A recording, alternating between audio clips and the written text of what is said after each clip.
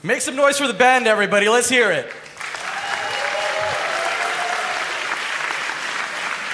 And welcome all of you to Brain Bar 2024.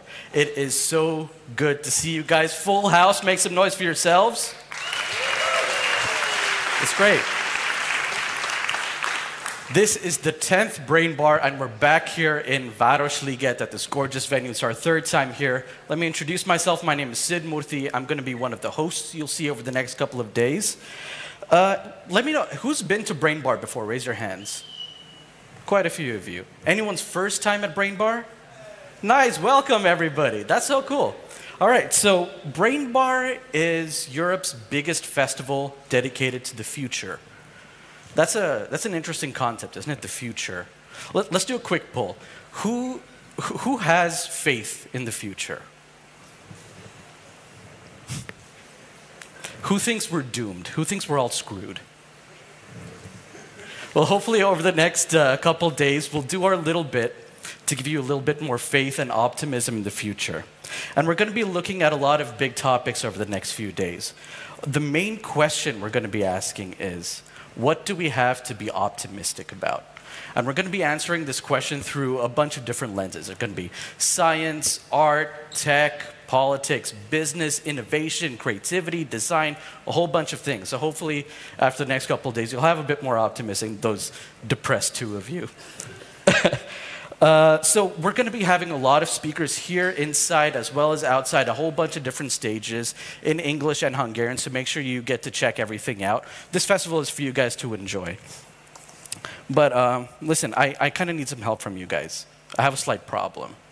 We're going to be having a lot of really impressive people on stage, you know, writers and musicians and innovators and business leaders, you know, people who are leading their field, and I'm just a stupid comedian. So I need you guys to help me out. Because like, I'll be asking them questions, but it'll be questions from an idiot. And you guys are way smarter than me. So please participate, ask questions as well. If there's something that comes up, you know, you might find something a little bit controversial, or you might want to know a little bit more about something. So please feel free to ask those questions. That's the great thing about Brain Bar, it's the back and forth between the audience and the people on stage. So don't be a spectator, okay? Participate, that's great. You can find out about all the programs in the Brain Bar app, which you can download on the App Store and Google Play. So are you guys ready to kick off Brain Bar 2024?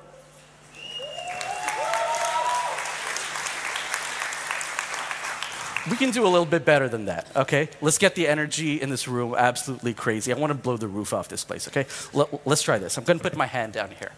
And when my hand's down here, give me a very soft, polite golf clap. Okay, pretend that your grandma is like napping and you don't want to wake her up.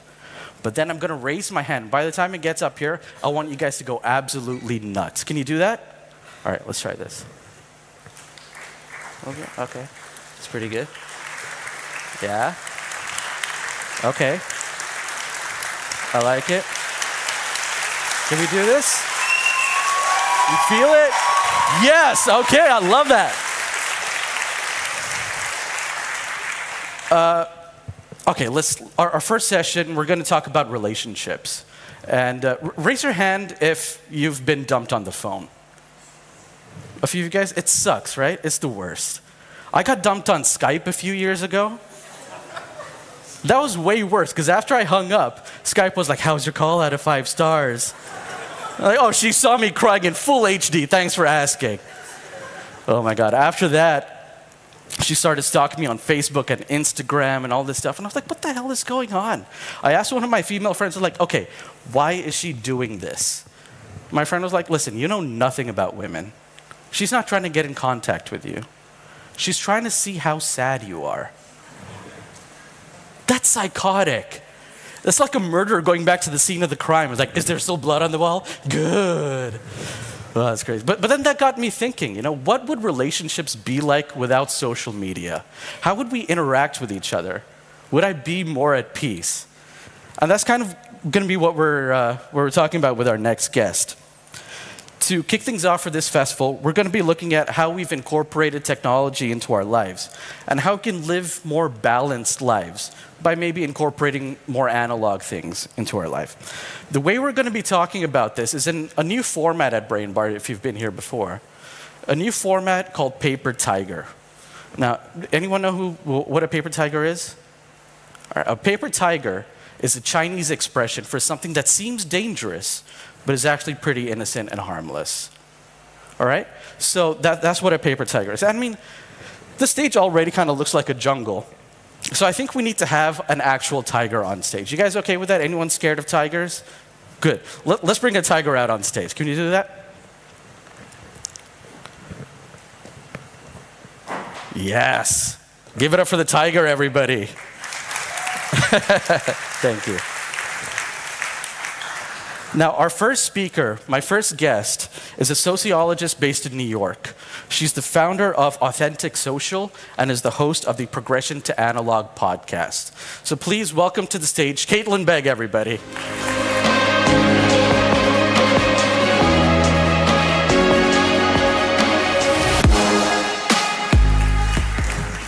It's great to have you here. Thank you for joining us. Now, you've got some very strong opinions on how we live our digital lives. Yes. And the way we're going to be talking about that is through some sort of misconceptions that people have about that. Okay. So let's bring the first one up on stage. Sure. Being online constantly keeps me informed and connected. This makes sense to me because that's how you find out about world events. Sure. How you keep in touch with people who live across the world. What's wrong about this? So to a certain extent, this is true. Being online does help us be more informed and connected. The problem is that we've become too informed and too connected, too many notifications. So something you can do is take control of your technology habits and decide how informed and how connected you want to be. Something that's important with this is waking up each morning and spending time away from your phone, even if it's for a few minutes, because that can set your brain up for success later in the day so you don't feel overwhelmed. Since September 2022, I've done just that. I've begun every morning by reading nonfiction before any phone or computer use. And what that does is that sets my brain up for success. So later on in the day, if I have a ton of notifications or a ton of emails at work, I know how to handle it more. Well, what if you use your phone in a way that doesn't involve you dealing with your notifications? What if you're just, hanging out reading the news or something? It actually doesn't matter because the phone does something called experience block, and so it blocks your brain from being able to actually experience real unmediated experiences. And so it's important to realize that screens can have a negative effect on your everyday life in the morning. There are some topics that relate to this called sleep drunkenness and sleep inertia. So when we first wake up, our brains are in this state that are really susceptible to whatever we do. And so if we're choosing to go on a phone, it makes us more addicted to our phone later on in the day. Since 2022, when I beginning my mornings with no phones, I've decreased my screen time by 65%. And that's because the morning habits set your tone for the rest of the day. Well, what about basic things like the alarm clock? Do you recommend that people get like non-phone-based alarm clocks? So this is funny. I have an analog alarm clock, which is great. But when I travel, I do use my phone. But this is when progression to analog is very difficult because I can't look at my phone, right? So whatever time I set my alarm for, I have to wake up because otherwise I can't look at my phone. So it does help to set some habits. But it is all about balance. And you don't have to be as extreme as I do. You could use your phone as an alarm in the morning, but just don't wake up and scroll and go on social media. Use the phone for its intended purpose. So in the morning when I go to the gym, I take the subway in New York City, and I don't go on my phone until I get to the gym and have to use it as a key card to check in. And then I don't start my music until I begin my workout. Those small little things, I'm directly interacting with my environment for 15 minutes on the way to the gym. Wait, so you're riding the subway in New York without headphones on? Yes. Are you psychotic? Yeah, a little bit, yes. What does that feel like? I can't even get on a bus in Budapest without blocking it out. Part of it is I love having headphones on, and sometimes there's times in the morning where there's someone crazy or something happening and you just have to put them in. But once in a while, even if it's for 2 minutes, to take them out and to realize, okay, I'm here, there's a world around me, and it's not just the headphones I'm in, it's important to ground yourself. All right, fair enough. I think we can move on to the next one. Notification culture doesn't affect me. I can multitask. This is a common thing that I get from people. So in my work at Authentic Social in New York City, Amsterdam, across the United States and Europe, sometimes executives or younger people will say to me, well, notification culture doesn't affect me. I can multitask. It's just false because of the way that our brains are made up. Each ping that we get, if we're trying to get to this deeper level of thought or deeper level of work, What happens is a notification brings us back up to the surface. So if we're trying to scuba dive and dive down deep to get somewhere, we're coming back up to the surface with every notification. And devices are designed to be addictive. Unfortunately, big tech has really made it really difficult for us to manage our technology life. And I think the reason why you should trust me speaking about this is I'm not someone who is saying swear off phones or get rid of technology. My screen time during COVID-19 was so high, and I really wanted to take more control of my habits. So it's more about taking control and leveraging Do Not Disturb, leveraging different tools so that you don't let communication get in the way. I mean, but don't you think that most of us have the fortitude to say, I'll deal with that later? Like, what's so negative about notification? What even is notification culture? Notification culture is the notion that it's an ethical obligation to respond or look at every notification. We've become Pavloved or trained that when we hear a ping, we immediately want to look at our phone. And that takes us out of conversation, of connection, of everyday life. There's certain instances where it's important to have notifications ready, but it's not always something that should be leveraged. So what's the first step that we can take to kind of free ourselves from that? First is understanding the concept of hypercommunication. So this is a concept first popularized by French sociologist and philosopher Jean Baudrillard. I actually found the concept and ended up bringing some of it to the English-speaking internet because it wasn't really spoken about. It's this concept of excess inbound or outbound communication precipitated by technology, the acceleration of communication. There's 7 times more conversation streams today than there were just a few decades ago. And we have the same amount of time. So it's really about being intentional with how we're spending our time. I have social media, I use it, but it's important to make sure that we're intentional about how we leverage social media, texting, and notifications. All right, I think we can move on to the next one. Pinging is more efficient than calling at work. Now, this might be a generational thing. I'm one of those like sort of sensitive millennials. I have the idea that it's rude to call people because you don't know what they're doing. You don't want to interrupt them. And I hate getting calls. When I get a call, I think something's wrong. So isn't just like, hey man, do you have 5 minutes? Isn't that just a better way of communicating than... Sure. So I have a unique perspective here. I'm a Zillennial, so I'm in between Millennial and Gen Z, late 94. And I have a lot of cousins, and a lot of whom are younger than me. And I understand what it's like to not want to immediately go to a phone call, and we shouldn't. Really, the nuance with this is that pinging is sometimes more efficient than calling at work or in life. But there's 2 types of communication that I want to break down for you here. There's asynchronous communication and synchronous communication. Asynchronous communication is communication that exists outside of a steady stream. So think iMessage, text message, and the like. Synchronous communication is what we're doing right now. We're speaking live, we're speaking synchronously. But that can also happen during Zoom or during a phone call. So it's important to understand that if you're using asynchronous communication, that should be for an exchange of information. So pinging someone saying, can we change the meeting to 4 o'clock? Here's this file. Can you update this notification? But it shouldn't be used for, say that a boss says to their team, I want you to come up with some creative concepts for Tuesday. But then on Monday, that boss is pinging their employees every hour asking for something new. Well, how are we supposed to have that time to connect with our mind and to really get to that creative place if we're constantly being pinged and pinged and pinged? So it's about that balance. Let me offer a different scenario. So say that, going back to your example of having a creative concept to get done by Monday, say your boss asks you like a sort of pressing question, like how do we sell shoes to people without feet? And then you have to think about that. Isn't doing that on the phone sort of painting someone into a corner and putting them in the spotlight unnecessarily to say like, hey, by the way, let's address this question, and then you have some time to think about it, reflect on it, and then get back to them? Well, one of the things about phones is that they've made us into atomized individuals, thinking about ourselves and being in our own world. And sometimes we need to become more comfortable with difficult conversations and difficult situations, because if we're so used to comfort and having tons of time to think about something, well then when we're actually thrown into a client meeting or a date with someone, we're not going to know what to say if we don't have 15 minutes to think about it. Do you have any brothers and sisters? Yeah, let me get back to you on that. Yeah, like exactly.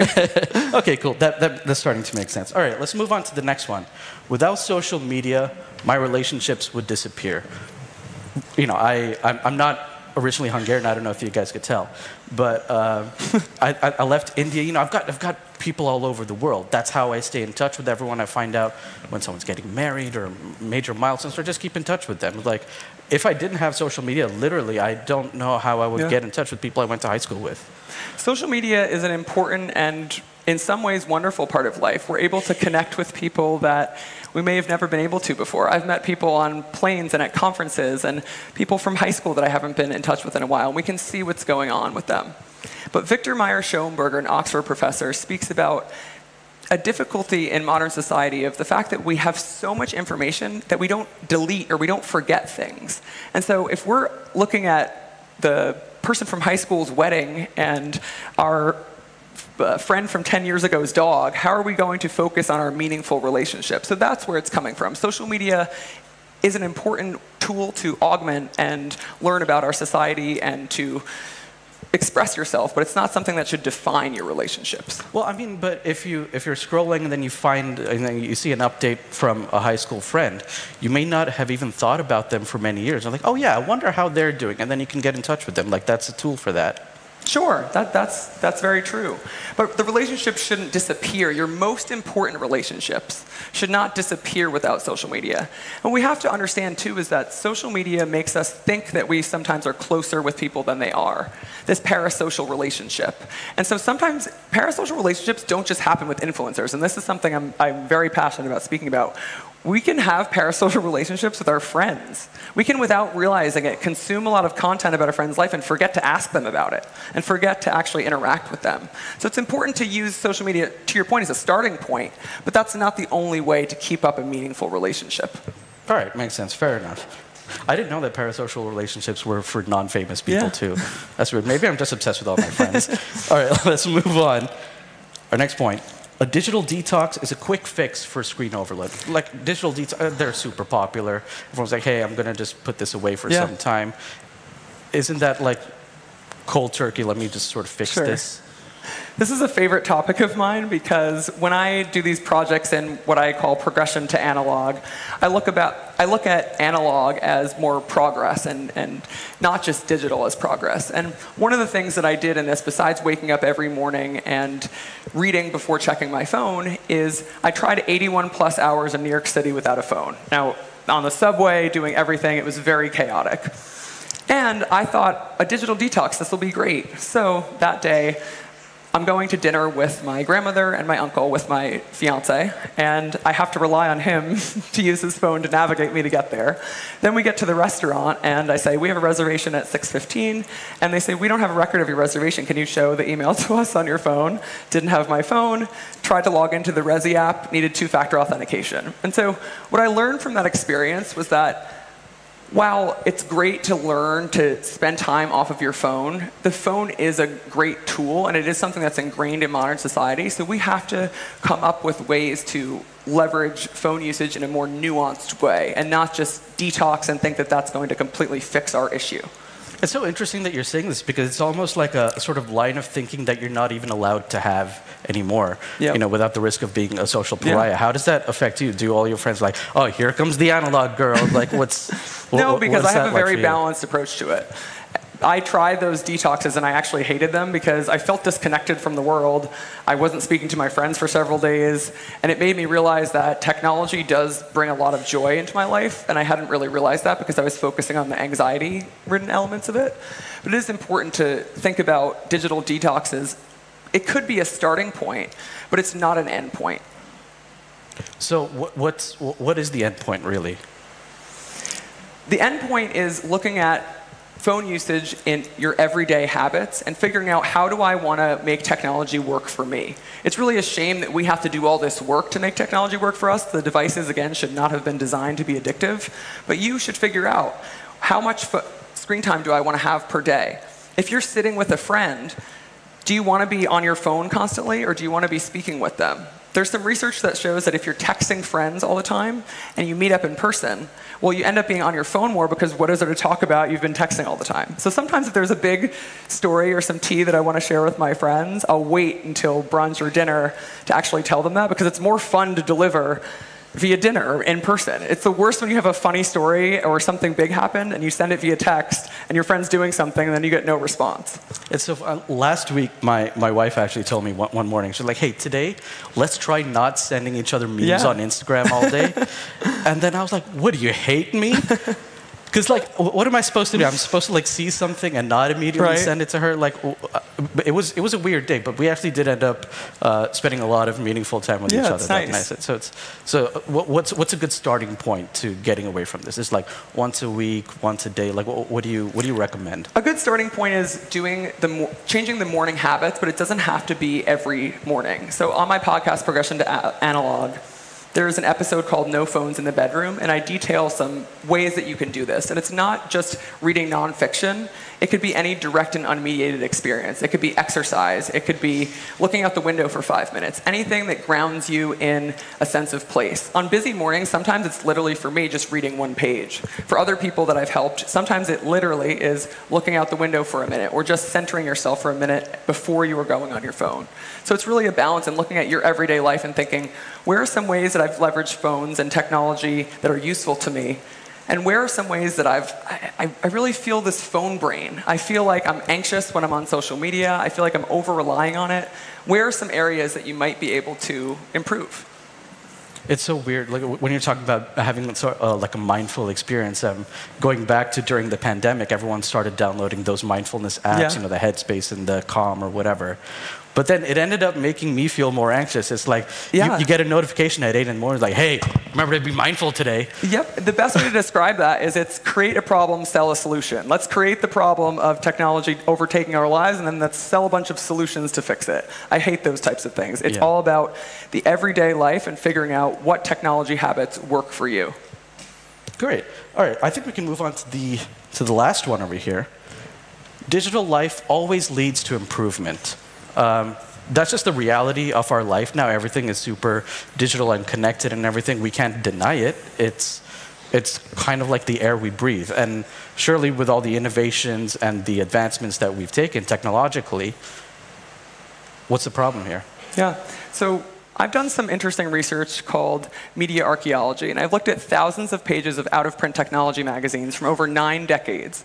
And what I was doing there was looking at some of the messages that have been peddled to us for how we're supposed to view and interact with technology. And some of the interesting images, there was one with a person's head, and in the back of it, it was a chip, and it said, imagine it. There were other ones where a man is holding a puppet, and the computer is its puppet, and it says, in control. So what's happened in the media over the past several decades is it's made us think that technology is going to smooth and fix everything, and that you're in complete control. That's the Silicon Valley, California technocratic ideal, and it's just not true. Technology fixes and helps a lot of areas of life, but the human element is something that makes us unique and is something that's beautiful. And projects in Progression to Analog are a great way to re-engineer your brain to get back to that. So one of the ways that I've done that is, again, like I mentioned before, I have some younger cousins, and one of my projects in Progression to Analog was I got a landline. I didn't do it like some of these articles you read just for clickbait that say, oh, I got rid of my phone for a month, I got a landline. I got it in addition to it, and I often use it to call my grandmother or my parents. And I sent a picture of it to my cousin Ella, and immediately she and her friends called me from the cafeteria in college, and they said, we can't believe that that works, we want one. Are you in a museum? Yeah, exactly. My cousin Caroline noticed that I was shooting film a lot, and she started to shoot film in college. And those two things, what they have in common is you are directly interacting with your environment, and there's a sense of anticipation with it. So with film, you're waiting for the photo. You're not just snapping every little thing. And it may not seem like these things are related, but they really are. It's about thinking about what are some analog ways, even if that's just meeting up with a friend to go for a hike and saying, let's wait until the end of the hike to take photos, instead of taking photos the whole time. Little fixes like that have improved my life. So when I go to an event, I'll go to the event, I'll do all my photos at the beginning because I still want to post stuff, but then the rest of the event, I'll just enjoy and I'll spend time off of my phone. And the way that we perceive time has changed with technology. There's something called pseudo-cyclical time that Guy Debord, French philosopher, speaks about. And when we're constantly looking at our phone and looking at what time it is and scheduling things and checking things, it doesn't allow room for creative thought and creative expression. If we're losing ourselves in the moment, that's the reason why we like vacations so much, why we like to get lost in play, why we look at childhood with such fondness. And that's what part of progression to analog can be. It's also getting into something that's completely unfamiliar. You know, you become more of a person when you're on vacation. Yeah. Because you can't be on autopilot. Yeah. And so where are some ways that we can find those pockets of joy and those pockets of this ancestral, spacious reality that once was in everyday life? Because actually for decades, since the 1800s, people have been predicting that this type of thing would happen with technology. I mean, in 1895, French polymath Gustave Le Bon called what was happening with people in society the age of crowds, and that people were starting to not interact with each other in the way that he liked. And it's really interesting because the way that we interact with each other is changing because of technology, but it shouldn't define how we interact with each other. I just want to go back to something you said earlier about the control cartoon that you were talking about with the puppeteer. I think it was easier to see ourselves in control of technology when technology was very sort of techy and sort of boring, if I can call it, like Windows 95. But then now it's becoming so friendly and personable. Like, hey, I'm your digital assistant, and then it's talking like a person. Yeah. And then it just finds its way to like get into your crevices that way. Well, it has to do with imagination. So when I was little, I loved the magazine American Girl, and there was a contest in it that you could say, if you could dream of any invention, what would it be? And I said, I would love to have a machine that could record our dreams. And that was so innocent. It was in the early 2000s. Now, if a kid did that today, the parent would look at it and be like, oh, God, that would be co-opted by Elon Musk or something, and it would become a disaster. So I think what's tough about today is that what's left to imagine if everything has been realized, and if every possibility is out there, and if every bit of knowledge is already out there? That's sometimes what gets me down a little bit. But what grounds me back into this sense of possibility and this sense of imagining new futures, and my work centers around designing a socio-technical future, is looking at how we can fuse people and technology together, where we can find the joy in everyday unmediated experience and human connection, and augment it with technology, and really control our own destinies. All right, fair enough. I think that makes sense. Now, as I mentioned, we have a paper tiger on stage. It's not the elephant in the room, it's the tiger in the room. And this tiger represents the idea that living an analog life is a regression. It's bad, it's not good for you. But I think we're ready to kill this tiger, so. right? Yeah. I need something to break it with, though. Hold on. I'm ready. Here we go, I found something. This is nice and subtle, right? I would like to give you the opportunity to break it. Do you want to do that? Let's do it. All right, let's do it. 3, 2, 1. Yes. Oh my God. Keep going. I think you got it, Caitlin. All right, thank you so much. Now, stay tuned, because obviously this is just the beginning of Brain Bar. We have more coming up. We're going to be talking about the effect that sports has on society. It's going to be in Hungarian, so if you don't speak Hungarian, get out of here. But in the meantime, please give it up for the first speaker of Brain Bar 2024, Caitlin Begg, everybody. Thank you. Thank you so much. Thank you.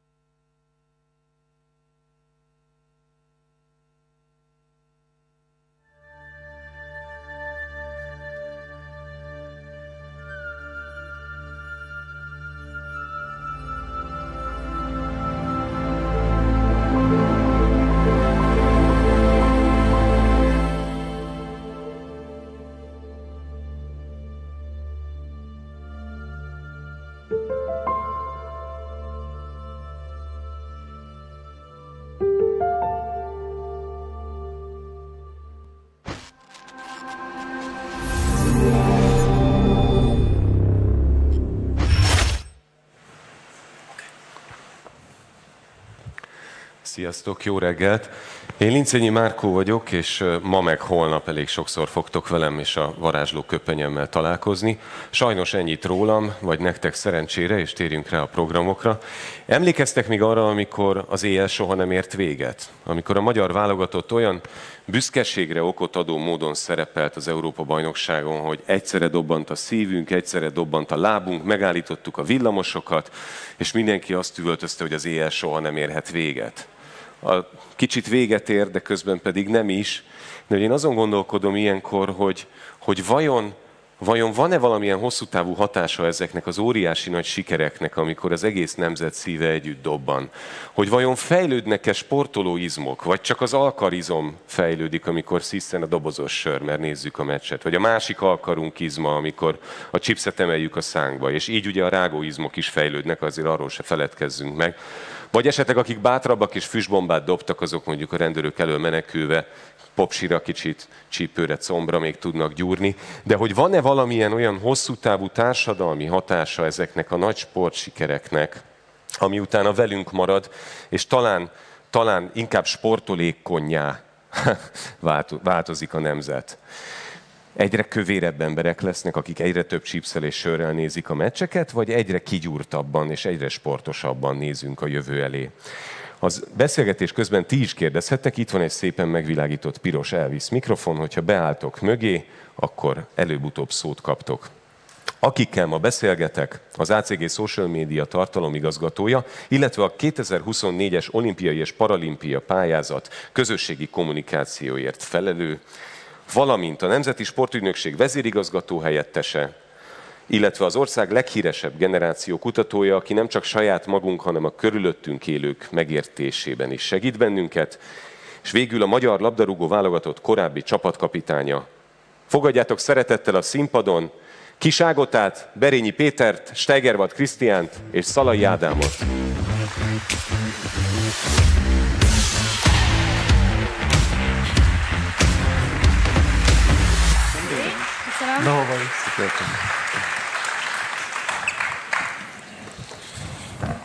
Sziasztok! Köszönöm szépen, hogy itt vagytok. Sziasztok. Számtalan nagy nemzetközi sporteseményt szervezett már Magyarország, vizes VB, atlétikai VB. Ti mit láttok, hogy ilyenkor a nemzetközi pozitív megítélésen túl van valamilyen Magyarországon lecsapódó társadalmi haszna is? Péter? Akkor kezdem én, köszöntök mindenkit itt a Brainbaron. Egyértelműen van, tehát ez a rövid válasz. Szerintem az egyik legfontosabb haszna, túl a társadalmi és egyéb hasznain, az az, hogy egy nagy világverseny után egyértelműen kimutatható az adott sportágban a sportolni vágyóknak a megjelenése, elsősorban a gyerekeknek a megjelenése. 19-ben én vezettem a kajakkenu világbajnokságnak a szervezőbizottságát, utána az egyesületekben egyértelműen ez kimutatható volt, és erre hoztam egy személyes példát is, a kisfiam atlétizálni kezdett ebben az évben, és az atlétika VB hatásaként nagyon nehéz volt bekerülni mert annyival több? Mert annyival többen jelentkeztek, igen. Ágota, te hogy látod? Én kommunikációs szempontból tudom ugye megítélni ezt a témát, és én azt látom, hogy amikor sporteseményeket rendez az ország, vagy úgy általában sportesemények egy kicsit úgy olyan megítélés alá esnek mondjuk a brandek életében, mint hogyha karácsony lenne, hogy a karácsonyhoz is mindenki hozzá akar kapcsolódni, mindenki meg akarja lovagolni ezt a hullámot. Tehát, hogyha sportesemény van bárhol a világon, akkor a brandek szeretnének rákapcsolódni. Nyilvánvalóan, hogyha ez a sportesemény Magyarországon történik, akkor ennek egyfajta felhajtó ereje van a magyar vállalkozások, magyar brandek és a kommunikáció területén is. Hát azt látjuk, hogy ugye most az olimpia alatt tévét, chipset, nem tudom, hogy mit mindent akarnak nekünk eladni, de aztán utána, ahogy véget ér a következő héten, már kifutnak ezek a reklámok, és jönnek a következők. Tehát milyen hosszú távon marad meg ez a hatás a brandek életében? Ugye a brandépítés hatása az mindenképpen, tehát akkor, hogyha megtaláljuk ezeket a jó momentumokat, jó pillanatokat, és megfelelő insightra épülünk rá, és nem csak úgy akarjuk meglovagolni ezeket, hogy egyébként a mi márkánknak és a mi márka értékünknek semmilyen köze nincsen az adott sporteseményhez, vagy arra az insightra, amire mi rá akarunk ülni, akkor nyilvánvalóan ennek a hatása rövid lesz. De abban az esetben, hogyha egyébként ezeket mi vissza tudjuk a márka értékünkbe építeni, akkor ezek természetesen hosszabban megmaradnak. Krisztián, Péter azt mondta, hogy ilyenkor a gyerekek nagyon elkezdenek sportolni. Te látsz valamilyen generációs szempontból releváns különbséget egy nagy sporteseménynél? Hát alapvetően nem feltétlenül csak a sportesemények maguk, hanem az, hogy ilyenkor azok az influencerek, azok a közösséget befolyásoló sportemberek testközelből itt vannak a közelünkben, és lehet velük fotózkodni. És az biztos, hogy egy olyan, a mai generációnak, a mai világban egy olyan befolyásoló tényező, az életünket audiovizuális módon éljük, az Instagramon, a TikTokon, bárhol, hogyha egy olyan emberrel tudsz fotózkodni, szelfizni, aki számodra fontos, akkor az biztos, hogy jó. Hát most is jöttem be a terembe, és jött mellettem egy 2 méterre, vagy 2 fejjel magasabb srác mellettem, és orbaszájban megállították, hogy fotózkodjanak vele. Ha micsoda szenzáció, az alig tudtunk bejutni, mert mondom, ki ez a fasz. Mindenki fotózkodik vele. De hogy tényleg, hogyha végre oda kerülsz valaki mellé, aki egy olyan sportember, akit te követsz, akit szeret, és az ott van melletted, és nem csak a tévében látod, főleg, hogy nem is néznek nagyon tévét a mai fiatalok, az biztos, hogy egy nagyon befolyásoló tényező, hogy rávegyen arra, hogy megjelenjél máshol. Ádám, neked van valamilyen információd arról, hogy a veled fotózkodók utána mennyivel lelkesebben sportolnak? Kérdezzük meg itt a mostani. Én is köszöntök mindenkit. Igen, egyből mondták, hogy holnaptól elkezdenek focizni. És ez is volt, csak is így készítettem velük képet. Én amúgy 2 részre osztanám. Az egyik ugye, míg aktív sportolóként, ugye azért 44 év után megéltük az EB-t, ez egy óriási társadalmi történet volt akkor is, hogy mi koncentrálunk, vagyis hát próbálunk csak a sportra koncentrálni, de amikor kimegy mondjuk Franciaországba az ember, és meglátja a félstadion az magyar zászlókkal, ez egy olyan élmény, hogy hihetetlen. Majd utána rá, ugye a korona után a részben hazai rendezésű, az pedig, hát most, hogyha hazai rendezésű EB-n szerepelsz, és kimész itthon a Puskásba, és a családtagjaid ott ülnek, akkor meg most is ráz a hideg. Ez az egyik része. A másik pedig, hogy azért aktív sportolóként nehéz eljutni bármilyen más sporteseményre, ugye világeseményre. És most volt először velem az, hogy kimentünk az olimpiára, ugye, és szerintem, tehát érzésben még talán azt is mondhatom, hogy felülmúlt azt, mint a aktívként éltem meg, mert hihetetlen tényleg azt. Tehát teljesen kikelsz magadban, amikor meglátod a magyar sportolót, teljesen mindegy, hogy melyik sportágban, úgyhogy ez nekem így életem élménye. Neked most van egy objektívebb rálátásod arra, hogy mi történik a világban körülötted, vagy akár a sportvilágában? Teljesen igen. Tehát, ahogy az előbb is említettem, ugye amikor aktív sportoló vagy, akkor azért persze most amikor bejöttem, körülnézem, mennyi ember, hol vagyunk, hol ülnek a családtagok, stb., de fókusz a sportteljesítményre most. Amikor kimentem az olimpiára, és mentem egyik eseményről a másikra, ott, ahol a magyar sportolók voltak, akkor kívülről látod, és azt az érzést, az egyszerűen hihetetlen tényleg. Tehát sokszor kikeltem magamból, és úgy szóltak rám, a feleségemmel voltam, és szólt rám, hogy most már kicsit jó lesz nyugodtabban is. Amikor egy góllal mentünk mondjuk a kézilabdán, és kapufa lett, és akkor, de tényleg óriási élmény. Nagyon fontos, amit Ádám mond, mert hogy az élményről beszél, és ugye élménypedagógia, élmény tudásátadás, élményélet, élménysport, tehát hogy mindenhol bele kéne vinni az élményt a jelenlegi világunkba, hogy be lehessen vozzani az utánpótlást, és hogy az edzőknél is, ugye voltunk egy beszélgetésen Márko pont az edzőknél, és hogy az edzés folyamatokba, az edzőknek a gondolatába belevinni azt az élményt, ami nem egy 20. századi történet, mert ugye amikor mi edzettünk és mi nőttünk föl, akkor az edzők kevésbé az élményre mentek rá, vagy az élmény nem az az élmény, ami most élmény. Hát, hogy egy elrettentő élmény hát igen, volt az inkább. Is ugye a skálának egy másik oldala, de hogy az, amit Ádám mond, az nagyon fontos, ez az élménynek a megjelenése a sportban. Most arról beszéltünk, Péter, hogy az élsport, az éremszerzés, az igazi nagy példaképek milyen hatással vannak, de sokszor halljuk azt a kritikát, hogy jó lenne a sportot egy kicsit társadalmiasítani, egy kicsit demokratizálni, és nem csak az éremszerzés és a versenysport legyen a fókuszban, hanem az, hogy minél szélesebb, hogy itt a teremben mindenki mondjuk tudjon street workoutolni, futni, nem tudom én, hogy te mit mondasz ezekre a kritikákra? Szerintem helyesen kell feltenni ezt a kérdést, tehát a kettő az párhuzamosan működik. Tehát ugyanúgy szükség van az éremszerzésre, a hősökre, a példaképekre, akik akár rövid vagy hosszú távon motiválnak, akár úgy, ahogy én elmondtam, vagy ahogy itt elhangzott. És nyilván emellett hangsúlyt kell helyezni arra, hogy a társadalomban ugye egyrésztről az edukáció oldaláról, hogy a sport fontossága megjelenjen, illetve, és mi is a Sportoló Nemzet programmal nagy erőfeszítést teszünk azért, hogy könnyebben hozzáférhetővé tegyük a sportolást, az élethosszig tartó sportolást mindenki számára. Ugye itt is nagyon fontos a rendszerességnek a megjelenése. Nagyon érdekes, pont most készült egy kutatás, országos reprezentatív, 60% körül van az egy hónapnál ritkábban, vagy nem sportolóknak az aránya. Ez hogyan viszonyul más országok lakosságához? Nem jól. Hogyha röviden akarok válaszolni, tehát nem állunk jól ezzel igenis van tennivalónk. Ugye, amit említettem, a Sportoló Nemzetprogram, ez ezért jött létre, hogy ezért tegyünk. Sajnos ezek nem jók, és akkor még hadd hozzak ide egy statisztikát, ami engem nagyon megdöbbentett szintén ugyanebből a kutatásból, hogy volt egy olyan kérdés, hogy a szülők mennyire tartják fontosnak azt, hogy a gyerekük sportoljon, és bizony közel 50% volt a nem, vagy csak kicsit tartom fontosnak, hogy a gyerekem sportoljon, amivel ugye az a bajom, hogy gyakorló szülőként én is tudom, hogy a gyerek sportolása az egy erőfeszítést is igényel. Ne is mondd, persze. Gyakorlatilag kimondhatjuk, hogy az 50% szülő nem fog erőfeszítést tenni azért, hogy az ő gyereke napi szinten mozogjon, és akkor erre ráhúznék még egy statisztikát, bocsánat, vagy még egy ilyen adatot, hogy a jelenleg sportolóknak több mint az 50% a gyerekkorában kezdte. Tehát, hogy nagyon fontos lenne ez gyerekkorban elkezdeni. És hogyan lehet motiválni a gyerekeket, hogy hogyan lehet ezt megoldani? Az intézményeknek kellene, óvoda, iskola szerepe lenne ilyenkor fontosabb, hogy ugye a szülő lustaságát, vagy nem töröntömségét kompenzáljuk egy kicsit?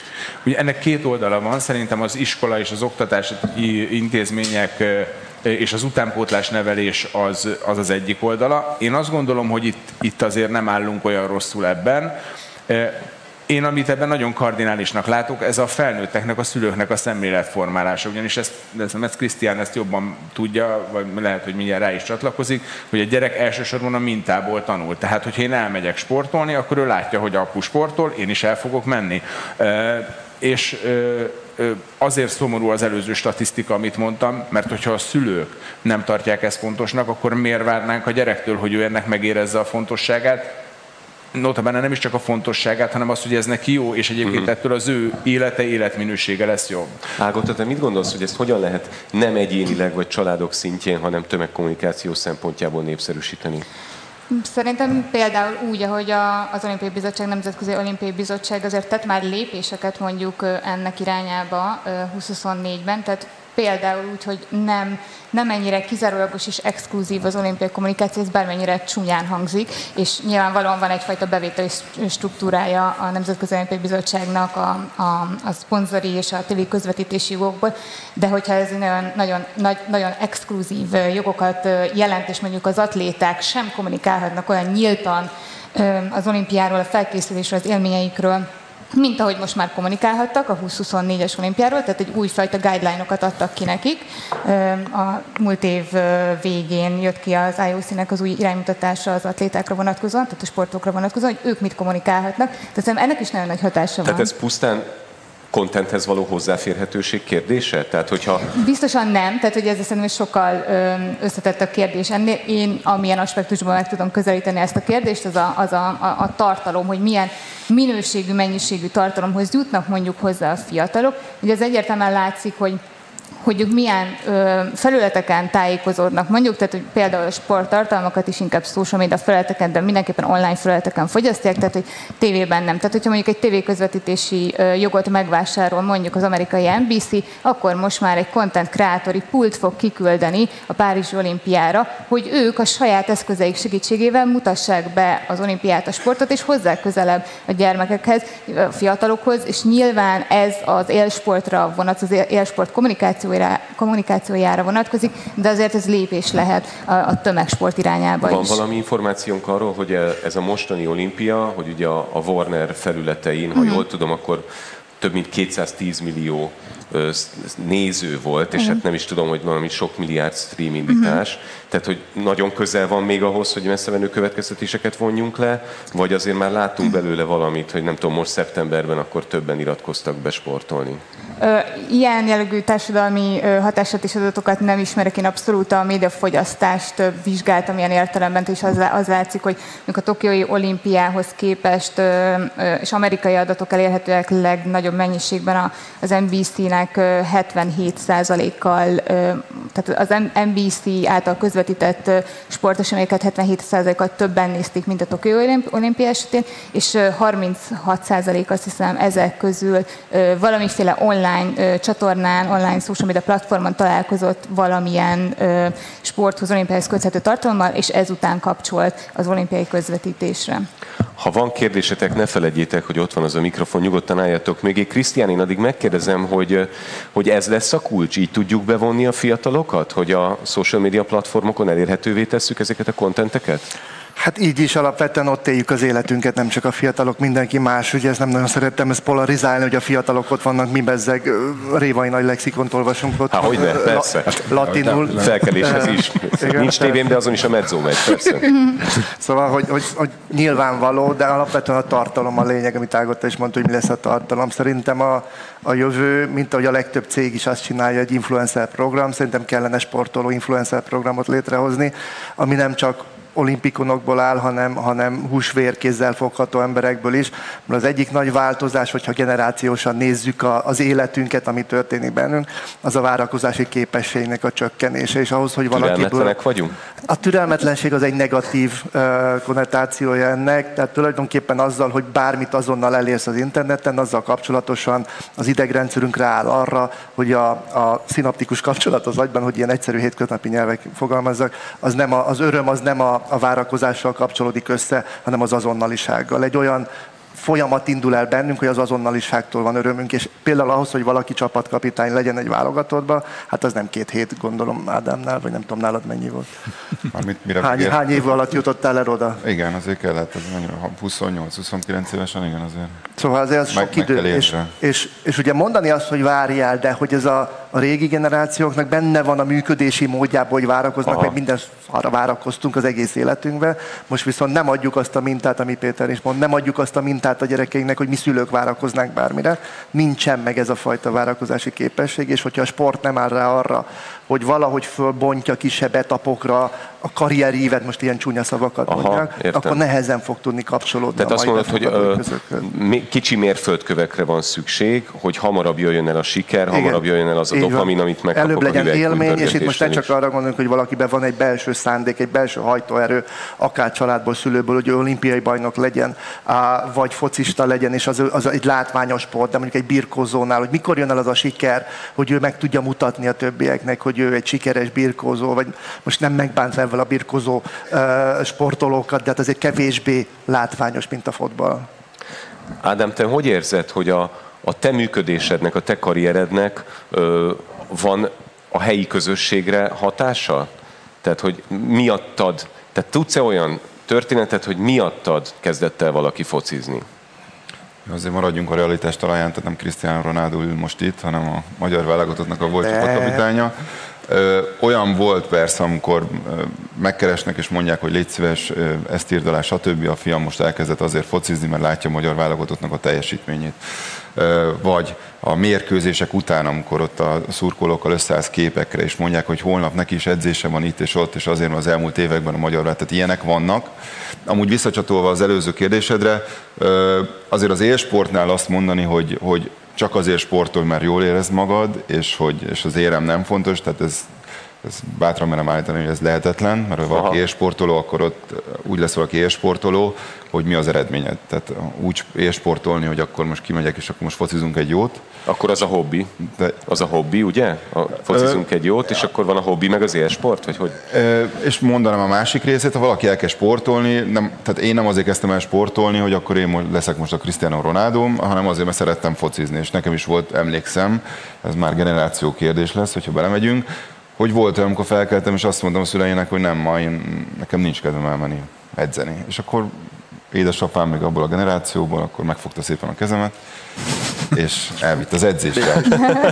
De másnap már megint volt kedvem edzeni, és szerintem ez teljesen normális, hogy a gyerekeknél, meg a fiataloknál van olyan, amikor a kislányom fel kell reggel, és azt mondja, hogy ma nincs kedvem bölcsibe menni, akkor én is megfogom szépen a kislányomnak a kezét, és elviszem a bölcsibe. Ma reggel már volt kedve bölcsibe menni. Tehát szerintem nagyon fontos az, hogy mit viszel tovább a szülőktől, és nem az kell, hogy de igen, ezt és ezt fogod sportolni, hanem megadom neki a lehetőséget, hogy próbáljon ki tőlem 4 vagy 5 különböző sportágat, és amelyik tetszik neki, és amelyiket szereti is csinálni, abba támogassam, és ha van olyan nap, amikor úgy kell fel, hogy ma nincs kedvem, akkor kicsit még jobban megtámogassam, hogy de, mert ezt szereted amúgy csinálni, és el kell menni edzeni. A másik az élsport, tehát ott, ha élsport, akkor azután kapod a fizetésedet, meg azután mérnek, hogy na akkor kisfiam, ez így mi volt ez ma, ülj le a padra, majd akkor 4 hét után megint játszani fogsz. Azért nagyon szerényen álltál ehhez a kérdéshez, mert én például rengeteg szalai mezes gyereket láttam már grundokon focizni, de itt van egy kérdés a közönségből. Hello, sziasztok! Arra gondoltam, hogy hogyan létezik az, hogy van egy tök jó modell, szerintem az Egyesült Államokban, sport tekintetében, és hogyan vannak gyerekek életében beépítve, akár gimnázium, akár utána az egyetemi szinten, hogy ezt más országok, akár európai országok miért nem vették föl. Miért nincs az, hogy ez be tudott épülni, és hozzánk is adott, szerintem látható, akár az eredményekben, akár a sport iránti szeretetben, ami kint van, hogy ez egy működőképes modell. Ugye ebben vannak kulturális, nagyon erős nemzeti kulturális különbségek. Az Amerikai Egyesült Államok már nagyon-nagyon régóta az egyénnek a felépítésére rendezkedett be, tehát kisgyerekkortól fogva az ego, és az ego jó értelemben vett, tehát hogy Magyarországon sokszor az egót negatív értelemben vesszük, de az ego jó értelemben vett megtámogatása és megerősítése, és ehhez a közösség nagyon sok támogatást ad. Tehát, hogy ott nagyon jól föl tudták azt építeni, hogy az én és a közösség egy olyan építő jelleggel tudjon együtt működni, ahova a sport, a büszkeség, a zászló, a nacionalitás, egy csomó minden tök jól belefér, és ennek az eleme az a sportolás. Ez nem feltétlenül jelenti azt, hogy ez tökéletes, és hogy úgy jó, ahogy van, és hogy az összes amerikai mentálisan egészséges ezzel a történettel, mert nem. De akkor is ez egy ilyen kulturális hozadék. Európában nincs meg ez a fajta egyénre építő nemzettudat teljes egészében. Magyarország meg egy másfajta berendezkedéssel működött. Ennek egy nagyon erős, több száz éves történelmi hagyománya van, mert hogy nekünk állandóan menekülni kellett, a tatárok, a törökök, az összes többi. Tehát, hogy transzgenerációsan ez a fajta támogatás történelmileg sokkal nehezebb, mint az amerikaiaknak, szerintem, de nézzük a többiekre. Szerintem tehát az alapvető a kulturális különbség egyértelműen, azért szerintem nem jó ezt összevetni, illetve nekem még itt az jutott eszembe, hogy Krisztiánt hallgattam, hogy ugye a élsportnak egy nagyon fontos eleme ez a nemzettudat, és ez nagyon más jelent az amerikai földrészen, és nagyon más nálunk. Most gondolkoztam, hogy azt mondjam, hogy nálunk ez terheltebb ez a kifejezés. Talán lehet mondani egyébként. Történelmileg terheltebb. Szóval, hogy ezért nem is tud ez ugyanannak lenni, és egyébként még mondom, hogy nem is gondolom, hogy ugyanannak kell lenni, ami egyébként szerintem kimondható és követendő, hogy nyilván ugye ma már az élsport nagyon összekötődik a sporttudománnyal, és hát nyilván ebben nem mondok nagy újdonságot, hogy azért az Egyesült Államokban ezelők nagyon előjárnak. Ez követendő persze. Ezért van az, hogy mondjuk az úszóink akár titokban, akár nyíltan Amerikába járnak edzeni? Én ezt nem mondtam, tehát ezt tőlük kéne megkérdezni. Pláne nem nevesítve nem mondanék ilyet. Nehéz őket elkapni, mert közben meg aranyérmesen úsznak 100 méteren. Tehát lehet, hogy nem tudjuk őket elkapni. Átúztak Amerikába. Nem biztos. Erre csak a Krisztián gondolatára rákapcsolódva, ez a mennyire különböző, nem tudom, kvázi neveltetést kaptak, ez az ego központú versus nem tudom, nemzet tudat. Ez a 2024-es olimpiára jött, azt hiszem ki a Nike-nak az egyik reklámja, amiben William Dafoe narrál különféle sportjeleneteket, Innen nagyon negatív konnotációja van a narrációnak, mert olyan dolgok hangoznak el, mint követelőző vagyok, igen, egomán vagyok, én önző vagyok és társait, és ez nagyon nagy port kavart ez a reklám, egyébként gyakorlatilag mindenhol az angol száz világon kívül. Ebből is talán látszik az, hogy ilyen értelemben ez a hozzáállás, ez valóban különböző. De hogy azt mondod, hogy Amerikában teljesen normális az, hogy nekem vannak igényeim. Megcsinálták ezt a reklámot, tehát hogy ők azt gondolták, hogy ez egy valid insight, erre fel lehet húzni egy kommunikációs kampányt. Nagyon nagy nézettséget ért el természetesen, de port kavart emellett. Ha már itt William Defoe-nál tartunk, a sportinfluencereknek milyen hatása van? Krisztián is említette, hogy a sportinfluencerek. Én, hogyha földob a TikTok egy bőrápolási rutinnal napját indító ilyen Get Ready With Me influencert, akkor én nem rohanok azonnal a szemhéjpúderért. Kevesek közé tartozol. Igen? Igen, abszolút. Tényleg? Persze, igen. Na, hát akkor bocsánat. Ez egy jelenség, ez még mindig. Ez egy jelenség, tehát hogy mérhetően hatása van, tehát nem kontraproduktív az, hogyha egy influencer azt mondja, hogy akkor nekem a napi edzés rutinom így néz ki, ezzel kezdek, így folytatom.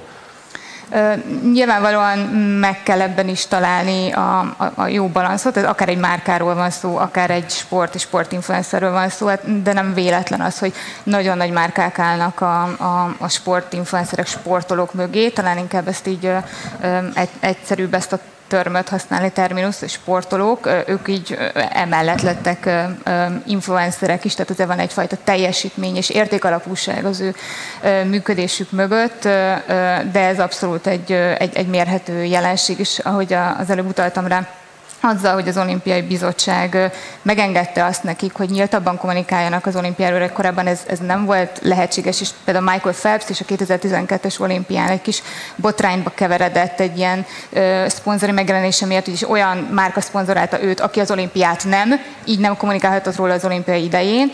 Most már erre egy picikét lazábbak a szabályok, tehát az Olimpiai Bizottság is látja azt, hogy van annak hozzáadott értéke, hogy ugyan az olimpiát nem szponzorálja egy bizonyos márka, de a sportolót igen, akkor azért a hozzáadott értéke mérhető lesz a sportesemény nézettségében. Az influencerkedés alatt nem csak arra gondolja márka, amire az előbb, hanem hogy például a Milák Kristóf, amikor megnyerte az olimpia aranyat, az egész ország az aranyról beszélt, közben a félvilág az ő fürdőgatyájáról beszélt, tehát hogy pont nem foglalkoztak az arannyal, hanem hogy milyen gatyája van, és hogy szépen fölment annak a nadrágnak azért az eladási volumene abban 2 hétben, aztán majd vissza. Tehát, hogy itt nagyon sok minden ilyen influencer hatásként megjelenhet.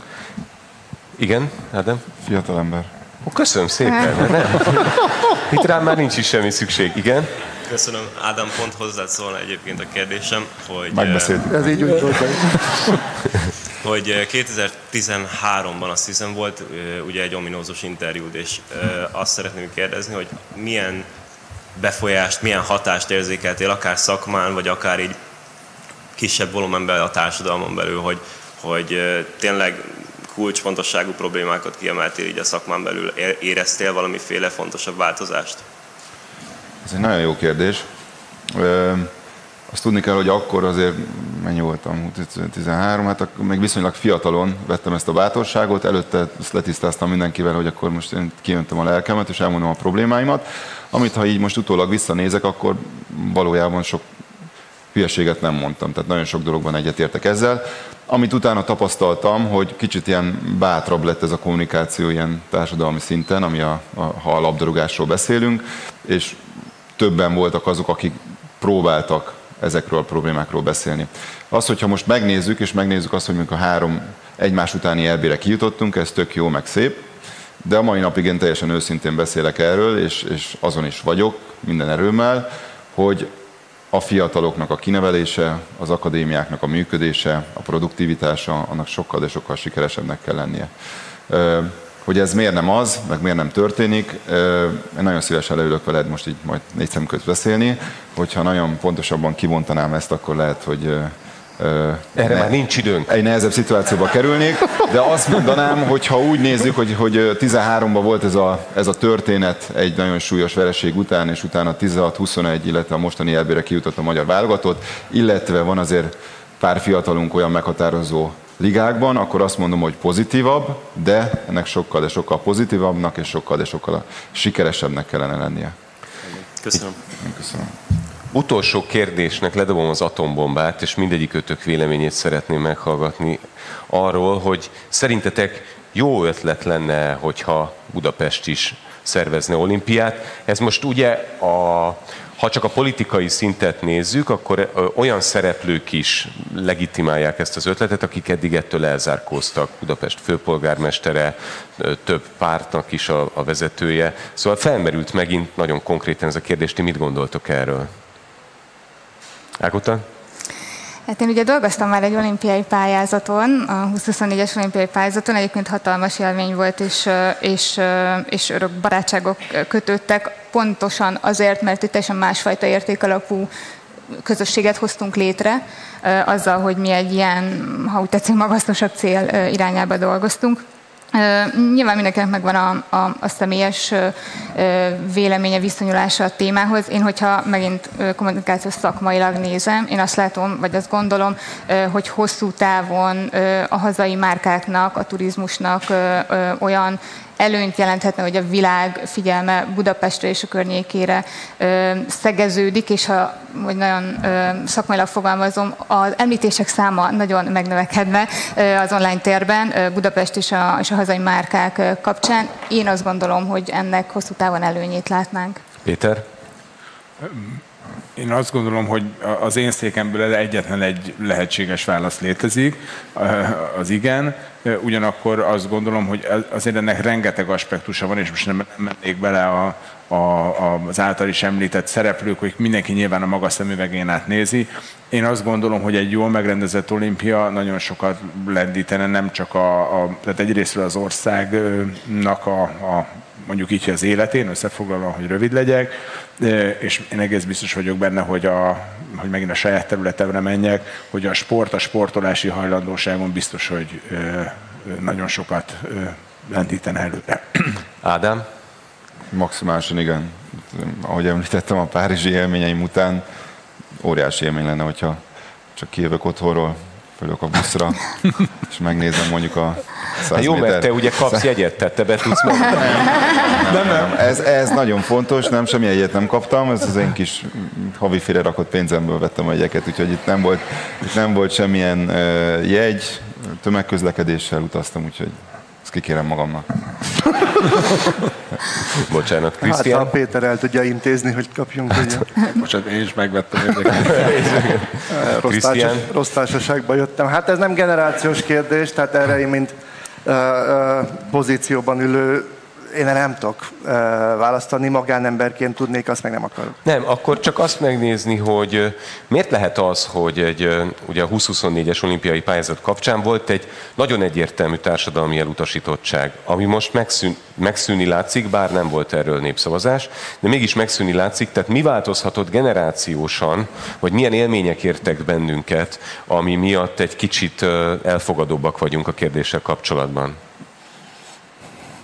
Azt hiszem az ATV-n volt az a János bácsi, akit a riporter addig faggatott, hogy hát mondjon már valami katasztrófa jellegűt az árvízzel kapcsolatban. Most ezt úgy érzem magamat, hogy ebben semmi generációs nincsen.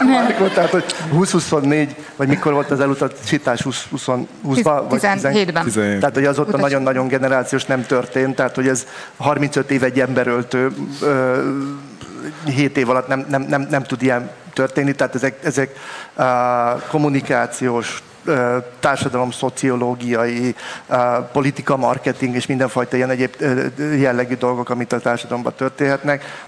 Ez nem generációs. Van még egy érdekes aspektusa az olimpia rendezésnek. Ugye ez nem csak bekerülés, nem csak megtérülés, ez nem csak gazdasági kérdés. A londoni, a berlini és a párizsi olimpiát reprezentatív módon vizsgálták, hogy az emberek boldogság szintje hogyan változik, és arra jutottak, hogy megnövekszik az emberek boldogság szintje, és ráadásul az alacsonyabb társadalmi osztályokban élők boldogság szintje oda emelkedett, ahol a magasabb társadalmi státusszal rendelkezőknek van. Nem tudom, hogy ez milyen hosszan tartott ki, de abban biztos vagyok, hogy ez így történt. Erről van-e nektek bármiféle tudásotok, vagy ezt hogyan lehet mérni, hogy az emberek boldogság szintje hogyan változik? Ágota, Péter? most kicsit úgy érzem magam, mint amit Krisztián mondott először, de egyébként én szeretném azt mondani, akkor fölveszem az én szemüvegemet, az egyszerűség véget, és akkor de hangsúlyozom, ez egy nagyon pici szelet az egész olimpia kérdésnek. Ha csak azt nézzük, hogy a sportolási hajlandóság növekszik, most itt nyilván a mindennapos rendszer sportolásra gondolok, az teljesen egyértelmű, és kutatások mutatják, tehát ez viszont nem csak az én szemüvegem, hanem ez így van, hogy akkor a boldogság szint egyébként növekszik. Tehát, hogy ha van egy ilyen hatás az olimpiának, már pedig szerintem, mint minden sporteseménynek ennek is van, akkor ez biztos, hogy meg fog jelenni. Sportoljatok! Tényleg, és a gyereket is vigyétek sportolni. Ez nagyon fontos. Vajon megjósolhatjuk-e adatokból a jövőt? Most rövid szünetre megyünk, de utána megtudhatjuk mindezt Igor Tulcsiszkitől. Nagyon szépen köszönöm, és nagy tapsot kérek beszélgető partnereimnek, Kis Ágatának, Berényi Péternek, Steigervald Krisztiánnak és Szalai Ádámnak. Köszönöm szépen a beszélgetőt.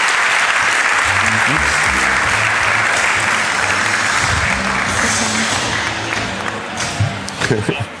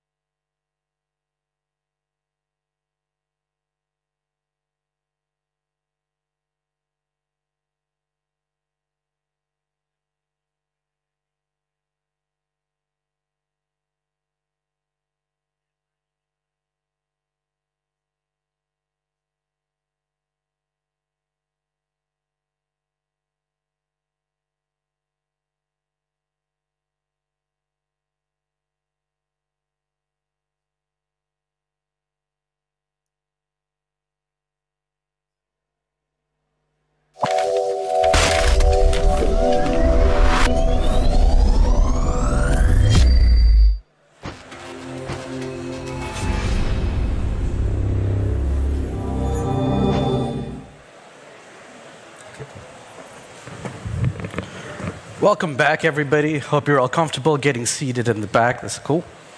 So our next session, our next topic is about data. Let's talk about data. Everything we do, every action we take, every risk we face is not just a data point, it's also predictable. We're able to use algorithms and AI to make predictions about the future. But what about the human element? How do we leave big decisions to algorithms without shooting ourselves in the foot? That's what we're going to be covering in this next one-on-one conversation with our guest.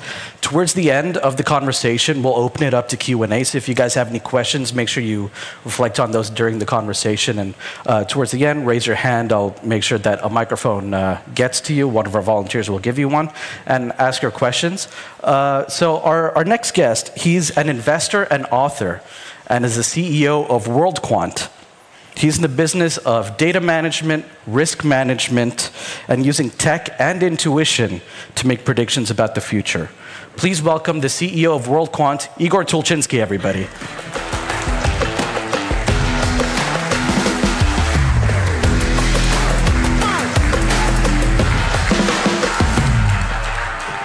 Good morning, Igor. Good morning. Make yourself comfortable. Welcome to Brain Bar. Thank you. So I'd like to start our conversation with a few sort of icebreaker, general, unrelated questions, just to kind of get a vibe for who you are. So first question, what's your desert island album? Pink Floyd. Which one? The Wall. The Wall, hell yeah, good choice. I'm partial to animals, but yeah, well, The Wall is a good choice. What's your favorite app on your phone? ChatGPT, of course. What's the best career advice you've ever been given? Finish what you start. Finish what you start. Oh, that's deep. Can you tell me about WorldQuant, the company you formed 17 years ago? What does it do? Where are you based? Tell me about WorldQuant.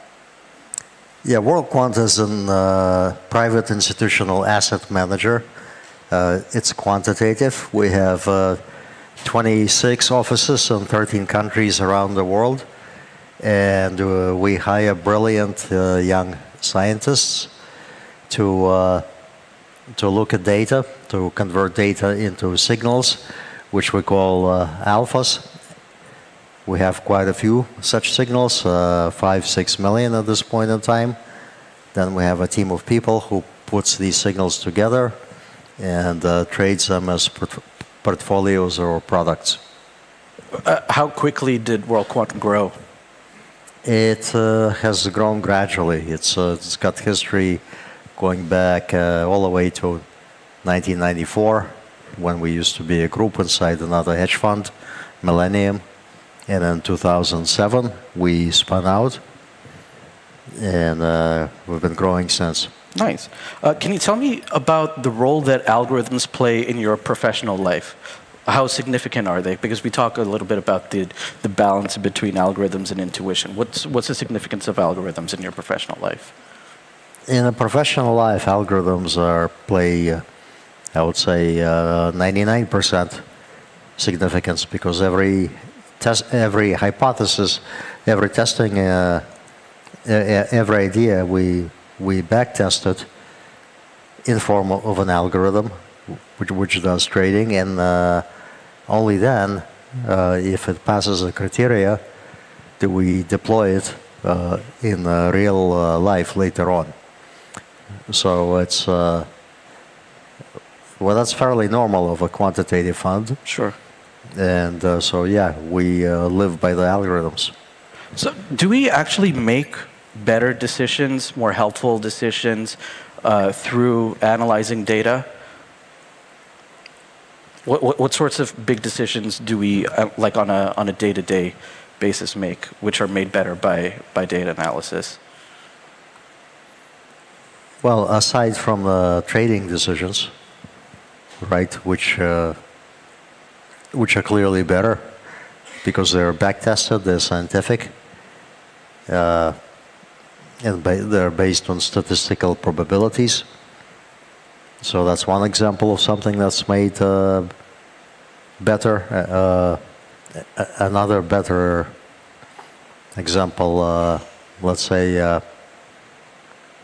if you ask Google how long will it take me to get downtown, probably it can give you a better answer than your intuition can. Sure. At the moment, and so on. Algorithms are everywhere, right? And social networks, the things you see that are served to you, it's all chosen by algorithms to maximize your viewing pleasure. Some sort of metric. Yeah. You're also in the business of predictive models. Can you tell me what are predictive models? How did they revolutionize different industries? What are predictive models? Predictive models is really no different from alphas. Alphas are predictive models. You know, you can say that predictive models are applied to other industries, such as medicine, military, or really any industry. Well, how does it work in medicine, for example? In medicine, it may look at photographs of skin lesions and decide if they're cancerous or not. And the prediction rate there is very, very good, higher than any human can do. And so the possibilities are endless. Almost anywhere you look, you can take AI, insert it, and make some kind of improvement. No, how recent is this innovation? I guess we could call it that.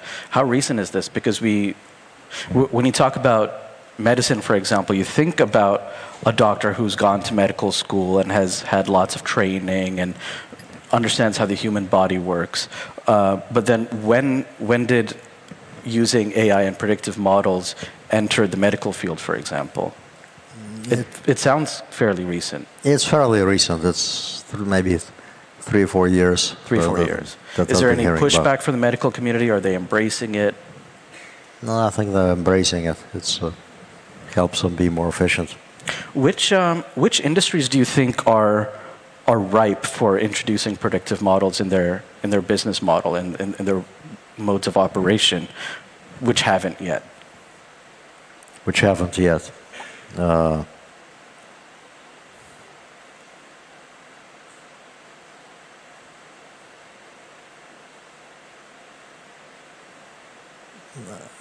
I think pretty much all in the industries have started to do it. What about something like food service? How would a food service business incorporate predictive modeling? By optimizing schedules, delivery times, and the way the food is ordered. Mm-hmm. Who is doing the actual order, right? And so on. That can all be automated. Now, tell me about the balance between like data analysis and predictive modeling and intuition. Tell me about the human element. Like where do people come in? What's the value of intuition in your field of work? Well, intuition is something that has evolved over billions of years, right? As our ancestors got eaten by lions for not having good intuition. Yeah. So we have a very long outer sample period, and so intuition is a very powerful force for making decisions. But intuition, at the same time, has finite data that it's looking at, right? And AI is looking much broader. So it's different ways of making decisions. I think in the end, people are making decisions these days, so it's intuition backed up by facts that is the strongest contender and that makes the best decisions. Well, I mean, I think about like the hiring process at companies. And I've been in interview sessions where we've interviewed a candidate. And on paper, great, fine, fully qualified, interesting background, etc. But then there's something off during the interview. And then we have a discussion, the three of us, and we're like, I don't know, he just gave me the wrong vibe. I had a bad feeling about him. Is that something to sort of squash, or is that something to trust and to base? It's something to trust. And tell me about the hiring process at World Quant, because you talk a lot about how, I forget the actual thing, but talent is equally spread, but opportunity is not. I'm butchering it. Yeah, so talent is equally distributed around the world. Opportunity is not. So we make up. Tell me about how you find the right people to work at World Quant. We initially started going out to countries where people weren't typically looking for talent for hedge funds. Countries were at that time were, China, India, Israel, Hungary, and so on. The idea is simply to get the best talent in the world and to get the most diverse talent in the world.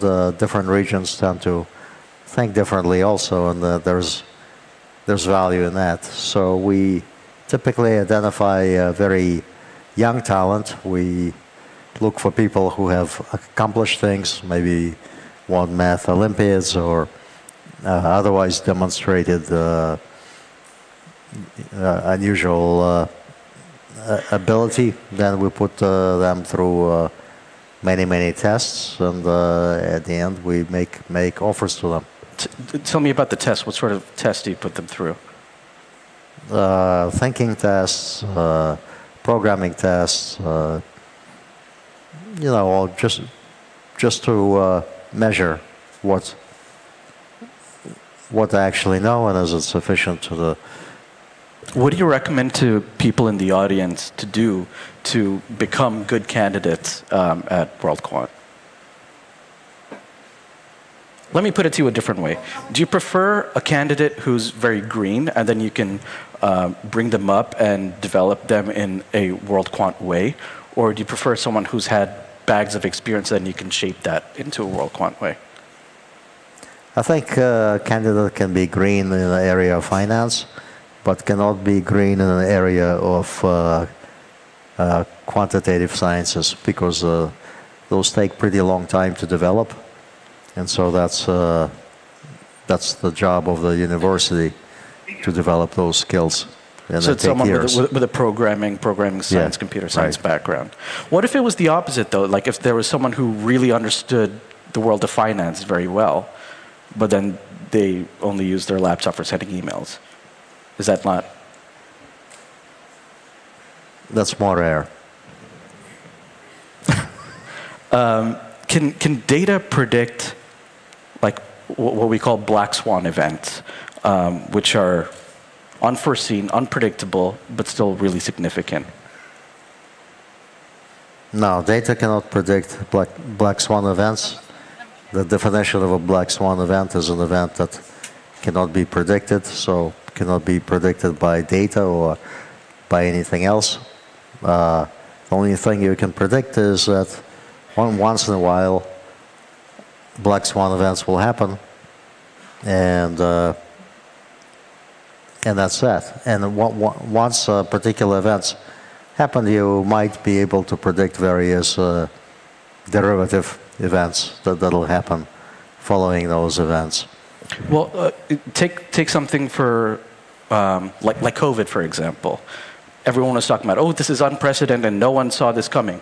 Was that a black swan event, or like could data have said, like, listen, like something's going to happen?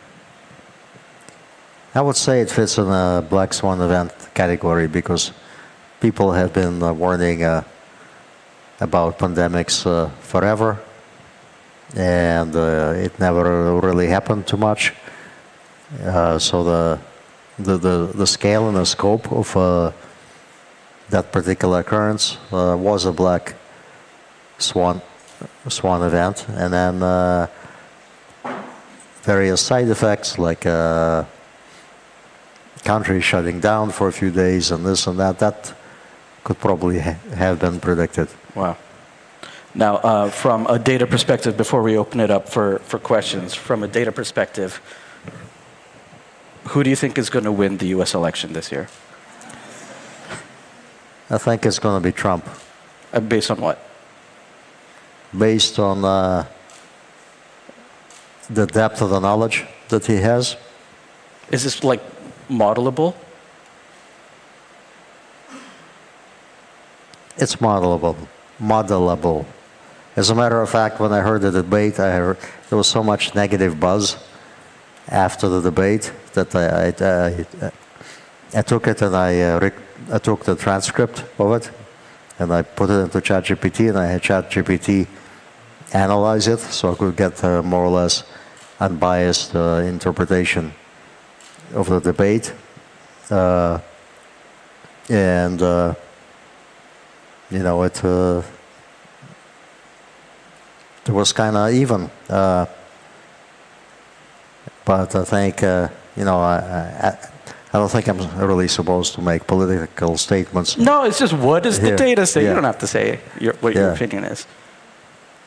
But based on the data that Trump has overcome pretty much anything thrown at him in the last 8 years, he's going to come out of this one too. All right. Well, you heard it here first. Trump 2024.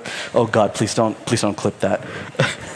All right. We're going to open it up now for questions. So if there's anyone in the audience who has a question, please raise your hand. Our volunteers will find you guys. Do we have anyone? Yes, we have someone over there in the black sweater. Hi. It might be a bit of a complicated question. Do you think that it's an alarming issue, and what could be the solution due to the fact that AI can replace the work and recreate the work of interns at, for example, law firms, but the work of the senior officers who have experience, it cannot replicate it, or it cannot replicate it yet. But without these interns and these rookies, we'll never have the senior officers working there. So how do you think that AI can replicate this experience regarding work, or what could be the solution to this problem? It's a good question. Well, AI can replicate a lot of things, but then you have to check what it has replicated. Because 9 times out of 10, it'll say something smart, and then one time out of 10, it'll say something crazy. So somebody has got to be looking and managing it, and the availability of AI will probably make the job of the interns much more productive and much more efficient, but you will still need somebody to do all this work. It'll just happen faster, and faster work means more work for the interns. So I think no big change there. Thanks for your question. That was a good one. Do we have any more questions? Yes, we've got someone in the middle over there.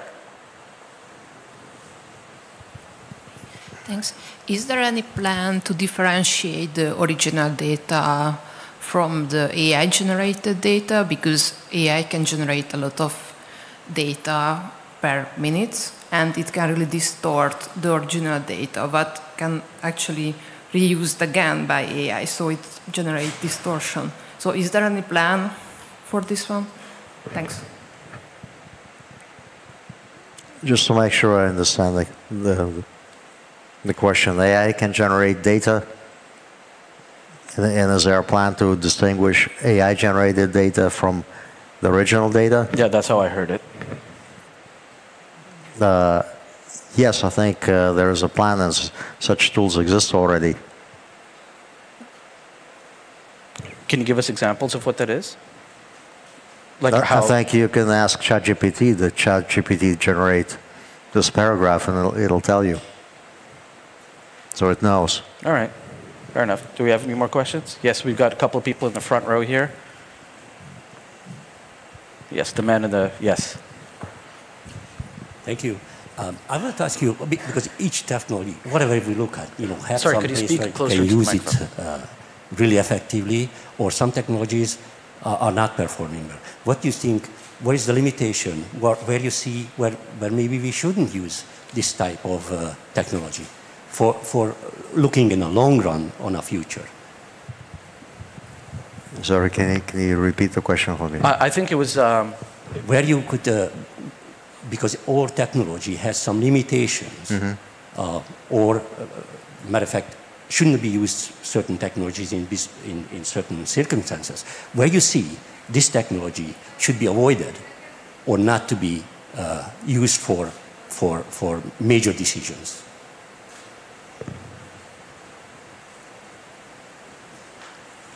So the question is, should this technology be avoided to use for major decisions? Yes.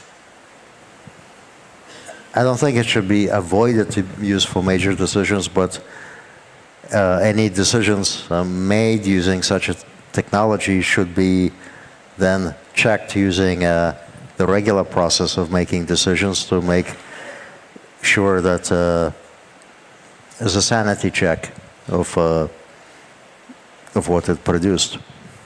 So use it, but proceed with caution, basically. Do we have any more questions? Oh, yes, we've got a couple of people back there.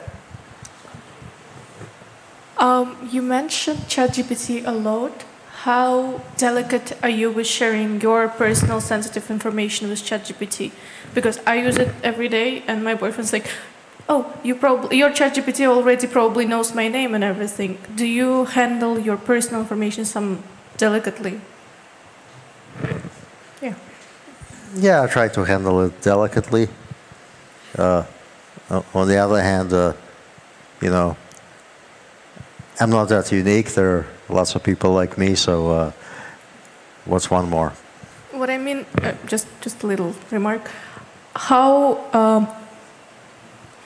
much of your personal information are you okay with sharing with AI?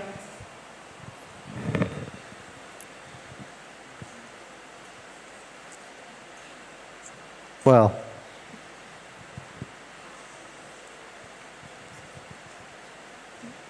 a certain amount, but not too much. Well, yeah, I don't know. Nice and specific. Thank you, Igor. Yeah. If you'll allow me, I'd like to rephrase your question. What's your limit?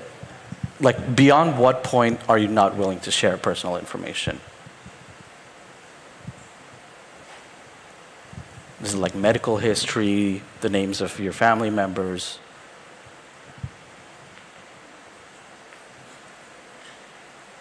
You just have to be smart when you ask the questions. You have to be vague. And if you really want to take it for a spin, ask it to answer you in a poem. No, fair enough. Yeah, we had someone right next to her, yes. Yeah. I would like to ask a question about the name. So I was sold by the name, Navigating the Future with Data and Intuition. And these are two powerful things to use when predicting our future. Data I can understand, but how do you use intuition in your work, and how do you use it in your life? I think if I look at my thinking process, that it's primarily intuition-driven, meaning a problem arises, intuition suggests an answer, then logic checks the answer to make sure that I don't hurt myself or kill myself doing it. And if it passes that criteria, then the action is done. You can add a little layer of ChatGPT to double check it, triple check it, but really intuition is a much more ancient, more developed way of thinking, and if you use it well, you'll just think much faster than you think if you verbalize everything and have to connect every single dot to every other dot. When you think, you'll be connecting dots all day. I hope that answers your question. That is it for question time over here.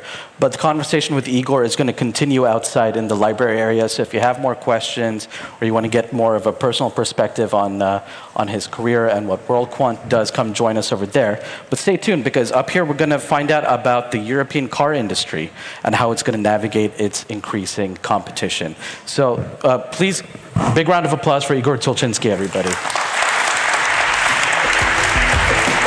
And join us outside.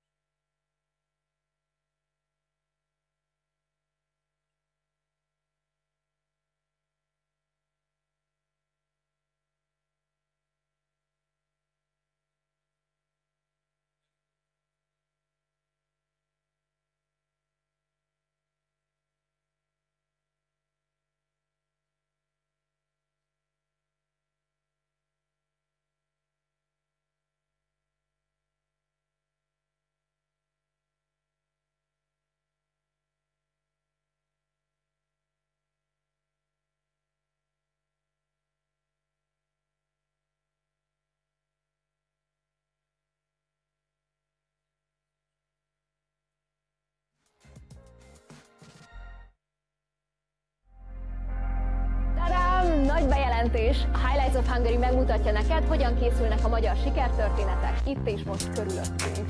Nagyköveteink kiválasztották azt a 25 lebilincselő teljesítményt, amit az idei Highlights of Hungary évadban érdemes megismernetek.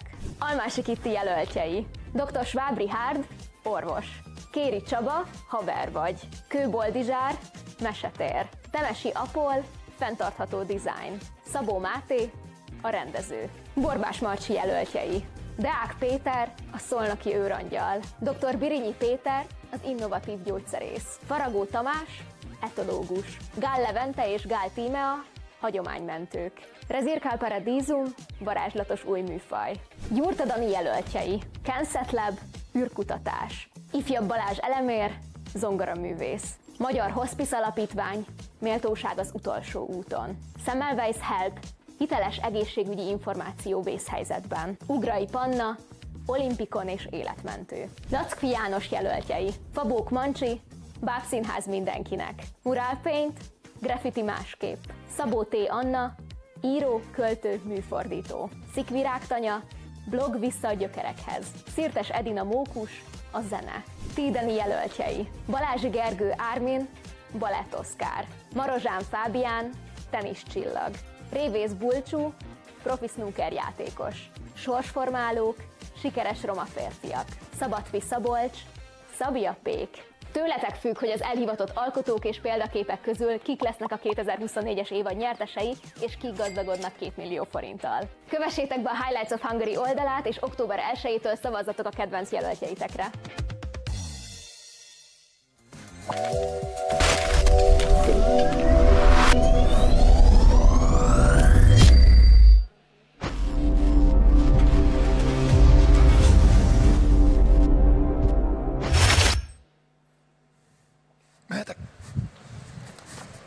Sziasztok! Sok szeretettel köszöntök mindenkit, én Ceglédi Zoltán vagyok, és egy nagyon érdekes témával, parázs vitára számíthatunk ma. Az autóipar jövőjéről, jelenéről fogunk vitatkozni olyan emberekkel, akik nagyon-nagyon mást gondolnak. A mai napra készülve nagyon sok időt töltöttem azzal, hogy plug-in hibrideket, akkumulátorokat, a kínai gazdaság helyzetét tanulmányozzam, és közben kicsit szentimentális lettem, mert eszembe jutott az első autónk. Szerintem mindenki emlékszik a család első autójáról, vagy gyerekként beült. A miénk az egy Skoda volt, ez a 80-as évek, tehát nem egy mai Skodát képzeljünk el, hanem egy ilyen ócska, lyukas, rozsdás, lefingott Skodát, amiről azt kell tudni, hogy ez egy ilyen inverse kabrió volt, hogy nem a teteje volt nyitott, hanem az alja lyukas, és édesapám mindig nagyon káromkodott, mikor tócsába hajtott, mert akkor fölcsapódott a sár a nadrág szárára. És ez jutott eszembe, amikor a mai témákat néztem át, tekintve, hogy iszonyú a távolság, és amikor ma erről beszélgetünk, lehet, hogy a mai autók, a mai autóipar az ugyanolyan távolságra van a jövőtől, mint volt a mi tényleg lyukas Skodánk azoktól az autóktól, amikről ma ezt vagy azt mondjuk. Úgyhogy lesz 3 vitapartner, nagyon más gondolnak a világról, de lesz szerepetek nektek is, lehet szavazni, és lehet kérdezni is. Szavazni fogunk az elején és a végén is, tapssal. Nem tudom, hogy ki mennyire ismerős ezzel, azt fogjuk csinálni, 2 állítás lesz, és egyik és másik mellett lehet szavazni. Azt szeretném kérni, hogy tegyünk először egy próbát, milyen az, amikor mindenki egyetért, mindenki szavaz, és utána külön-külön a kérdésekre. Taps, most!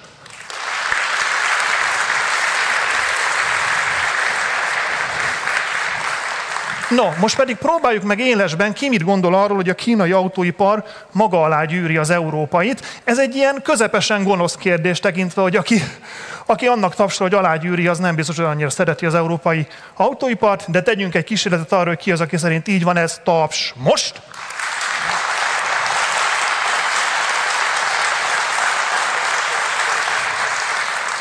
És ki az, aki annyira optimista, hogy azt gondolja, hogy ez nem fog megtörténni, nem gyűri maga alá, taps, most!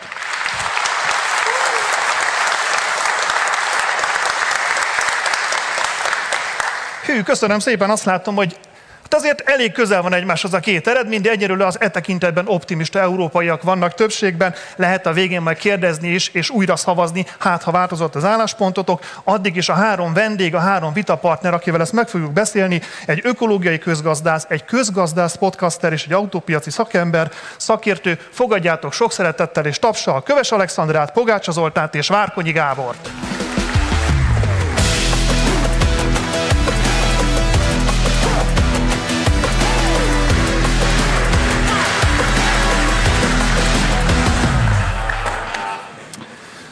itthon nem foglak titeket is meg, eszedbe jutott, hogy milyen volt az első autód?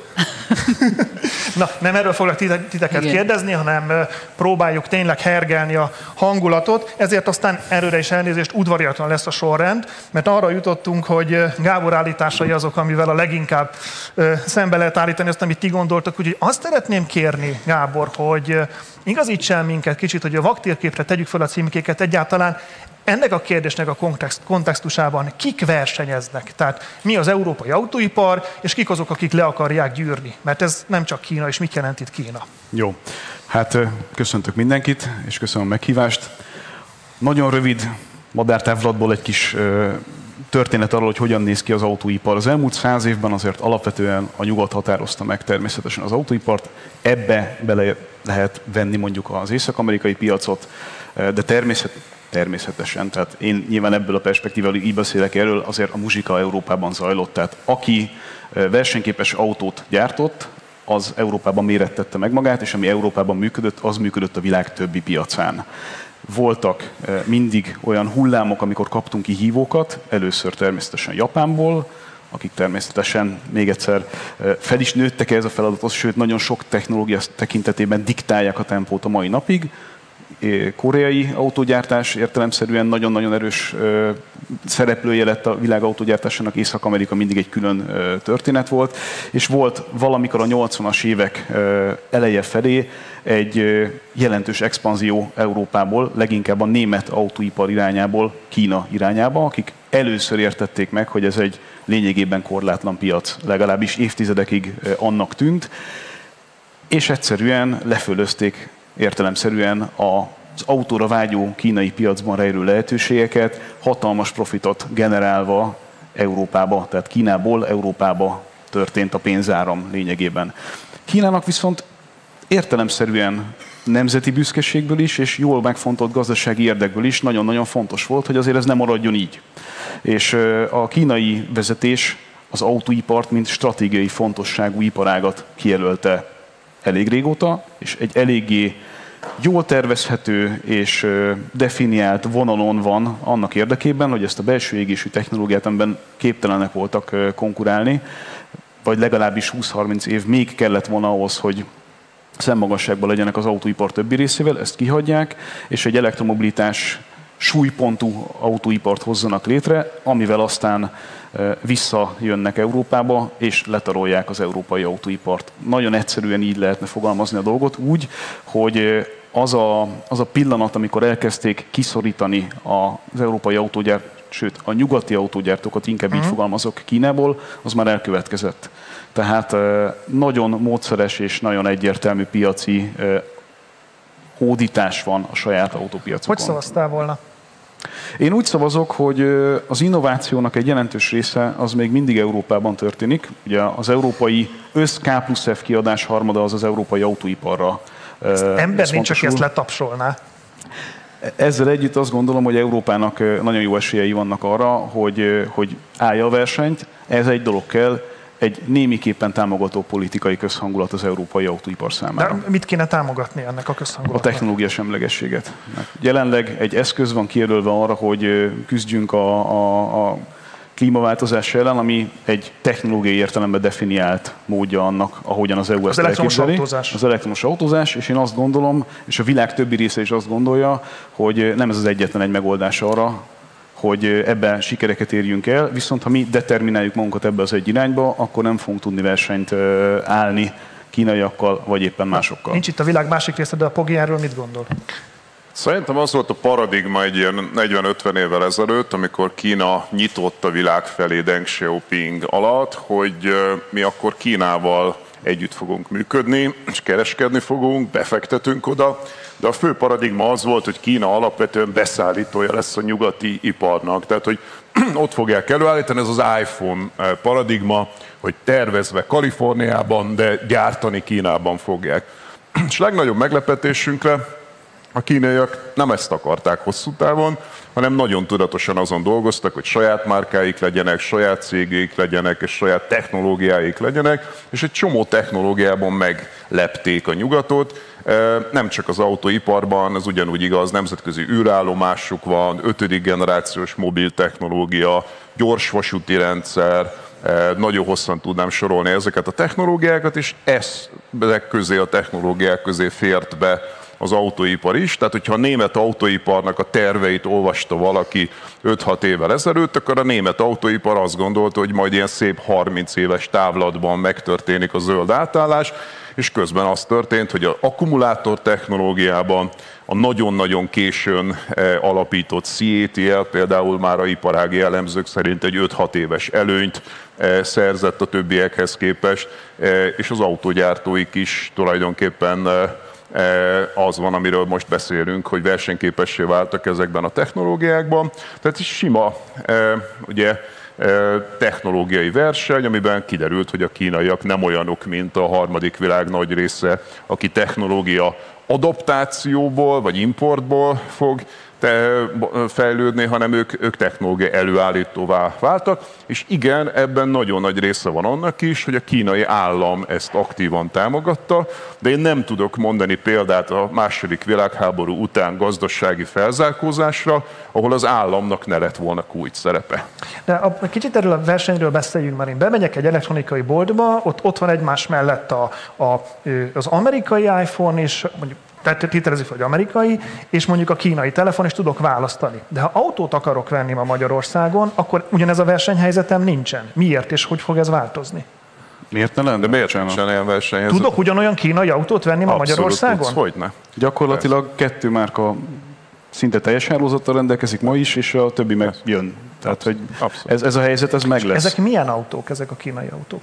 Jó. Az első hullámos kínai autók, azok nem feltétlenül válasszuk ketté, bocsánat, mielőtt elragadtatjuk magunkat. Van az akkumulátoros elektromos autós kérdéskör, ami ugye egy teljesen más gondolatvilág szerint épül föl értelemszerűen.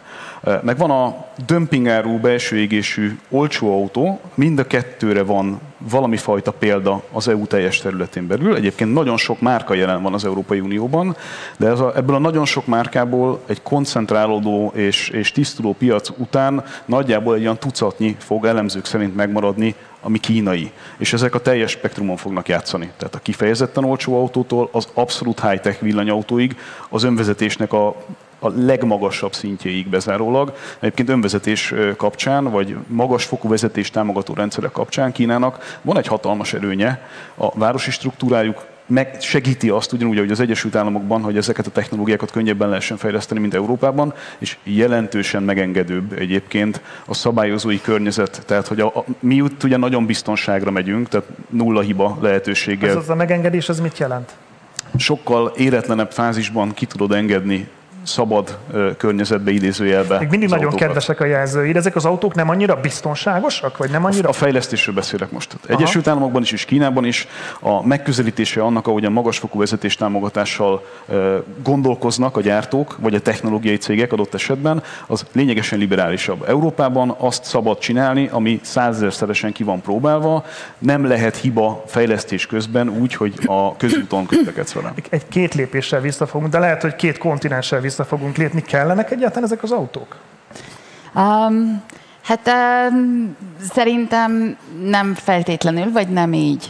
Tehát, hogy az, hogy Kína most miért, hogy egyáltalán miért tesszük fel ezt a kérdést, az szerintem oda vezethető vissza, hogy teljesen egyértelmű, hogy az a gazdasági berendezkedés, ami ugye az olcsó munkaerőre, a környezet abszolút kizsákmányolására, tehát az olcsó környezeti erőforrásokra épül, az ebben a játékban, hát Kína most jobban áll, mert ugye nálunk elindult az, hogy hát elkezdtünk gondolkozni azon, hogy hát jó, hát azért mégse kéne az embereket teljesen kizsákmányolni, mégiscsak oda kéne figyelni a környezetre, de hogy az alaplogikáját a gazdaságnak, az alapműködési elvét, hogy de még többet kell fogyasztani, még többet kell termelni, stb. Azt nem változtattuk meg ehhez, tehát csodálkozunk, hogy Kína jobban játsza azt a játékot, amit mi kitaláltunk, de azóta már ugye egy kicsit így elidegenedtünk tőle, hogy hát igen, hát azért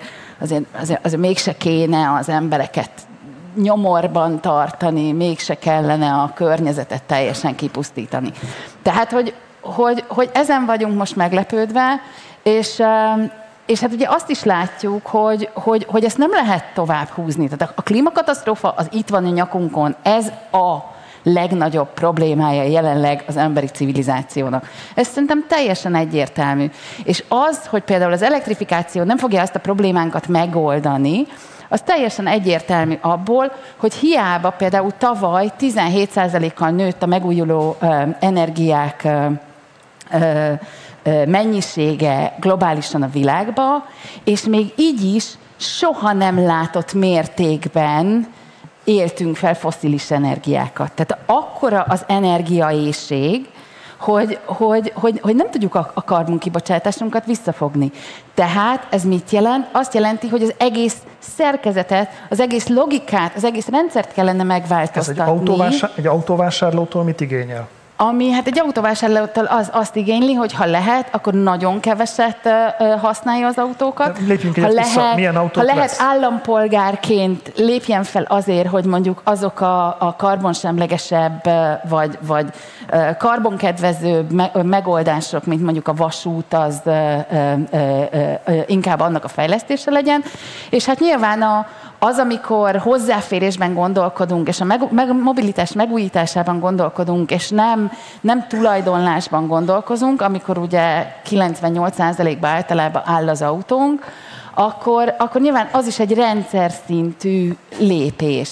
Hogy ne legyen autóm? Vagy legyen autóm, csak ne legyen az enyém? Hát én azt gondolom, hogy igen, tehát hogy ha mobilitást szeretném, akkor mobilitást lehet úgy is biztosítani, hogy az autót nem feltétlenül tulajdonlom, és ezeket a rendszereket kellene ugye elősegíteni, de hát nyilván addig, amíg függőségben vagyunk, hogy egyéni mobilitásunk legyen saját tulajdonnal, ami ugye nyilván a gazdaságnak a logikája, mert minél több autót kell eladni,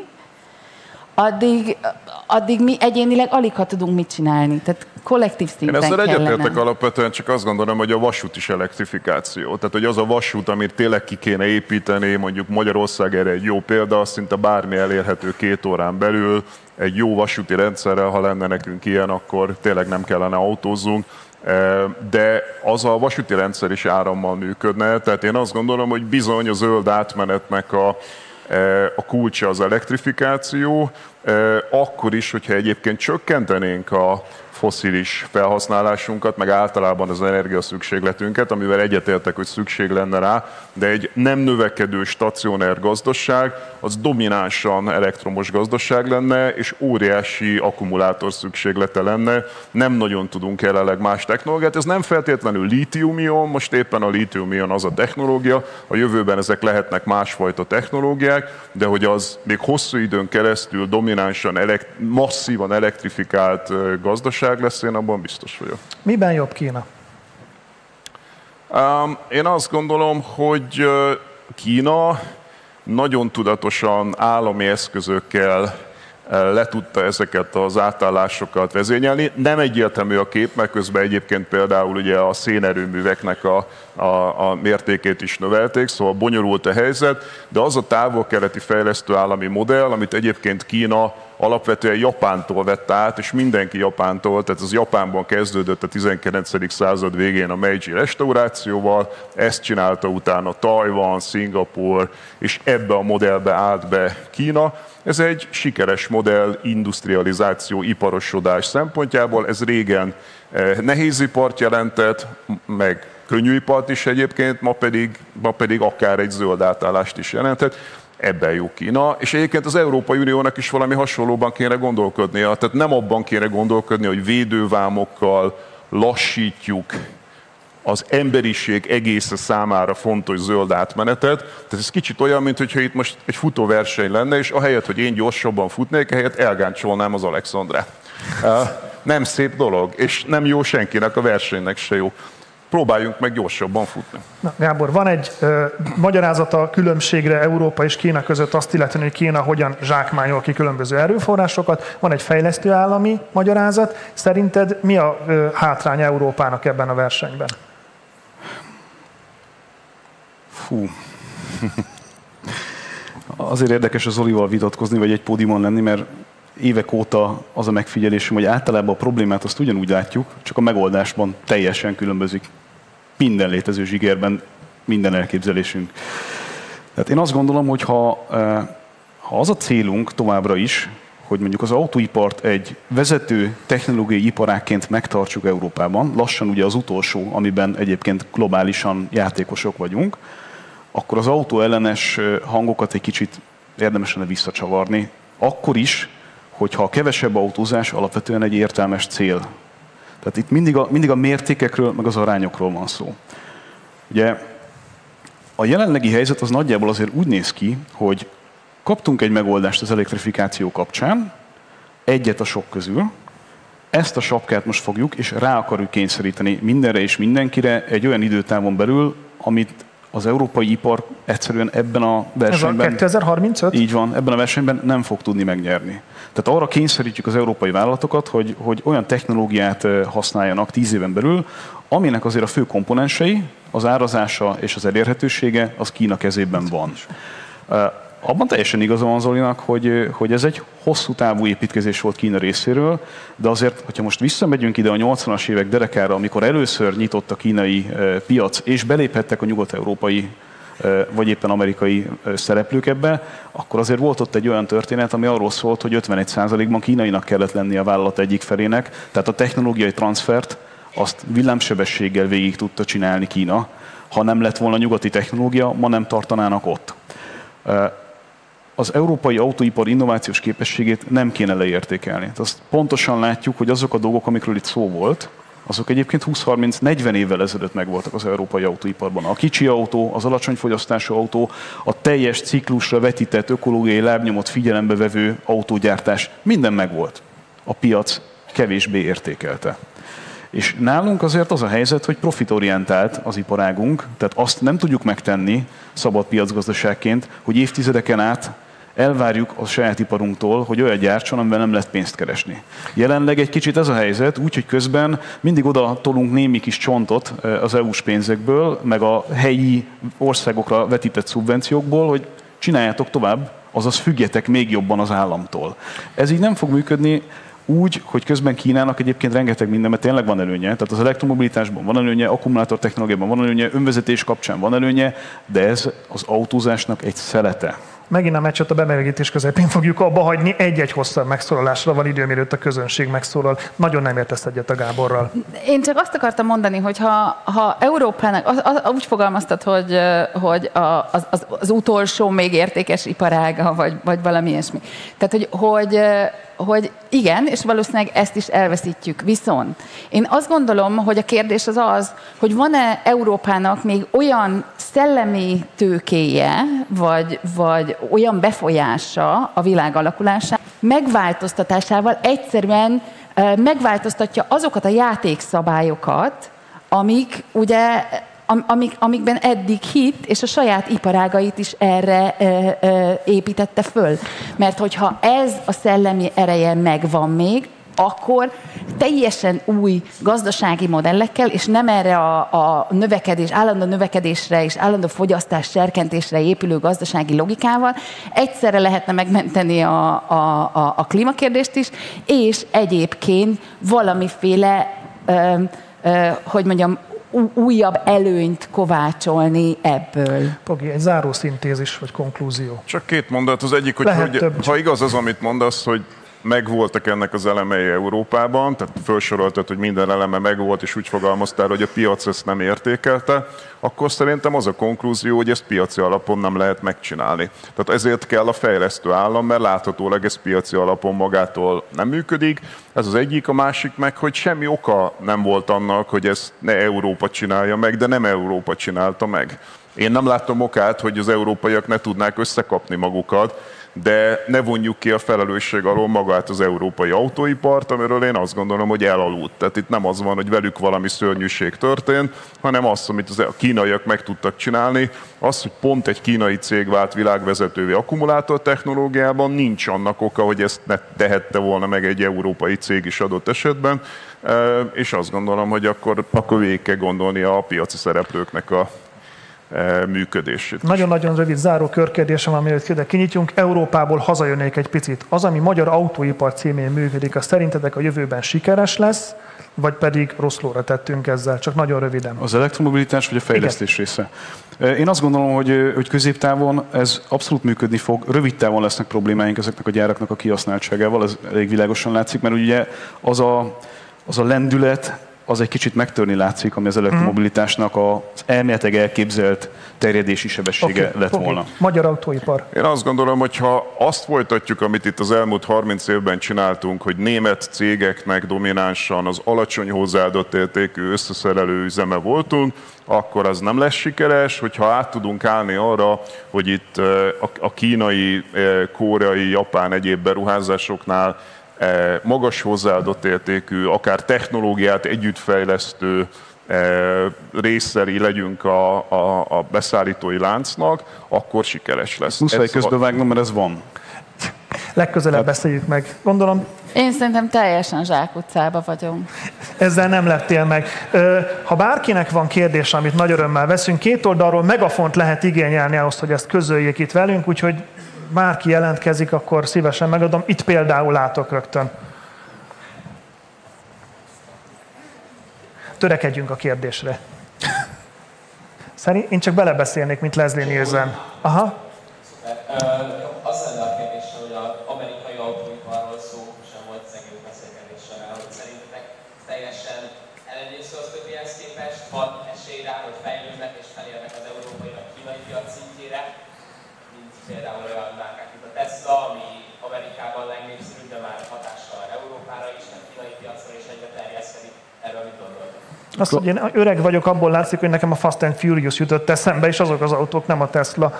A klasszikus amerikai autóipar az inkább ilyen zsugolódó kurzuson van, hogyha az úgynevezett legacy carmaker vagy legacy brandeket nézzük, tehát a GM, Ford és társai inkább egy kicsit bezárkózó politikát folytatnak. Azért Európában komoly amerikai jelenlét már nem annyira tapasztalható. Kínából eleve kisebb piaci részt tudtak kiasítani, és szorulnak ki. A Tesla pedig egy picit más történet, ami azért piaci alapon a korlátait a növekedésnek szerintem éppen most tapasztalja meg. Ezzel mind egyetértek, 100%-ban annyit tennék hozzá, hogy óriási kérdés, hogy a Tesla meg fogja azt lépni, amit Elon Musk ígért, nevezetesen, hogy a kis autók felé mozdul el. Ha ezt meglépi, akkor van esélye, de az eddigi track recordja alapján, amit Elon Musk ígér, annak a nagyobbik része nem szokott megvalósulni, úgyhogy én nem lennék optimista a Tesla helyében. További kérdések?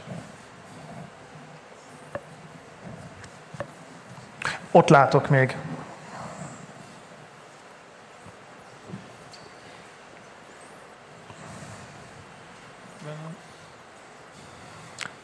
Elméletileg csak bele kell beszélni. Csak bele kell, így van. Majdnem megnyomtam a gombot, de nem piros. Szóval az autógyártás is Európában, hogy van-e jövője meg, hogy hogyan tudnánk utolérni Kínát.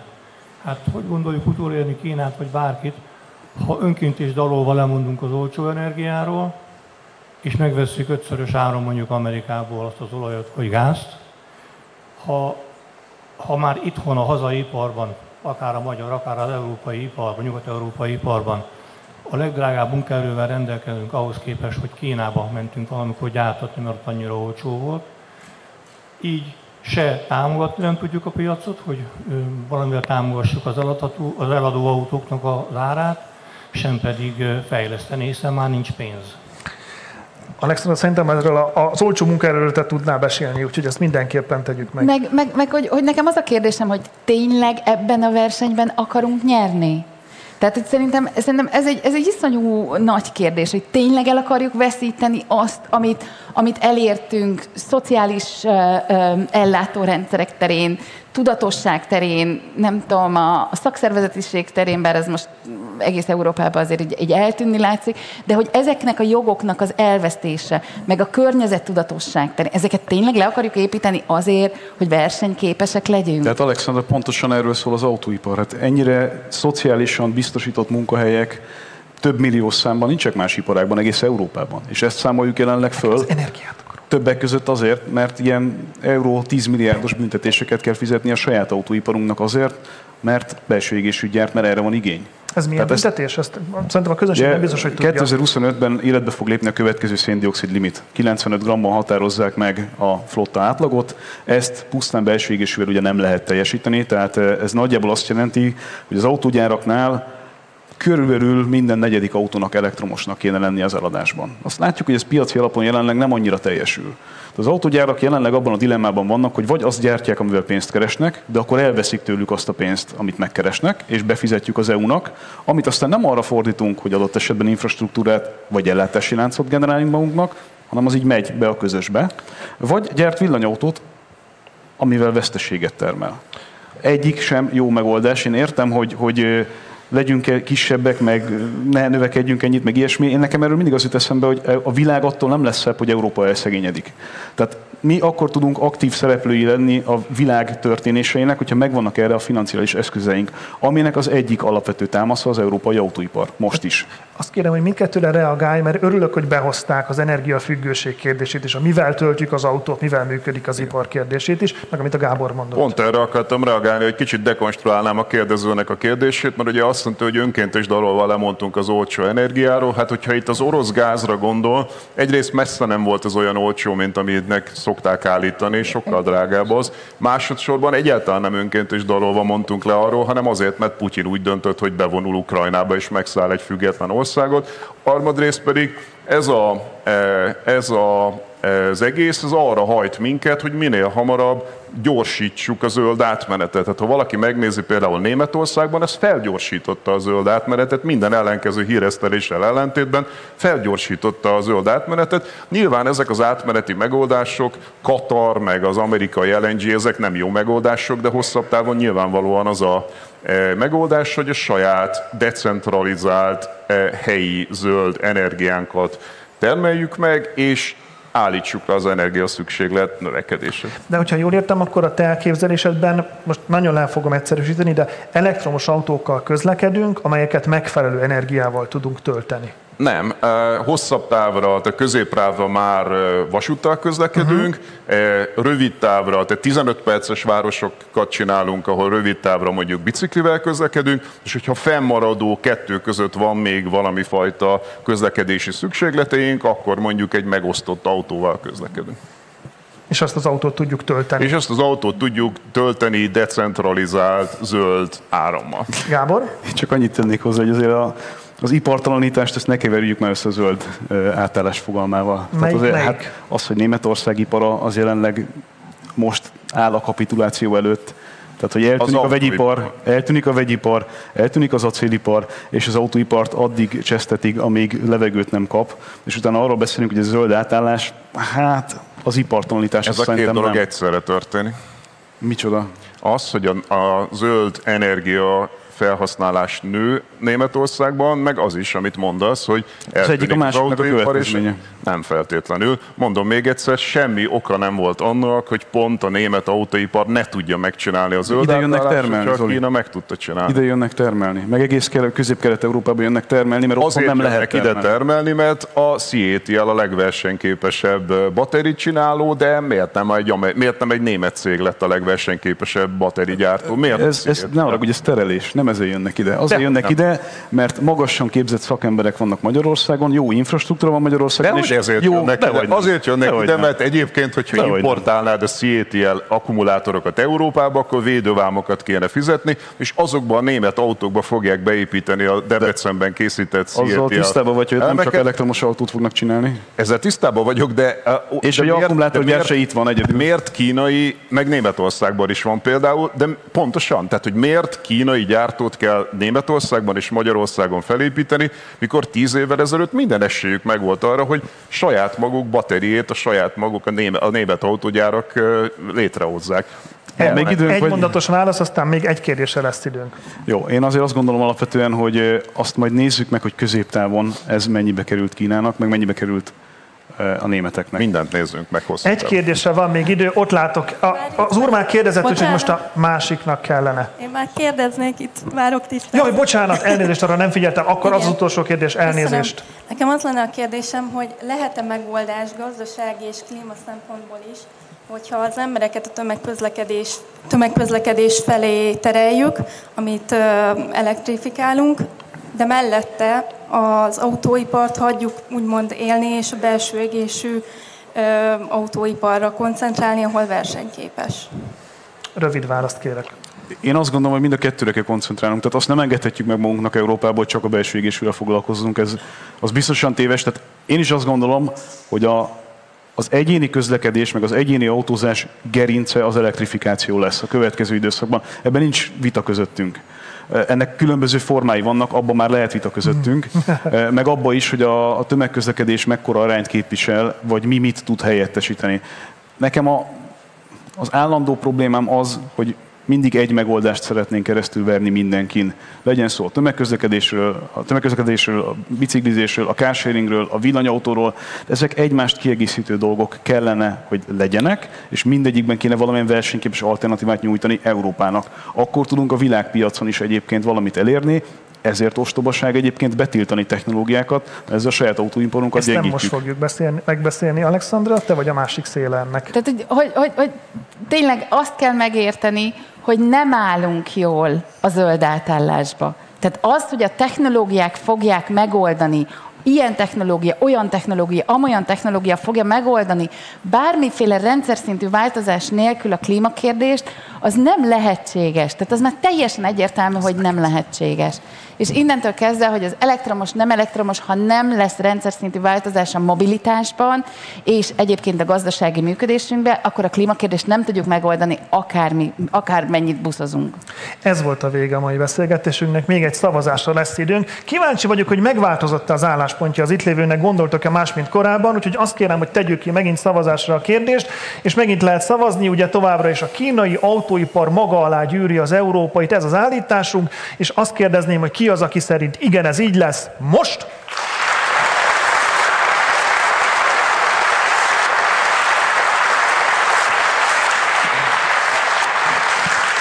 Köszönöm.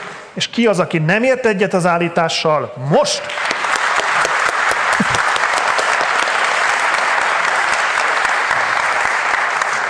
Továbbra is optimista maradt a közönség, pedig mondatok mindenféle nagyon, nagyon szépen megfogalmazott apokaliptikus víziót, de nagyon szépen köszönöm, hogy itt voltatok. Mielőtt elvonulnánk, elmondom, hogy a következő beszélgetés arról szól, hogy kikből lesznek a jövő vezetői. Rövid szünet után erről fogunk beszélgetni Érmezei Lilivel és Orbán Gáborral. Nektek pedig köszönöm Köves Alexandrának, Pogácsa Zoltánnak és Márkonyi Gábornak.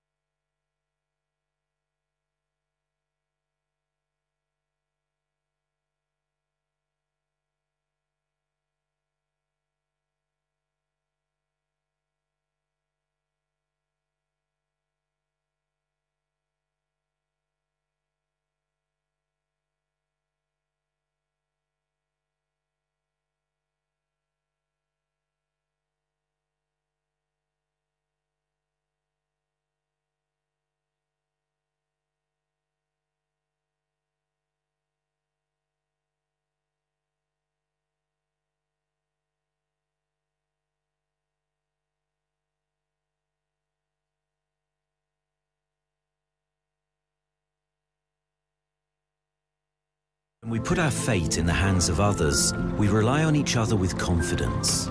Just as we can rely on Richter's world-class products to serve the greatest treasure we have, our health. Gideon Richter, health is our mission.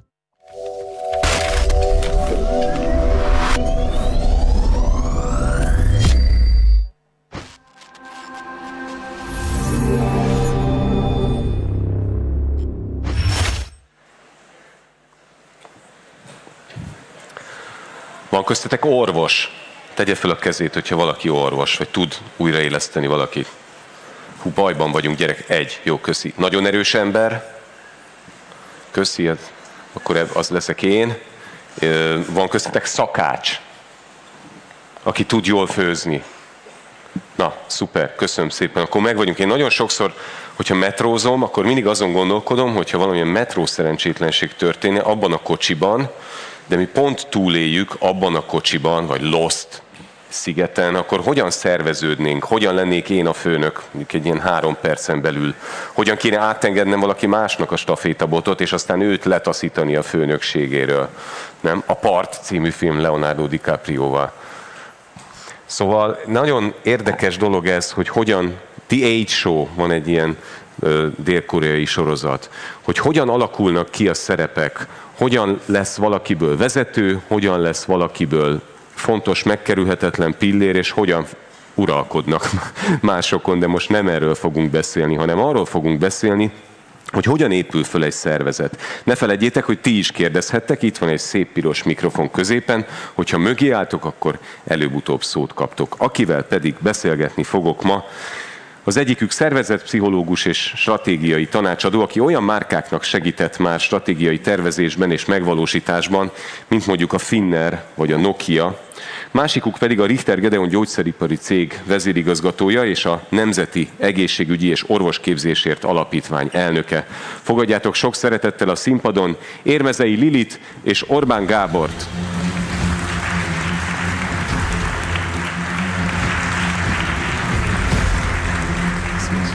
Kérlek, ide foglalj helyet.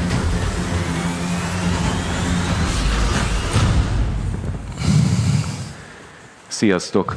Az előbb beszélgettem kint többek között Hankó Balázs miniszter úrral, és arra jutottunk, hogy az emberség milyen fontos, de hogy az alkalmazkodás az megkerülhetetlen lesz a jövőben.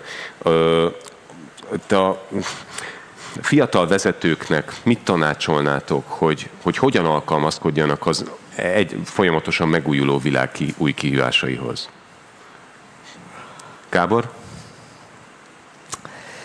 Én ezt a jövő vezetői kérdést onnan közelíteném meg, hogy húznék egy vonalat. És egy olyan végpontból, ami egy extrém végpont, és aztán onnan indítva szerintem látszik, hogy hova tart ez a tendencia. És az alkalmazkodáshoz fog kifutni, megígérem.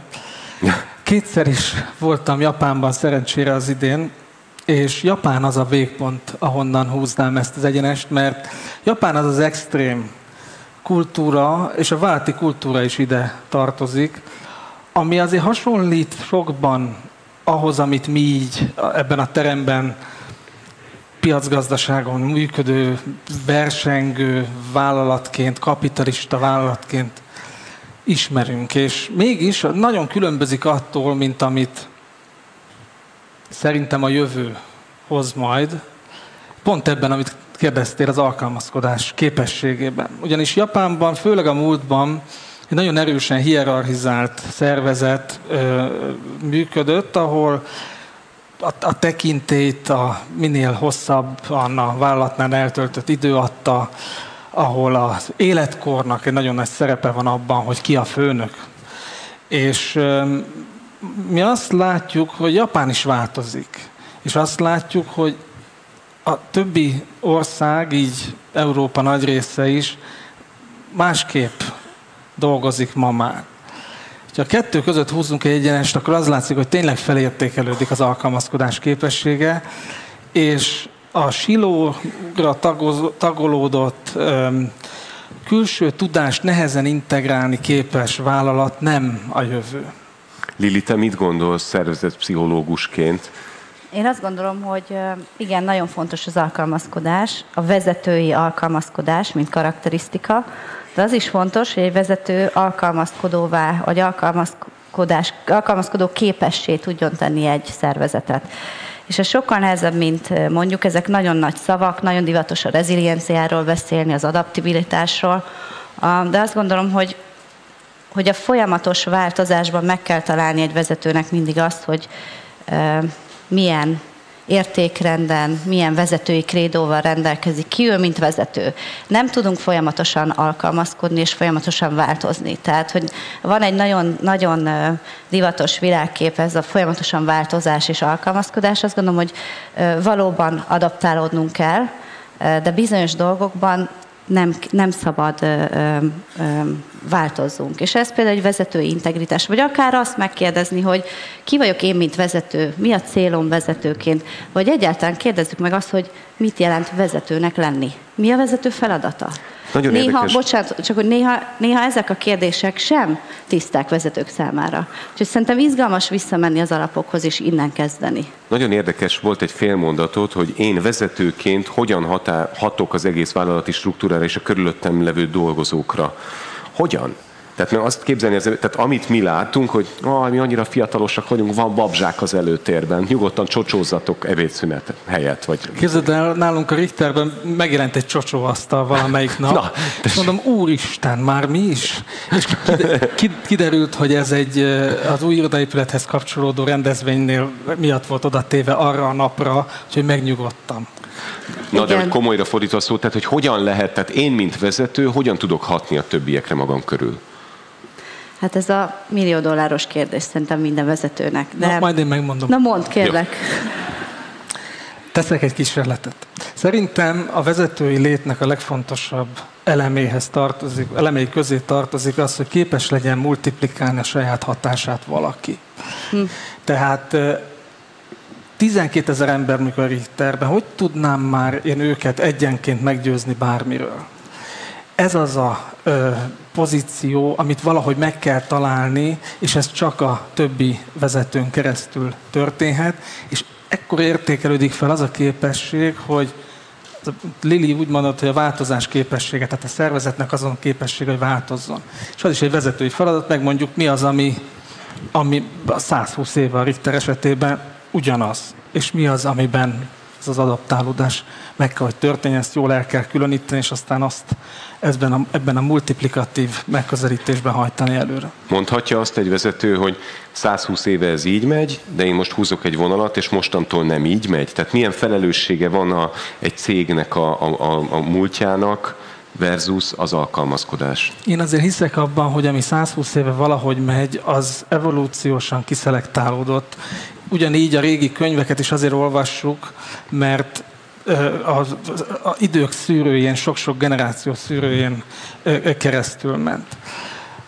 Nehéz azt mondani, hogy, és Chesterton mond erre egy okosat, hogy kell csinálni, hogy ilyenkor elmozdítani egy valamit, ami 120 éve ott van. Ugye van a híres Chesterton kerítés, Chesterton's fence, ki azt mondja, úgy kell azt a kerítést felszámolni, hogy először megértettük, hogy ki és mikor, miért rakta oda. Egyébként egy nagyon izgalmas szerintem vezetői attitűd a mértéknek a megtalálása. Mert igen, iszonyú fontos ezek a régóta működő, régi értékekhez visszamenni, ugyanott azt is el kell mondjuk, hogy egy vállalatnak a halála, amikor azt mondjuk, hogy ezt így szoktuk csinálni. És a szoktuk csinálni, mindig azt mondjuk, amikor halljuk ezt, hogy de hát ezt így szoktuk, az mindig egy nagyon veszélyes út. Tehát a mértéket megtalálni, és a kettő között lavírozni vezetőként az egy iszonyú izgalmas feladat. És szerintem kihívás is. Tehát a mérték megtalálása egy fontos vezetői karakterisztika. Igen, mert emelni a sztenderdeket nem lehet akkor, hogyha arra lehet hivatkozni, hogy ezt így szoktuk. Igen. Egyszerűen ez az oka. Volt egy Jó barátok epizód, amiben a főnök szerethetőségének kérdését mutatták be. És ott valahogy az volt a konklúzió, hogy a jó főnök az nem lehet népszerű, vagy szükségszerűen nem népszerű, de tiszteletnek örvend. Tehát, mintha kizárta volna egymást. De hát ez nyilván nem egy reprezentatív mérés, ez egy szórakoztató célú tartalom, de mégis megkérdezem, hogy a jó főnököt szeretik az emberek, vagy a jó főnöktől azért tartanak? Hát szerintem ha megkérdezzük a fiatal generációt, sokkal, de sokkal kritikusabbak, és már ez a jó főnöktől félelem, ez egy kinevetett régi koncepció, tehát ilyen nem lehet. Tehát félelemből, azt tudjuk is, hogy félelemből motiválni nem lehet. Tehát a félelem az nem szül teljesítményt. Ezt a pszichológiai kutatások kimutatták, tehát félelemből vezetni téves, és nem lehet. Tehát nincs rendes inputja. Úgyhogy ez egy szerintem nagyon fontos, hogy felhoztad, mert én minden porcikámmal azzal vagyok, hogy ezeket az ilyen vezetői mítoszokat romboljuk le. Gábor, te látsz ilyen megszakított susmusokat, előtted elugráló, elbújó embereket, amikor belépsz reggel? Rettenetes az életem, igen. Lilinek van egy kollégája, Adam Grantnek hívják, a Wharton Schoolban dolgozik, egyszer, ha eljön ide, akkor szerintem egy pár millióan itt összegyűlünk meghallgatni. Ő azt mondja, hogy vele volt egy beszélgetés, ahol azt mondják, hogy van a hatalom és van a státusz. És a hatalomból irányítás, ezt Lili elmondta, hogy ez mi. Ennek ugye nagyon megvannak a korlátai. De mi az a státusz? Azaz vajon az, amit te mondasz? Nem pont az. Mert a státuszt azt valahogy úgy kell kivívni, és ezt nem lehet adni. Nem lehet örökölni, nem lehet megvenni, nem lehet vele semmit se csinálni, csak megdolgozni érte, és ez a státusz, ez részben az, amit úgy hívsz, hogy szerethető a főnök, de benne van ez a bizonyos tisztelet is, meg még talán más is. Igen. Ezt majd, ha ide jön Adam Grant, lehet, hogy el tudja nekünk magyarázni. De te tudatosan dolgozol a saját státuszodnak a kialakításán? Nagyon, igen. Komolyan, mert ez az egy képes, vagy erőforrásom van, hogy hatni tudjak. Ja, hogy pont ez az, amivel befolyásolni tudod a környezetedet. Ezt úgy hívják, hogy vezetői integritás. Tehát, hogy elfogadlak-e, mint vezető, elfogadom-e azt, hogy te vezetőként engem A-ból B-be eljuttatsz. És ez egy nagyon igazad van, rá tudok csatlakozni, egy elképesztően fontos skill, hogy egy vezető az integritását megteremtse, hiszen, és ahogy te is mondod, vezetőként sok más dolog nincs a kezedben. Mindig nagyon érdekes, amikor egy generáció kutató is ül ott, ma reggel itt ült Steigervald Krisztián a teremben, és ő például beszél erről az egyik podcastjében, hogy az új generációsok már nem annyira tudják tiszteletben tartani mondjuk a vezetői integritást. Ők már nem annyira hisznek az alá-fölé rendelt viszonyokban. Van-e ilyen eltérés, ti találkoztok-e ezzel, hogy megszűnik ez a hierarchikus viszony? Szerintem pont az integritást tudják tiszteletben tartani, de a hatalmat, a hierarchiát kevésbé. Tehát ezt így pontosítanám, és ezzel abszolút egyetértek. Tehát ő azért nem fog tisztelni valakit, mert a munkaszerződésében ő írja alá a munkaszerződést. Tehát az nem adott, hogy ő azért tisztel valakit, mert megvan mondva, hogy ő a főnöke. De az integritás, azt szerintem, az megvan. Vagy azért, mert régebb óta van ott, vagy azért, mert idősebb, vagy azért, mert férfi pláne, és ez helyes is. Azt a Japánból húzott vonalat azért is mondtam, mert pont a fiatalok azok, akik ezt a japán megközelítést és értékrendszert nem fogják tudni magukévá tenni. És a japán fiatalok sem. Mármint, hogy ott ezek a régi értékek, mint hogy valaki férfi, az ott érték? Erről beszélsz? Ez is igaz, igen. Hát nagyon hierarchikus beállítódás, vagy hierarchiába való betagozódás. Tehát már ez egy ahogy értem, amit a Gábor mond, már egy ilyen rendszer is challenge-eli saját magát.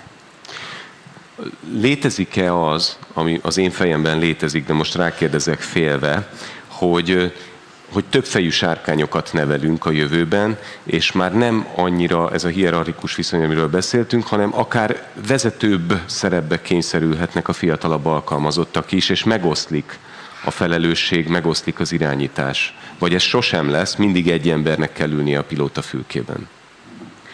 Szerintem fontos, hogy megosszon. Tehát látjuk, hogy az emberi vezetésnek, egy szervezetnek is vannak limitáció. 300 fő, azt mondjuk, hogy az már, tehát ugye az emberi figyelem, a vezető, ugye vezetők emberek, tehát hogy emberek emberekkel vannak interakcióban, ez egy emberi közös cselekvés, közös létezés. Most ennek határai vannak. Tehát én azt gondolom, hogy meg kell osztani a felelősséget minél jobban, és minél tisztábban, és minél jobban meghatárol, hogy kinek mi a felelőssége, kire miért számítok, És a vezetőnek tulajdonképpen számomra egy feladata van, hogy megteremtse azt a légkört, azt a környezetet, nem csak légkört, mert ez nem egy légkör, hanem igazából ez egy környezet, ahol az emberek a legjobbat tudják teljesíteni, legjobbat tudják magukból kihozni. Ha ezt nézzük, akkor itt Gábor mondta Adam Grantet, én felhoznám Amy Edmondsont, aki egy pszichológus és a pszichológiai, ez a psychological safety, tehát a pszichológiai biztonság fogalmát ő vezette be, ami azt mondja, hogy iszonyatosan fontos az, hogy egy adott csapatban, egy adott szervezetben azt érezzem, hogy kimondhatom, hogy nem tudom, tehát biztonságban mondhatom ki a saját gondolataimat. Nem leszek azonnal leszúrva, nem fél, tehát megint ez a félelemből való vezetésnek a mítoszának a lerombolása. Azt tudjuk, és pszichológiai kutatás mutatja, hogy a biztonság, a pszichológiai biztonság elengedhetetlen fontos a teljesítmény és a szervezet életében. De mégis hol húzzuk meg a határokat, Gábor? Mert hát, hogyha nem figyelsz, akkor viszont egy idő után a fejedre nőnek, tehát észre se veszed, és már a te autóddal mennek haza. Hát ugye nem hozzánk mennek haza. Addig jó.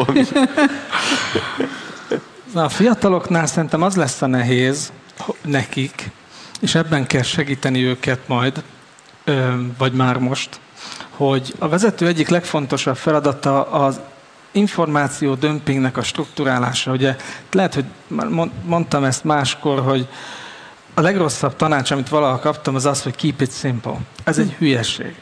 Eleve nem simple a dolog. Hát hogy tudnám már olyannak megtartani? A vezetői feladata make it simple. Bonyolult helyzetet, rosszul struktúrált problémát valahogy kezdjünk vele, valamit találjunk rajta fogást. És amikor ez a mai információ áradat van, akkor ez sokkal nehezebb, mint régen volt. Persze az eszközök is fejlődnek hozzá, AI, meg nem tudom mi, de mégis. És ez a vezetői feladat nem fog elmúlni, ez csak nehezebbé válik. És szerintem a fiataloknak a vezetői munka emiatt lesz különösen nehéz. Kicsit beszéljünk arról, hogy hogyan képzitek magatokat, vagy hogy szükség van-e arra, hogy az ember folyamatosan képezze magát. Gábor, te azt mondtad, amikor készültünk erre a beszélgetésre, hogy sokkal fontosabb a tanulás, mint a tudás.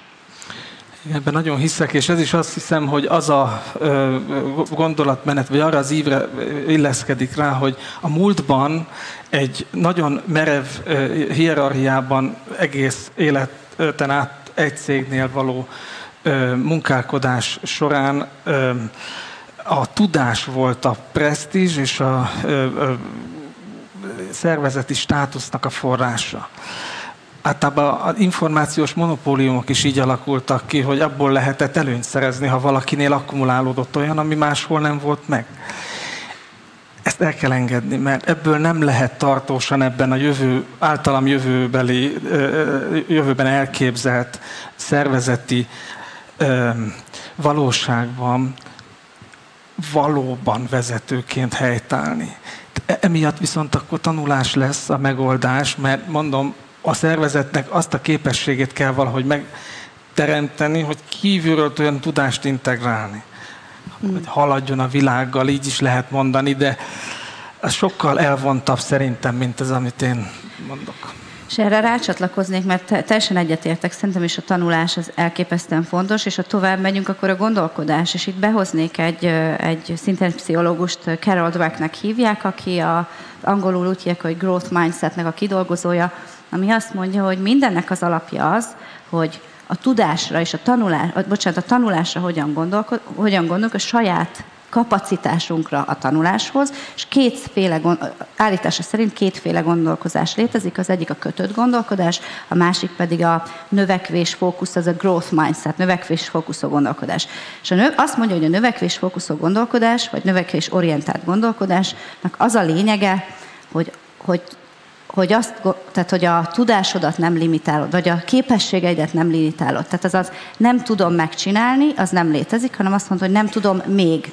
A kötött gondolkodás meg azt mondja, hogy az én intelligenciám, az én személyiségem kötött, eddig tartott, ugye eddig ér a takarom, és ne tovább. És amíg azt látjuk, és a kutatás úgy bizonyította, hogy hasonló tehetségű emberek teljesen más teljesítményt mutattak. És ezt mutatta be ez a pszichológus, hogy a gondolkodásmód elképesztően sokat számít. És ezért például kell az, hogy bennünk legyen egy ilyen még nem tudom, de meg fogom tudni. Versus nem tudom, fogalmam sincs, és megrántod a vállad. És akkor visszamenni a gyerekekre, ezért tök káros, amikor azt mondod a gyerekednek, hogy hát tökéletes vagy, hát csodálatos, hát fantasztikus minden, amikor azt mondod, hogy szuper, semmi baj, most nem sikerül, de majd meg fogod tudni csinálni. És ez az élmény, hogy még nem tudom, de tudni fogom, annál nagyobb erő szerintem kevés van a világon. Gyakran halljuk azt az elképzelést, kíváncsi vagyok, hogy mit gondoltok róla, hogy a határozottság az mindennél fontosabb, és egy csapatkapitány, egy politikai vezető, mindegy, hogyha baromságot csinál, de nem utasson. A gyengeség jele az, hogyha ő alkalmazkodik, ha ő menet közben változtatja a szabályokat. Nem lehet ugyanilyen veszélyes ez a tanulás, hát a főnöknek tanulni kell, nem tud mindent?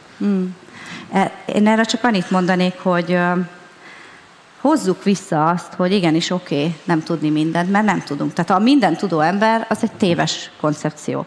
És ugye mindig nyomjuk ezt a gondolkodom, tehát vagyok, cogito ergo sum, hogy az alapgondolat az, hogy kételkedem. Tehát vagyok. És menjünk már vissza oda, hogy kételkedni, azért tudunk gondolkodni, mert először kételkedem. Igen, csak a kételkedésnek nem a lapos föld a vége a kételkedésnek? A lapos föld az nem kételkedés szerintem. Hanem tény. Az nem kíváncsiság. Hát aki lapos föld hívő, az nem kíváncsi ezt a földgömbölyű állítást megalapozó evidenciákra. Tehát itt azért végtelen korlátoltság kell ahhoz, hogy valaki... Világos, most provokálok, de visszatérve az eredeti kérdésre. Kételkedés az teljesen más. Jó, viszont amit felvetettem, van ennek egy határa. Tehát a vezető, mint Hamlet, kiáll és hangosan gondolkodik, járatja a fejét, hát tulajdonképpen a fene tudja ezt, hogy van, hát lehet így is nézni, lehet úgy, hát gyerekek. Na, ennek határt kell szabni, ez biztos. Tehát itt egy határozott fellépés kell a végén, sok véleményt meghallgatva, de a döntés egy valakinek a kezében van egy idő után. Vannak olyan vállalati kultúrák, ahol nem. Tehát a konszenzusra törekvő vállalati kultúra, ami nem azonos azzal, mint hogy a szervezet alja milyen távol van kulturálisan, vagy bárhogy a vezetőtől, a tetejétől, hanem az, hogy mennyit szenvednek azon, hogy összekalapáljanak egy teljes, tökéletes egyetértést. Európában ennek nagy keletje van, Németország tipikus példája ennek, meg az Európai Unió, és ugye ezért szokták kárhoztatni, hogy csak megy ott a gitrágás, meg tudjátok, ez. De ott ez a motívum ott alul van reprezentálva. Tehát van olyan, hogy kevés a határozottság. Erre rá szeretnék csatlakozni, mert szerintem nagyon izgalmas, amit mondasz, a konszenzuson alapuló döntéshozási szervezeti struktúra. Ez egy időben nagyon divatossá vált, hogy mindent konszenzus alapon oldunk meg, és közösen döntünk. Egyébként én Finnországban éltem 13 évig, és ott Finnországban pont a svéd szervezeti kultúrán nevetnek, hogy ez a diskutéra kultúra, hogy mindent beszéltünk, de nem döntünk. És a konszenzussal az a probléma, hogy a konszenzus egy csomó helyzetben nem tudunk konszenzusra jutni, mert a kompetencia az nem ugyanott van. Tehát látnunk kell, hogy ki kompetens döntéshozó. És ha azt mondjuk, hogy itt kinyitjuk, és mindenkinek a véleményét meghallgatjuk, az egy hamis állítás, mert kompetencia hiányban nem tudunk konszenzusos döntéseket hozni. Tehát a kompetenciát ne felejtsük el. Tehát én se kérdezem meg a 3 éves gyerekemet, hogy szeretnéd-e a lázcsillapítót bevenni, amikor lázas vagy. Tehát ez egy nagy hiba, amikor vezetőként ráterhelünk olyan döntéseket és felelősséget köszönöm, igen, ez a szó, most nem jutott eszembe magyarul, a csapatra, ahol nem kompetensek döntést hozni. Mit gondoltok a jövőről, most így a vége felé közeledve tekintve, hogy ez egy jövőt kutató konferencia, hogy a jövő vezetőinek milyen képességekre lesz szüksége, vagy milyenebb képességekre lesz szüksége? Sokat beszéltünk erről, azt hiszem egy nehezebb pályán dolgozik a jövő vezetője, mert ezek az elvágólagos, egyszerű, erőből történő megoldások tere az azt hiszem, hogy mindenhol a világon szűkülni fog, és felértékelődik, ezt már kiveséztük többé-kevésbé, az alkalmazkodás, a tudásgyarapítás és a felhatalmazásnak, bevonásnak a szerepe sokkal nehezebb úgy vezetni, hogy nem, hogy eltűröd, hanem támogatod, igényled azt, hogy azokon a témákon gondolkozzanak a szervezet bármely tagja, ami a komplett cégnek az életét magas szinten befolyásolja. Vagyis egy pillanatra csak elfoglalja a vezérigazgatói nézőpontot. Ez korábban azt mondtuk, hogy nem mindenki foglalkozzon a saját dolgával. Hát nehogy már még a végén majd ezt nem lehet már. És ezért is gondolom, hogy itt, hát Lili, folytasd már. Nem akarom ennyit szaporítani a szót. Egyébként szerintem izgalmas kérdés az, hogy a jövő kompetenciák, a jövő vezetője, hogy vannak-e valóban olyan képességek, amik azt mondjuk, hogy eddig nem kellettek, de most, hogy jövő vezetője, most már kellenek. És nem vagyok benne biztos. Tehát, hogy nyilván ezen sokat gondolkodunk ezen a kérdésen, és amiket én felhoznék, az nem biztos, hogy az nem kellett a régi mi ez egyébként a mostani, vagy a régebbi vezetéshez. Tehát, hogy én challenge-elném azt a gondolatot, hogy mindig a jövőbe tekintsünk, és felejtsük el, hogy mondjuk a régi vezetők hogyan vezettek. És valószínűleg én most tehát sokat gondolkodtam, és ez a mértéktartás és a mértékek megtalálása. Én most lehet, hogy ezt emelném ki. Tehát ez annyira izgalmas, de ez meg nem egy olyan kompetencia, ami nem kellett régen. Igaz, és igen, és ez a mértéktartás azért szimpatikus nekem, mert nagyon elterjedt, vagy hangosan lehet hallani, hogy úgy kell a váltokat vezetni, mint az alapító, mint a startup alapító, az alapító. Elon Musk megtestesíti ezt az archétípust, és akkor ott állunk szembe azzal, hogy te jó Isten, hát nagyon könnyen csap át, ez egy mikromanager üzemmódban, nagyon könnyen csap át, ez egy olyan helyzetben, amikor néhány téma nagyon felértékelődik, az egész cég meg úgy magára van hagyva közben. Mert amúgy ott nem épültek ki azok a struktúrák, az a adminisztratív, folyamatszerű működés, ami egyébként képessé teszi arra, hogy nőjön. De a founder az már 3 kanyarral arrébb van, ugye? Ez szembeállítva a bürokrata vezetővel persze, hogy szimpatikus, de a kettő között van a jó. Igen. És mi a helyzet? Arról mit gondoltok? Ma nagyon sokszor látjuk, hogy egy cég tulajdonképpen a kommunikációján keresztül határozza meg saját magát. Greenwashingtól kezdve mások támogatói szerepek, hogy mit gondoltok, hogy hol lesz ennek a vége? Tehát elképzelhető lesz-e az, hogy bekebelezi a céget a saját maga kommunikációs kényszere? Sőt, szerintem a saját maga stratégiája is be tudja. Tehát, hogy én például abszolút hibás vagyok abban, hogy stratégiai vezetőként tök sok céges stratégiát csináltam a fióknak. Megcsináltunk gyönyörű, nagy, globális finn cégeknek hatalmas stratégiákat, és szépen PowerPoint prezentációban jól működött, de az, hogy ez hogyan éli az életét egy szervezetben, az nem volt kitalálva. Tehát szerintem nagyon fontos az, hogy a cselekvés, tehát minden kommunikáció gondolat, az hogyan szervesül a szervezetben, ugye? Hogy hogyan lesz ez cselekvés, hogyan lesz ez a szervezeti kultúrának a része. És mindig ez a legnehezebb. Egyetértek. Nagyon sokáig elválik ez, meg a valós folyamatok mentén, ami kialakul, akkor olyan feszültség alakul ki a szervezetnek, az önképével is baja lesz. Nem fogja tudni, hogy hányadánál ő most a világnak azt mondta, hogy ő már ez meg az, de közben. Hát, szóval... És akkor itt jön a képbe még utolsó gondolatként az, hogy a csapat és a dolgozóknak mi az identitása, és hogyan élik meg ezt a helyzetet. Tehát, hogy ők hogyan internalizálják akár a kommunikációt, hogyan internalizálják a saját stratégiát. És én mindig azt mondom, a cél az, hogy csináljunk egy olyan stratégiát, amit majd a dolgozók azt mondják, ja, hát ezt már én kitaláltam. Hát tudom, hát erről beszélek. Tehát, hogy vegyék át, igen, ez ne a vezetőnek a stratégiája legyen, hanem igenis internalizálják a dolgozók, és éljék meg, hogy ez a saját dolguk, saját szervezetük, saját kultúrájuk. Köszönöm szépen. Elfogyott az időnk. Hogyan érdemes újra gondolni a női szerepeket a 21. században? Egy rövid kis pihenő után ezzel folytatjuk, és érkezik Mary Harrington. Nagyon szépen köszönöm, és óriási tapsot kérek beszélgető partnereimnek, Érmezei Lilinek és Orbán Gábornak.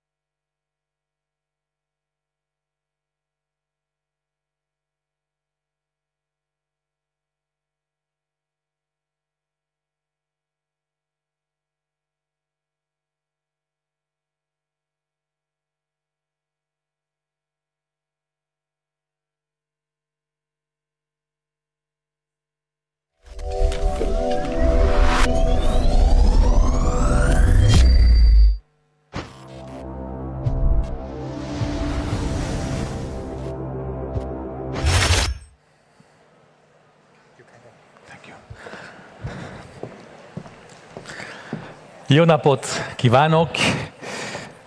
Hi everyone. My name is Rodrigo Ballester. I'm Spanish, but I live here in Hungary, and I'm going to be the moderator for today's talk.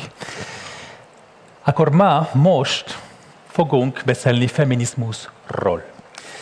And feminism and progress, or progress against feminism. Because the question that we're going to address today with our really, really fascinating guest is if after years of progress, does progress now serve still the cause of women? This is the question. So, in your view, feminism is a matter of equality. It makes women more equal, more free in the last decades. But the question is it still the case? Now, in the light of this new technological revolution that we are facing now, you know, it's a technological revolution that is even defining our bodies, the way humans interact. I mean, think that today one of the most difficult questions that you can ask to a politician is, what is a woman? And they wouldn't dare to answer. Also think that today, for example, it's possible in some countries to rent a woman's womb and basically to get a transaction and a baby. So the question is, in those current times, if progress is not basically only for a very happy few white-collar women, but is actually for everyone. This is the question. In order to speak about it, Brainbar found this fascinating personality. She had a lot of different lives before she became a writer, a thinker, before she took her pen and started, you know, like divulgating her ideas. She's going to join us for a 20-minute talk, and then we will give you the floor. 10 minutes, she will be seated here in the hot seat, and then you will have the occasion to ask her directly questions, so get them ready. Time flies. She will speak 20 minutes, and then you will have those 10 to address her directly. So, without any further ado, ladies and gentlemen, please welcome Mary Harrington.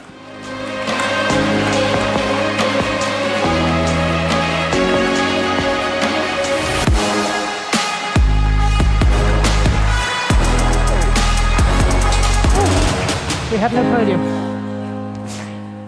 Thank you all for having me.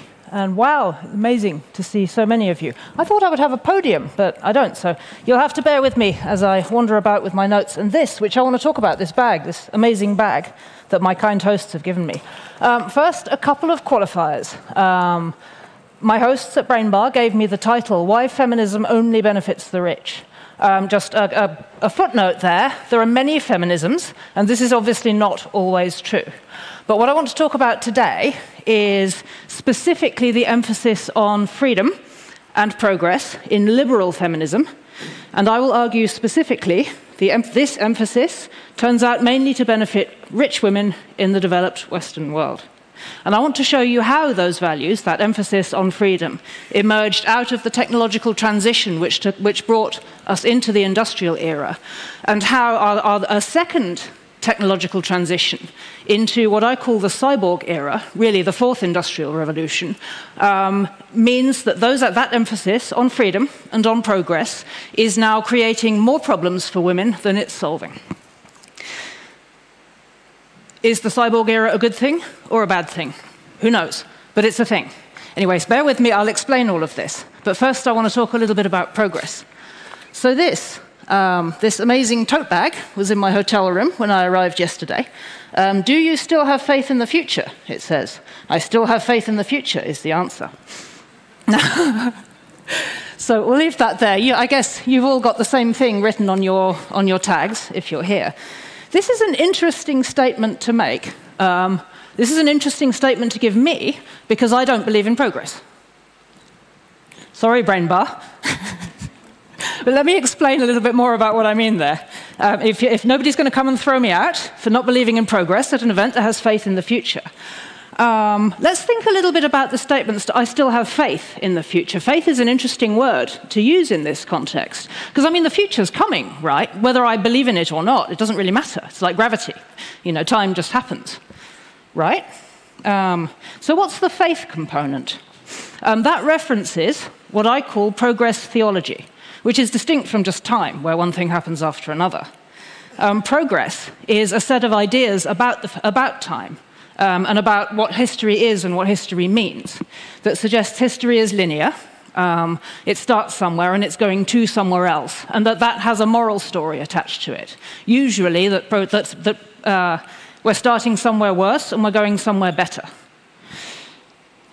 That idea cannot be separated. Even it seems supposedly we live in a secular age now.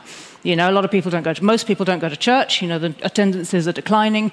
A lot of people say they don't really know what they believe in anymore. But the idea that we live in a world where progress is a thing, where progress is real, cannot be separated from Christian theology. It originates in the Christian story of death, judgment, heaven, and hell. This idea that the history of the universe began somewhere with the creation and the fall and so on, and it's going to somewhere, which is to say the day of judgment and where everything becomes great. I mean, that's a very reductive outline of 2,000 years of theology, right? But that's more or less. Oh, there's my mic. Oh, no, it's back.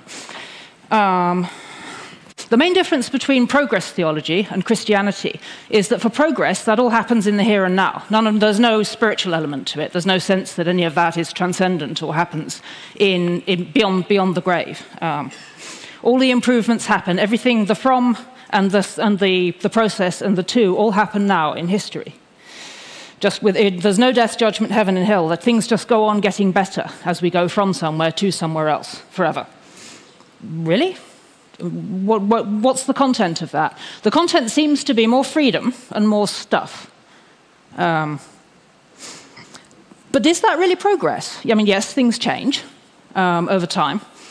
You know, but it's very difficult to say in an absolute sense that this is measurably getting better in an absolute sense. I mean, life is obviously not the same as it was 1,000 years ago. It's not even the same as it was when my grandmother was alive. But some things get better, other things get worse. You know, we're less cruel to animals on a day-to-day basis, but we have factory farming. You know, we're more prosperous, but at the cost of ecological depredations and some say oncoming disaster. Does it balance out on the positive? Who knows?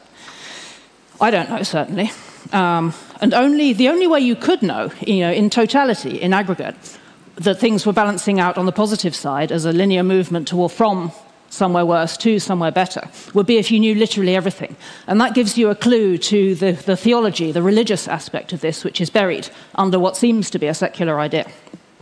It really is, so progress, this idea that everybody just takes for granted, to my read of it, is a theology in disguise. So here we are, supposedly in a secular age, at a meeting where we want to talk about having faith in the future. And I want to put to you all that there's a great deal of disguised theology bound up in the premises that underlie that. So I don't believe in progress in that sense. But you know, before the brain bar organizers come to kick me out, I want to say it doesn't follow from this that I believe the arc of history. Just because I don't believe the arc of history has a moral dimension in the progress theology sense, and I don't believe that we can attain never-ending progress in this world, that seems unfalsifiable, which is to say, implausible. It doesn't follow from that we can't talk about what is changing. It doesn't mean we can't talk about change. It doesn't mean we can't talk about the circumstances of our world or its politics or indeed morals. We just have to be clear about what we're discussing. So when I realized, and this is really what began my story of thinking about progress and about feminism and their relationship, because at the point in my late 20s, some time ago now, here, when I realized I was a progress atheist, or at least a progress agnostic, this left me with a real dilemma, because I've been a feminist pretty much ever since I was about 12. And I'll tell you the story of how I came to be a feminist to begin with. So I have two brothers. My dad was pretty old-fashioned. My family setup was pretty old-fashioned. I had a stay-at-home mum and a working dad. And when I got to about 12, I began to realize that there was something going on. Every day at mealtimes, my mum would set the table, she'd prepare the food, we'd all come and eat. And then afterwards, my dad would just get up and leave the table, and he'd leave someone, implicitly my mum, to clear up again afterwards. And then as I got older, my brothers began to copy him. And I was watching this, and I was thinking, hang on a minute. this left me with a dilemma. Do I assert my equality with my brothers on the basis of, I'm not one of these second-class people who has to do the dishes. So I assert my equal standing with my brothers in the family by getting up and leaving. Or do I express solidarity with my mum as the other female in the house by helping her with the dishes? It felt like an impossible dilemma. And I still don't really know the answer to who does the dishes, but that was the beginning of my inquiry and a lot of reading into the question of men and women and how we live together. And it really started me on the journey, which then led me through many, many years of very fierce and passionate commitment to feminism, which I still hold, albeit with some qualifiers. But if you consider progress just in the context of the women's situation, so here was my dilemma. When I realized I no longer believed in progress, I was then confronted with the question of what about feminism? Things seem to be a lot better on a lot of metrics for women than they were, say, 200 years ago. So if you don't believe in progress, does that mean you think women should go back to when we couldn't vote? And people would sort of present this as a gotcha. I'd be like, I'm not sure progress is a thing. And they'd be like, aha, what about the vote? Do you want to go back to being the property of some guy? I'm like, do you want to go back to not being allowed to work? No, clearly not. So as I sort of grappled with this question, and I began to think through what's actually going on when we talk about the women's movement and what actually happened there. And I read a little bit more, particularly into the 19th century women's movement. And I began to realize that once you take off once you remove the story of moral progress from the picture, the progress theology, if you like, what's actually going on over the course of if you look at the history of the 19th century women's movement, really from the late 18th century in England, because industrialization began so early there, what's actually happening there is women's response to a total transformation of society, which came about because of the Industrial Revolution. So in the pre-modern age, the agrarian, the pre-industrial world, the basic economic and social unit was the household. I mean, I'm talking about England here. I'm less familiar with the situation in Hungary, where I'm sure the trajectory has been a little bit different here. But in England, in the pre-modern world, the basic unit was the economic and social unit was the household. The married couple that were at the center of the household were not considered separately. The unit was the household. Individuals weren't really thought of as economic units. And work happened within the household. And a lot of that would have been artisan work or subsistence agriculture. And it was gendered, but both sexes worked.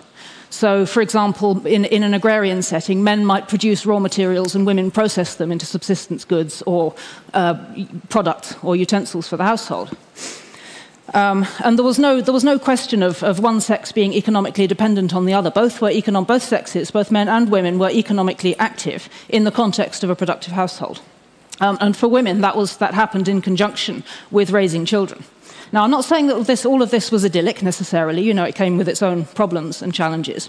As I said, I don't believe in progress, but that also means I don't think things are getting worse. Things just change. But what happened when the Industrial Revolution transformed the way we work was that work left the home.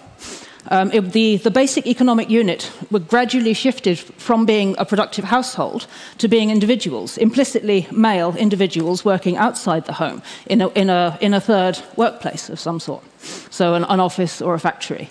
And this left women with a dilemma, which women had never really faced before, which is what do you do, what we now call work-life balance. Had never really was, for women in the Middle Ages, that just wasn't a thing, because work and life were just all the same thing.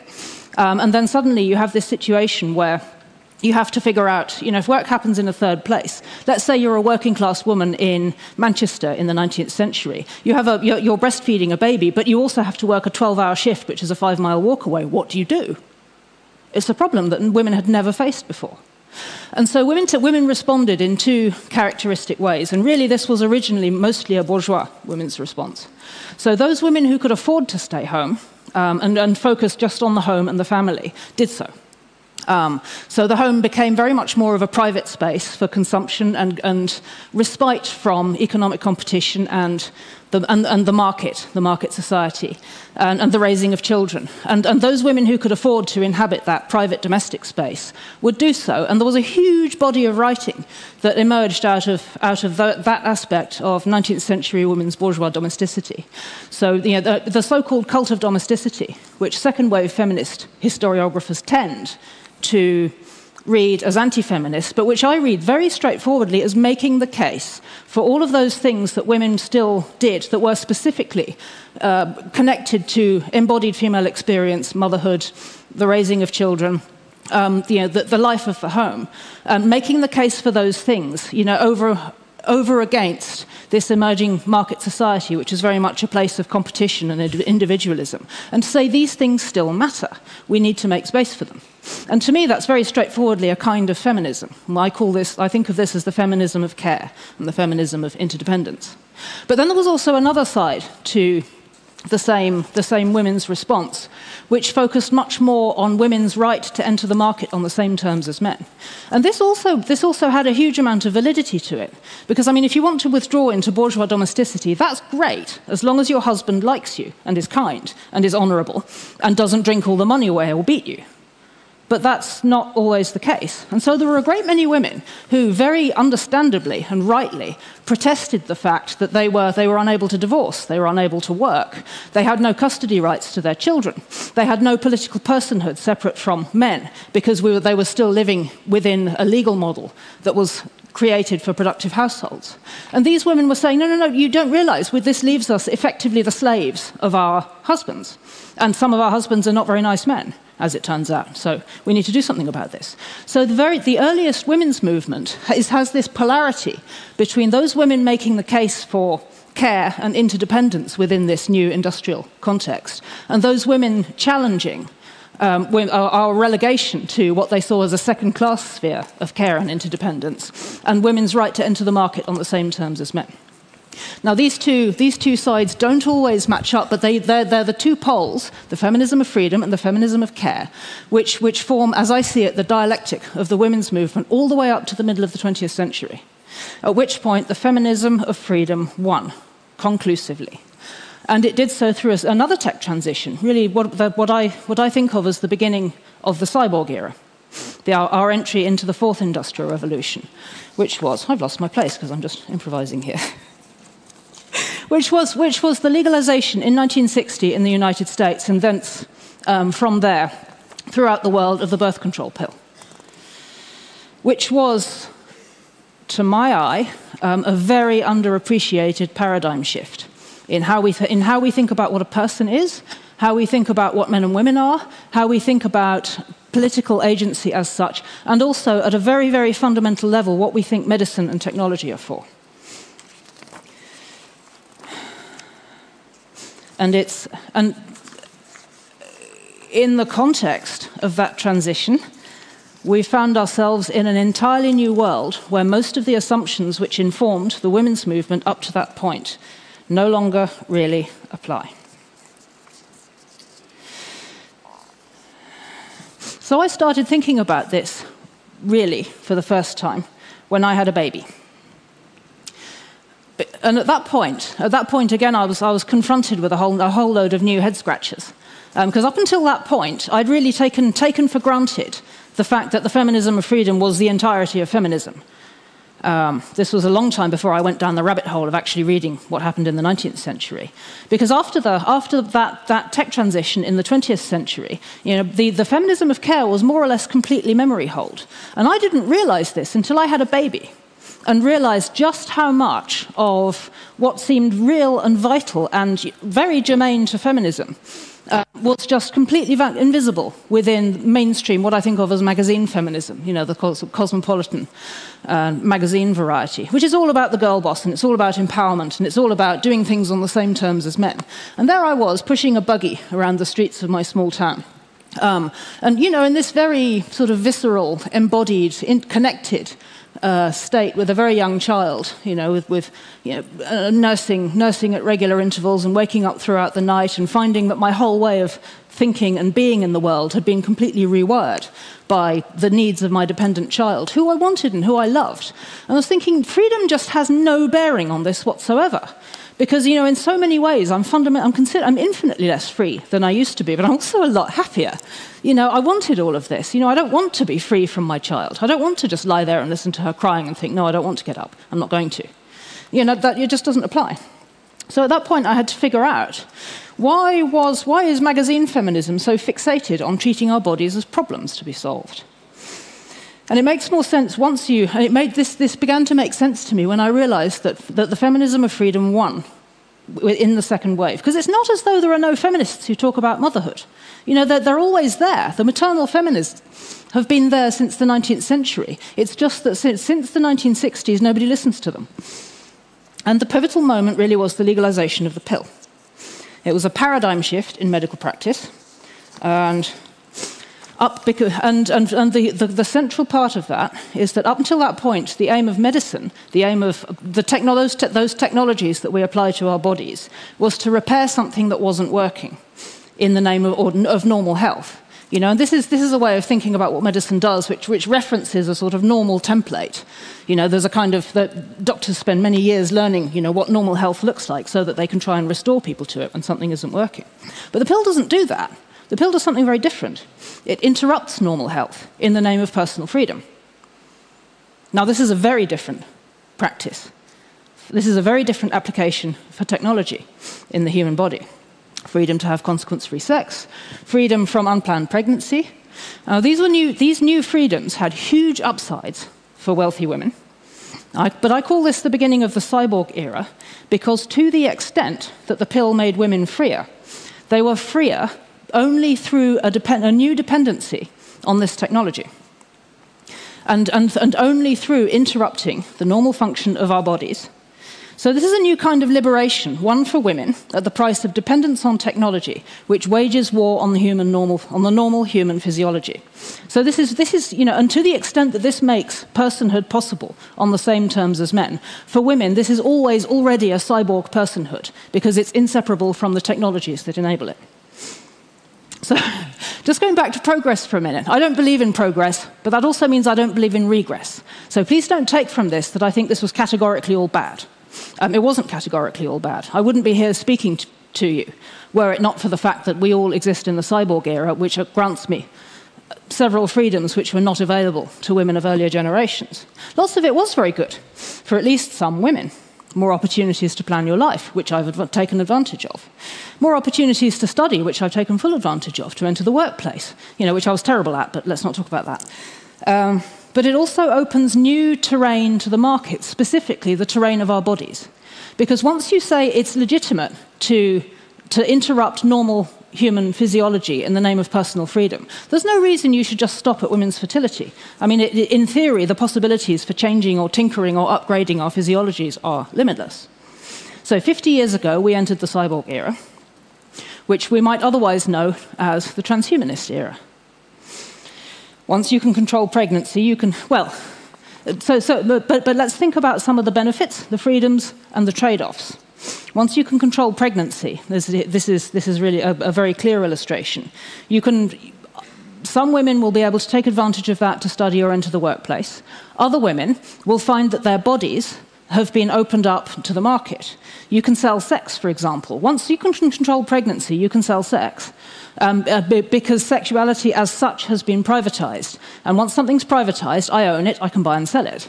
It opens space for the libertarian defense of the sex industry. Pornography instantly mushroomed from the 1960s onwards and is now pretty much normalized. I mean, there have been a great many recent lawsuits against Pornhub. I'm not going to repeat the details here because they're so horrific. But a very brief Google will bring up a whole list of the court cases now running against the world's largest porn website from children who were trafficked, raped, abused, and exploited in the name of commercialized sex. Progress always brings trade-offs. The commercialization of sexual access to women is a trade-off, one trade-off, there are many more, of a technology that separates sex from reproduction. Was it worth it? Only an omniscient being could know that. But I don't believe in progress, so it's not obvious to me necessarily that it's just all about never-ending progress. Further downstream, the pill fired the starting gun on a new era in technology, which we're now more than 50 years into. where the object of our research and innovation is humans ourselves. The obstacle is and in which normal human physiology is not something to be referenced when you're trying to heal somebody, but is an obstacle to be overcome, just as normal female fertility is the problem to be solved by the contraceptive pill. For example, we can now act as though it's optional to be the sex we were born as. I mean, if I can use synthetic hormones to interrupt fertility in the name of personal freedom, why should I not use synthetic hormones to convey the appearance of the opposite sex in order to, in the name of individual identity? There's no obvious reason why the one should be licit and the other not. Some even imagine we could end death itself or upload our consciousness to the cloud. Another way of saying the cyborg era is the transhumanist era. What we're really talking about is the fourth industrial revolution. And in this era, the assumptions of industrial era feminism no longer apply. Freedom now means dreaming of liberation from human nature itself. I mean, when we say transhumanism, it sounds like science fiction, but it really is as banal as taking the pill. Is that a good thing or a bad thing? Who knows? But the use of technology, but what we're talking about is using technology, biotech really, to escape the normal bounds of our physiology. Once you can interrupt normal in the name of desire, why stop at the pill? Why should we not just outsource pregnancy if we want to? Why not have 3 parents instead of 2, and all of them men? The press reported an instance of exactly that in California last year. And on the one hand, this provides liberation for example, same-sex couples, but it's also a big business. The throuple in question spent more than $170,000 buying their baby. The other side of freedom is always the market, the baby that's bought, the uterus that's rented in order to deliver that baby. Fertility technology is now a big business because the other side of freedom is always the market. Some celebrities now routinely go to a third party to carry their babies. For example, Elon Musk's baby mama Grimes has had at least one child has commissioned at least one child by surrogacy. So it's big business. It's also rife with abuse and exploitation. Much as with the porn industry, there may well be some performers who do so consenting and perhaps even enjoy it. I don't know. Apparently this is the case. But there are also cases of abuse and exploitation. There was a big case earlier this year in which women were trafficked into Greece for surrogacy. In effect, they were used against their wills. Their living bodies, they were used as incubators for babies that were being manufactured for sale. A trade in live human men, women and children. This is the stuff of nightmares. So the point I want to keep emphasizing is that these new technologies always bring a dividend of freedom, but they also extend the reach of commerce. So whether you're a beneficiary or a victim depends fundamentally on where you sit in the economic hierarchy. As elite women, such as Grimes, it's probably mostly or all good. But if you're trafficked for surrogacy or a child raped for pornography, maybe not so much.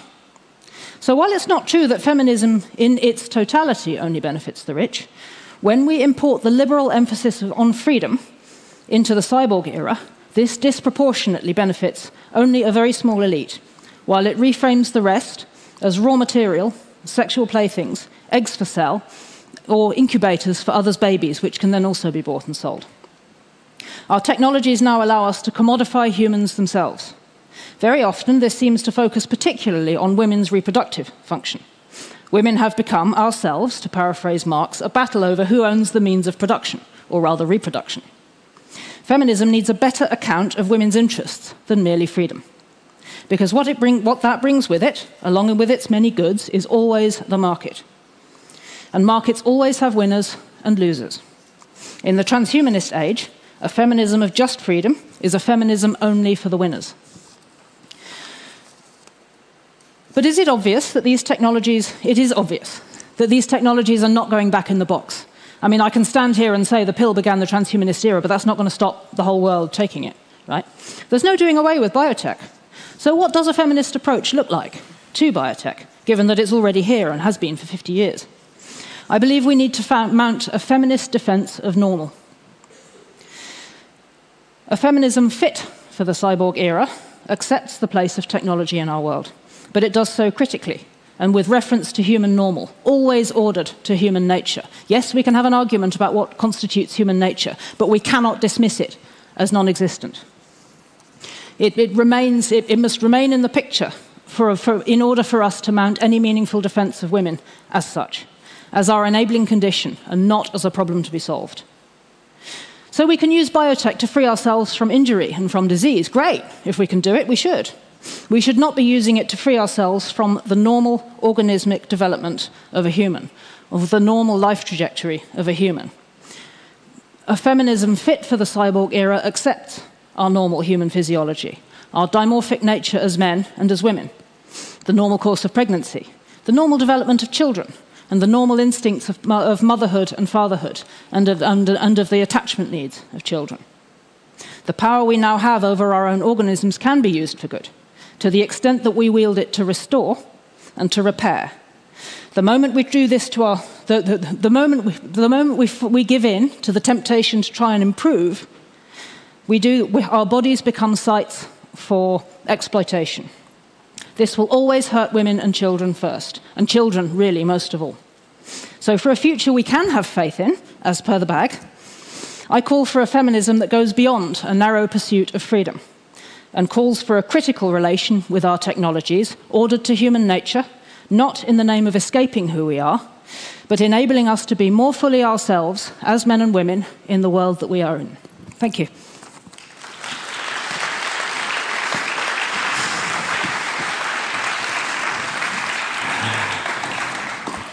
Thank you. Please. Thank you very much. Mary, please, just 1 second, please, because we didn't dare to interrupt you, but it was a bit long, and I don't think we have enough time now for questions. I'm so sorry, guys. It's fair enough, because, again, the message was really what really mattered, and in any way, you are here now. If you have any questions, Mary will not sit in the hot seat, but she can answer all your questions, backstage as from now. So here she is. So sorry about that, but again, I think the priority was to give you the opportunity to express yourself.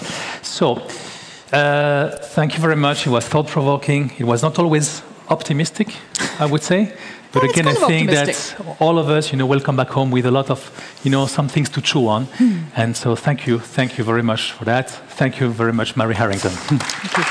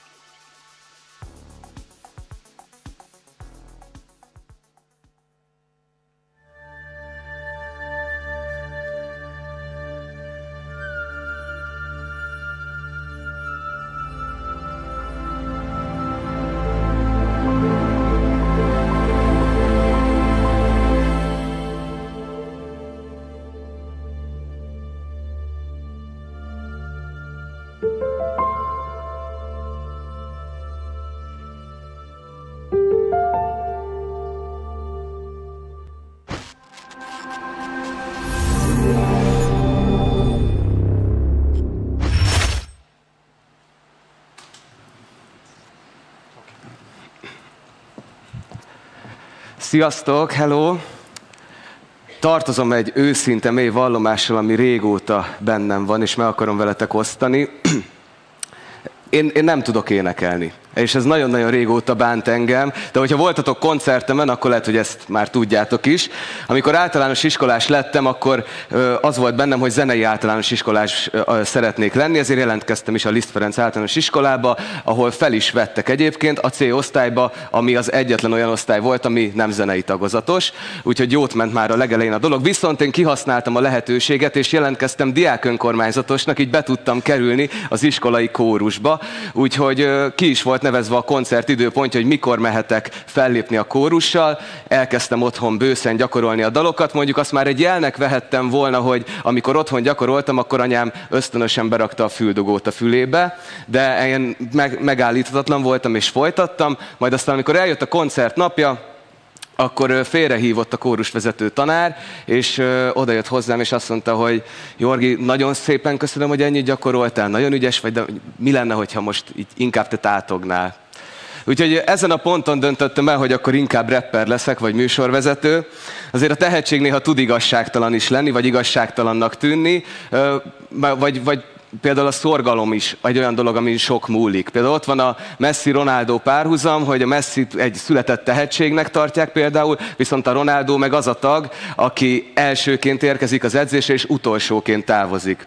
Hogyan vigyázzunk a tehetségünkre, hogyan találjuk meg a tehetségünket, és hogyan tudjuk kimaxolni azt. Erről fogunk beszélgetni most a vendégeinkkel, és ti is kérdezhettek bármikor, ott van egy piros mikrofon középen, hogyha megfogalmazódik bennetek bármi kérdés, hozzászólnátok a témához, akkor csak álljatok oda, és akkor egyből meg is adom a szót, kérdezzetek nyugodtan. Most pedig a színpadon a 3-szoros olimpiai bajnok vízilabda szövetségi kapitány, és a virtuózokból is ismert zongoraművész, Kemény Dénes és Rozsony Csildikó.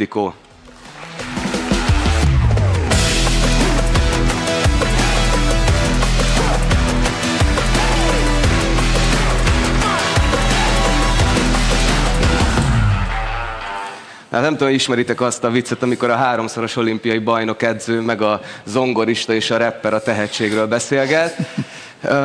Ti emlékeztek arra, amikor megtaláltátok azt, amiben tehetségesek vagytok? Mert például engem gyerekkoromban édesanyám vitt mindenhova, próbálkozott úszással, teniszezéssel, hát nézzetek rám, nyilván nem jött be, de hogy ti emlékeztek erre a pontra?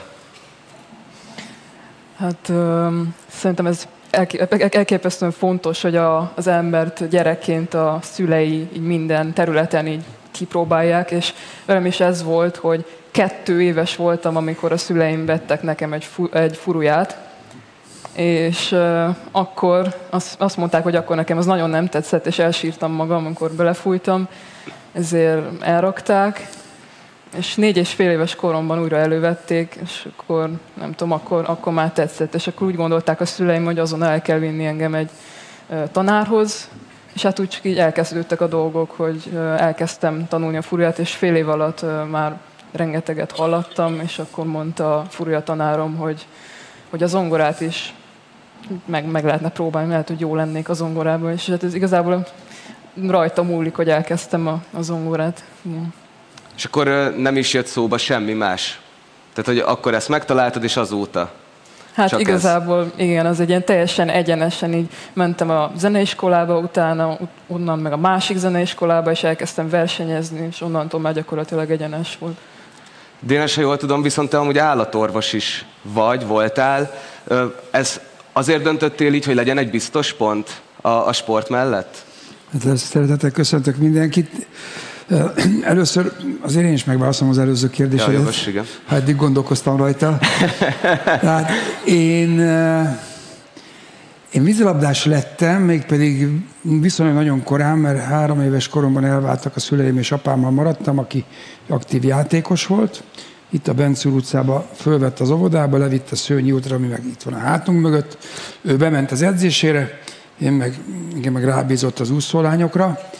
Míg nem, aztán bementem a vízbe, és nagyon hamar polos lett belőle. Ennek ellenére én először tehetséget az iskolában éreztem a reál tantárgyak felé. Tehát ott vettem először észre azt, hogy én miközben az órának a második felén a következő tananyagot ismertette a matek vagy a fizikatanár, én azt ott már majd, hogy nem meg tudtam volna írni a házi feladatot a végén helyben, és azt gondolom, hogy ez egy szerencsés helyzet volt, mert a tehetségnek ez a része, ez az, ami magától van. Az előbb említetted a két futballista párhuzamot, tehát ezért én nem tettem semmit.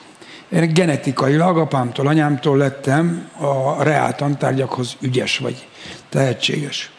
Vízilabdában úgy utólag visszagondolva fajsúly, például az egerszegi Krisztina soha nem a vízben úszott, hanem mindig a tetején, rajta, ennél fogva nagyon gyorsan.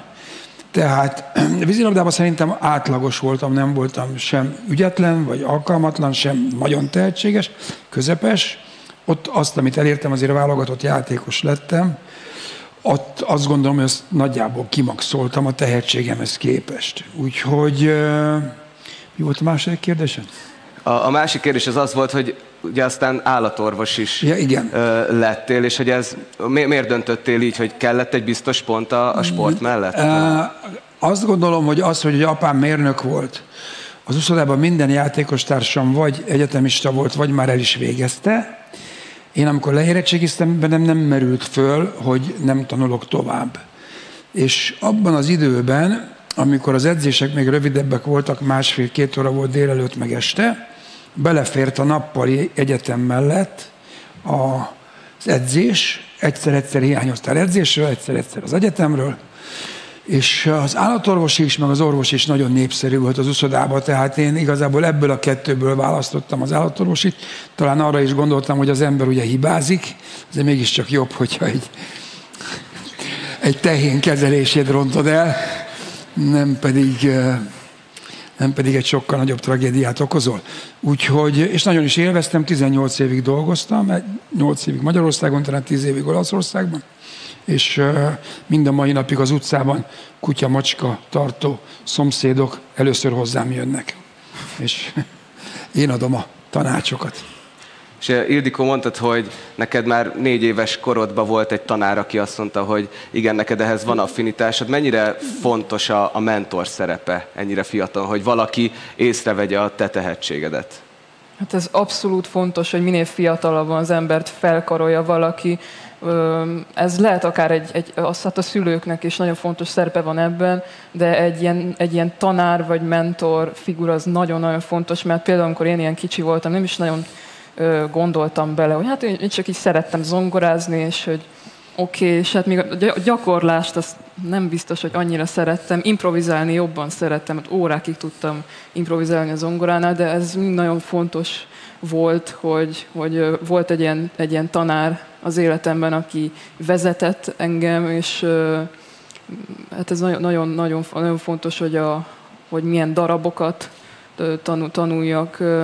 Nekem személyesen is nagyon jó volt, hogy nem sláger darabokat kezdtem el tanulni, és nem, hogy olyan úton mentem, hogy most mindig a legismertebb darabokat tanulni, hanem egy ilyen mélyebb zenerődalmi, hát én mélyebb darabokat tanultam, és ez egy ilyen olyan út, ami nagyon jó, hogy így vezettek a tanáraim.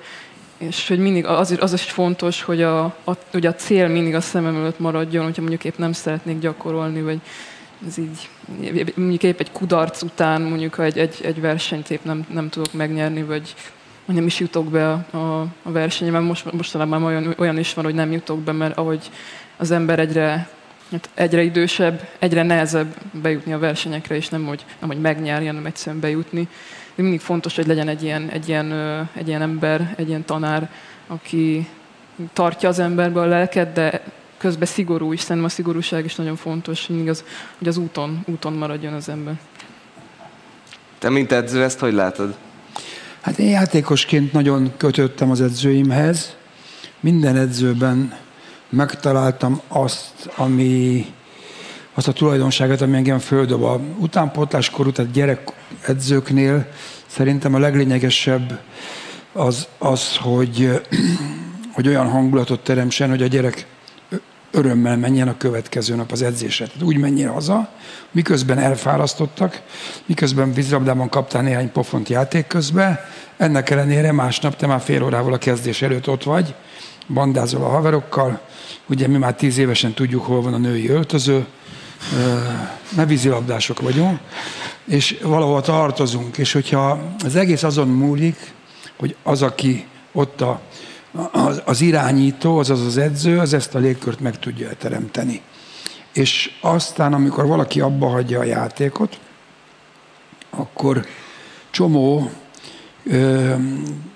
kritika megfogalmazódik benne az utolsó években, amikor már tapasztalt játékos, az épp aktuális edzőjével szemben, és amikor ő edző lesz, akkor ezeket meg akarja változtatni. De ezek alapvetően szakmai típusú gondolatok, csak aztán később rájön, hogy ő vezető is, illetőleg azon belül neki kell most a KH-nak lenni a tánciskolába, ahonnan mindenki indul, és egy olyan irányító figurának, hogy jó legyen a hangulat, azért ugyanazt a fárasztó munkát megcsinálni jó hangulatban, csak kellemesebb, és ez mind abból jön, azokból a tapasztalatokból, amikor még a másik oldalon vagy, akkor gyűjtesz, de ez hogy te mentort fogalmaztál, tehát ez a fajta kötődni valakihez, egy főnökhöz, egy irányítóhoz, az nagyon fontos. Ha ez megvan, akkor lehet veled szigorú, terhelhet nagyon fárasztó munkával, de egyrészt látod az eredményét, és azért az visszaigazolja mindezt, illetőleg örömmel vagy ott. Egyébként még továbbra is áll a lehetőség, hogy kérdezzetek, bármikor tudtok kérdezni, hogy ha odaálltok a mikrofonhoz, akkor tudni fogom. És ugye szokták mondani azt, hogy ő egy született tehetség, és ő egy világklasszis akár, de a végeredményben mi az, ami elválasztja a profit a világklasszistól? Hogyan lehet ezt mérni? Mondjuk arra gondolok, hogy sportban talán amúgy valamennyire lehet látni, hogy ki aki világklasszis, meg ki az, aki profi, de mégis azért mi az, ami elválasztja szerintetek a profit a világklasszistól? Akár. Szerintem ez elsősorban múlik az életkoron is, mert nem tudom, a profi szerintem az, akinek már van diplomája, és képes már nem tudom úgy fellépni, hogy mindig meg lehet benne bízni, és hogy mindig hozza a színvonalat. De az, aki, nem tudom, hogy a zongoránál mondjuk ezt úgy mondanám, hogy azt lehet mondjuk így klasszisnak nevezni, akinek már egy olyan társadalomba betöltött szerepe van, meg olyan sok, nem tudom, programba, vagy ilyen nagy versenyeken zsűrizett például, vagy egy olyan életművet adott hozzá már a zeneirodalomhoz, meg a zeneművészethez, társadalmilag, meg hát művészileg is, hogy az már egy ilyen tényleg egy hatalmas érték. Szóval nem csak jó zongoristának kell lenni, meg hát technikailag profinak, meg ilyesmi, hanem tényleg egy emberileg egy ilyen nagyon értékesnek kell lenni. Hát szerintem a klasszis vagy világklasszis az azt jelenti, hogy valaki valamiben kiemelkedő. Nyilván ezek fokozatok, és eddig a tehetségről beszéltünk, de ahhoz, hogy valaki kiemelkedő legyen, a tehetséget transformálnod kell tudássá. Az pedig ugye a közös munka, a hit abban a munkában, amit csinálsz, és egy nagyon jó érzékű irányító, aki a te tehetségedet, a tudását transformálja. Akinek kevesebb van, ahogy mondtad ugye a Ronaldót, hogy neki kevesebb van, nekem volt szerencsém sokszor látni őt edzeni, ő nagyon sok mindent ténylegesen verejtékes munkával megtanult. És úgy lett magas szintű a tudása. Az, aki pedig éppen csak alkalmazza a tehetségét, és ez is világszintű teljesítmény, nagyon-nagyon kevés van, az azt jelenti, hogy kevesebb munkával transformálja a tehetségét tudássá. Ez a világklasszis szint. A pro, illetőleg a nem, az pedig azt tudom példának mondani, én nagyon szeretek vadászni, és én nem vagyok pro, mert nekem az egy életforma, az egy időtöltés, az egy szenvedély, a pro, aki mellettem van, az a hivatásos, az pedig, aki ezt tanulta, és az a dolga, hogy a körülményeket megteremtse. Tehát akkor, amikor mondhatjuk világklasszisnak mind a két futballistát, de professzionálisnak nagyon sok futballistát mondhatunk. Sajnos másodosztályú, meg harmadosztályú labdarúgók is abból élnek, hogy ők másod-harmadosztályban futballoznak, de nyilvánvaló, hogy egy bizonyos szintű tudás esetében az főfoglalkozássá válik, és ott ugyanúgy vannak színvonalkülönbségek, de mindegyik professzionális, mindegyik profi.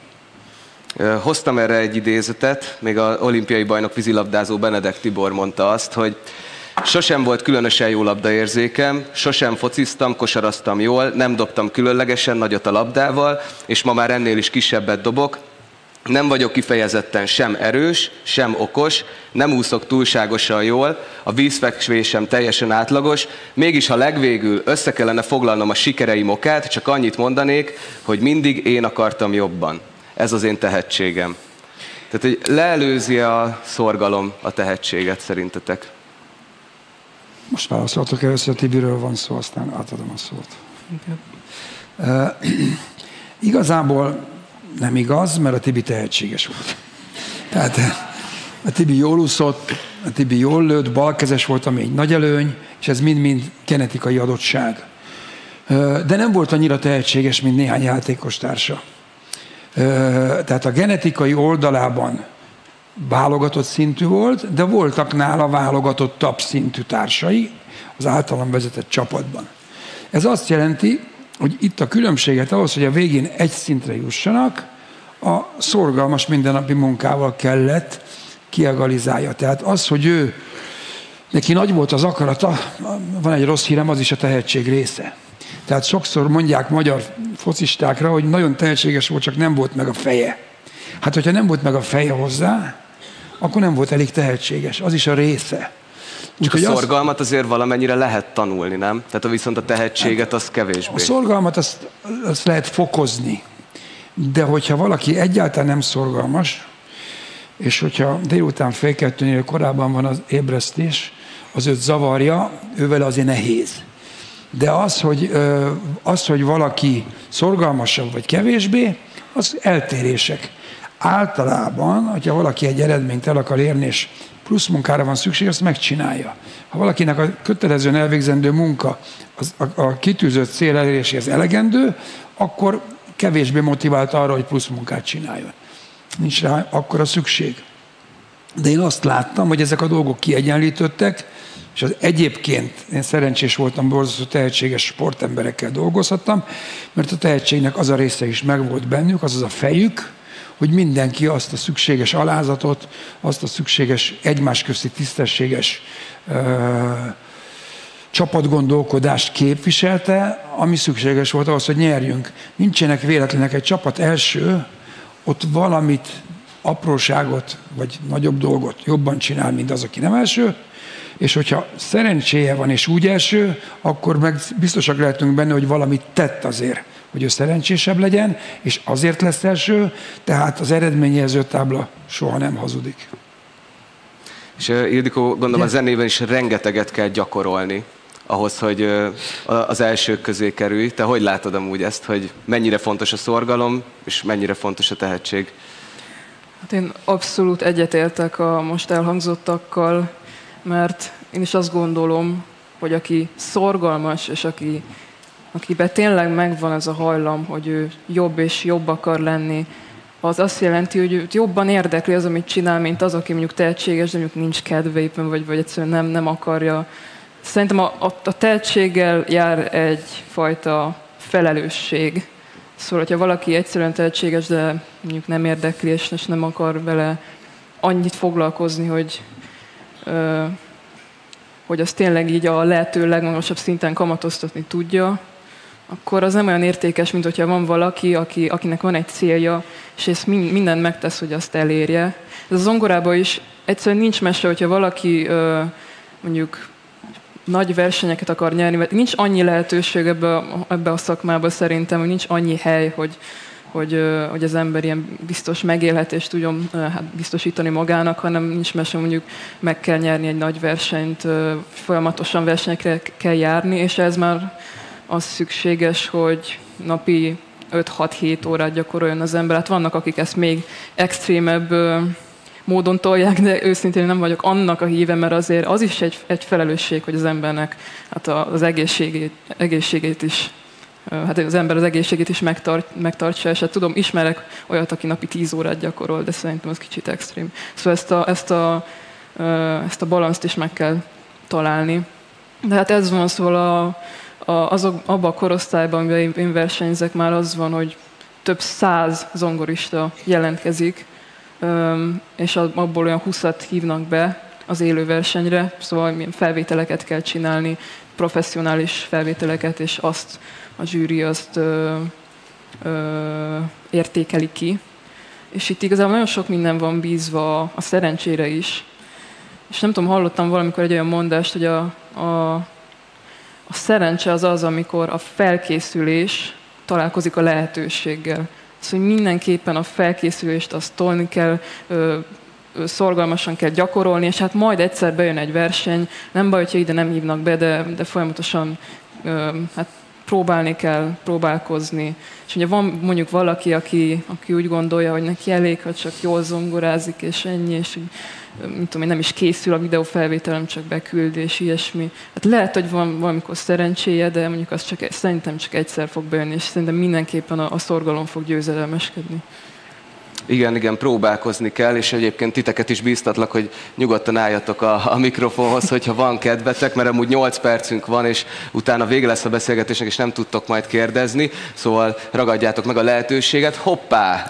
Lehet, hogy amúgy majd legközelebb a 20. percnél mondom, hogy 8 perc van hátra. Mit gondoltok arról, hogy korunk egyik legnagyobb elvárásait, ahogy körülnézek, csak fiatalok vannak nagy részében, hogy a felénk állított követelmény afelől, hogy legyen egy papírunk, legyen egy diplománk, annak ellenére, hogy lehet egy olyan döntés születik, hogy akkor elmegyek, hasonlítok most csak egy gazdasági vonalra, de közben lehet, hogy akármilyen művészeti vonalon viszont tehetséges vagyok. Hogy változtatja meg ez az elvárás a tehetségeknek a születését? Nem okvetlenül szerintem nekem kéne ezt megválaszoljam, de azt gondolom, hogy a művészeti területen, hogyha valaki tehetséges, ott is nyilván rengeteg megtanulható része van annak, hogy ezt utána napvilágra hozza a tehetségét, azaz végül is a tudását. Arra is megvannak a tanulmányi lehetőségek. Olyan világ van, hogy nagyon sok olyan munkakört, amit az ember szívesen betöltene, csak diplomával lehet. Ennél fogva így úgy amúgy, de mindenképpen tanulnia kell. Na most van egy rossz hírem, az állatorvos egyetemen nem volt mindegyik évfolyamtársam okos. Viszont mindegyik állatorvos lett. Tehát az, hogy valakinek van egy diplomája, az nem azt jelenti, hogy okosabb, mint a többi, az azt jelenti, hogy tanultabb, mint a többi. Esetleg okosabb is, azt nem tudjuk. Az majd kiderül. Úgyhogy egyáltalán nem tartom problémának, hogyha az ember tovább képzi magát, pláne, hogyha nem csak kötelezettségből, vagy karrier célok miatt, hanem mert érdekli mondjuk az a terület, amiben tovább tanul, és nem fogadja el a gimnáziumi szintet, hanem ennél magasabb szintet akar. Aki jár már felsőoktatású intézménybe, az tanúsíthatja. Körülbelül 1 hónap alatt tüntetik el azt a különbséget, ami az érettséginél megvan diákok között. Olyan ritmusban oktatnak, olyan mennyiséget, hogy borzasztó gyorsan mindenki ugyanarra a szintre kerül, vagy abba hagyja. És én ezt nem gondolom kidobottnak, hogy az embert megtanítják tanulni. Nem kell tudni a diploma átadása pillanatában mindent, amit az ember a szemeszterek alatt megtanult, de legalább tudod, hogy hol van a könyv, vagy hol találod meg most már a telefonodba azt, amire kíváncsi vagy. Szerintem jött a következő kérdés. Az én kérdésem visszakapcsolódva a szorgalom és a gyakorlással lenne, mert ha zenéről, ha sportról, vagy akár orvostudományról van szó, szerintem a kiégés fogalma mind a 3-ban megjelenik, és egyrészt, hogy van-e ezzel kapcsolatban személyes tapasztalatotok, és másrészt pedig, hogy ezt nem is feltétlenül, hogyha kiküszöbölni, de hogyha ezen túllépni hogyan lehet, és hogy ezt hosszú távon tudjuk-e a saját hasznunkra fordítani. Hát egy ilyen sok gyakorlást igénylő pályán ez egy elég nehéz dolog a kiégés, mert mondjuk én azt szoktam hozzá, hogy egy napot se hagyok ki a gyakorlásnál, még akkor is, hogyha beteg vagyok, szóval minden nap kell ezt a 5-6 órát inkább hozni, és mondjuk évente olyan 3-4 nagy versenyre szoktam jelentkezni, de van, amikor az ember mondjuk ezt túl akar lépni, és mondjuk túl sok versenyre jelentkezik, és mondjuk minden felkérést elfogadni, mondjuk meg kell tanulni azt is, hogy néhány felkérésen nemet mondani, mert ha mindenre igent mondasz, aztán csak azt veszed észre, hogy ezt csak azért csinálod most már, mert jaj, ezt most elvállaltam, és hogy erre is muszáj mennem, meg mondjuk a versenyeknél régebben volt olyan, hogy utaznom kellett rengeteget, amikor még nem csak videófelvételeket kellett küldözgetni, hanem mindenhova el kellett utazni. Idő után ez sok, szóval nem az van, hogy az ember egyszerűen nem szereti csinálni, egyszerűen sok mindenből, hát jóból is megárt sok, szóval tudni kell, még hát annak is, aki nyári szünetben is egyfolytában minden nap gyakorol, annak is tudni kell, hogy mikor kell mondjuk egy hétre elmenni. Nekem volt most egy nagyon, nagyon klassz ilyen élményem, hogy nyáron elmentem, mesterkurzus meghívás volt, szóval ez is a zongorához tartozott, és kötelesség volt, mert egy nagyon, nagyon klassz lehetőség volt, de nekem ez olyan volt, mintha újjászülettem volna. Szóval kell egy ilyen, tudja az ember, hogy mikor kell megállni, akkor is, hogyha egy ilyen hektikus pályán van. Igen, meg főleg úgy, hogy 18 éves vagy, azért még bőven korai lenne a kiégés, de egyébként akár a te pályádon láttál már olyat, hogy ilyen idősen kiég valaki? Abszolút, hát 8 évig jártam a rendkívüli tehetségképzőjébe ezen az akadémián, és gyakorlatilag a végére csak én meg egy másik ember maradtunk az osztályban. Amikor kezdtem, akkor vagy 10 voltunk, vagy nem tudom, és hát mindenki, ismertem jó néhány embert, aki egyszerűen abba hagyta, vagy hát nem volt kedve már tovább csinálni, vagy egyszerűen elmentek máshova. Szerintem az, aki mondjuk van olyan is, akit a szülei nyomnak, hogy minél több versenyre, meg ilyesmi hát menjen, van, amikor kiég az ember, még ilyen fiatalon is. Hát a következő kérdés. Elnézést, én Déneshez fogom intézni a kérdésemet, elnézést, Ildikó. Beszéltünk arról, hogy ugye az egyetemi diplomák és a vízilabdázók, hogy viszonylag sokan vannak a vízilabdázók között, akik egyetemet végeznek, végeznek, főleg más sportágokhoz viszonyítva. Hogy szerinted miért van ez, és hogy ez segítette őket abban, hogy az aktív sportolói pályafutásuk befejeztével könnyebben boldogultak, beilleszkedtek a társadalomba?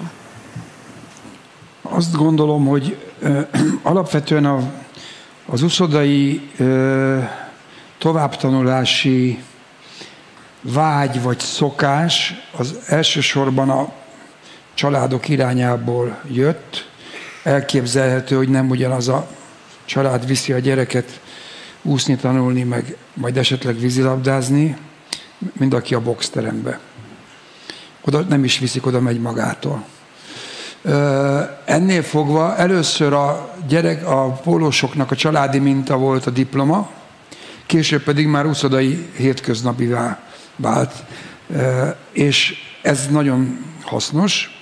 Most annak ellenére mondom ezt, hogy már nappalira nem lehet járni. Napi 6-7 óra edzés van, emellett már nem lehet csak távoktatásra, de az is azért egy diploma, akár az lehet a műszaki, lehet a jog, lehet a gazdasági, vagy mit tudom én, mi van még. Orvosi, állatorvosi nem. És érdekes, mert semmi hatással nincs, semmi összefüggés nincs a játékintelligenciával. Az egy olyan született belső, hogy vagy megvan valakinek, vagy nem. Általában azért a csapatsportokban kialakul a maximumon, ami valakiben otthonról vagy belülről megvan. Úgyhogy elsősorban azok fognak aztán dolgozni volt vízilabdások szakmájukban, akik mondjuk első osztályú szintre vitték, vagy néha válogatottba játszottak, de a legnagyobb nevek, a legismertebb játékosok, akik olimpián játszanak, uram, bocsánat, olimpiai bajnokok lesznek, ők kevés kivétellel inkább a vízilabda sportákban maradnak, és ott kamatoztatják a tapasztalataikat, miközben van egyébként egy civil diplomájuk. Vagy esetleg a kettőt tudják fuzionálni. Van persze ellenkivétel, a BM kórház sebészfőorvosaként ment nyugdíjba Bodnár András, aki olimpiai bajnok pólós volt. Ő az orvosi diplomájával végig dolgozta a 40 évet. Pirosan villog ez. Igen, köszönöm, hogy te mondtad. Rossz hír, de én azt gondolom, hogy nagyon jól megfér a vízilabdázás és a magas szintű tanulás egymással, és valahogy az uszoda légköre ezt diktálja. Nem csak az, hogy 10 évesen tudjuk, hogy hol van a női öltöző. Ez egy gyönyörű zárás. Köszönjük szépen, nagyon tehetségesek vagytok a kérdezésben is. Köszönjük szépen, nagy taps a kérdezőknek és a kérdéseknek. És hogy hova vezet, ha utáljuk a saját kultúránkat, erről érkezik hamarosan egy előadás, úgyhogy ne menjetek sehova, és egy hatalmas tapsot Ildikónak és Dénesnek. Köszönjük szépen!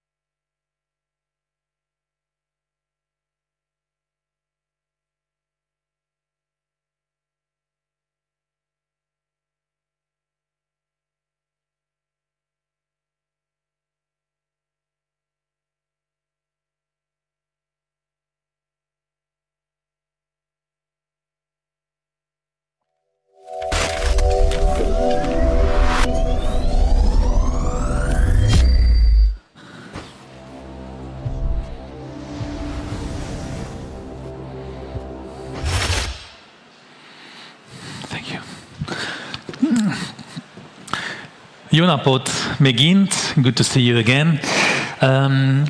Imagine for a second that you hate yourself, that you have no self-esteem. Imagine that you deeply despise your parents and your grandparents and whatever they did in the past. Would it be like a solid foundation to look at the future? Not really, huh? Well, now imagine that a country or a civilization does basically the same thing. That it only looks at its past and legacy with contempt and only from a negative stand view. Well, question, do you have the impression this is what the West is doing right now? Do you have the impression that the West moved from pride to shame? We are known in the West as being the civilization of self-criticism, but didn't we push it too hard to self-loathing, to this deep lack of self-esteem? I mean, if you read the news, you have the impression that only whites can be racist, only whites can be oppressed, or only whites had empire. I mean, this, historically speaking, is absolutely false. But still, this is what is happening. So this is what we're going to discuss today. And also another question is, did you think that this happened for the first time? Or actually this is a pattern, historical pattern, you know, that goes through the Western civilizations? Did the West already hate it himself already in the past? I think this is another important question. To discuss that, Brain Bar found an exceptional personality. Somebody who grew up between Sweden and the US and then studied and worked in the US, in France and Italy, among other countries. Now he's based in the US and he came here. He's going to speak for 20 minutes maximum, because after that it's also important that you have time to address your own questions and to ask him your own questions. So he's going to sit there in the hot seat and feel free to grill him with your own questions. But without further ado, let me welcome on stage the philosopher, the thinker, and the author of the Western self-content, Benedict Beckeld.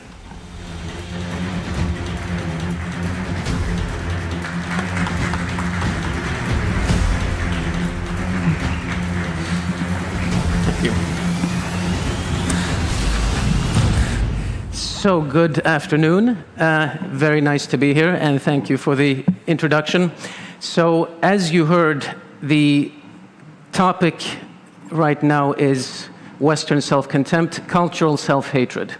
To give a couple of examples so everybody sort of knows what it is that I'm talking about, there was a couple of years ago a Scandinavian airline commercial where they said that there is no such thing as Scandinavian culture. Everything that we love about Scandinavia actually comes from outside. Or it is when a Frenchman waves a French flag or a German waves a German flag and they are assumed to be fascists or even Nazis. It is in my own country, the United States, which is at least now what I call my home, have for a long time, when people tear down statues of our founding fathers, thinking that this is in some way progress. That is cultural self-hate. To share one personal anecdote, many years ago, in an earlier lifetime, I was a volunteer teacher in sub-Saharan Africa, in Namibia, and when we were in orientation there, the American group leader of our group of volunteers said that living in a different culture had taught her that those who attacked us on September 11th, 2001, had a point. And of course, it's one thing to criticize certain aspects of one's own government's foreign policy. I do that myself all the time, especially with the current administration. But it's quite another thing to say that 3,000 people of your 3,000 fellow Americans and fellow New Yorkers, she was from New York City, 3,000 fellow Americans being killed, that was somehow justified. This is the phenomenon that we're talking about, cultural self-hate. Now, everybody knows, or most people know about this phenomenon. They've heard of it before. They recognize the symptoms. But people generally don't understand why it actually happens. The idea of hating one's own culture seems so foreign to the normal state of affairs that it seems to be something absurd, something completely new that is difficult to explain. And in fact, it can be explained. a lot of people have written about this in the past. They've written screeds against cultural self-contempt. They've written about how maybe it's because of cultural Marxism, or maybe because of the Frankfurt School in the early part of the previous century. These are all parts of the explanation. But in order to truly understand Western self-hatred, Western self-contempt, we have to use the philosophy of history. I'm a philosopher by trade, by profession. And the philosophy of history is a bit of a neglected sub-discipline of philosophy, but the branch of philosophy that studies history, that tries to understand why, not what happened, that's the job of the historian, but why things happen, and if there are certain patterns that can be perceived. And so if we approach this problem through the philosophy of history and actually try to understand why this happens, then we can see that, in fact, it's not something new. And as the saying goes, there's nothing new under the sun. We discover that, in fact, this is a phenomenon that has happened in the West ever since ancient Greece. Now, the details are sometimes a little different. The physical details won't always be exactly the same, but if we step back and take a broad bird's eye view of the phenomenon, then we see that, in fact, the larger pattern always repeats itself. And the book that was mentioned earlier, Western Self-Contempt, my book that was published a while ago, is the book that tries to actually explain precisely why this happens. Although I am, of course, against cultural self-contempt, the goal isn't to attack it, because in order to understand something, we have to respect it enough to take it seriously and see why it actually happens. And so what I'm going to do is to give you a bit of a glimpse of why it actually happens, to explain the process of how it works, and that will enable us to understand why this is going on today. So first of all, in terms of definition, there is a word for this kind of cultural self-hate, and that word is oikophobia. Oikophobia, the word itself, was coined by the late British philosopher Roger Scruton in the 1990s.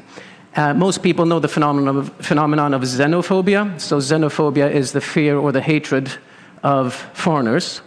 Oikophobia, from the Greek oikos, is the fear or hatred of home, of one's own cultural home, of one's own society. And once we have a term for this phenomenon, it actually becomes easier to discuss it.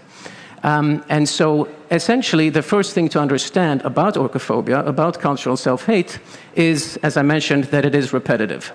So there are a couple of conditions, a couple of circumstances that need to be in place for cultural self-hate to arise. And this is also, by the way, why this is mostly a Western phenomenon. Sometimes I'm asked, is oikophobia, is cultural self-hate uniquely Western? The answer is, it's not exclusively Western. We do find it outside of the West. But it is mostly Western because the conditions, the circumstances that are required for oikophobia to occur are more Western.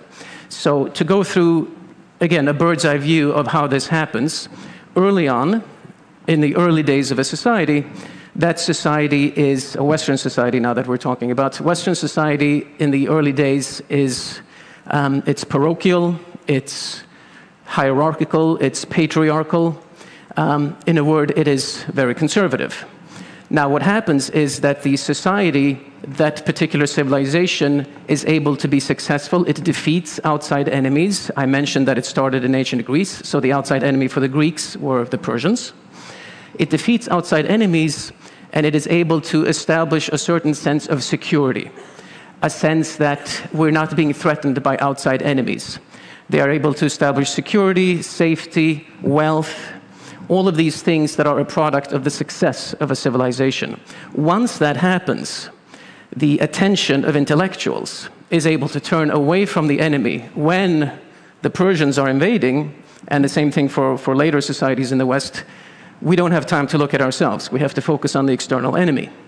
But once that enemy has been defeated and the society has grown very successful, and there is an open intellectual space where intellectuals can come together and exchange ideas, once that happens, that is when the scene is set for cultural self-hate. And this is also why it is mostly, again, like I said, not exclusively, but mostly a Western phenomenon, because these things, an open intellectual space, a certain sense of egalitarianism, where different people feel that they have a voice and can add to the conversation, those things have been more typically found in the West than in the non-West, which is why, again, cultural self-hate is mostly a Western phenomenon. And so what essentially happens is that in the early days of a civilization, the society is one tribe. We can think of it as one tribe. But as it grows successful and larger, there are smaller interest groups that develop within the tribe. And so a kind of neo-tribalism develops, where different groups of the society begin to compete against each other. And they start to view each other as greater threats than they view the external enemy, because the external enemy has been defeated. They're no longer relevant. And there's a great line in Freud that I like to quote in the Civilization and its Discontent. The German title is Das Unbehagen in der Kultur. He has a phrase which is very useful. It's der Narzissmus der kleinen Differenzen, the narcissism of small differences. And the point there is that if I, a Westerner, think of a nomad in Mongolia, for example, there's no reason for me to hate a nomad in Mongolia because he's so different from me. We have nothing to do with each other. So he's not a threat to me in any way. It's the person who lives down the street, my neighbor. He is the one against whom I measure myself because he's the one who can be a rival, an enemy of some kind. When we don't have existential threats to our civilization anymore, it's our neighbors who become the bigger threat. And this might sound like a bit of a cynical view of human nature. Obviously, human nature is capable of great good as well, but we do generally, some people more than others, but we do generally have a need to identify ourselves by measuring ourselves against something external. And when in the early part of a civilization, that external thing against which we measure ourselves is the enemy. Later on, once we have wealth and security and so on, the person or persons against whom we measure ourselves are our neighbors. And so we are able to raise ourselves up by pushing down the rest of our society. This is basically how orcophobia happens.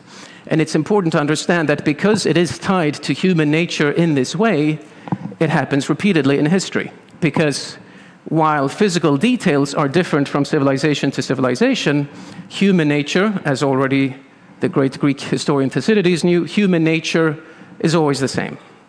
It was the same 2,500 years ago when he lived. It will be the same 1,000 years from now. And because human nature is a stable factor through history, it stands to reason that cultural self-hate is not some new absurd phenomenon. It is something that we can understand very well by looking at the philosophical, historical, and cultural anthropological development of self-hate in history. And so self-hate basically occurs shortly after a civilization has reached its peak. So I mentioned Athens. So for Athens, that's about late 5th century BC, early 4th century BC. The peak arrives. By peak, I mean basically civilizations, the height of a civilization's ability to project violence, to project outward force. And for Athens, that is in the mid-5th century, and so orcophobia comes a little later, late 5th century, early 4th century BC. For Rome, we see it in Rome as well. Again, there are differences in the details when one looks at the various historians and philosophers and so on who express orcophobia, who express cultural self-hate, but the larger pattern is there.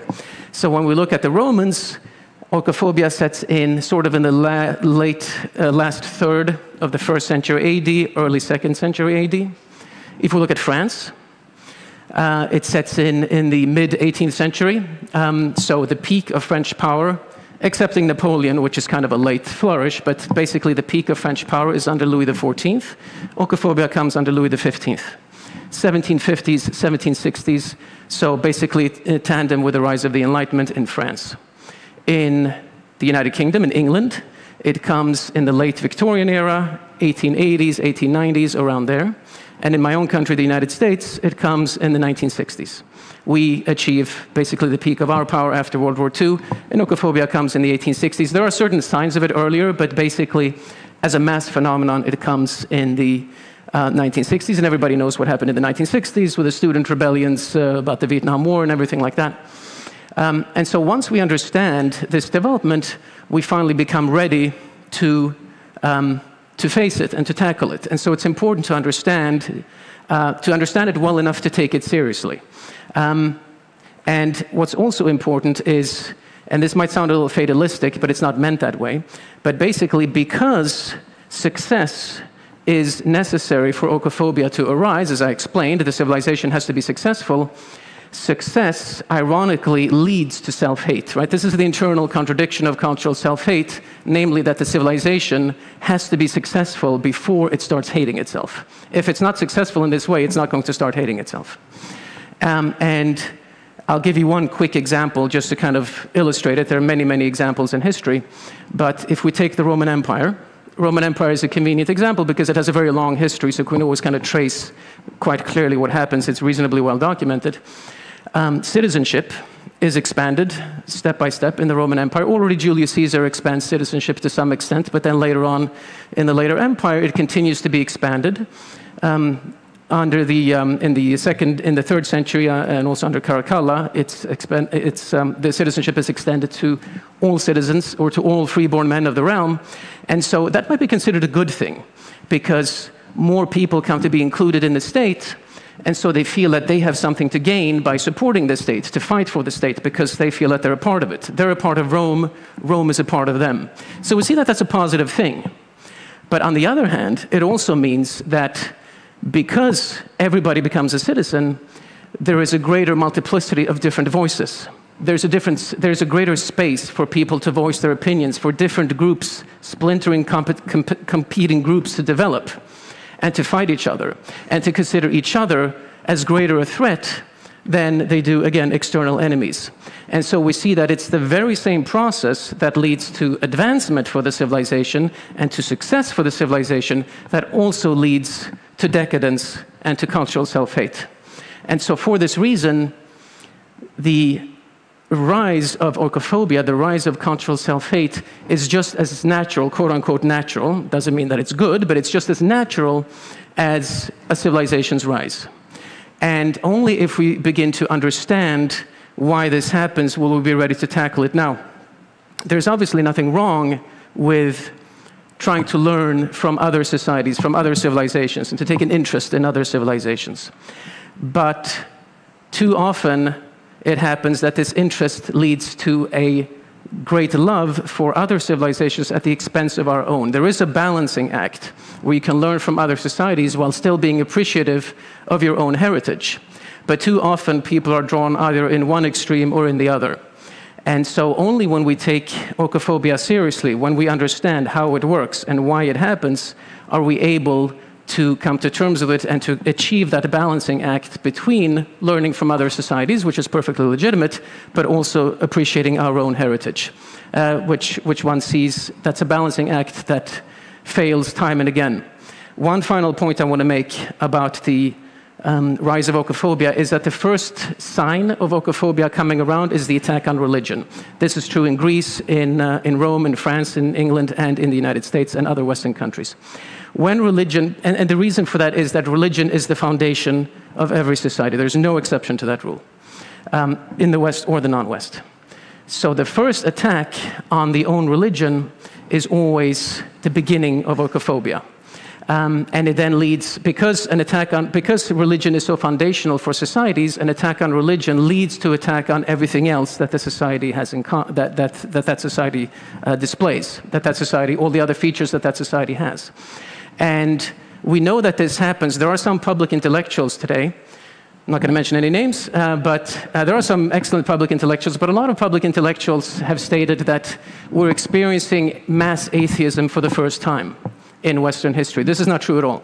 Already Plato, in Book 8 of the Republic, complains about mass atheism in Athens in the early 4th century BC. And there were many other examples of mass atheism occurring, maybe not quite as extreme a form as today, but it happens repeatedly in history. And so when we understand that mass atheism has happened before, and we only have to read the philosophers, the historians, we only have to read the sources to know this, and put it all together and see how they all connect.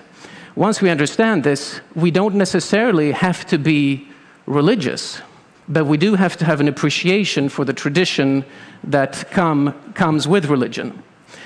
Because a civilization stands and falls with its god or with its gods. And we see this again, time and again.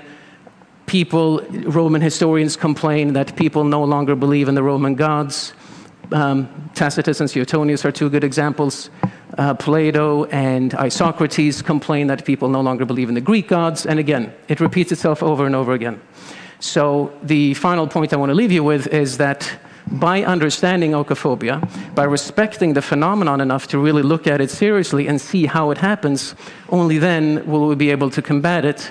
Only then will we understand what is required for us in order for us to start loving ourselves again as a society.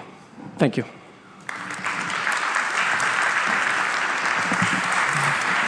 Thank you so much. Thank you so much, Benedict. A lot of controversial points, so without further ado, please have a seat. Yes. Please grab the mic. It's your turn now. I'm sure that this very thought-provoking intervention indeed enlighten you. If you agree or you disagree, if you again, there's no cancel culture here. You can say whatever you like. Please go ahead. Who's going to break the ice? Who's going to be first, sir?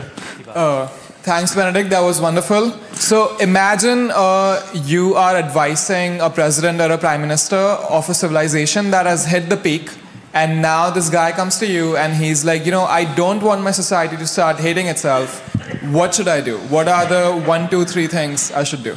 So obviously in a Western country or in a democratic country, there are limits to what a prime minister or president can do with his power. But what I would advise such a person is to, first of all, encourage religious institutions and to encourage large families, especially because what often happens, even people who tend to feel rebellious toward their culture, once they have children, doesn't always happen, but once they have children, very often a sense develops that they want to pass down something to their children. So having large families does help a lot. People do tend to become more aware of their own heritage, of their own tradition once they have children. So enacting policies that encourage large families would be one of the first things that I would advise them to do. Yeah.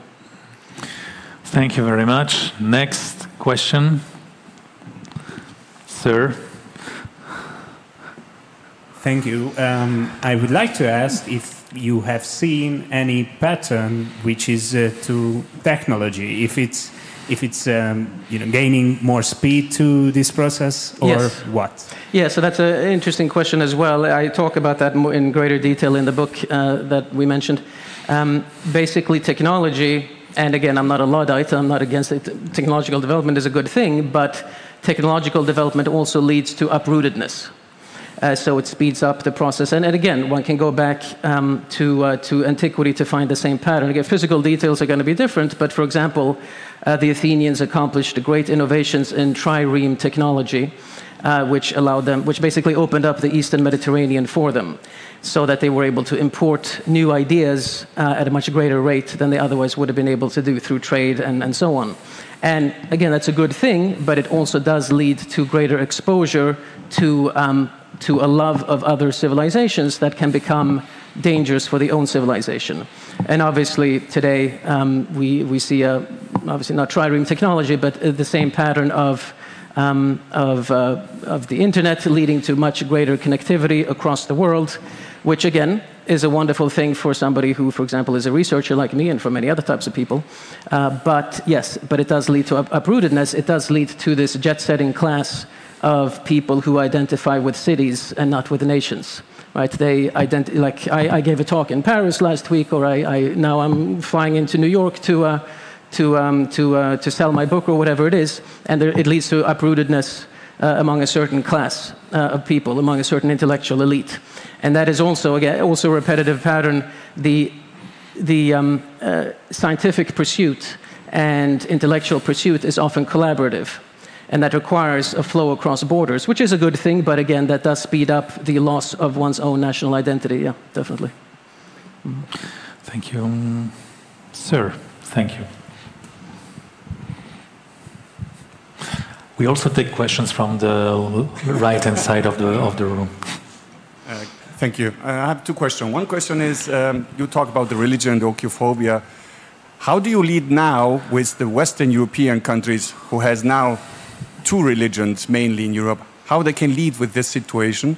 And the second question, I'm from Argentina, but 100% Hungarian blood, but we have a different situation. In South America, we have a situation that we have the oikophobia due to the economic situation. How do you lead with that? not the religion point of view, of the economic point of view. Yeah, so in terms of the two religions of Western and Northern Europe, yeah. So what happens there is that because Western Europe is self-hating, they've become relativists. They no longer consider their own truths to be absolute, whereas many of the Islamic immigrants are not relativists. They consider their truths to be absolute. And so when relativism and absolutism meet, relativism, of course, will always lose because they are the ones who are willing to compromise. The absolutists are not willing to compromise. And so in order for the West Europeans to find a way out of that conundrum, they basically have to start believing in their own truths again. And with oikophobia, that's going to be very difficult. Now, there is, of course, a backlash that one sees brewing against excessive Islamic immigration. There, it's a little different from country to country. Some countries have gone farther down that route than others. But essentially, starting to believe in one's own truths again, ceasing to be relativist is important, is a part of that. When it comes to economic oikophobia, I'm not entirely sure if I understood what you meant. In Argentina, you meant to say people are oikophobes because the economy is bad. Right. Yeah, so that's interesting because the thing is, it's the wealthier countries that tend to be the most oikophobic, which goes back to this other question about technological development, because if a country is very successful, that gives more mobility and more exposure to foreign ideas. So actually, bad economy is not necessarily something that necessitates oikophobia, because generally speaking, the more advanced, if you compare Germany, for example, with Italy, there's definitely more oikophobia in Germany than in Italy, and it's a wealthier country, and one sees that correlation over and over again. I'm not an expert on Argentina, so I can't say, I can't answer that with certainty, but what does tend to be the case is that economic advancement, if anything, tends to act as a fuel for oikophobia because it also allows competing interest groups to become more powerful vis-a-vis each other. And so again, that's the double-edged sword of something positive also having this negative side. Thank you very much for the question. Muchísimas gracias. We are done. Unfortunately, we are running out of time, but you had time also to address quite a few questions. Again, a thrilling, very, very challenging, intellectually speaking, discussion. I think we're also going to come back home with a lot of thoughts to chew on today. So don't leave us. Please don't leave us. Stay. Next debate is on climate, basically, whether it's too late to meet the goals of climate agreements. Who knows? Maybe the green climate is the third religion in this continent. We don't know. But anyway, we'll continue after the short debate. But before we end up this session, please, a strong round of applause for Benedict Beckley. It was excellent. Thank you very much. Thank you. Thank you.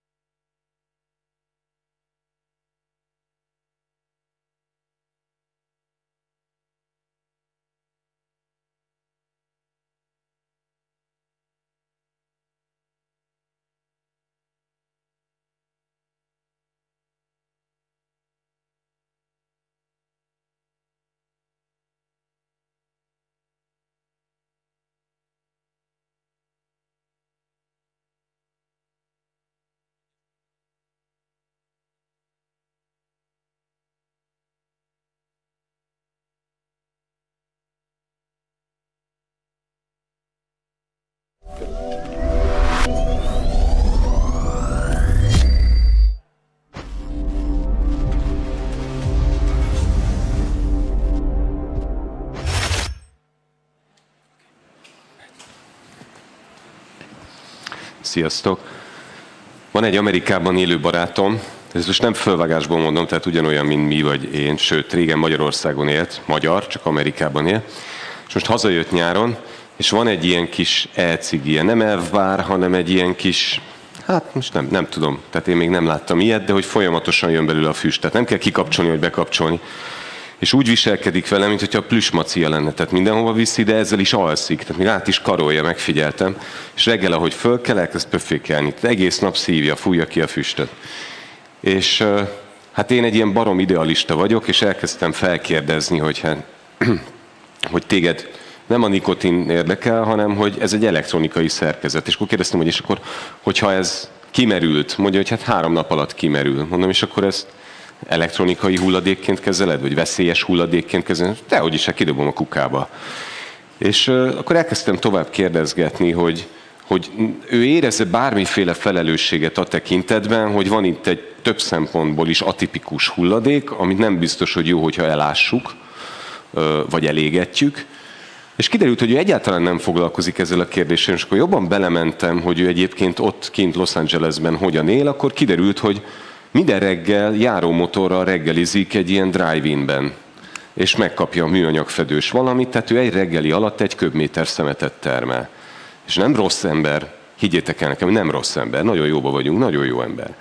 De hogy őt ez a legkevésbé sem érdekli. És akkor föltette azt a lemezt, amit egyébként gyakran hallunk, hogy hát ugyan már, hát ez nem ezen múlik, hát addig, amíg Temuról rendelünk, és jönnek a hajók, meg jönnek a repülők, hogy ez mittén hány százaléka. Én meg föltettem az idealista lemezt, hogy igen, de hogyha te nem veszed meg, és a másik sem veszed meg, akkor kevesebbet gyártanak, kevesebb hajóval szállítják ide, kevesebb hulladék termelődik, stb. Stb. És nem sikerült megoldásra jutnunk, de csak hogy árnyaljam a képet, van egy tőle 1 kilométerre élő, szintén Amerikában élő barátom, aki viszont komposztál a kertjében, tehát ő hozzám hasonló idealista, tehát ez nem azért van, mert az egyikünk Amerikában él, a másik meg Magyarországon, de minden esetre nagyon fontos kérdés, hogy hogyan gondolkodunk erről, hogy ez az egyén felelőssége, ez a nagy cégek felelőssége, kinek a felelőssége. Én most meg fogok fogalmazni egy állítást, és arra kérlek benneteket, hogy tapsal jelezzétek, hogy egyetértetek vele vagy sem. De még mielőtt feltenném a kérdést, hogy bemelegítsük a tapsoló izmokat, egy nagy tapsot szeretnék kérni tőletek, hogy megnézzük, hogy működik-e a gép. Jöhet a taps? Jaj, köszönöm, ugyan már! Ne, hagyját, ugyan már! Szóval most mondok egy állítást, és aki szerint ez az állítás igaz, az tapsoljon akkor, amikor kérem. Már most elbuktuk a klímavédelmi célokat, tehát 0, nincs tovább. Tapsoljon, aki szerint ez igaz. Köszönöm szépen, és most tapsoljon az, aki szerint ez nem igaz, mert még van időnk, még nincs vége, még nincs minden veszve. Jézus, ugye nem tapsoltatok 2-szer, mert ugyanolyan hangosnak hallottam ezt a 2 tapsot. Tehát nézzük meg, hogy mit mond a gép. A nemek egy picit hangosabbak voltak a gép szerint. Ez azt jelenti, hogy talán még van remény. A vitak közben nagyon figyeljetek, mert ti is feltehetitek a kérdéseiteket, majd a végén segítőink megafonokat fognak kiosztani. A Boston Consulting Group ügyvezető igazgatója és partnere, akit a Reuters idén a világ 20 legnagyobb hatású női vezetője közé sorolt az energiaszektorban, lesz az egyik vitapartnerem, a másikuk pedig az energia, az éghajlat és fenntarthatósági kérdések szakértője, a Boston Consulting Group partnere. Fogadjátok szeretettel a színpadon Beck Zsófiát és Karakas Ádámot!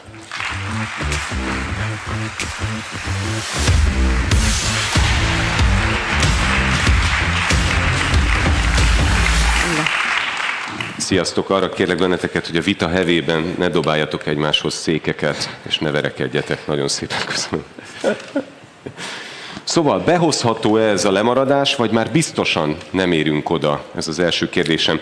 Jelentős technikai fejlődést értünk el az elmúlt 10-15 évben, példátlan haladást, de eközben tele azzal a sajtó, hogy nagyon nagy baj van, az utolsó nap, utolsó óra, utolsó másodperc. Elegendő lesz az idő, Ádám? Nem hoztam túl sok jó hírt ma, de itt az egyik, hogy folyamatosan alábecsüljük azt, hogy a technológia milyen gyorsan képes változni. Én egy példát hoztam, energetika, azt gondolom egész jól ismerem.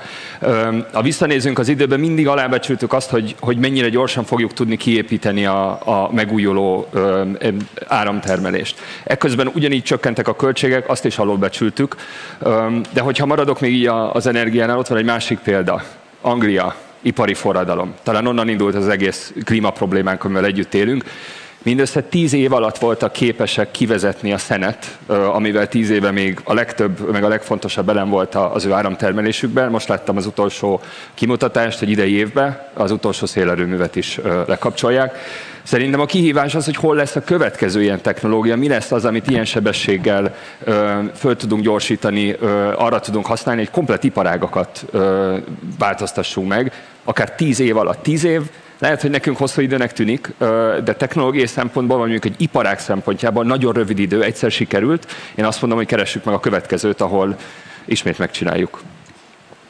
Zsófia? Szuper. Egyrészt sziasztok mindenkinek, másrészt előre elnézést, én matematikus akartam lenni gyerekkoromban, úgyhogy valószínűleg túl sok számot meg adatot fogtok ma tőlem hallani, de szerintem ez nem is baj, hogyha erről beszélünk, mert sok ebben az érzelem, és kevés a tényleges adat. Aranyosan nagyon komolyan felnövő mindenféle megújuló kapacitás. Azért kicsit menjünk vissza, hogy egyébként mihez képest.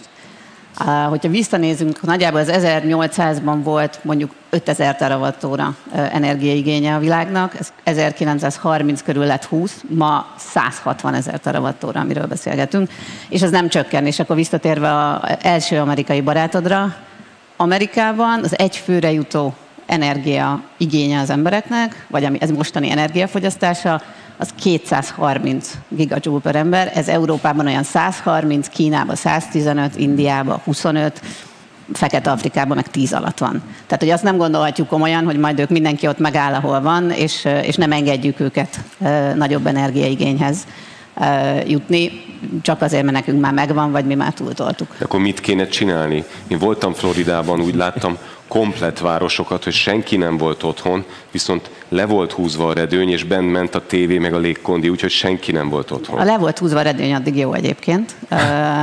Utána, hogy benn megy bármi, ez egy másik, de szerintem erről úgy is fogunk beszélgetni, hogy mik erre a megoldások. Ami szerintem nagyon fontos, hogy állunk most. Tehát, és akkor ez 4 szám, amit jobb, nem rossz, hogyha megjegyeztek, az 35, 20, 55, 50. Az világ országainak a 35%-ának van egyáltalán 2050-es net zero vállalása. 20%-a a legnagyobb ipari vállalatoknak, az 1000 legnagyobb ipari vállalatnak, akinek van olyan target, amit hajlandó is megcsinálni, meg betartani 2050-ig. 55%-a van meg azoknak a technológiáknak, amik egyáltalán odaérhetnek 2050-ig úgy, hogy mondjuk in the money legyenek, és nem arról szól, hogy őrült módon plusz pénzt kell nekik adni. És 50% az, amire van finanszírozás. Tehát, hogy ez egy gazdasági játék lesz a legvégén, mert senki nem csinálja ezt csak azért, mert jó kedvében nincs más dolga. Tehát ez vagy megtérül és működik, és akkor ehhez lehet mindenféle szubszidit berakni, hogy működjön, vagy regulációval kötelezzük ezeket a vállalatokat, meg országokat, és akkor utána kérdés lesz, hogyha Európában ezt megcsináljuk, máshol meg nem, akkor hova jutunk ezzel? Tavaly vagy tavaly előtt volt itt egy vita, arról vitatkoztunk, hogy létezik-e olyan, hogy fenntartható kapitalizmus, és most azt mondtad, hogy hát Angliában már nem számíthatunk szénerőművekre, de mi a helyzet Kínával, ahol még mindig nagyon fontos alapját képezi a gazdaságnak a szénelepú energia? Jó a kérdés, szerintem ebbe is tudnék Zsófival vitázni, mert Kínát mindenki a szén miatt szedi elő, igaz. De hogyha megnézzük, hogy ők is milyen sebességgel építik föl a megújulót, hát gondoljunk bele, hogy konkrétan most már az egész értéklánc, ami a megújulókat érint, ez Kínában van. Nem csak nekünk gyártanak, saját maguknak is gyártanak. Ezért ez egy árnyaltabb kép. Vigyáznék Kínával, mert tesznek ők sok jót, akár értünk is. Az egy jó kérdés, hogy van-e fenntartható kapitalizmus. Lehet, hogy itt én is azt mondanám, hogy ezt nehezen látom. Bocs, csak egy megjegyzés, tehát tök jó, hogy Kína gyárt irgalmatlan mennyiségű napelemet, meg szélerőművet, de ahhoz, hogy ehhez a gyártáshoz egyébként szénnel tüzelt erőművek adják a villamosenergiát, akkor köszi. Említetted itt az előbb a vállalásokat. ugye a Párizsi Klímaegyezményben megfogalmazott célok, amit egyébként nem nagyon tudunk teljesíteni, tehát ez nem egy kicsit ilyen soha el nem érő, tehát ugye amikor elénk van egy pecaboton a virsli lógatva, és hogy soha nem érjük el. Tehát van értelme egyáltalán a klímaegyezményes vállalásoknak? Van értelme tenni érte, van értelme célokat megfogalmazni. Szerintem az mostanra teljesen egyértelmű gazdaságilag, matematikailag, pénzügyileg, hogy azok a 2050-es célok, azok nem fognak teljesülni 2050-re. Szépen lehet közelebb menni, de hogyha megnézed most mondjuk a CO2 kibocsátását megint csak visszamenve több száz évre, akkor az úgy néz ki, hogy így megy föl, és az, hogy elérjük, az most így le kéne menni. Megint mennyi realitása van ennek? Pont nulla. De ez nem azt jelenti, hogy nem kell érte tenni, meg nincsenek nagyon-nagyon értelmes dolgok, amit lehet csinálni, de hogy 2050-re nem érünk oda, az teljesen biztos. Nézzük meg egy kicsit, hogy ez a vállalatok vagy a fogyasztók felelőssége. A klímakatasztrófa megakadályozása még a legnagyobb vállalatok számára is egy óriási nagy kihívás, ugyanakkor egyéni fogyasztói döntéseink talán alakíthatják a vállalatoknak a gazdasági stratégiáit. Kinek a kezében van az irányítás, Zsófia? Akkor ezt most kezdem én. 70%-a a világ kibocsátásának ma nagyvállalatok kezében van. 70%-a. A jó hír benne, hogy mondjuk a legnagyobb 50 olaj-gázcégnek van 5 év alatt olyan 1,4 billió dollár elkölthető szabad cash-e, amit egyébként csináltak, amit költhetnek erre is, az 10 a 12-en, tehát ez nagyon-nagyon-nagyon sok dollár. És akkor ennek még egy árnyaltabb és szerintem nagyon-nagyon szomorú képe. Ki az, aki ismeri a Saudi Aramcót, vagy tudja, hogy mi az egyáltalán? Cupi, a Saudi Aramco a világ egyik legnagyobb olajgáz vállalata, szerintem market capitalizationben most talán a legnagyobb is. Ki az, aki szerint a Saudi Aramcónak a üvegházhatású gáz kibocsátása egy évben az több mint 1 millió emberének felel meg? Azt tegye fel a kezét. Akkor hagyja fönn az a kezét, aki szerint 5 millió emberének felel meg. És most hagyja fönn az a kezét, aki szerint több mint 10 millió emberének felel meg. A Saudi Aramco 15 millió embernek megfelelő üvegházhatású bocsát ki egy évben. Fontos az, hogy egyénileg tegyünk ezért, de szívesen meghallgatom Ádám véleményét, hogy mit tudunk ehhez képest egyénileg tenni ehhez. Zsófi ellopta a sót, szerintem az első 2 kérdésből, de akkor én most megközelíteném ezt másik oldalról. Én azt mondom, hogy 60%. 60% az a teljes kibocsátásnak, ami egyébként abszolút fogyasztói döntéssel dől el. A csárt, amit láttok, mutatja, hogy ebben benne van a közlekedés, az, hogy mivel és mennyit közlekedek. Igen, Saudi Aramco, abszolút, de azt, hogy egyébként az általuk kitermelt olajra mennyi szükség van, azt én is tudom befolyásolni. Ott van az ipar, az, hogy ők milyen energiahordozót használnak, hogy mennyit használnak belőle, épület. Ez egyik legnagyobb része ennek a teljes egésznek az, hogy mikor és mivel fűtök. Itt a legnagyobb probléma az, hogy nem vagyunk elég racionálisak. Tehát ott vannak a megoldások előttünk, amivel egyébként én is tudom azt befolyásolni, hogy mennyi a saját kibocsátásom, szigetelek-e, kicserélem az ablakot. Csak hogy ilyen egyszeri dolgokat emlegesek. Ott van, hogy a fűtési rendszert kiváltom, a gázt egyébként hőszivattyús rendszerekre. Ezek ott vannak. Az a baj, hogy nem csináljuk eleget. Ugyanúgy ott van a közlekedés, mint egy másik példa. Az autógyártók azzal küzdenek, hogy tudnak még magasabb hatótávot berakni azokba az elektromos autóba. 300, 400, 500 kilométer, ezek a számok repkednek. Az autóparknak a nagy része nem megy többet, mint 30-50 kilométer minden nap. Ez megint csak egy plusz teher, amit arra rárakunk, hogy még nehezebb legyen váltani, mert nem vagyunk elég racionálisak. A másik pedig, be kell látni, hogy fájdalmas döntéseket kell meghoznunk. Titeket is megkérdeztünk a szörvibe, hogy miről mondanátok le a fenntarthatóságért. Változtatnia kell azon, hogy utazok. Nagyon nyitottak voltatok. És ha azt megkérdezem, hogy arra nyitottak vagytok, hogy a következő években nem utaztok repülővel, máshogy mentek el nyaralni. Szerintem sokkal rosszabbul esik. Tehát mielőtt még azt mondjuk, hogy ez egy nagy vállalati, neki kell eldönteni, nézzünk egy kicsit magunkba. Ti is, én is, hogy tudunk valóban többet tenni. Palack, fontos. Ruházat, fontos. De ezek talán még fontosabb dolgok, ahol effektív azon múlik, hogy nekem mekkora a kibocsátásom, mekkora az a lábnyom, ami hozzám kapcsolódik. De akkor ezek szerint nekem modernizálni kéne a lakásomat, vagy a házamat, geotermikusan kéne fűtenem, szigetelnem kéne, miből fizetem ki, miből veszem meg az elektromos autót. Tehát én, mint fogyasztó, hogyha aktív részese akarok lenni a zöld átállásnak, akkor mélyen a zsebembe kell nyúlnom.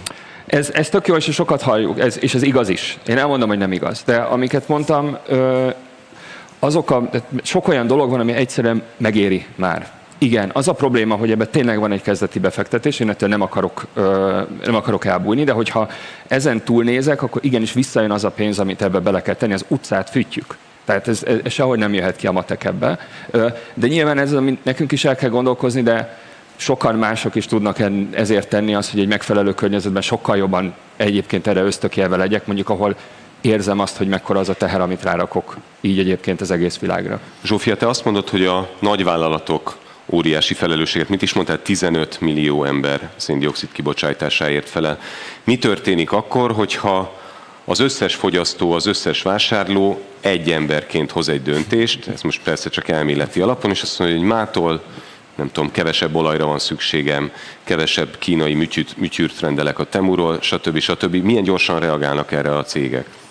Egyrészt gyorsan, másrészt egyébként akkor oda is érhetnénk, csak nincsen olyan egyben kezelt társadalom, hogy azt mondjuk, hogy az egész világ társadalma ezt gondolja, és akkor visszamegyek erre, a India így megy föl. Tényleg azt gondoljuk, hogy az a 25 gigajoule per fő, az majd nekik elég lesz, mert mi kicsit visszabehetünk, de már messze nem akkora a népessége mondjuk Európának, meg Amerikának összesen, mint azokban az országokban, meg azokon a kontinenseken, ahol egyébként ez most megy fölfelé folyamatosan.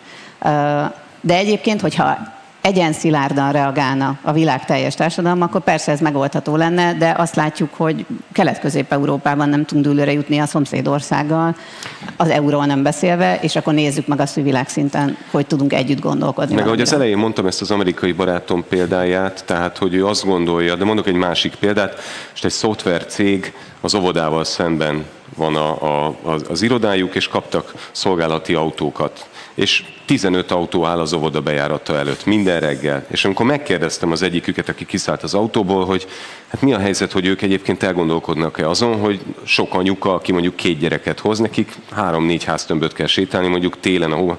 És azt mondta, hogy ki van fizetve, meg van véve ez a parkolóhely, és ez a világ rendje.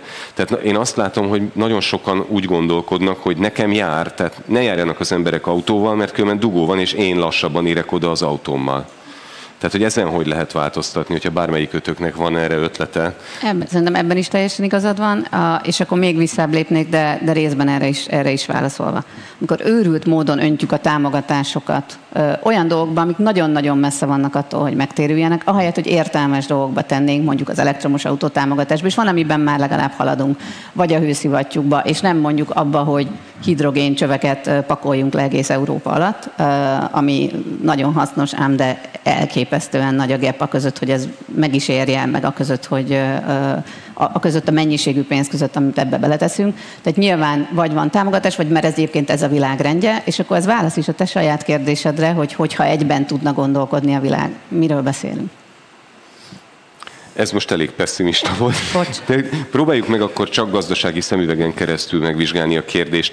Pörgeti-e vagy fékezi-e a gazdaságot a zöld átállás? Új lehetőségeket jelent, jót tesz és jól is működik, ugyanakkor olyan terheket róhat a gazdaságra, amik azt szükségszerűen blokkolják. És nem biztos, hogy felmértük ezeknek a terheknek a súlyát. El fogjuk ezt bírni, Ádám? Szerintem megengedő volt a kérdésed, mert én ezt nem látom ennyire lehetőségnek. Én azt gondolom, hogy Európa szempontjából egy kritikus időszakot élünk. Arra rendezkedtünk be, hogy fosszilis energiahordozókat hozunk be, azokat alakítjuk át, azokat használjuk fel az iparban. Ez mindig egy akkora meghatározó rész, és most megy el mellettünk a világ. De már hoztam példákat, hogy itt van ez a kedvencem, ez a fűtés, ez nagyon jó. Ha mondjuk megnézitek a fűtésszámlát, annak kb. 60-70% a gázból jön. Ezt most szerintem mindenki megtanulta itt az elmúlt pár évben, hogy az a gáz az nem Európába keletkezik, tehát az olyan, amit egyébként ide behozunk. Ha ezt ki tudjuk váltani olyannal, amit tényleg Európában előállított, akár egyébként a villamos energiánk, vagy akár azok a berendezések, amit ehhez használunk, csak legyen meg a fele ebből. Már az is jó. Ez az, ami most egy kényszer, ez nem egy lehetőség, hogy Európának sebességet kell váltani, be kell ebbe állnia, mert egyszer már fölépítettünk egy nagy sikersztorit, de az abszolút arra épült, erre most a múlt rendszerére, a fosszilis energiahordozókra, arra az iparra, ami ebből táplálkozik. Most kell lépnünk, mert különben aki lemarad, az kimarad, Én azt mondom, hogy inkább a gázra lépjünk, mint fékezzünk, meg föltegyük ezt a kérdést, hogy megengedhetjük-e magunknak, nem értem a kérdést. Én ezt nem gondolom, hogy ez egy luxus. Ez egy olyan, amit ma már csinálni kell, tegnap csinálni kellett, mert meg közben megy el mellettünk a világ. Ez most itt a lehetőség, erre kell. Minél többet gondolkodunk, hogy csináljuk-e, évek vesznek el.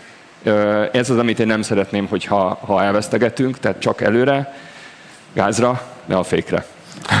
Zsófia? Most kaptam azt hiszem egy szlájdot. Ezt egy kicsit így hagynám, hogy emészgessétek.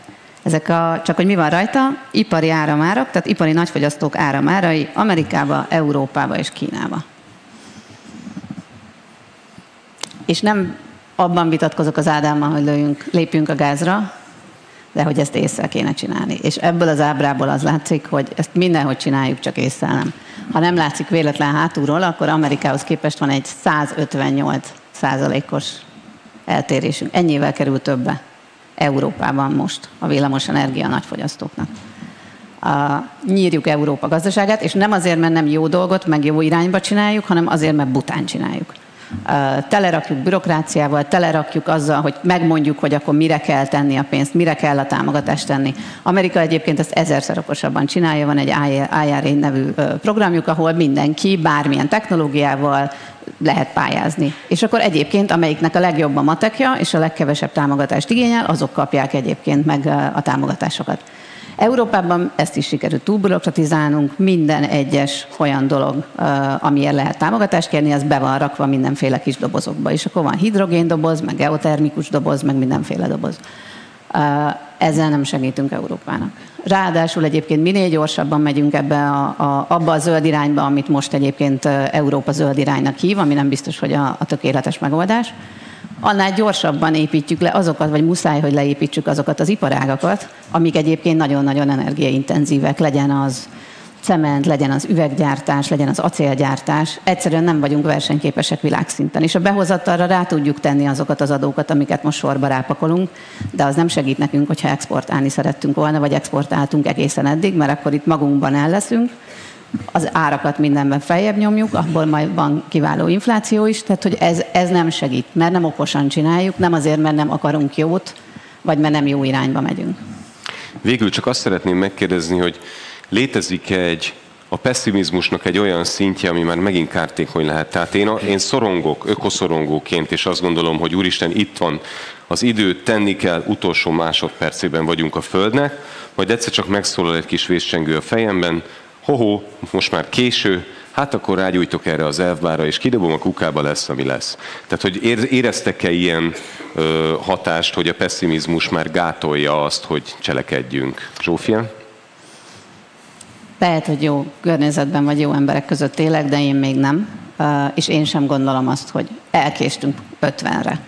Nem érjük el az 50-es célokat, közepesen irreális volt már akkor is, amikor megfogalmaztuk, ahogy szépen megyünk arra felé, még inkább látszik. De ez nem azt jelenti, hogy nem kell csinálni, és hogy el kell dobni az elfbárt, és nem kell ezzel foglalkozni. Én például nagyon-nagyon boldog vagyok a mostani üvegvisszaváltó sztoritól, mert ennyire rendesen a 9 éves kislányom még az életben nem gyűjtötte a műanyag palackokat, mert most ő kapja belőle a zseppénzét. Úgyhogy teljesen azt gondolom, hogy ez a generáció, ez már erre van trenírozva agyilag, ezt kapják már tőlünk, úgyhogy nem gondolom, hogy az kéne, hogy legyen egy reális kimenete ennek, hogy eldobunk mindent. Nekem is egy Pokémon Go-vá változott az életem, úgy gyűjtöm ezeket a kis palackokat. Ádám, pessimizmusról még egy mondatot, csak mielőtt a kérdések jönnek. Hát én most lehet, hogy ellőnék együtt, és én inkább annyira megijesztenélek, hogy gondold át még egyszer. Ami pénzt rá kell erre költenünk, hogy elinduljunk, vagy haladjunk ezen az úton, rengeteg. 4000 milliárd dollár évente globálisan. Rengeteg. Ennél már csak egy dolog lesz, sokkal több, amit akkor kell elköltenünk, hogyha nem csinálunk semmit. Ennek a 3-szorosa, 4-szerese. 14 000 milliárd dollár. Igyekeztem lassan mondani, nehéz elképzelni.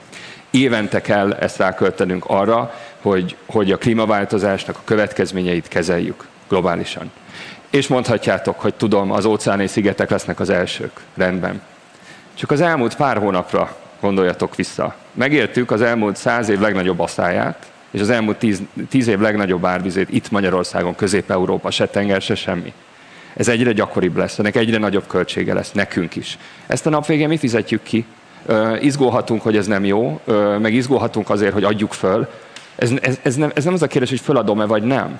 Ez az a kérdés, hogy milyen gyorsan hogy tudok leghatékonyabban előre haladni. Ezzel kell foglalkozni. Célok, kitűzhetünk bármit, elérjük, nem érjük. Az a kérdés, hogy haladunk. Akinek van kérdése, tegye föl a kezét, és kap egy megafont. Van kérdés? Ott az úrnak hátul. Ott hátul. Szeretnék kérni oda egy megafont. Már is érkezik. Feszült figyelemmel, egyre kíváncsibbak vagyunk. Igen. Hát az...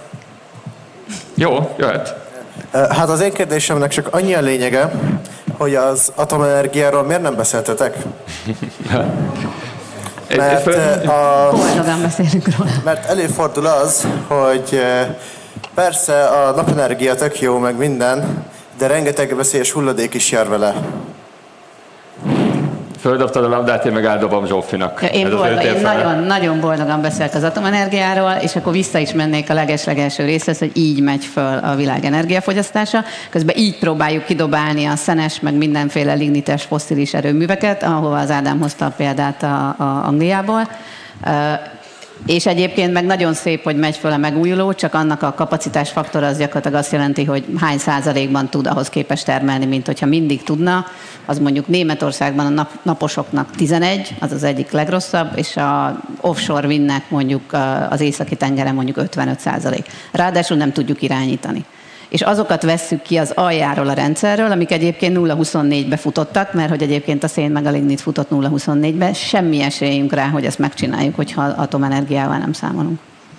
És ez nem is véletlen, tehát erre már legalább mondjuk világszinten születtek olyan egyezmények, és mennek azok a projektek, amik nagy, meg kicsi, meg moduláris, meg mini, meg középméretű atomreaktorokat próbálnak betenni a rendszerbe. Ebben szerintem végre egyébként a kelet-közép-európai régió elég elől is jár, mert mi sose tettük ezt le. És mi a helyzet, csak hogy a kérdés második feléről is beszéljünk, hogy mi a helyzet a veszélyes hulladékkal, ami így keletkezik? A veszélyes hulladékok, van egy nagyon kedves barátom, aki atommérnök, és ő magyarázta nekem múltkor, hogy a veszélyes hulladék az nem azért veszélyes, mert kienged meg, mert gondot okoz, hanem az ember veszélyes rá, hogyha az birizgálja. Tehát, hogy egyébként az emberektől kell megvédeni a veszélyes hulladékot önmagában, ami az atomerőművekben keletkezik. Ez az egyik szerintem nekem érdekes tanulság ebből. Ezek vannak, ezeket egyébként is meg kell oldanunk. Egyébként ugyanúgy a naperőművekből, meg a szélerőművekből is fognak keletkezni hulladékok, meg egyébként az akkumulátorokból is fognak keletkezni hulladékok, azt nem ússzuk meg, hogy ezt megoldjuk. De ez a tenger mélyére kerül? Kilőjük az űrbe? Mit kezdünk vele? Nem, azért erre vannak ennél földhöz ragadtabb vagy értelmesebb megoldások is, kevésbé a tenger mélyére. Nem, vannak egyelőre a kis aktivitások, meg a középaktivitásokra arra vannak egyébként ilyen tárolók, berakjuk 1, meg 2, meg 3, meg 4 rétegbe. A nagy aktivitásokat az, amit megpróbál kitalálni, valószínűleg a legrosszabb ötlet lenne az űrbe lövöldözni. Oké, nem én akartam fölülni, csak van-e még kérdés? Itt kék pólóban az úr.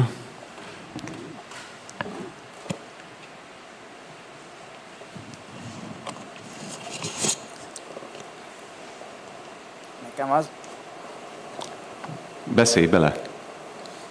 Nekem az lenne a kérdésem, hogy a történelem folyamán, amikor hőmérsékletváltozás volt, abból háború lett. És most ugye melegszik a hőmérséklet, hogy inkább megöljük egymást, vagy összefogunk 2050-re. Lehet, hogy erről a szociológus, meg biológus kollégákat kellett volna megkérdezni, akik itt a hétvégén feltűnnek. Tegnap hallottam erről nagyon vad álláspontokat.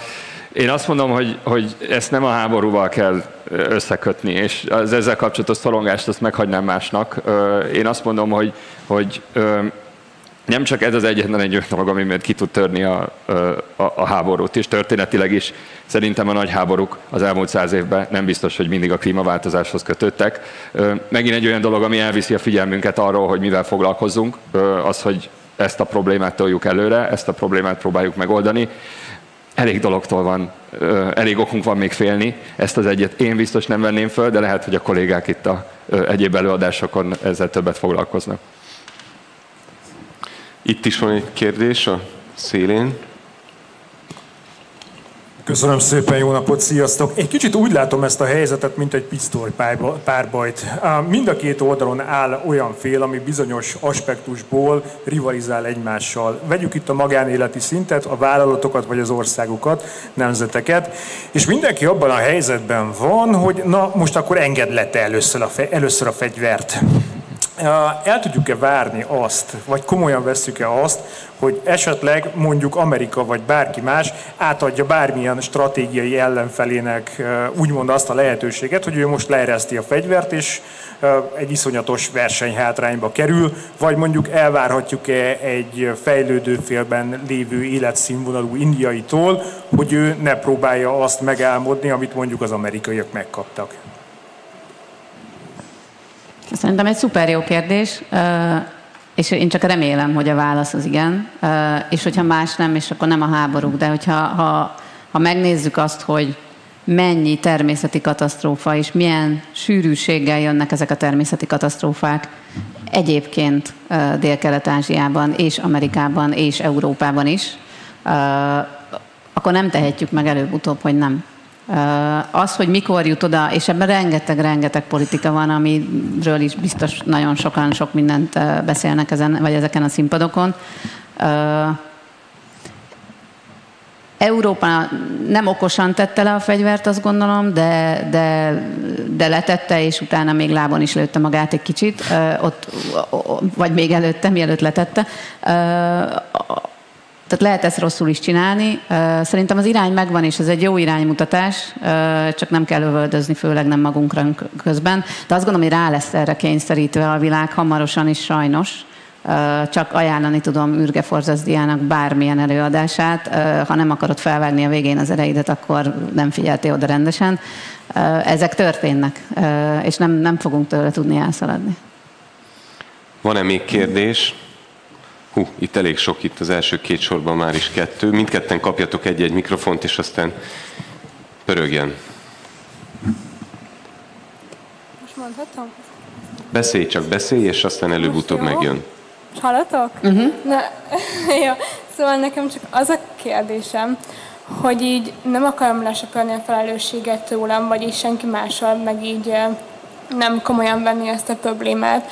Csak nem tudom, néha azt érzem, hogy a történelem során sokszor volt már olyan, hogy így elég nagy szarban voltunk, és az adott társadalom vagy ország így azt gondolt, hogy most mindennek vége, és akkor hogyan tovább. Most akár a 2. világháború, vagy itt tényleg nagyon sok volt. És hogy így, mert akár a személyes életemre is gondolok, amiben éppen benne vagyok, az a legrosszabb. És a korábban megtörtént dolgok, meg már úgy, hát nem is volt olyan rossz, meg végül is akkor minden megoldott a végén, és hogy nem lehet, hogy ebből is valami ilyesmi lesz, hogy most, hogy mivel ebben vagyunk benne, és így nem látjuk így ennek a megoldását, így, hát én nem akarok rosszul fogalmazni, most már röviden, mert bocsánat, hogy így felfújjuk esetleg, vagy hogy így nem annyira rossz a helyzet, mint gondoljuk, vagy miből gondoljuk azt, hogy most ennek így vége lesz. Én gyors leszek a válaszba, ez nagyon rossz, és sokkal rosszabb, mint amit gondolsz.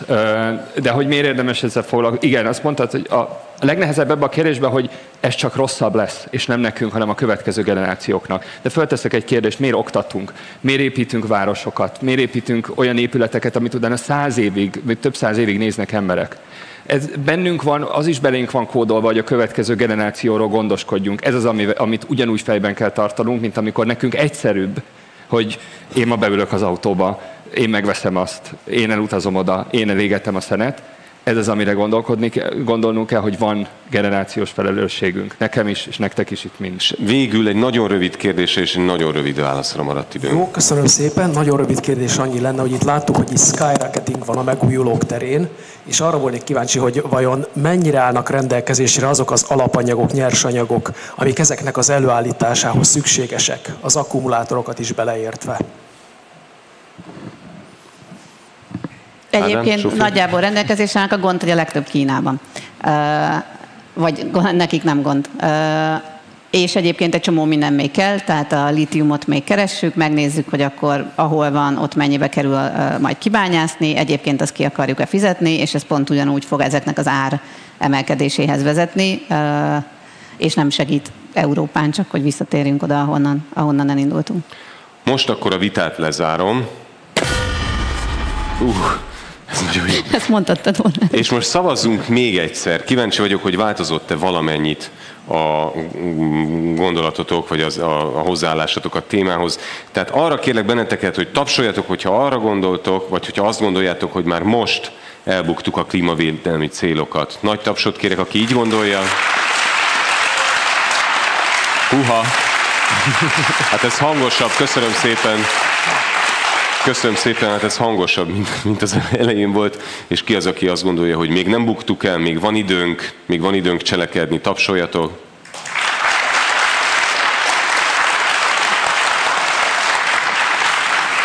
Na és akkor lássuk az eredményeket. Hát, hál' Istennek még egy picit pozitívak vagyunk, de azért fej mellett, szóval ha utolsó másodperc is, de úgy tűnik, hogy itt a teremben úgy gondoljátok, hogy még legalább egy másodpercünk van. Rövid szünet után az olimpiák jövőjével folytatjuk ezen a színpadon. Én nagyon szépen köszönöm vitapartnereimnek, nagy tapsot kérek Bek Zsófiának és Karakas Ádámnak. Köszönjük.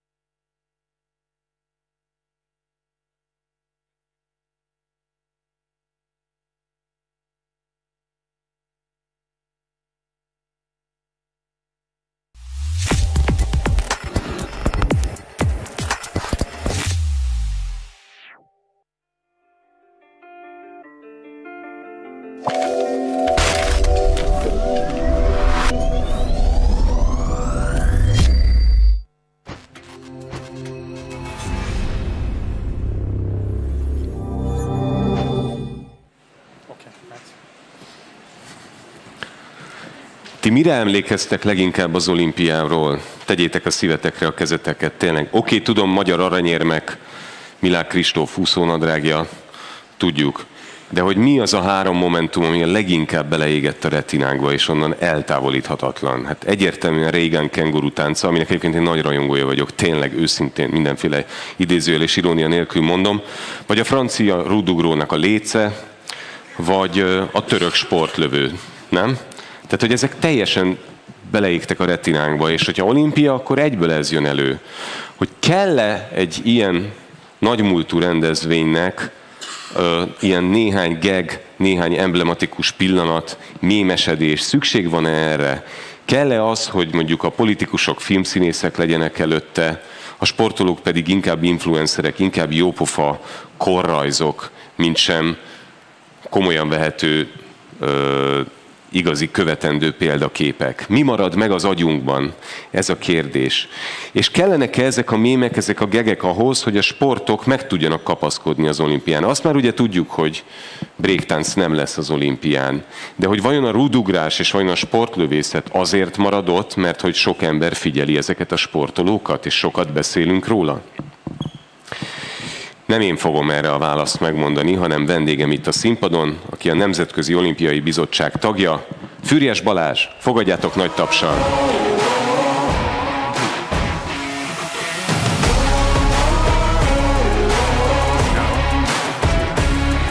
Jó napot! Szia Balázs, üdvözöllek! Szia! Készültél egy filmmel, hogy ezt nézzük is meg, hogyha... Hát ha már retinák meg mi éget be, akkor nézzük meg bele valami más. Néhány pillanatot a Párizsi olimpiáról.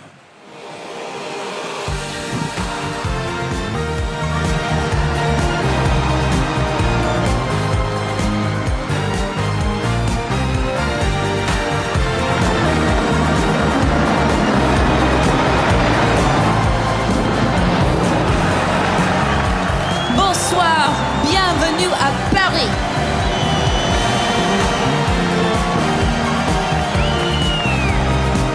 Vive les Jeux Olympiques, vive la France!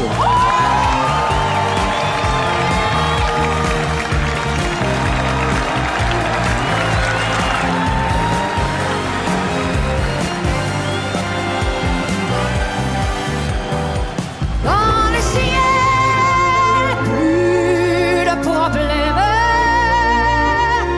Mon amour, crois-tu qu'on sait?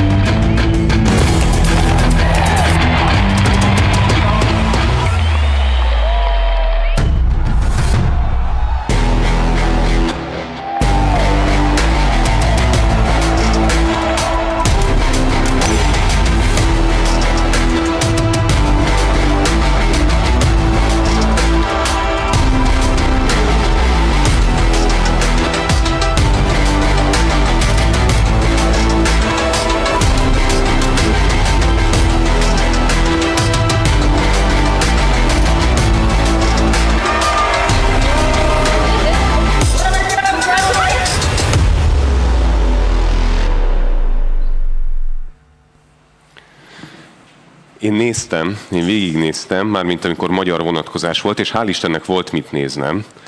Te hogyan értékeled, illetve a Nemzetközi Olimpiai Bizottság hogyan értékeli a Párizsi olimpiát? Ha jól idézem, akkor az előadásnak talán az a címe, hogy közeledik-e az utolsó olimpia? Vagy, ugye? Közeleg az utolsó olimpia, alcím, korszerűsíthető-e az olimpiai mozgalom? Igen, tehát ez egy filozofikus kérdésnek is fölfogható, mivel a világ vége közeleg, tehát tudjuk, hogy minden nappal közelebb vagyunk hozzá, ezért természetesen... 10 perce fejeztük be azt a beszélgetést, ami erről szólt, hogy itt a világ vége. Egyszer vége lesz a világnak, csak nem tudjuk, hogy mikorra. Ezért közeleg az utolsó olimpia, de azt gondolom, hogy olimpia az lesz, amíg világ a világ, és mindig nagyon, ha nem rontjuk el, akik a gazdái vagyunk, a Nemzetközi Olimpiai Mozgalom, eddig nem sikerült, 130 éve, akkor ez mindig sikeres lesz. Szerintem azért, mert nagyon valóságos dolgokat érint meg, valóságos dolgokból építkezik. Egyrészt semmi sem mutatja meg nekünk jobban az olimpiánál és erőteljesebben, hogy egyszerre vagyunk egyek, mint emberi faj, és ugyanakkor pedig kultúrákban és nemzetekben élünk. Mert végülis az olimpia küldetés az egy mondatban nagyon egyszerűen megfogalmazható. Szeretnénk a sport által jobb helyé tenni a világot. Azt gondoljuk, hogy a sport alkalmas erre. Azt is gondolom a sportról, hogy ez a legegyetemesebb nyelv. Az a nyelv, amit a legtöbben követnek és értenek. Tehát nyelv a művészet is, nyelv az építészet, nyelv a film, nyelv a zene, de a sport is egy nyelv, amin kifejezzük magunkat, és amit meg tudunk érteni. Ez egy viszonylag könnyen érthető nyelv, és mindenhol értik a világban, és azért, amilyen a sport, a legtöbben követik. Tehát a legnépszerűbb kifejezési forma nyelv, és egyszerre mutatja meg azt, hogy az emberiség egyetemes, de ugyanakkor megvalósítja, amire szerintem van nagyon nagy szüksége van a világnak, azt, hogy lehetséges, hogy a nemzetek, a nemzeti csapatok, a nemzeti színekben induló versenyzők, azokat az olimpia békés versengésben egyesíti. Tehát miközben versenytársai vagyunk egymásnak, miközben az egyik le akarja győzni a másikat, eközben elférünk egy tető alatt, meg tudom adni a másiknak a kölcsönös tiszteletet, egyenrangúnak a versenyzők elfogadják egymást, egyik sem gondolja feljebb valónak a magát a másiknál, egyik se gondolja, hogy ki kéne oktatni a másikat, és blokkosodni kéne, és elkülönülni, hanem igen, le akarom győzni, én akarok a bajnok lenni, az adott meccset meg akarom nyerni, de mégis a versenytársamat elfogadom egyenrangúnak, és kölcsönösen tisztelni tudjuk egymást, és a vesztes gratulál a győztesnek, és a győztes is megbecsüli a vesztest, és tudja, hogy nem lehetne győztes a vesztes nélkül, mert egyedül nem lehet verseny. Azt mondod, hogy 130 éve ápoljuk ezt a hagyományt, mármint a Nemzetközi Olimpiai Bizottság, igaz? Hát 1896-ban volt az első olimpia, 1894-ben, 130 évvel ezelőtt alakult meg a Nemzetközi Olimpiai Bizottság Kuberten Báró, és fontos, hogy tudjuk, hogy volt a 12 ember között egy magyar alapítóatya is. De hogy azóta nagyon sokat változott a világ, és valahogy megszűnt az a több generációs szurkolás, ami mondjuk az én gyerekkoromban még megvolt. Hogy az egész család leült, és akkor épp nem a Dallast néztük együtt, hanem az olimpiai közvetítéseket. Ma ez már nincsen, és ahogy a te általad hozott kisfilmből is láttuk, hogy azért itt világsztárokra van szükség. Snoop Dogg, Lady Gaga, nem tudom, kiknek a vendégszerepeltetésére van szükség, és átvinni a streaming platformra, hogy szerinted fel tudjuk-e venni a versenyt, vagy fel tudja venni a NOBA versenyt az idővel, hogy a fiatalokat elérje? A fiatalokat és mindenki mást. Persze, de a mindenki más eddig is ott volt. A Párizsi olimpia példája az azt mutatja, hogy fel. Eladtunk összesen 12 millió jegyet a paralimpiára és az olimpiára, 3 milliót a paralimpiára, 9 milliót az olimpiára, és a világ népességének több mint a fele követte érdemi időben képernyőn, valamilyen eszközön keresztül az olimpiát. Tehát az olimpia továbbra is alkalmas arra, hogy megragadja a világ figyelmét. Miért alkalmas erre? Egyrészt nyilván kell de azt szoktuk mondani, hogy 3 alapértéke van az olimpiai mozgalomnak, ebből az első az excellence, a kiválóság. Tehát nyilván athletes first, a legfontosabb, hogy a világ legjobb sportolói, a világ legjobb sport teljesítményét teszik le egy egészen különleges környezetben, amikor a különböző sportok együtt vannak, és amikor együtt van az egész világ. Tehát, hogy egy borzasztóan izgalmas sportesemény, és Párizs azt mutatta azt az utat, amelyik irányába, vagy amilyen irányba a NOB elindult.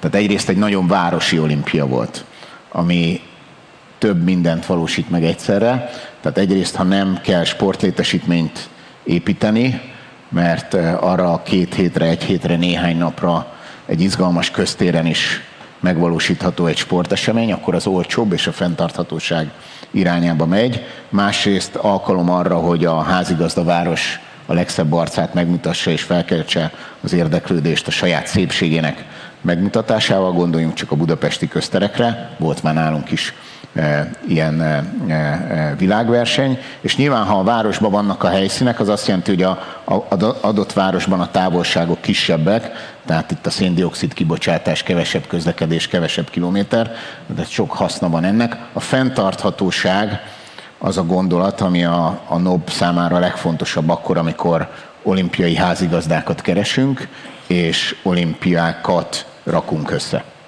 Rá fogunk még térni arra, hogy egyébként Budapest szerinted alkalmas-e, vagy hogy rendezhetünk-e olimpiát a jövőben.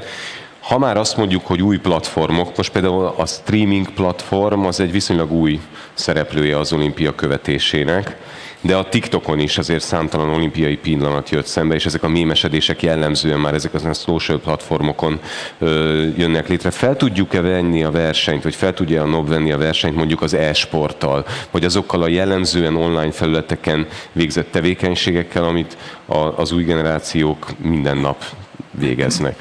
Az e-sport az egy komoly dilemma volt a Nemzetközi Olimpiai Bizottság számára, és bejárt egy utat a NOB. Először az út az onnan kezdődött, leegyszerűsítem, elnézést, hogy az e-sport az nem sport.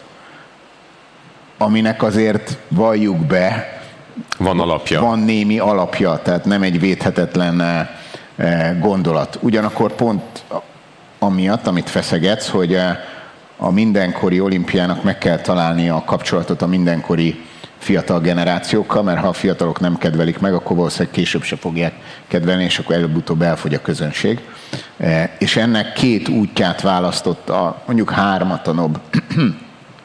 Tehát iszonyú erős volt a social media aktivitás is az olimpiai mozgalomnak, minden platformon brutálisan izgalmas képi videós tartalommal nagyon erős volt, és minden elvárást és minden korábbi számot a NOB-nak a TikTok channelje, meg az összes social media channel az minden elvárást, vagy várakozást, meg korábbi számot meghazudtolt, vagy felülmúlt.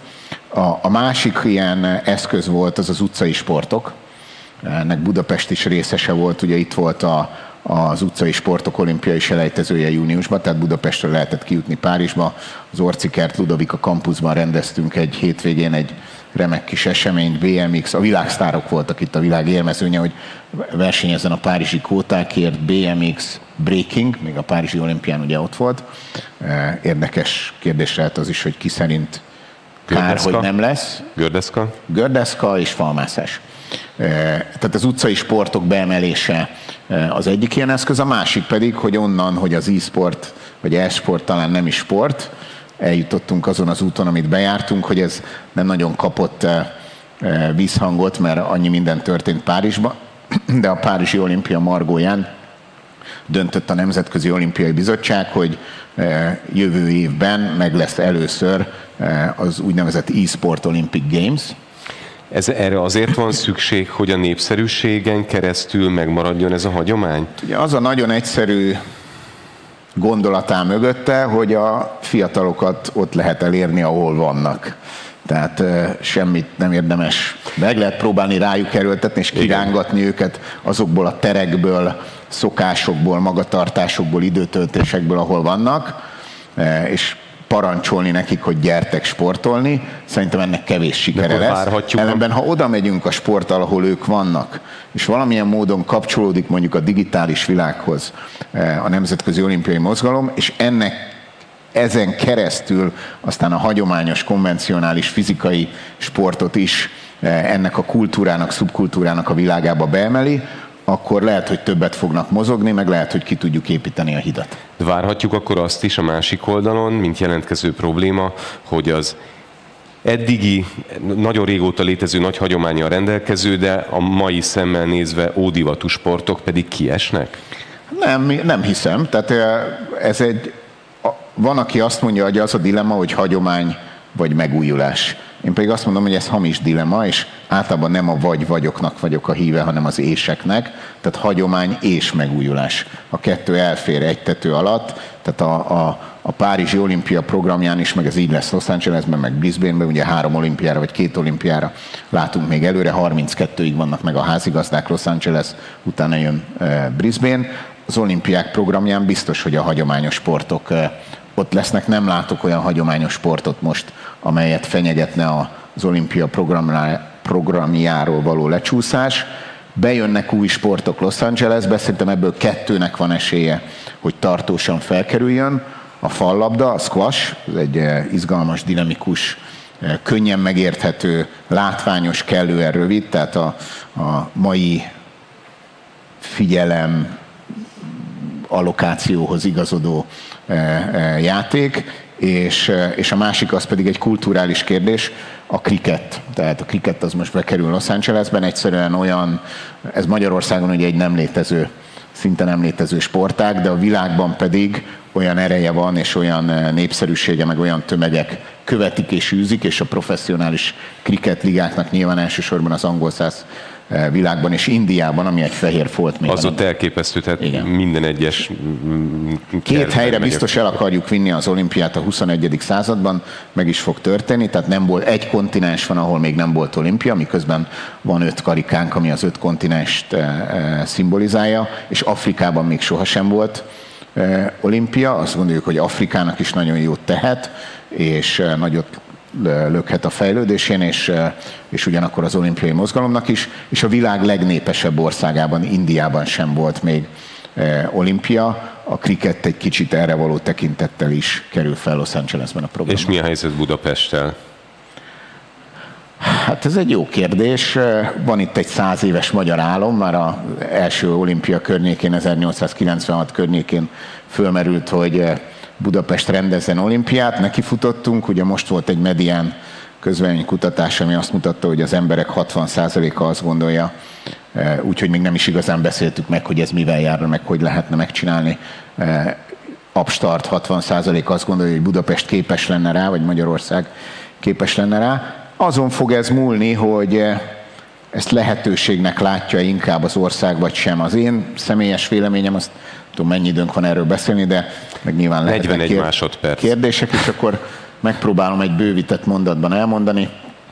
Tehát én azt hiszem, hogy ez Magyarország számára egy lehetőség lenne, egész Magyarország javára válna, és a legjobban Budapest járna vele, egész egyszerűen azért, mert sportlétesítményre nagyon már nincs szükségünk, rendbe kéne tenni egyébként is, és akkor lehetne olimpia is, a budapesti közlekedést, az országos vasúthálózatot, meg a budapesti kórházakat, ennélkül nem lehetne olimpia sem. Nemzetközi, vagy sportdiplomataként pedig azt látom, hogy a nemzetközi sportvilág bízunk benne, tehát ha mi képesek lennénk elszállni magunkat, meg képesek lennénk azt az összefogást itt összehozni, ami nem nagyon szokott sikerülni, akkor ezzel nyerhetne az ország, de lehet, hogy ez egy elmulasztott esély marad. De mi kell ehhez az összefogáshoz, mert hogyha én jól látom, akkor a legutóbb a Olimpia kampány után volt egy látszólag társadalmi egyetértés abban, hogy nem, de most pedig látszólag több fontos politikai szereplő is beadni látszik a derekát, és itt egy konszenzus látszik kialakulni. Tehát mi kell az egyetértéshez szerinted? Nem akarok demagóg lenni, tehát természetesen fontosak a politikusok, és ezt most nem ironikusan mondom, tehát azért választjuk meg őket, hogy intézzék az ügyeinket, és kormányozzanak városban, meg országban, és a politikai kormányzat, főváros, önkormányzat döntései nélkül nem lehetséges jogilag és ténylegesen sem, és ezért fontos a politikai konszenzus, tehát hogy ők egyetértsenek, vagy nagy részük, de ez önmagában nem elég. Mi a NOB-ban egyszerűen úgy fogalmazunk, hogy oda megyünk, ahol szívesen látnak bennünket. Ugye olyat még nem hallottunk, sok rosszat hallunk, hogy hallunk rosszat is az olimpiáról, meg hallunk ellene érvelést. Egyetlen város nem volt, aki megbánta volna. Tehát nem tudunk olyanról, a 33. nyári olimpiát rendeztük, 130 év, hogy valaki azt mondta volna, hogy ez hiba volt. Mindenki azt mondta, hogy tök jó volt. A legtöbben megpróbálnak újra nekifutni. Sorban állás van, tehát most is a következő olimpiákért több kontinens, minden kontinensről több ország városál sorban. Tehát mi köszönjük szépen, jó vagyunk. Tehát mi bővölködünk házigazda jelöltekben, tudunk válogatni, mint Nemzetközi Olimpiai Bizottság. Azt mondjuk, hogy az egyik kritérium, hogy oda megyünk, ahol szívesen látnak bennünket. Ez a világ legnagyobb eseménye, békeidők legnagyobb eseménye, ennél nagyobb csak a háború van. Azért elég komoly dolog fölkészülni rá, meg tető alá hozni, kellenek erőforrások, együttműködés folyamatosan, ezért tudjuk azt, hogy ahol a jelentkezés előkészület pillanatában nincs egy erős fundamentum, és nem akarja elég nagy mértékben egységesen egy közösség, ott biztos, hogy lesz baj az odavezető úton, és abból köszönjük szépen nem kérünk, mert mondom, van elég jelentkező. Ha van kérdésetek, akkor kézfeltartással jelezzétek, és segítőink visznek nektek mikrofont. Ott hátul a hátsó sor, és ott is, ott a sor közepén, kérlek vigyetek nekik mikrofont.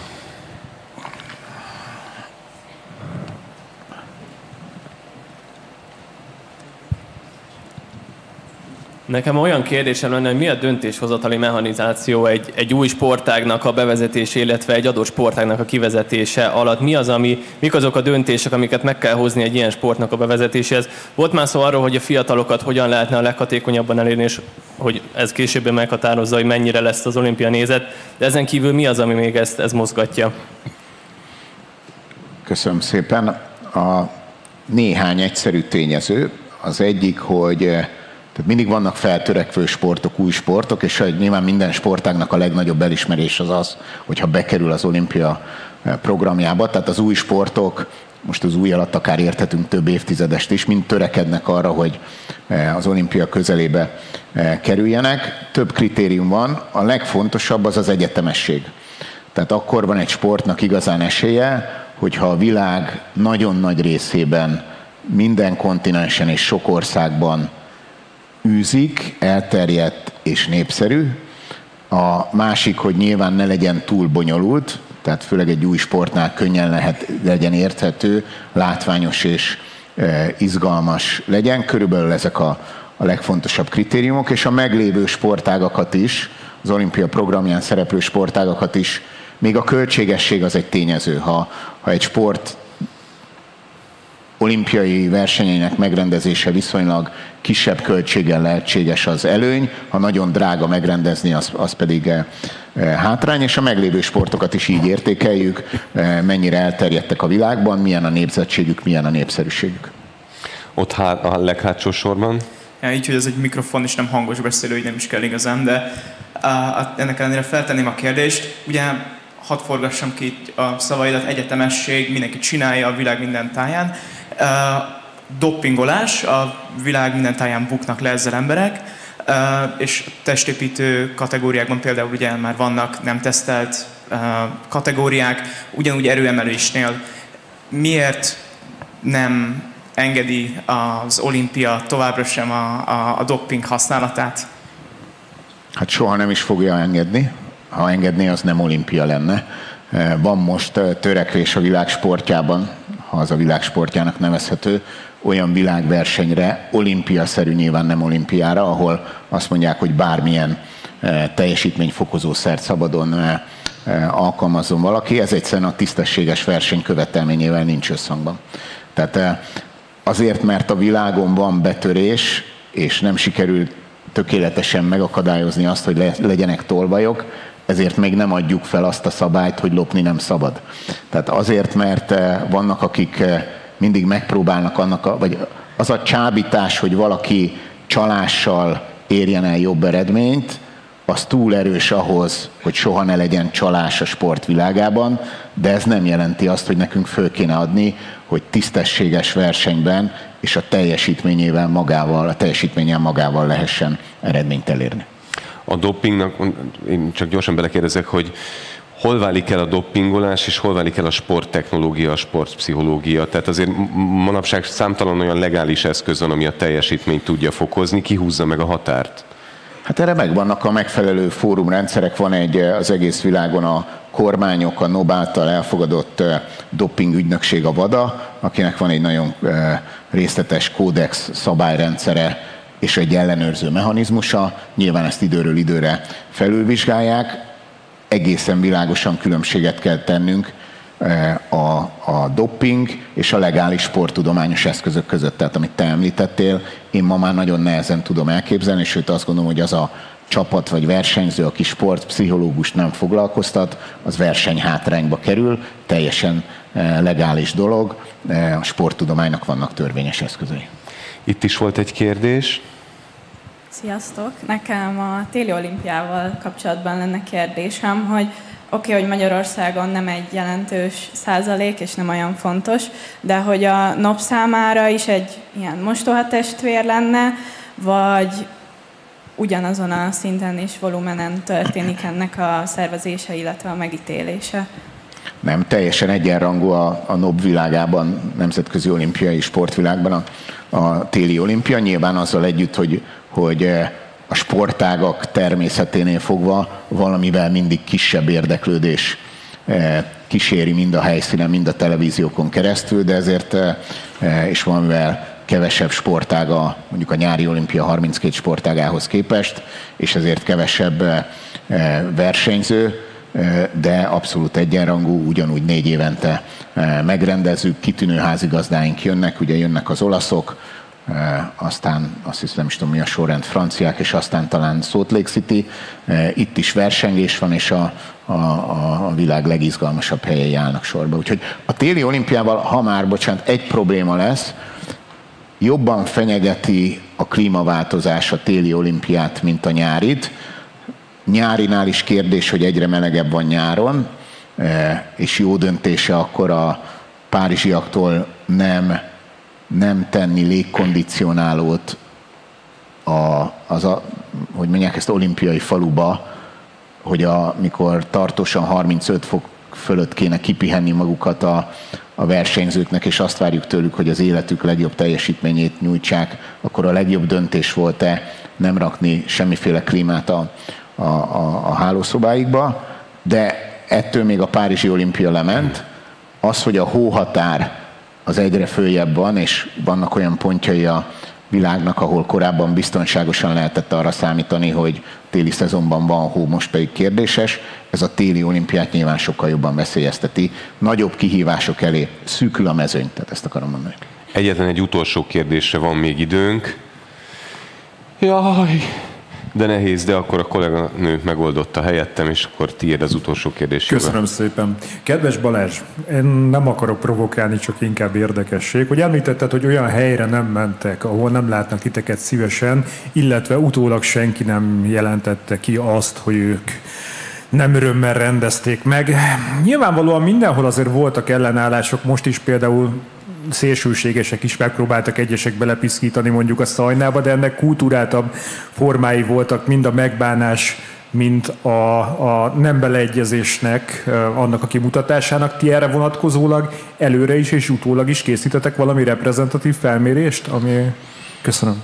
Én köszönöm szépen. Az előző kérdésnél el is felejtettem elmondani, hogy tehát amikor azt mondjuk, hogy oda megyünk, ahol szívesen látnak bennünket, nem kaphat meg egyetlen egy házigazda jelölt sem olimpiát, és nem lesz belőle házigazda, hogyha a NOB az adott országtól teljesen független közvéleménykutatásai egy éven keresztül mély furrással nem azt mutatják, hogy az emberek, tehát a politikusok is fontosak, egyet kell érteniük, meg kell hozniuk döntéseket, de nem elég, hogy az adott társadalom tartósan és kellő szilárdsággal nem áll az olimpia rendezés gondolata mellett, akkor nincs város, aki megkapja.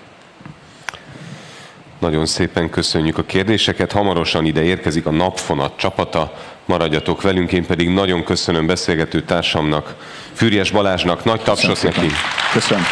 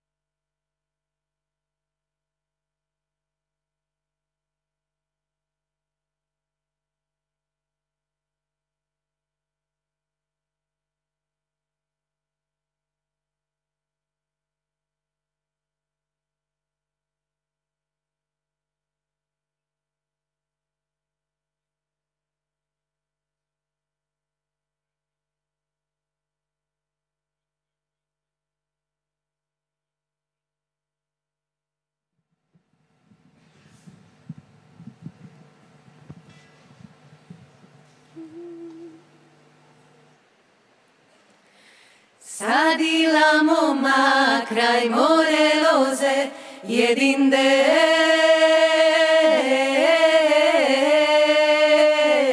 letenden, doregde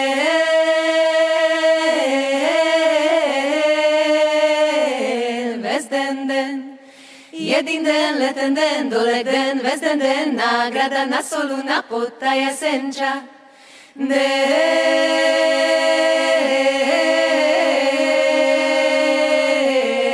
Bella,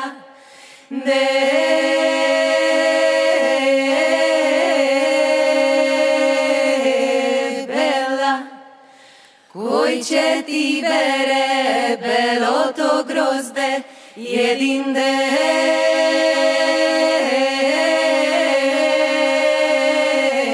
letenden, dolegden,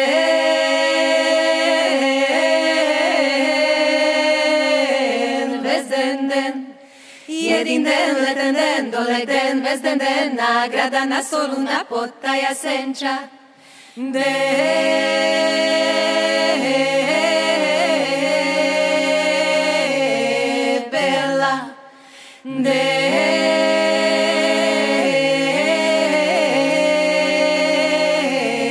Bella, Kato sadila je naričala jedinde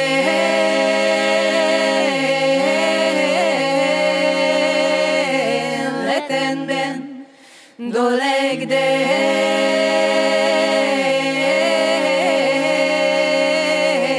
vezdenden, jedinden, letenden, dolegden, vezdenden, nagrada na solu na pottaja senča.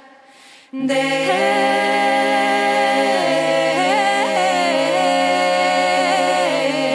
bella, bella.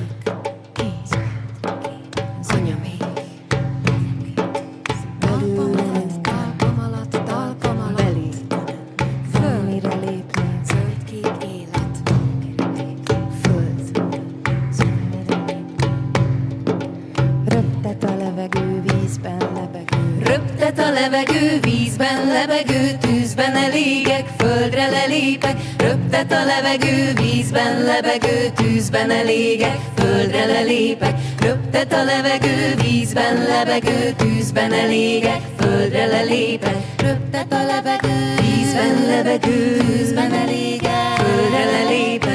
Röptet a levegő, vízben lebegő, tűzben elégek, földre lelépek. Édesanya föld, új alakot ölt, zöld kék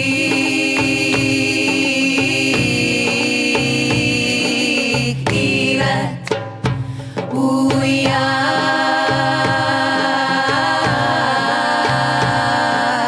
élet, folyton változó, körbeforduló, szép egész,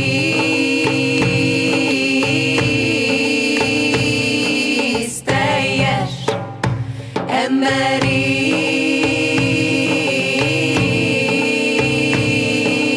ő tesz.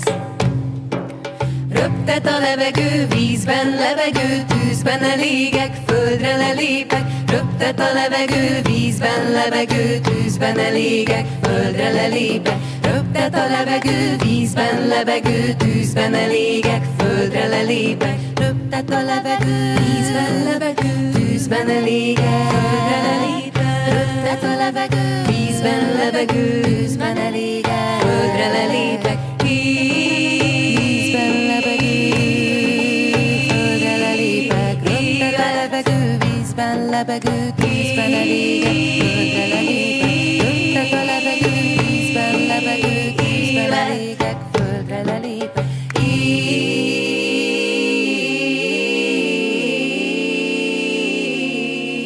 Élek,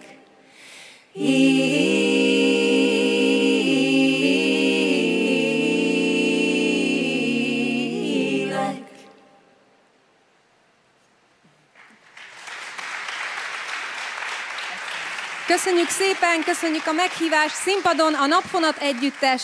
Hello everybody on stage. Welcome Napfonat, which means sun braid, a braid of sun beams, a cappella polyphonic company. We have very short time, so we're going to sing another one very quickly.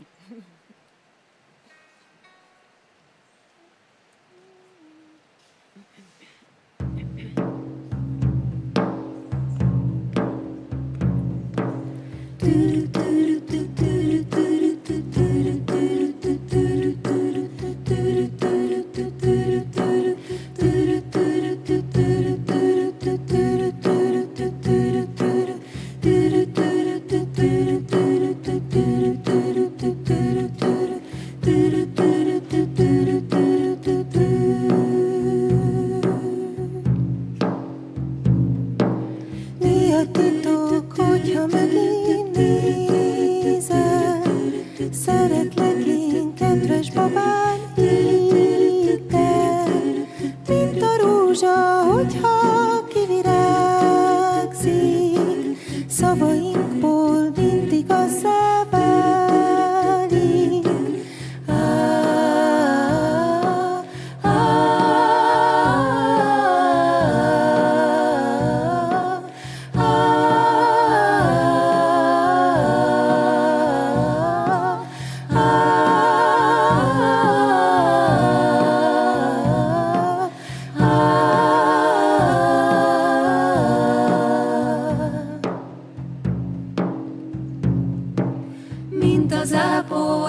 Zuhog érzem, a szívedből az egészet kérem, mint az eső, hogyha reánk hullik,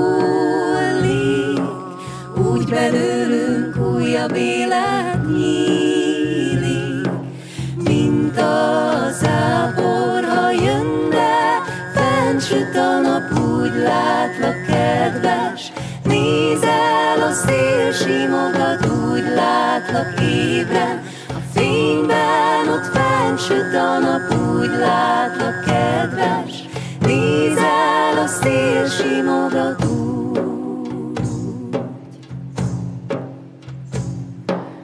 mint az eső, hogyha reánk hullik, úgy belőlünk újabb élet nyílik, mint az ápor, hogy zuhog, érzem a szívedből az egészet kérem.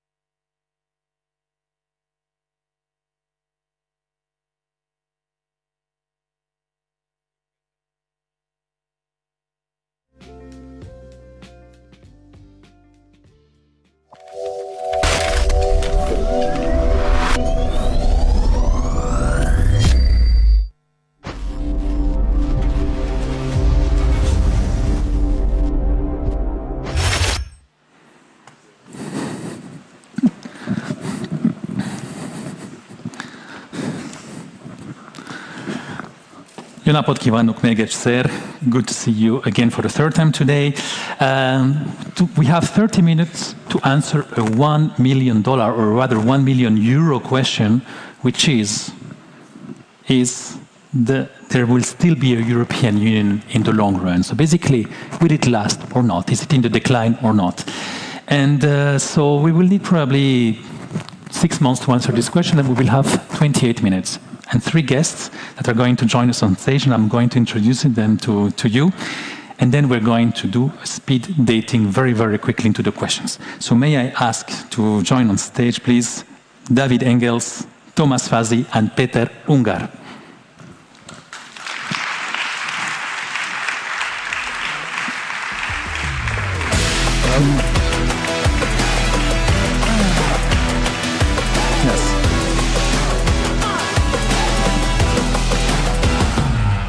And so before we jump into the game, 2 things. First, let me quickly introduce the speakers.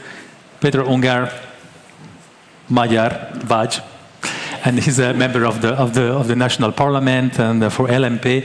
David Engels, Belgium citizen who is now based in Poland, historian, author, and also professor in the Catholic University of Vendée in France. Thomas Fazi, geopolitical provocateur, journalist. I love that. Half Italian, half Irish, and somebody who also knows Budapest very, very well. And before we start, we need to hear you. We need to know what you think. And for that, we are going to make you clap. So the question is, as I told you already, will there still be a European Union in the long run? Do you think that by the time you will retire or you will have a family, for the younger people in the room, let's say in 20 or 30 years, will we still have a European Union? So to phrase it exactly, the EU will collapse on the long run, yes or no? So those who agree with yes, who think that it's going to collapse, please clap now.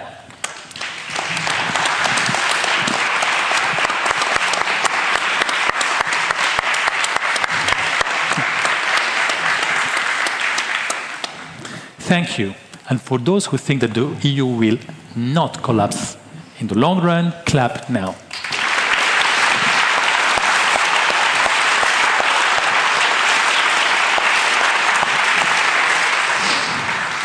The knowers, the optimistic people in the room, are winning so far. Will it be the case at the end of this debate in 27 minutes? We will ask you to clap again.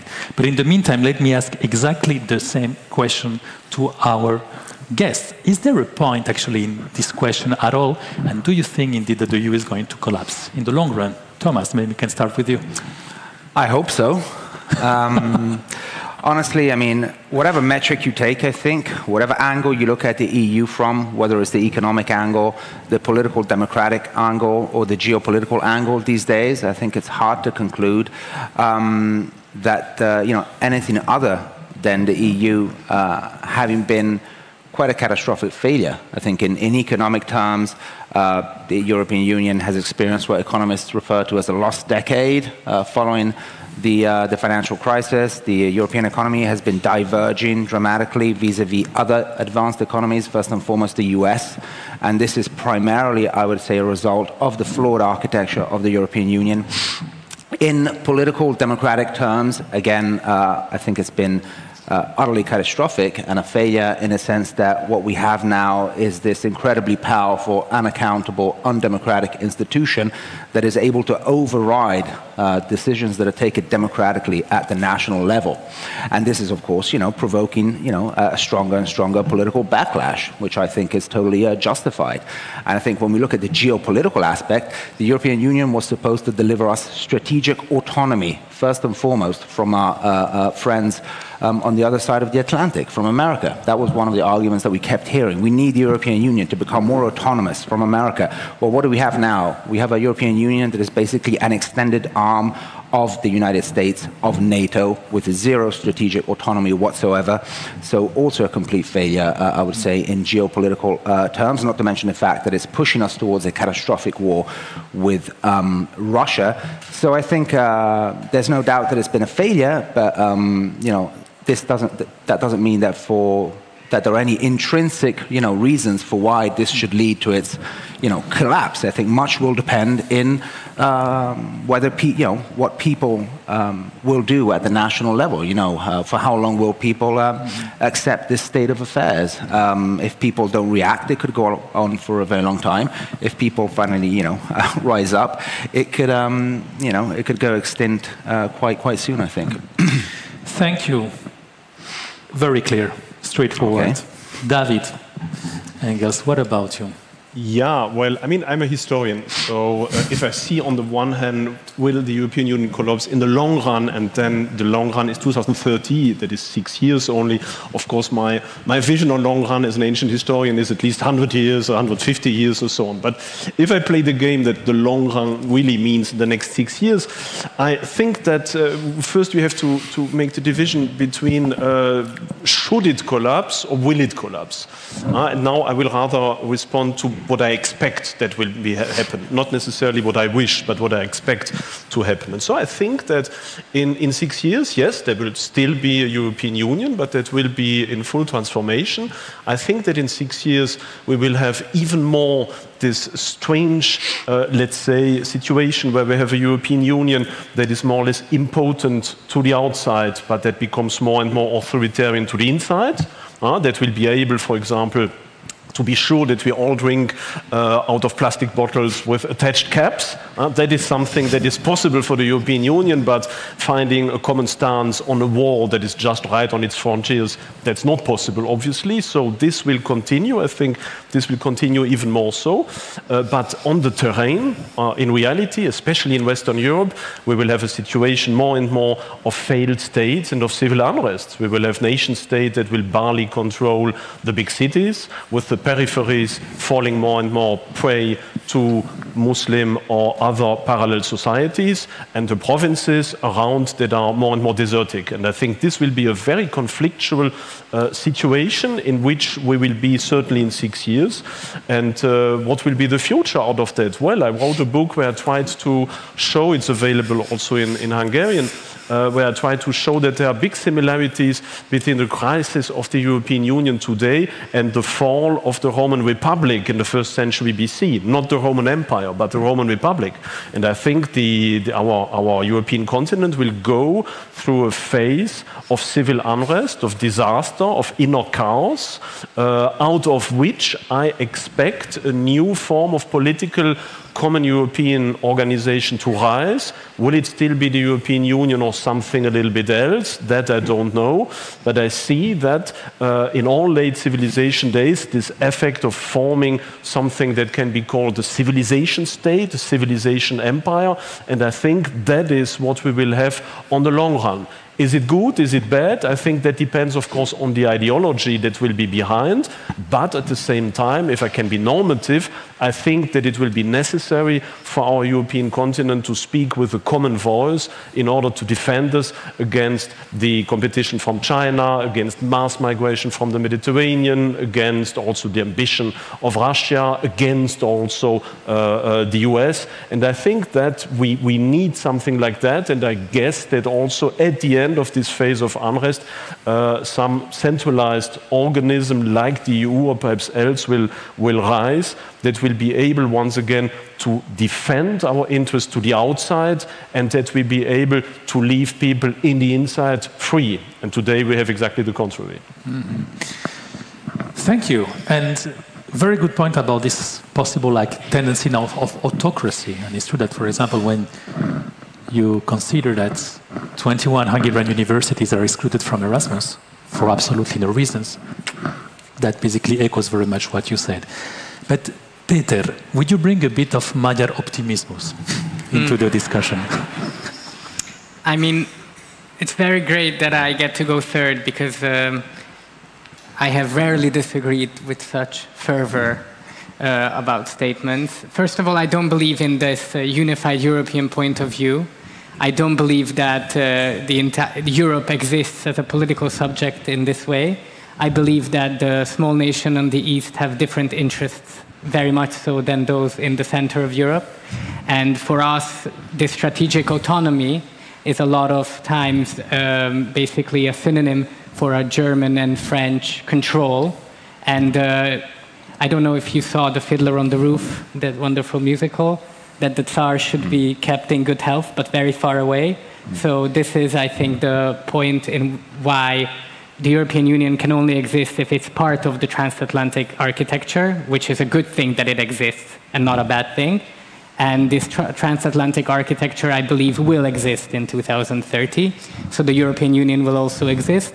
It will be a dog with 3 legs and 1 eye and without 1 ear, but nonetheless it will be alive. And European history has shown that a lot of things that were barely alive were going on for a very long time, like the Holy Roman Empire, which you know very well, that a lot better than me, that existed without any actual power for a long time. It will be a very similar thing. But other than that, I don't believe that this Western European declinism, which kind of filters into our conversation, which talks about, oh my God, Indonesia will have in the world more power than the Netherlands. Me as a Hungarian, that I think is a good thing because there are more people there. So this idea of declinism, which is into this question, which is brought into the idea that different cultures will be there, that the provinces will be empty, that's the tragedy of others. Mm-hmm. Well, interesting point, and it's true that if I want to play with the devil's advocate, is like stories of the decline of the EU started with the beginning of the EU. We have been promising decline, and even the EU, we thought it would disappear since basically it has been created. And actually it has been going only in crescendo, moving, let's say, in the direction of more integration. The euro was supposed to collapse, it didn't collapse. Before that, Maastricht was not supposed to be adopted, it was adopted. It was supposed to be contested, it is still there. The EU survived the economic crisis. Now we thought that with Ukraine and now a new geopolitical paradigm, it was going to die. Here it is. So aren't we a bit prophets of doom sometimes? Because at the end, here it is, and for example, a good example of it is like the popular support that the European Union has here in Hungary. A lot of things are happening, the popular support is still very high. Let's be realistic. Can we live, can Hungary live, can Spain live, can Italy live without the internal market, without Schengen?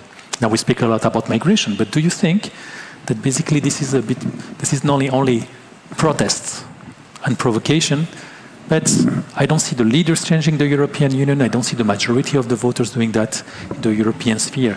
So what are we talking about exactly? And again, what if there is a crisis now, what is going to be next? Are you afraid more of the economy, more of migration? Do you think that the threat is more geopolitic?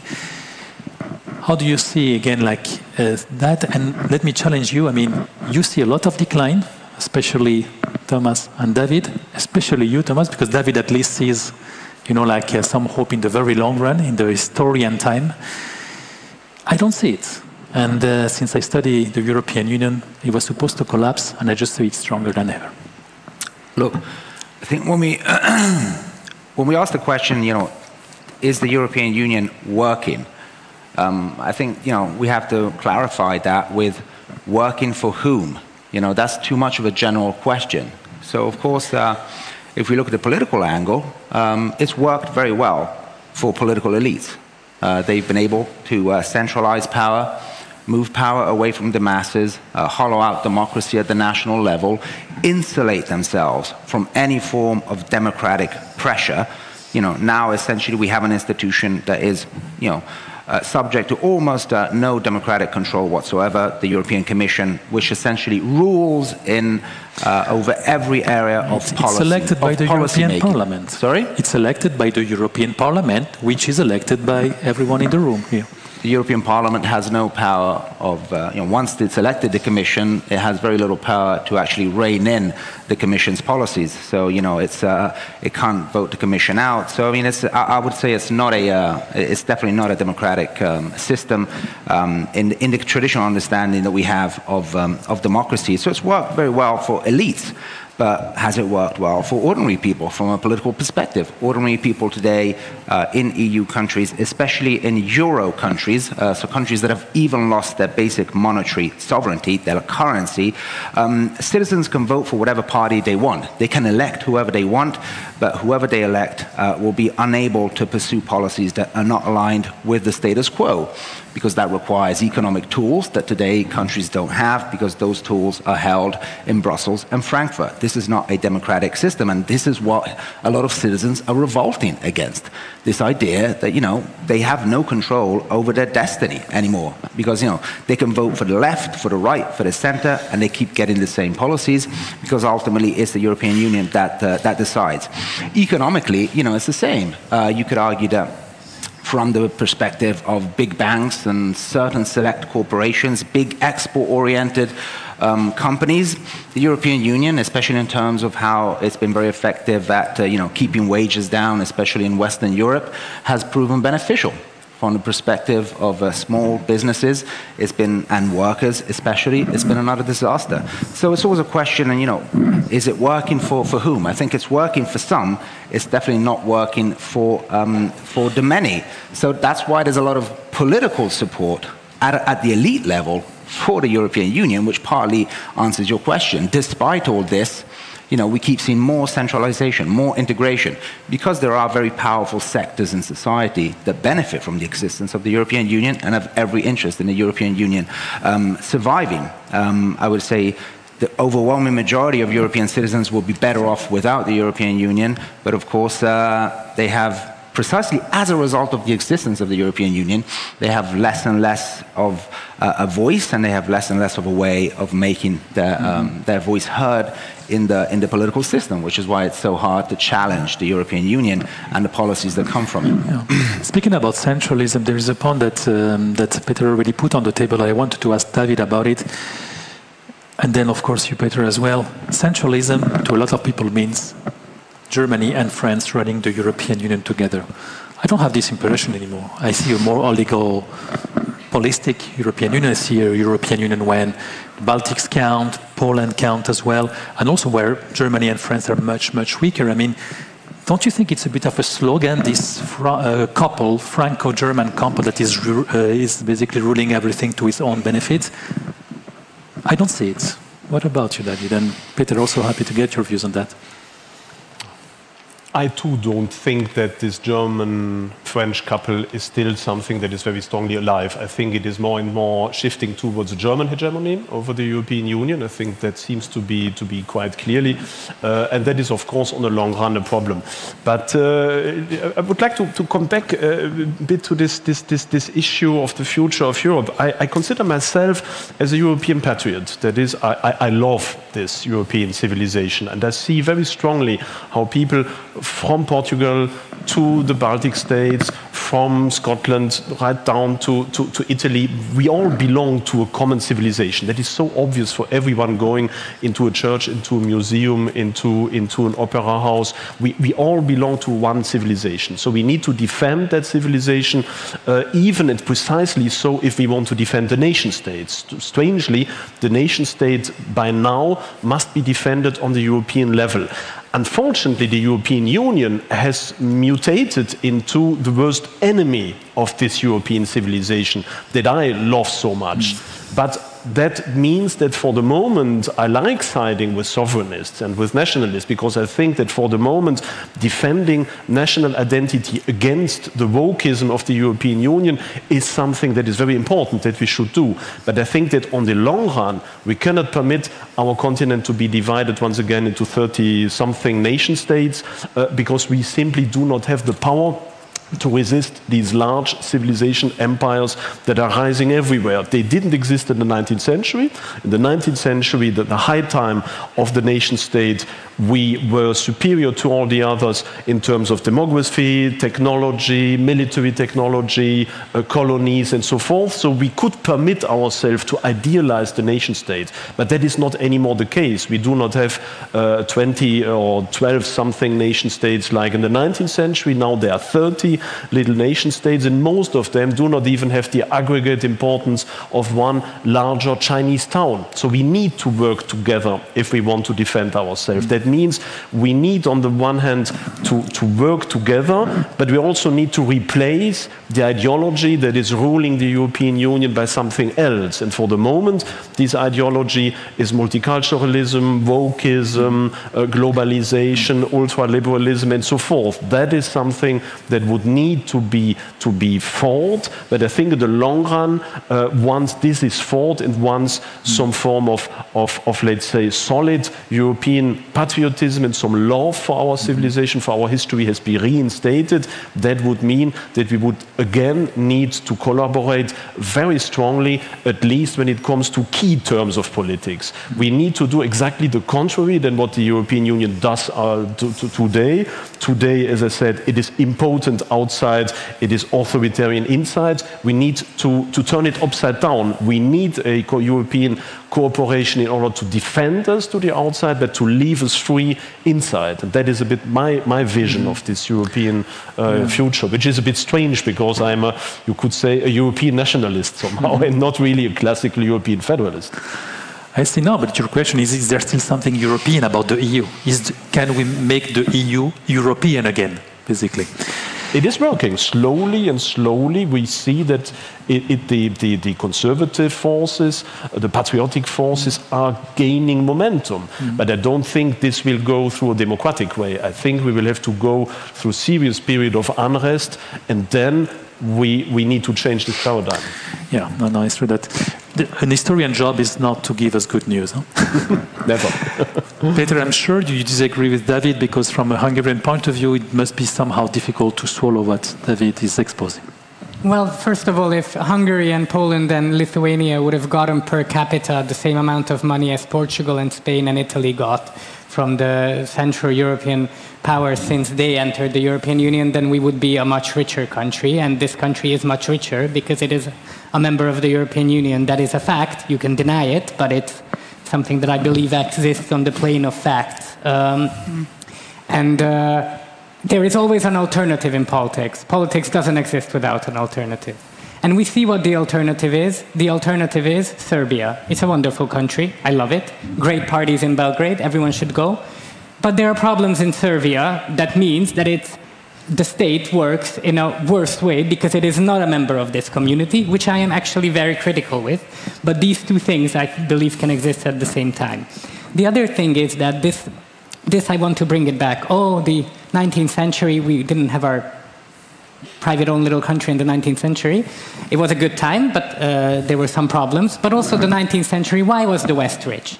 The West was rich because the rest of the world was not rich. This is also a historical fact. Imperialism is a historical fact. The West is rich because of imperialism, which the East of Europe did not participate in.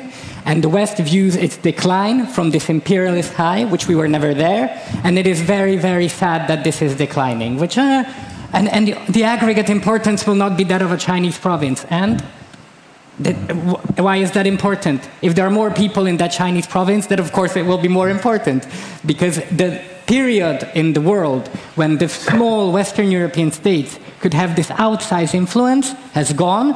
It is dead. It will never come back. But this is, again, not our problem. We had Franz Josef Land as the Austro-Hungarian Empire, which had 3 polar bears in the northern part of Russia, but that was it. And the other issue with regards to the European Union, when we ask the Hungarians whether they like the European Union, they like the European Union. This is partly an economic issue.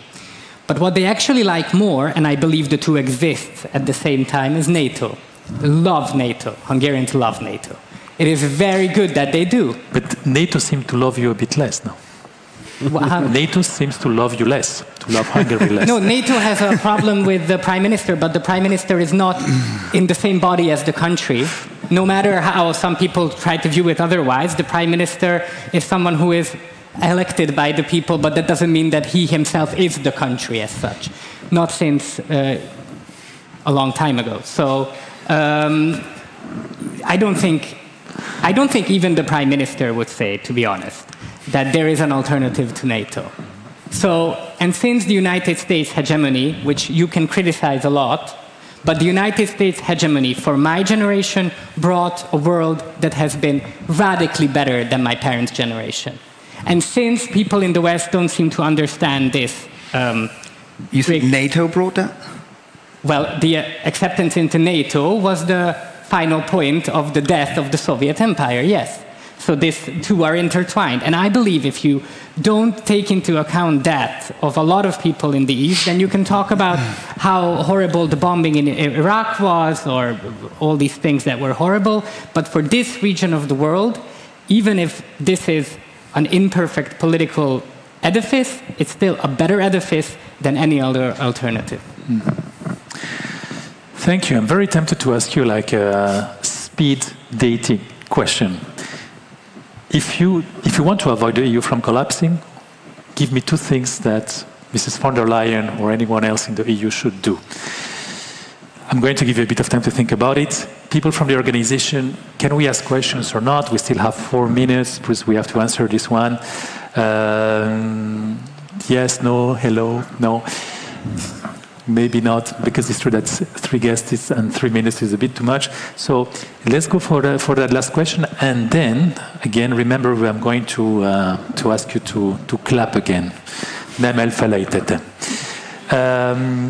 Thomas, I know you want the EU to collapse, but let's be constructive. What should it do to avoid the collapse if it ever happens? Well, I think von der Leyen should resign. That would be. She has just been elected. That would be a great step forward. Yeah, I know.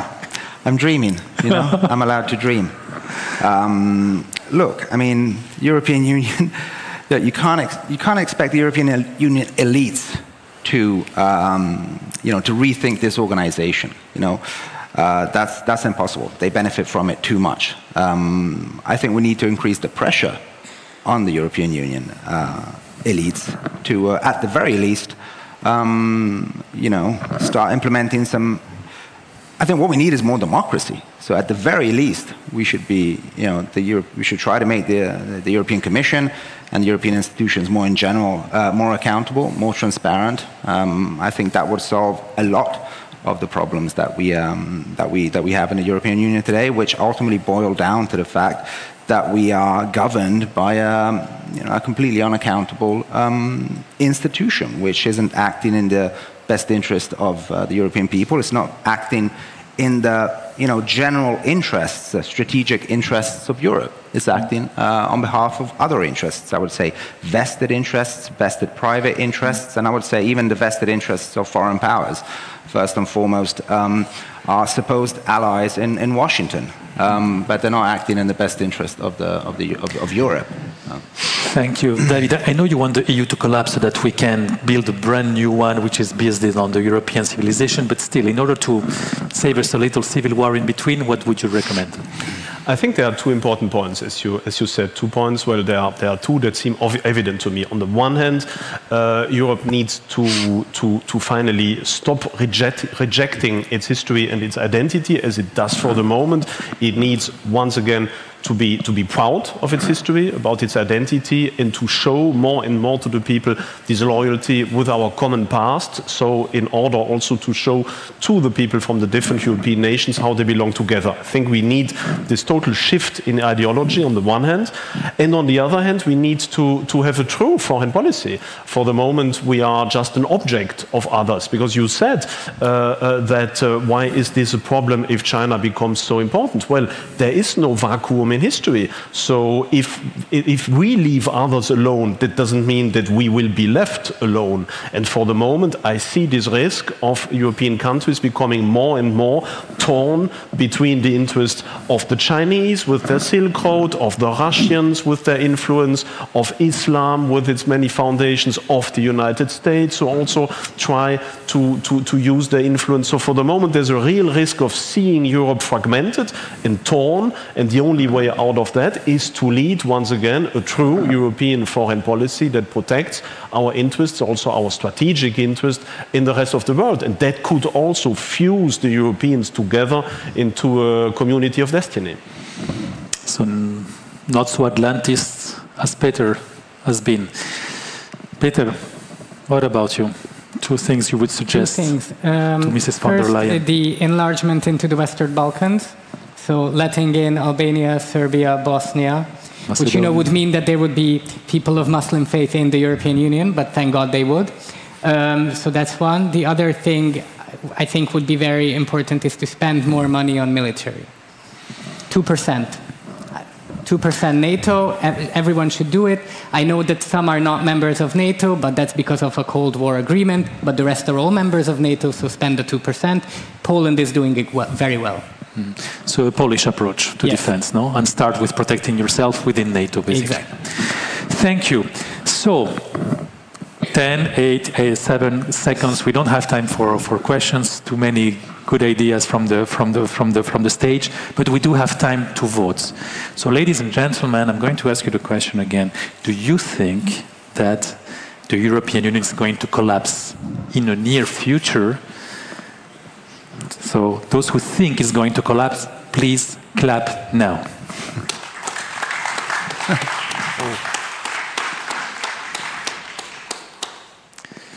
And those who think that the European Union is not going to collapse, please.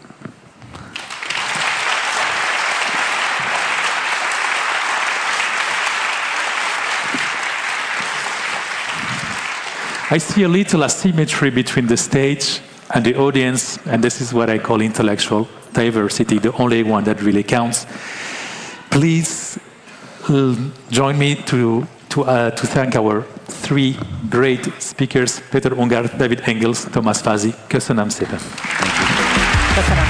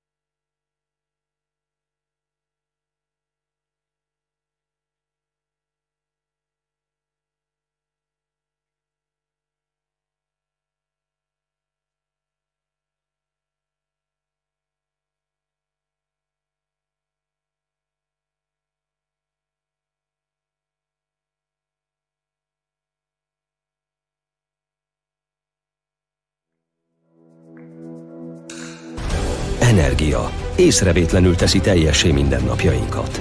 Az MVM hálózatnál küldetésünk, hogy minden pillanatban összekössünk azzal az energiával, amire épp szükséged van. MVM. Energia. Értünk.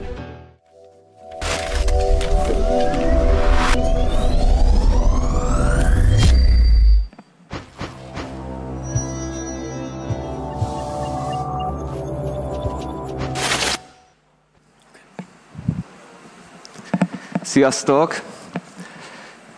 Nem tudom, hogy volt-e valaki idén a Coldplay koncerten a Puskásban. Van esetleg olyan pár ember? Egy, kettő, páran. Jó volt az a koncert, nem? Én nagyon éltem, nagyon-nagyon bejött. Nem vagyok egyébként egy Coldplay rajongó, bevallom. Nem is lettem utána, viszont rájöttem, hogy mindegyik dalt ismerem. Azért vannak ilyen zenekarok, akiket így vágsz, és aztán amikor hallod őket élőben, akkor rájössz, hogy igen, ezt a dalt is ismerem, azt a dalt is ismerem, és amúgy egész jól éreztem magam ezen a koncerten, tényleg világszínvonalú show volt. És amit még észrevettem, hogy a Coldplay nagyon-nagyon figyel arra, hogy minél kisebb ökológiai lábnyomot hagyjon a koncertjeivel. Tehát a küzdőteret úgy építik fel, hogy a táncolás, az ugrálás, az energiát termeljen a koncerten, vagy lehelyeznek egy kerékpárat a koncertre, és a közönség tudja tölteni az energiát.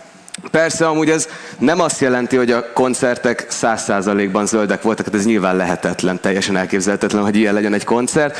Hát ahhoz kb. Az kellett volna, hogy egy zoom ablakban történjen az egész, bár amúgy még az is energiát termel. Azért ez nyilván elgondolkodtatott azon, hogy nem is vagyunk tisztában azzal, hogy mennyi minden lehet energiaforrás. A világban a klímaválság miatt egyre égetőbb topik az, hogy hogyan lehet a jövő fenntarthatóbb. Ez egy megújuló mennyországban élünk, vagy fosszilis rémálom a jövő? Ahogy látjátok, itt van egy papírtigris. Találkoztatok már ilyennel itt a napokban? Vagy ezen a napon? Ugye ez egy elég ijesztő papírtigris a kínai kultúrában. Ez azt szimbolizálja, hogy na, valami nagyon ijesztő, de azért nem kell tőle félni. És ugye a mai témánkat is ez a papírtigris fogja irányítani.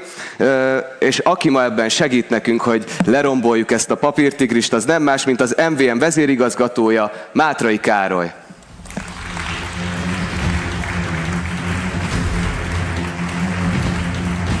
Hello. Szia Károly! Szia! Nem kell félni, nem harap. Na hát hoztunk állításokat, amikről beszélgetni fogunk. Mindegyik állítás mondhatni egy papírtigris, amit lehet, hogy összegyűrünk, majd szétszincálunk. Nézzük az elsőt. A nap és a szél energia szinte ingyen van. Hát ugye tényleg ott van a nap, ott van a szél, akkor miért nem erre támaszkodunk? Ez elérhető Magyarországon is. Jó napot kívánok mindenkinek! Hát én azt tanultam meg az életem során, hogy nincsen ingyen ebéd, ingyen energia sincs. Ez egy nagyon komplex rendszer, ami az energetika rendszerét illeti. Ennek egy komponense csak a szél és a napenergia, illetve a megújulók úgy általában. És bár gondolhatjuk azt, hogy relatív alacsony költség mellett termelnek, és ez nagyjából így is van, de amikor lemegy a nap, és amikor nem fúj a szél, akkor komplex rendszereket kell üzemeltetnünk, tehát a járulékos költségei a megújulóknak igen jelentősek. Ezt láttuk idén nyáron is, amikor nagyon brutál árak voltak este 5 és mondjuk 10 óra között. És egyébként ezeket nem lehetne például akár elraktározni, hogy a későbbiekben felhasználjuk, mint energiaforrás? De természetesen, és erre megy a világ, hogy megpróbáljuk elraktározni a villamos energiát. Azt a villamos energiát, amit a napsütéses órák alatt meg tudunk termelni, viszont az a rossz hír, hogy nem tart még ott a technológia, hogy olcsón, hosszú távra nagy mennyiségű villamos energiát tudjunk eltárolni. Ez még valójában a jövő generációjának a feladata, hogy ezt meg tudja tenni. És mi kéne hozzá, hogy kétféleképpen tudunk energiát tárolni. Fizikai, illetve kémiai tárolók léteznek a világon. A fizikai tárolóknál arra gondolok, hogy a hegyvidékekkel gazdagon ellátott országok, Ausztria, Szlovákia, Románia meg tudja azt csinálni, hogy viszonylag magasan épít egy víztározót, aztán a hegy lábánál is épít egy víztározót, a kettőt összeköti egy csőrendszerrel, és leengedi a vizet a felső tárolóból az alsó tárolóba, közben meghajt egy turbinát és villamosenergiát állít elő. Így egy nappal megtermelt olcsó villamosenergiából föl lehet szivattyúzni a felsőtárolóba a vizet, aztán amikor drága az energia, akkor le lehet engedni.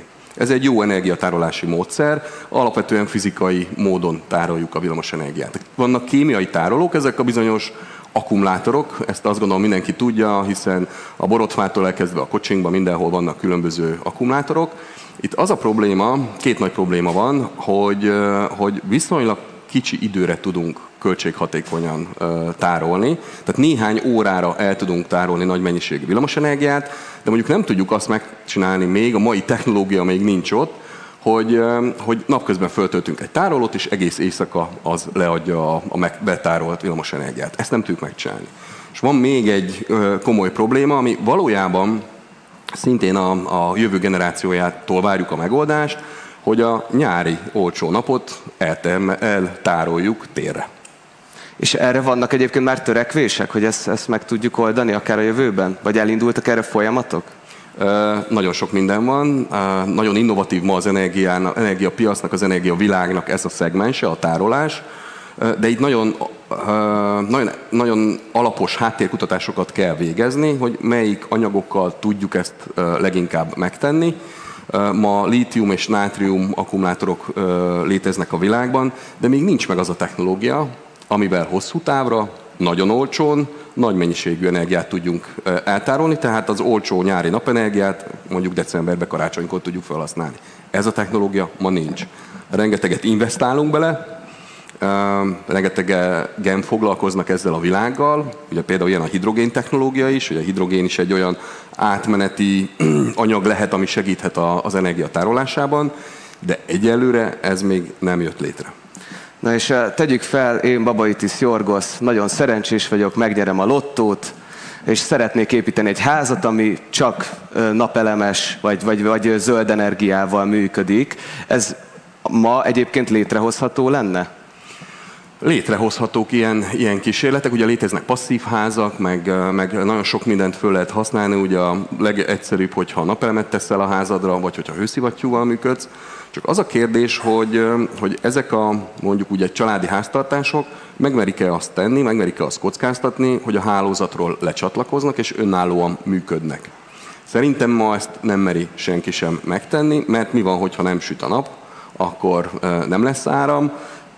Még nem elterjedt a világon a háztartásokban tárolt akkumulátorok, vagy tartott akkumulátorok még nem terjedtek el. Egyébként a magyar kormánynak pont most van egy ilyen programja, hogy a magyar háztartások vegyenek, vásároljanak támogatással tárolót. És még mindig ott van az a kérdés, hogy télen, a hosszú, sötét, hideg napokon honnan lesz energia. Ezért kell a távvezetékrendszerhez csatlakozni. Tehát én az önellátásban rövid távon még a háztartások szintjén nem bíznék. Azt gondolom, hogy egy generáció múlva azért ez lehet reális. Ezt a papírtigris szerintem most szétszincáltuk, úgyhogy nézzük a következő állításunkat. A megújuló energia teljesen megbízható és stabil. Hát, hogyha ennyire megújuló, akkor miért nem támaszkodunk teljesen ezekre? Hát a megújuló energia annyira megbízható, amennyire az időjárás nagyjából. Tehát, hogy most esik, vagy fúj, hogy jön-e egy vihar itt, vagy nem, ezt senki nem tudja, 100%-os biztonsággal. Tehát nagyon nehéz tervezni. Ez okozza azt a problémát, hogy nagyon rángatja az időjárás ilyen szempontból a villamosenergia rendszert. Tehát kellenek olyan komplex elemek, amely ezt a rángatást, hogy így fejezem ki magam, mondjuk kisimítja. Úgyhogy megbízható a megújulók termelése, amennyiben az időjárás megbízható. Igen, és akkor ezt nekünk kell viszont kezelni, vagy azon dolgozni, igen, hogy megbízható legyen. Én erre nem tennék. Igen. És Magyarország energiaellátása egyébként milyen arányban biztosítja megújuló energia? Ez nagyon jó kérdés, és ebben nagyon jó hírem van, mert Európában a második Magyarország abban a rangsorban, ahol a napenergia,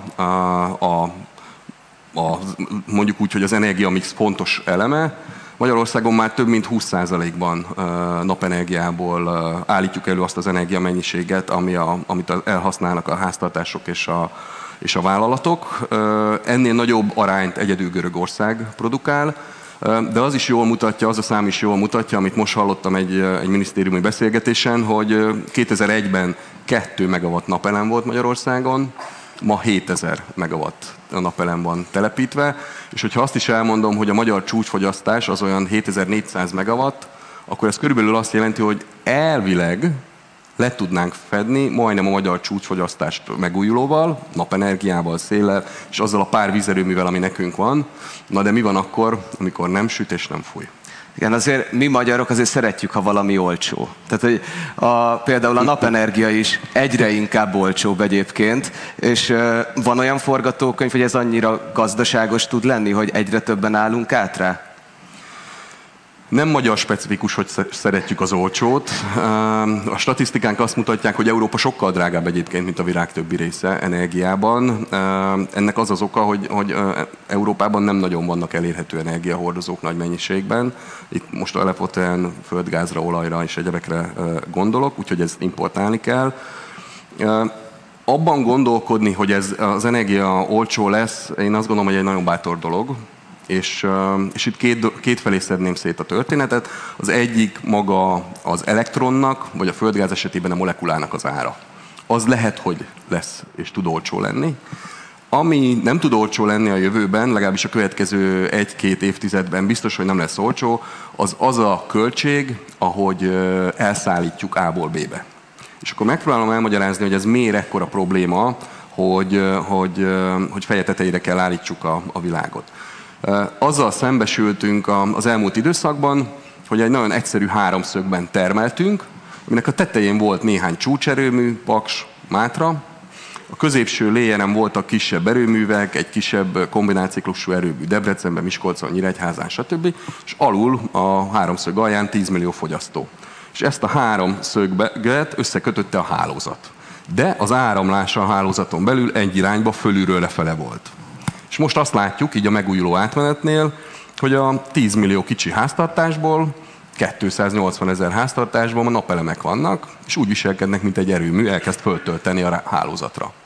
Tehát ezt a hálózatot, ami egyelőre egy ilyen fölle irányba tudta szállítani a villamosenergiát, át kell alakítanunk arról, hogy a Verseny utca 16-ból a Hunyadi János utca 44-be elvigye az áramot, mert ott az anyósom bekapcsolta a hajszárítót. Ja, és hát gondolom ez sem holnapra történik meg. Idő, rengeteg pénz, hiszen meg kell változtatni a hálózat logikáját, okosítani, fejleszteni kell a hálózatot.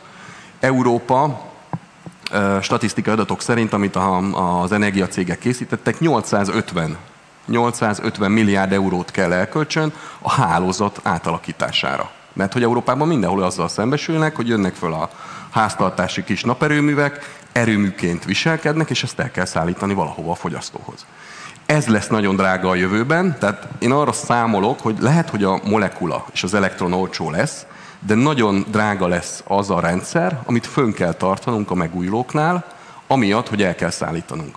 És így a kettő összesenje, az valószínűleg sokkal drágább lesz, mint ma. Felteszem a kezemet, erre már nem tudok mit mondani, úgyhogy akkor nézzük a következő mítoszunkat, papírtigrisünket. A nukleáris energia veszélyes és nem fenntartható. Hát ugye Magyarországon is van atomerőmű, ismerjük Paks 2. Erről mit gondolsz? Hát a fenntarthatósághoz nem fűznék túl sok mindent. A paksi atomerőműnek nincsen karbonlábnyoma. Tehát nem keletkeznek olyan gázok, amit mondjuk egy fosszilis esetében keletkeznek. Úgyhogy én azt gondolom, hogy a paksi atomerőmű is úgy általában nukleáris energia fenntartható, karbonsemleges, nem járul hozzá a klíma katasztrófához, vagy a klíma viszonyok romlásához, és veszélyes. Hát természetesen minden erőmű veszélyes, tehát azt ne becsüljük alá egy gázturbina, egy szénerőműnek a veszélyeit. Az is veszélyes üzem, vagy egy olajtüzelésű kazán is egy veszélyes üzem, egy nukleáris erőmű is veszélyes üzem. De az is biztos, hogy azok a katasztrófák, amik bekövetkeztek, és akkor itt Csernobil, Fukushimára gondolnék, azok azért nagyrészt emberi mulasztások láncolatának köszönhetőek. Ebből nagyon sokat tanult a nukleáris szakma, és olyan kontrollokat építettünk be, hogy ezeknek a bekövetkezése azért elég valószínűtlen szenárió. Úgyhogy...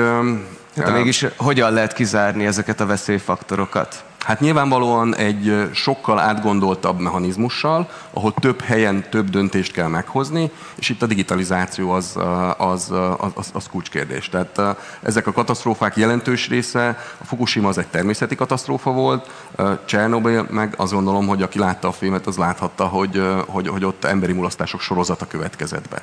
Ezt ma már különböző módszerekkel, technikákkal, digitalizációval el lehet kerülni.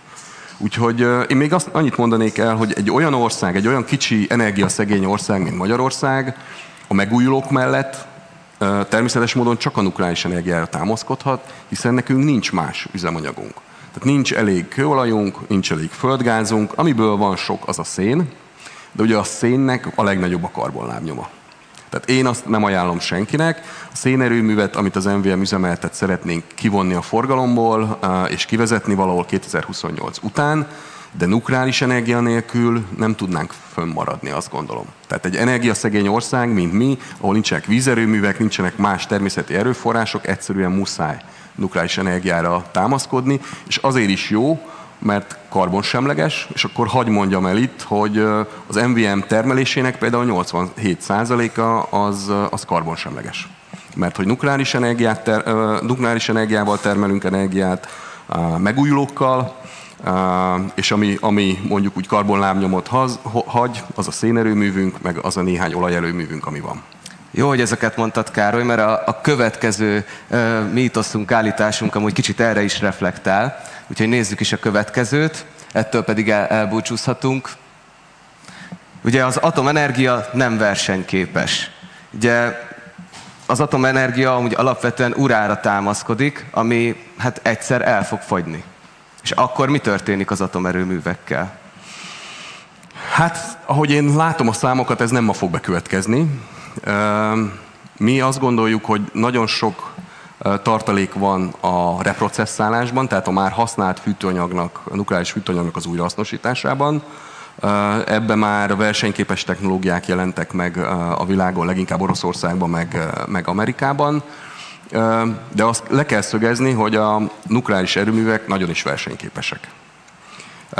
Drágák, ez kétségtelen, látjátok, vagy tudhatjátok különböző statisztikákból, hogy egy erőműnek a felépítése milliárdokba, vagy ma már mondhatom azt, hogy 10 milliárdokba kerül, de maga az üzemeltetés az már hihetetlen olcsó, és azért, mert relatív kicsi stáb kell hozzá, tehát a személyi költségek alacsonyak, ami meg még nagyon jó, hogy az atomerőművek alaperőművek. Tehát a hét minden napján dolgoznak, reggeltől estig 0-24-be, mondjuk egy megújuló, egy naperőmű, ha fölépíted, akkor csak a potenciális üzemórájának a 18%-ában termel áramot, amikor fönn van a nap. Hát igen, képes folyamatos energiatermelésre, viszont drágább, tehát hosszú távon, tehát egy megújuló energia azért még mindig olcsóbb, ugye, hogyha beszélünk a napelemekről, vagy a megújuló energiákról.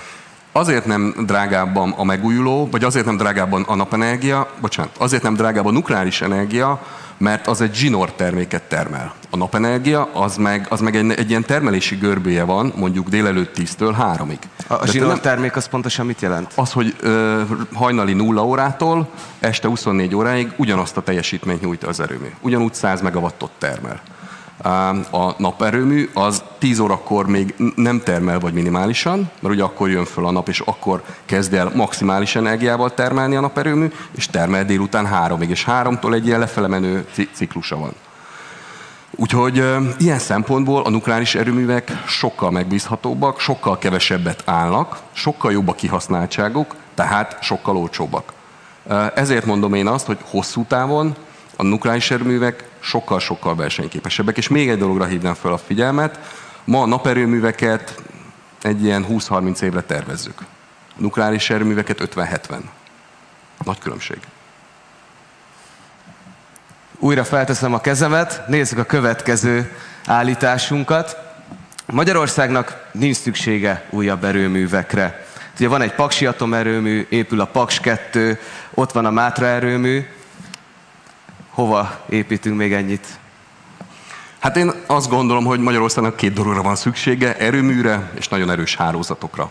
Hogy miért? Az viszonylag egyszerű. Magyarország ma nem termeli meg azt a villamos áramot, amit elfogyaszt. Tehát importálunk. Sokkal többet fogyasztunk, mint amit megtermelünk. Van egy nagyon erős importfüggőségünk.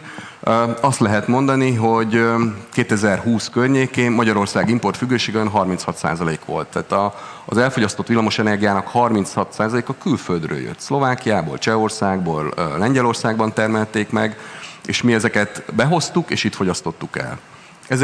Ez egy nagyon erős függőség. Ezt fölismerte a kormány, mert nyilván a Covid-nak is volt ennek valamilyen hatása, ahol lehetett látni, hogy ez a nagy európai közös piac, amiben mindannyian álmodtunk, ez így gyorsan szétesett, és minden ország maga hozott intézkedéseket. És el kellett gondolkodni a magyar energiapolitikának is, hogy szükséges-e ez a nagy függés, és tudunk-e ezen változtatni. Én azt gondolom, hogy tudunk, és egyébként az MVM azt tervezi, hogy meghosszabbítjuk Paksnak az életciklusát, a paksi jelenleg működő 4 reaktornak az életciklusát 2057-ig. Azt tervezzük, hogy a bezárandó Mátra szénerőmű helyén építünk egy gázturbinát, illetve egy másik telephelyünkön, Tiszaújvárosban szintén építünk gázturbinát, illetve az elmúlt időszakban is vettünk és építettünk megújuló erőműveket, naperőműveket vásároltunk és építettünk Magyarországon. Úgyhogy mi azt gondoljuk, hogy Magyarországnak nagyon is szüksége van erőműveknek. Az MVM azt tervezi, hogy a termelési kapacitását 2035-ig nagyságrendileg megduplázza, és így csökkenti Magyarország energia függőségét. De hogyha itt van ez az európai energiahálózat, ami teljesen össze van kötve, és támaszkodhatunk rá, akkor miért nem inkább ezt választjuk? Választjuk ezt, továbbra is lesz import, csak azt is kell látni, hogy ez az összekapcsolt energiarendszer azért nem hatékonyan működik. Most például mi azzal szembesültünk a nyáron, hogy azért nem tudunk importálni villamosenergiát Szlovákia irányából, mert Ausztriában, Bécs környékén majdnem minden vezetéket karban tartottak. És ezért, mivel a villamosenergia egy fizikai termék, ezek az áramlások, ezek úgy alakultak, hogy hiába volt nekünk egy nagy kapacitásunk Szlovákia felé, az osztrák karbantartás blokkolta az áramfolyamatokat, tehát nem tudtunk eleget importálni.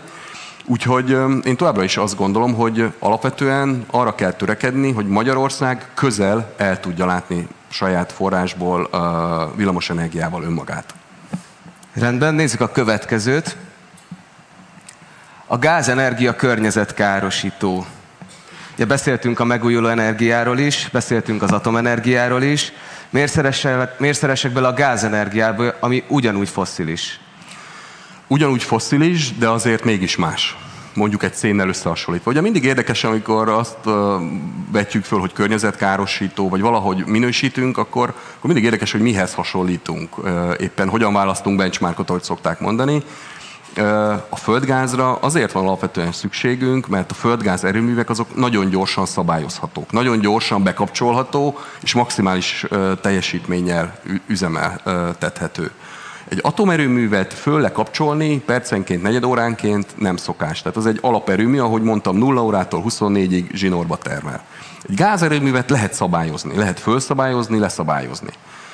És az a földgáznak valójában a világ zöld átmenetében, vagy energia átmenetében pont az a szerepe, hogy a megújulók okozta egyensúlytalanságot kiegyenlítse. Vagyis amikor lemegy a nap, akkor nyomok egy gombot a gázturbinán, és az azonnal elkezd termelni, perceken belül, és színbe hozza a termelést a fogyasztással. Ezt más erőforrással, más energiahordozóval nem tudom megtenni. Egy szénerőműnek a fölfűtési ideje az mondjuk adott esetben 6-8 óra. Ez nem megtehető. Tehát akkor ez egyből működik. A földgázerőművek szinte pöcre. Ahogy nyomom a gombot, néhány percen belül szinte már maximális kapacitással mennek, és egy nagyon jó szabályozható erőmű a földgázerőmű, tehát hogyha jön egy mondjuk egy felhő, nem termel a naperőmű, akkor följebb tudom húzni azonnal a gázerőművet, és az kiegyensúlyozza a rendszert. Ezért nagyon fontos. Ráadásul azért a gázerőműveknek a karbonlángnyoma sokkal kisebb, mint egy szénerőmű. Nincsen hamu, nincsen pernye, nincsen kén-dioxid kibocsátás, ugye, ami egy szénerőműnél van, és talán a leginkább környezetromboló, és sokkal kisebb a karbonlábnyom, nincs szénmonoxid kibocsátás sem. Tehát én nem mondom, hogy környezetbarát a gáz, de egyszerűen rá vagyunk utalva azért, hogy ezt a zöld átmenetet a kiegyensúlyozáson keresztül biztosítani tudja számunkra. Azt viszont mondom, hogy sokkal kisebb a karbonlábnyoma, mint egy szénerőmű. Nézzük a következő állításunkat. A fosszilis energiaforrások eltűnnek a zöld átállás során. Ugye azt halljuk, hogy a fosszilis energia eltűnik, ezt ugye beszéltük is. Mindenfajta fosszilis energia el fog tűnni? Hát szerintem az első és minimum cél Európában, de a világon is az lehet, hogy a szénerőműveket vezessük ki. Minél előbb, hiszen az előbb elmondottak alapján itt a legnagyobb a károsanyag kibocsátás, szénmonoxid, széndioxid, kén, hamu, pernye, stb. Tehát ezt szerintem innen kell indulni. A következő ilyen mondjuk üzemanyagfajta, aminek a kivezetése indokolt lehet egy belátható időn belül, az az olajerőművek, ahol szintén ugyanilyen károsító hatások léphetnek föl, és a legkisebb karbonlábnyoma a gáznak van. Mi az MVM-ben és az energia szakma is abban hisz, hogy egy következő 2-3 évtizedben még szükségünk lesz a földgázra. Azért lesz szükségünk, hogy ki tudjuk egyensúlyozni a rendszert ezekkel a gyorsindítású erőművekkel. A gázra szerintem egész addig szükség lesz, amíg nem lesz olyan tárolási technikánk, amiről az elején beszéltünk a beszélgetésünknek, hogy az olcsó nyári napot a téli hideg időre el tudom tárolni. Tehát egy olyan tárolási technika a kezünkben lesz, ahol hosszú távra nagy mennyiségű villamosenergiát olcsón, és ez is egy hangsúlyos, tehát mind a 3 feltétel kell, olcsón tudunk tárolni. Addig kell a gáz, de minden más fosszilist, ahogy tudunk, szerintem is vezessünk ki. Igen, és ugye erről beszéltünk, hogy nagyon sok pénzt kéne investálni a megújuló energiákba, viszont egyébként ugyanúgy az erőművekbe investálunk pénzt. Hogy ez nem hátráltatja azt, hogy a zöld átállás meg tudjon történni?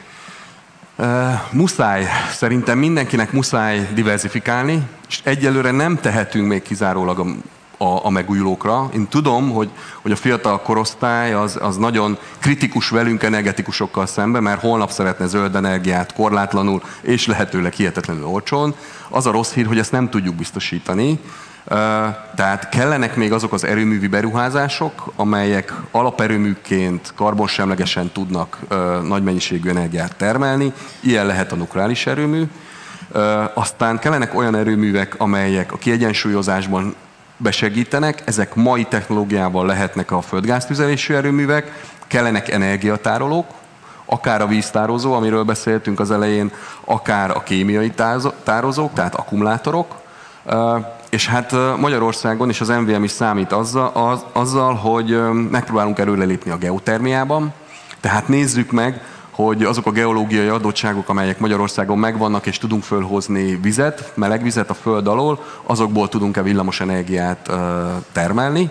Tehát ezek mind-mind kellenek, de én azt gondolom, hogy ma nem vagyunk még azon a technikai szinten, hogy egy energiaforrásra, mondjuk csak a napra támaszkodjunk. Diversifikálni kell, és ebben a diversifikációban szerintem a következő néhány évtizedben még kell a fosszilis gáz. Mi még elraktároztunk egy utolsó állítást, egy utolsó mítoszt, hogy ezt még nézzük meg. Megoldható, hogy Magyarország 100%-ig megújuló energiát használjon. Hát egyszer valamikor remélem, hogy majd megadatik, hogy ez bekövetkezik Magyarországon. Őszintén mondom, hogy ez még így ma nem látható. Ehhez rengeteget kell tennünk nekünk, ma az energetikában dolgozóknak, és nagyon sokat kell tenni nektek fiataloknak, hiszen az innovációt felhasználva olyan technológiát kell fejleszteni, amivel ezt meg tudjuk oldani. Üzembiztosan a nap mind a 24 órájában elérhetővé válik megújulóból előállított energia. Ez ma nem látható.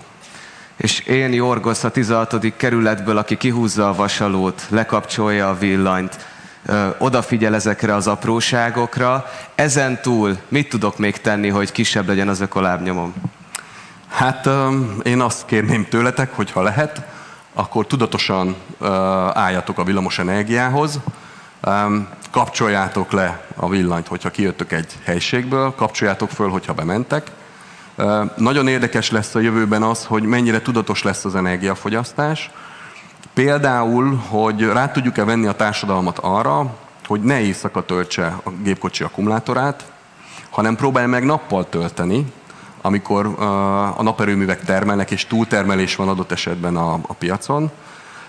Vagy rá tudjuk-e venni a társadalmat arra, hogy este, amikor hazamegy, akkor ne kapcsolja be a légkondit, mert inkább kapcsolja be délbe, és mondjuk délután 5-ig menjen az a légkondi, és már egy lehűtött lakásba érkezzen, amit már nem hűt tovább az esti órákban. Tehát nagyon érdekes az, hogy hogyan tudjuk a társadalmat sokkal inkább tudatos fogyasztásra ösztönözni, és ez azért van, mert valljuk be, hogy nagyon kényelmesek vagyunk. Mert azt szoktuk meg, abban a világban éltünk, hogy bedugtuk a konnektorba és jött, Európa így élte a világát. Egyébként ez nem volt természetes, hiszen ha Afrikában nőttünk volna föl, vagy Ázsiában, akkor ott az áramszünet az, ha nem is a mindennapok része, de egy teljesen elfogadott történet. Vannak olyan országok, ahol akár néhány órára is, mi nem így szocializálódtunk. Tehát én nem mondom, hogy jöjjön vissza ez a világ, egy pillanatig sem, de azt viszont javaslom és kérem mindenkitől, hogy sokkal tudatosabban álljon a villamosenergiához, sokkal tudatosabban fogyasszon, és ne pazaroljunk, mert a legdrágább villamosenergia az, amit mondjuk úgy, hogy kidobunk az ablakon. Hát Károly, végeztünk az összes mítoszunkkal, az összes papírtigrisünkkel, úgyhogy itt az idő, hogy szimbolikusan eloszlassuk a félelmeinket. Megengeded, hogy ezt itt most szétroncsoljam? Megengeditek? Nem? Figyelj, megpróbálom, jó? Tehát ezt a papírtigrist szétrombolom. Bedurrantam egy kicsit. Köszönjük szépen, Mátrai Károly! Köszönöm szépen! Köszönöm szépen! Köszönöm szépen!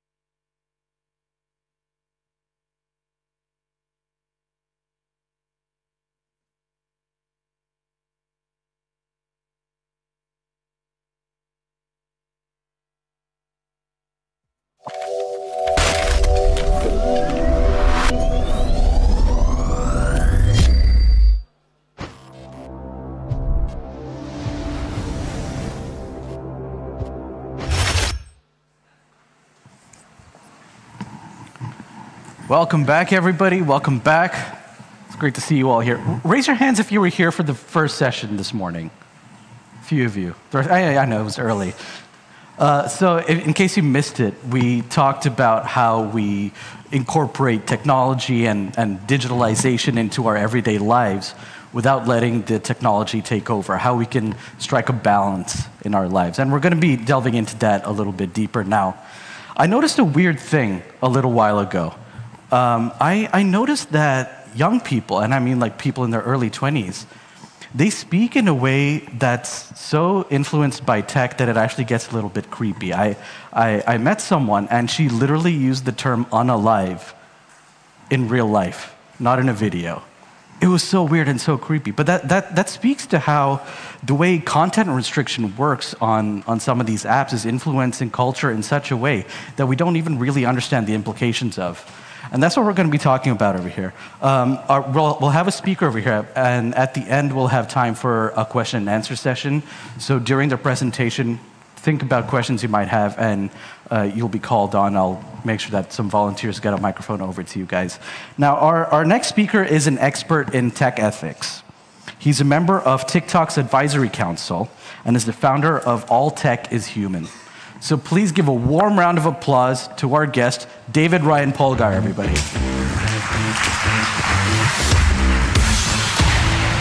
Thank you, Sid. Enjoy. Thank you. Thank you for that warm welcome. I know Sid's going to have me in the hot seat pretty soon, so get ready for your questions with that. As Sid mentioned, I focus on tech ethics, running the nonprofit based in New York with a global audience called All Tech is Human. The name right there should tell a little bit about my predisposition and what we're discussing today. And what we're discussing really is the motivation, right? The environment and the mindset that is needed to co-create a tech future that is aligned with our values.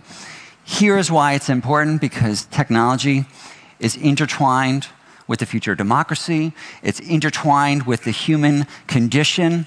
It affects how we live, love, learn, even how we die.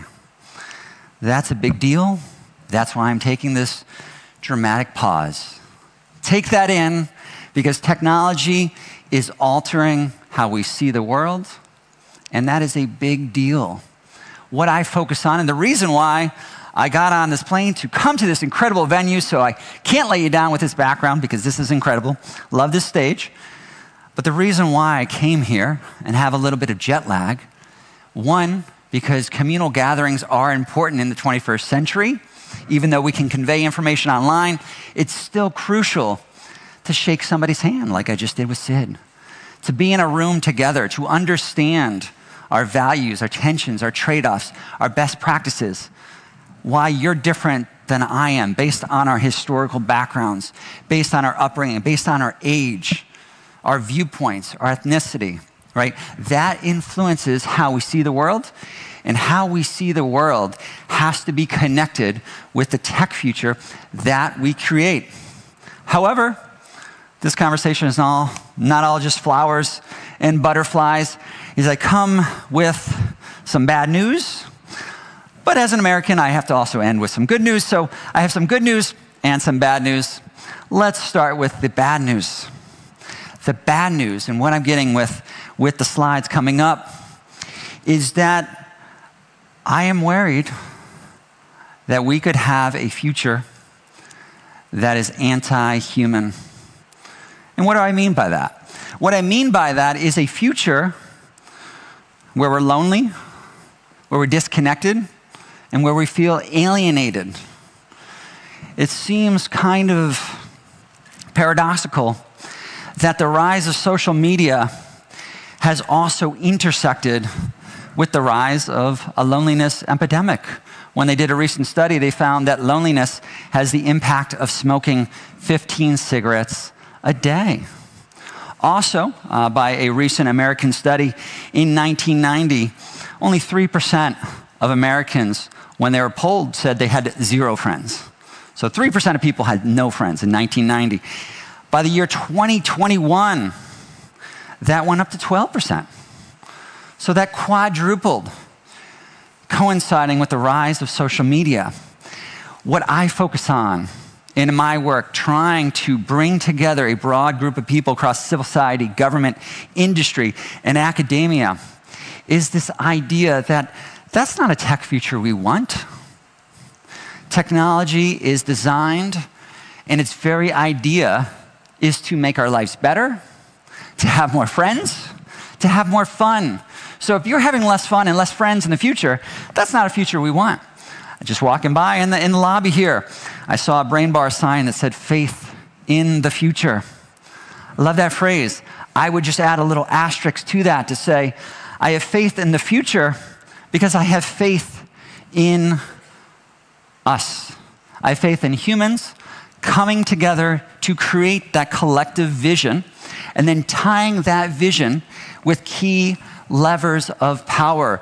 In my own work, we focus on taking this knowledge, taking this global community with all different backgrounds, different age groups. We've got college students, we've got high school students, we've got artists, designers, artists, and advocates, venture capitalists, the ethicists.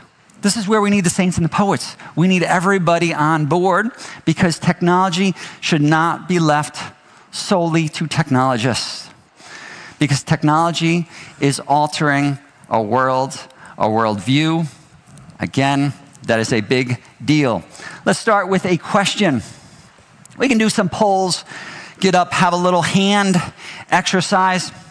Right now, 2 different tech futures we tend to imagine. So raise your hand, because I even saw this poll outside, right? Talked about, well, how do you see our tech future? Where's it going? Raise your hand if you feel like we're headed towards a dystopian tech future. Raise your hand right now. We're going to dystopia. All right, we got a lot of Black Mirror fans in here, a lot of dark people. They're worried. What's so high? Started with the bad news. But again, good news is we have incredible people across the globe who can come together, who can affect that change. Raise your hand if you are utopian. I'm trying to find photos that, are more utopian. So raise your hand if you're utopian. Incredible, okay, so about 50-50. Hate to say this, but I just set you all up because neither is really where we're headed, because our tech future is undecided.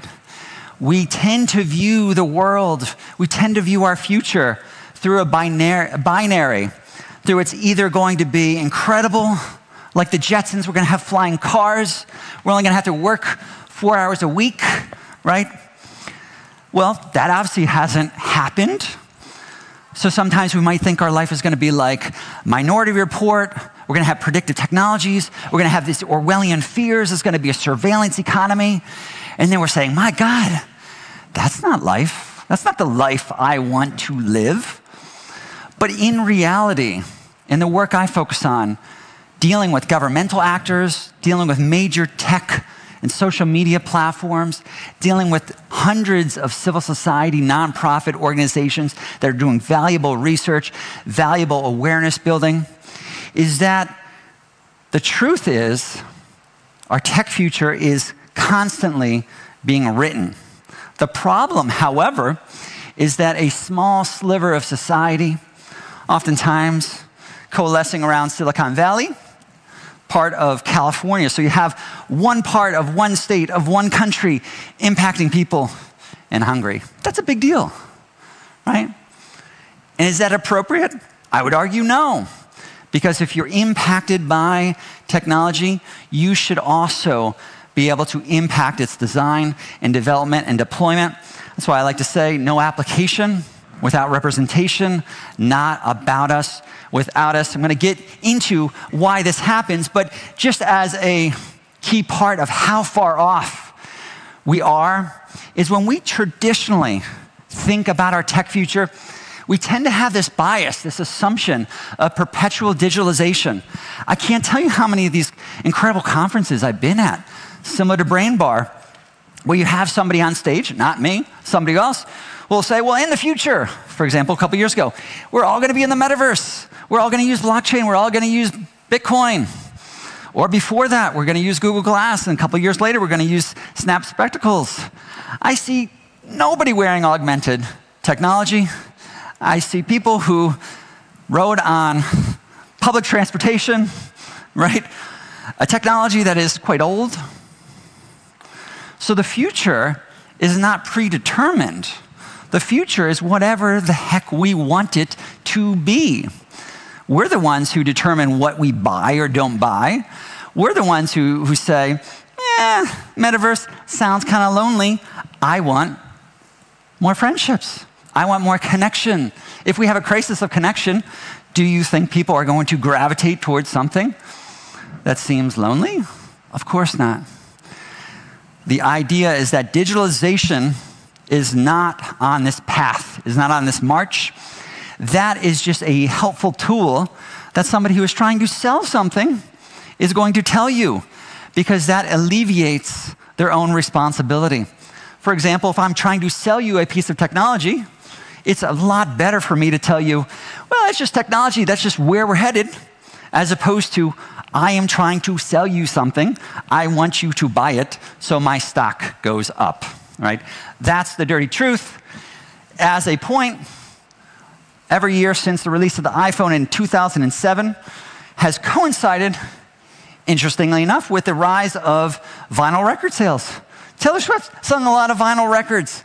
Quite interesting, counterintuitive, because 10 years ago, 15 years ago, we would have said, there's no need for books. You can have a library on this flash drive. So why do we have books? I don't know. Maybe because we like to sit on a beach and smell something and read something. Maybe because we're already staring at computer screens and we want to be away from that. Right? Maybe because we want to show somebody else that we're smart and we're reading this book and they can see the cover. We have human needs. We are not machines. If you cut me open on stage, which please do not, I will not drip zeros and ones. I'll bleed red blood, right?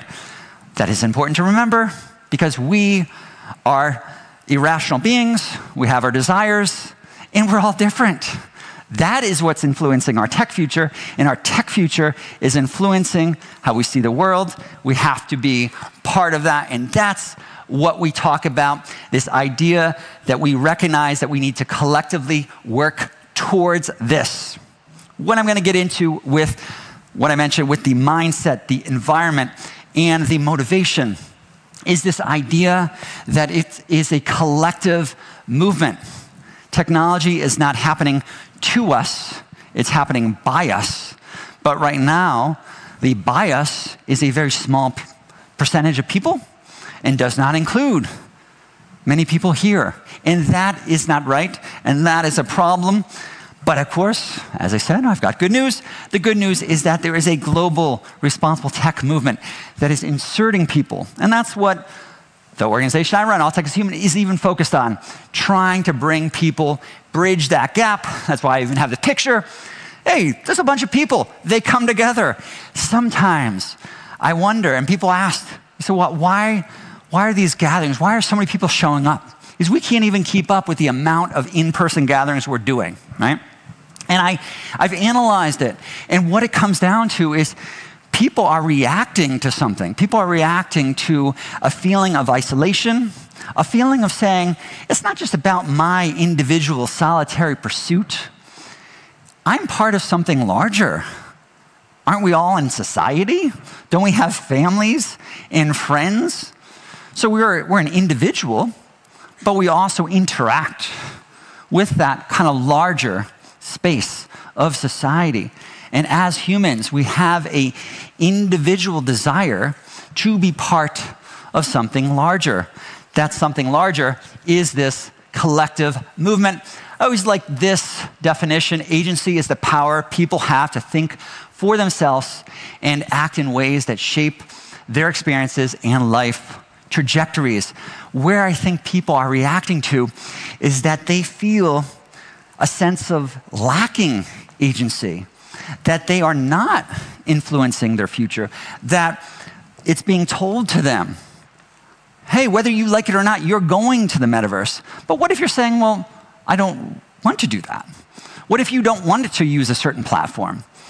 My argument is this comes down to our agency. You don't want something? Don't do it. If enough people don't do it, it doesn't happen. Life is not magic, although I did walk past the Houdini place. Life is not magic. Life happens because people come together. Some great books, and even ones that influenced me. These three great ones. Douglas Rushkoff done some amazing work over the last 2 decades with Team Human. Also, You Are Not a Gadget. That's where Jaron Lanier, actually who started out as a virtual reality pioneer in the 1990s. Virtual reality, yes, has been around that long. Look it up, or watch Lawnmower Man by Stephen King. What I like about that is this idea of creative lock-in. We oftentimes view the world as it is and think that the only possibility is a derivative of the past, as opposed to questioning the underlying past.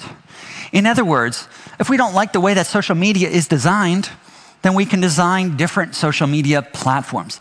Obviously easier said than done, but we can push towards pro-social design. It's our future. It's our time, right? That's what we're getting at. Also, like Dr. Joy, her book focusing on unmasking AI. She also has a movie on Netflix called Coded Bias. She's a great example of taking in that human agency, of saying there's too much bias in algorithms. Algorithms are affecting our life trajectory. Therefore, garbage in, garbage out. We need to get different types of people in the tech industry. We need to make less bias in our algorithms. So these 3 key ingredients, as I talked about and set up before, mindset, environment, motivation. Let's get right into them. What's important to underline, though, because this trips up a lot of people, especially my own background as an American, oftentimes we're raised to be these individuals. And even if you look at society, like go back to the baby boomers in the 1960s, there was this hyper-individualism of you alone can do it. And I really think that globally, we're reacting to this to say, you know what? 1, that's kind of selfish, but 2, that only gets you so far. Yes, I'm an individual. I care about myself as a person, but guess what? I also care about society at large. I'm not, a narcissist, right? And most people aren't. They want the good for society. This requires both the individual, internal motivation, also the collective action that needs to happen. If we get into these 3 parts, even if we're looking at a light sign, 3 options tend to be, you think that the future's already decided. These are people who tend to be like a cyber libertarian ethos, as they would call it. Somebody who thinks, it doesn't matter whether we like this technology or not. We're just headed towards this future. You have the second option, which would be smaller, but sometimes people talk to me about transhumanists. You've got Neuralink, Elon Musk's company, with the brain-computer interface. Right? Kind of fascinating technology. Obviously brings up a lot of interesting tech ethical concerns. Not in that camp either. I think most people fall under that 3rd camp, that the future happens by us, by our volition, by our desires. And if we are not part of that process, and this is important, I think, for the brain bar ethos, we feel like we are passive, like we're watching the future happen, as opposed to being an active participant to steer our own destiny. You want to talk about what it is to be human? It's agency. It's free will. If I don't feel like I have free will, then I feel less than human. And honestly, I think in 2024 and moving ahead, a lot of people, when I talk to them, they don't say it necessarily in that way, but they feel less than human. And I think we're trying to get back to that equilibrium, as we tend to do. And that's why I picked that really sad photo, right, where she's feeling outside the system. We should not be outside the system. People always think they don't belong.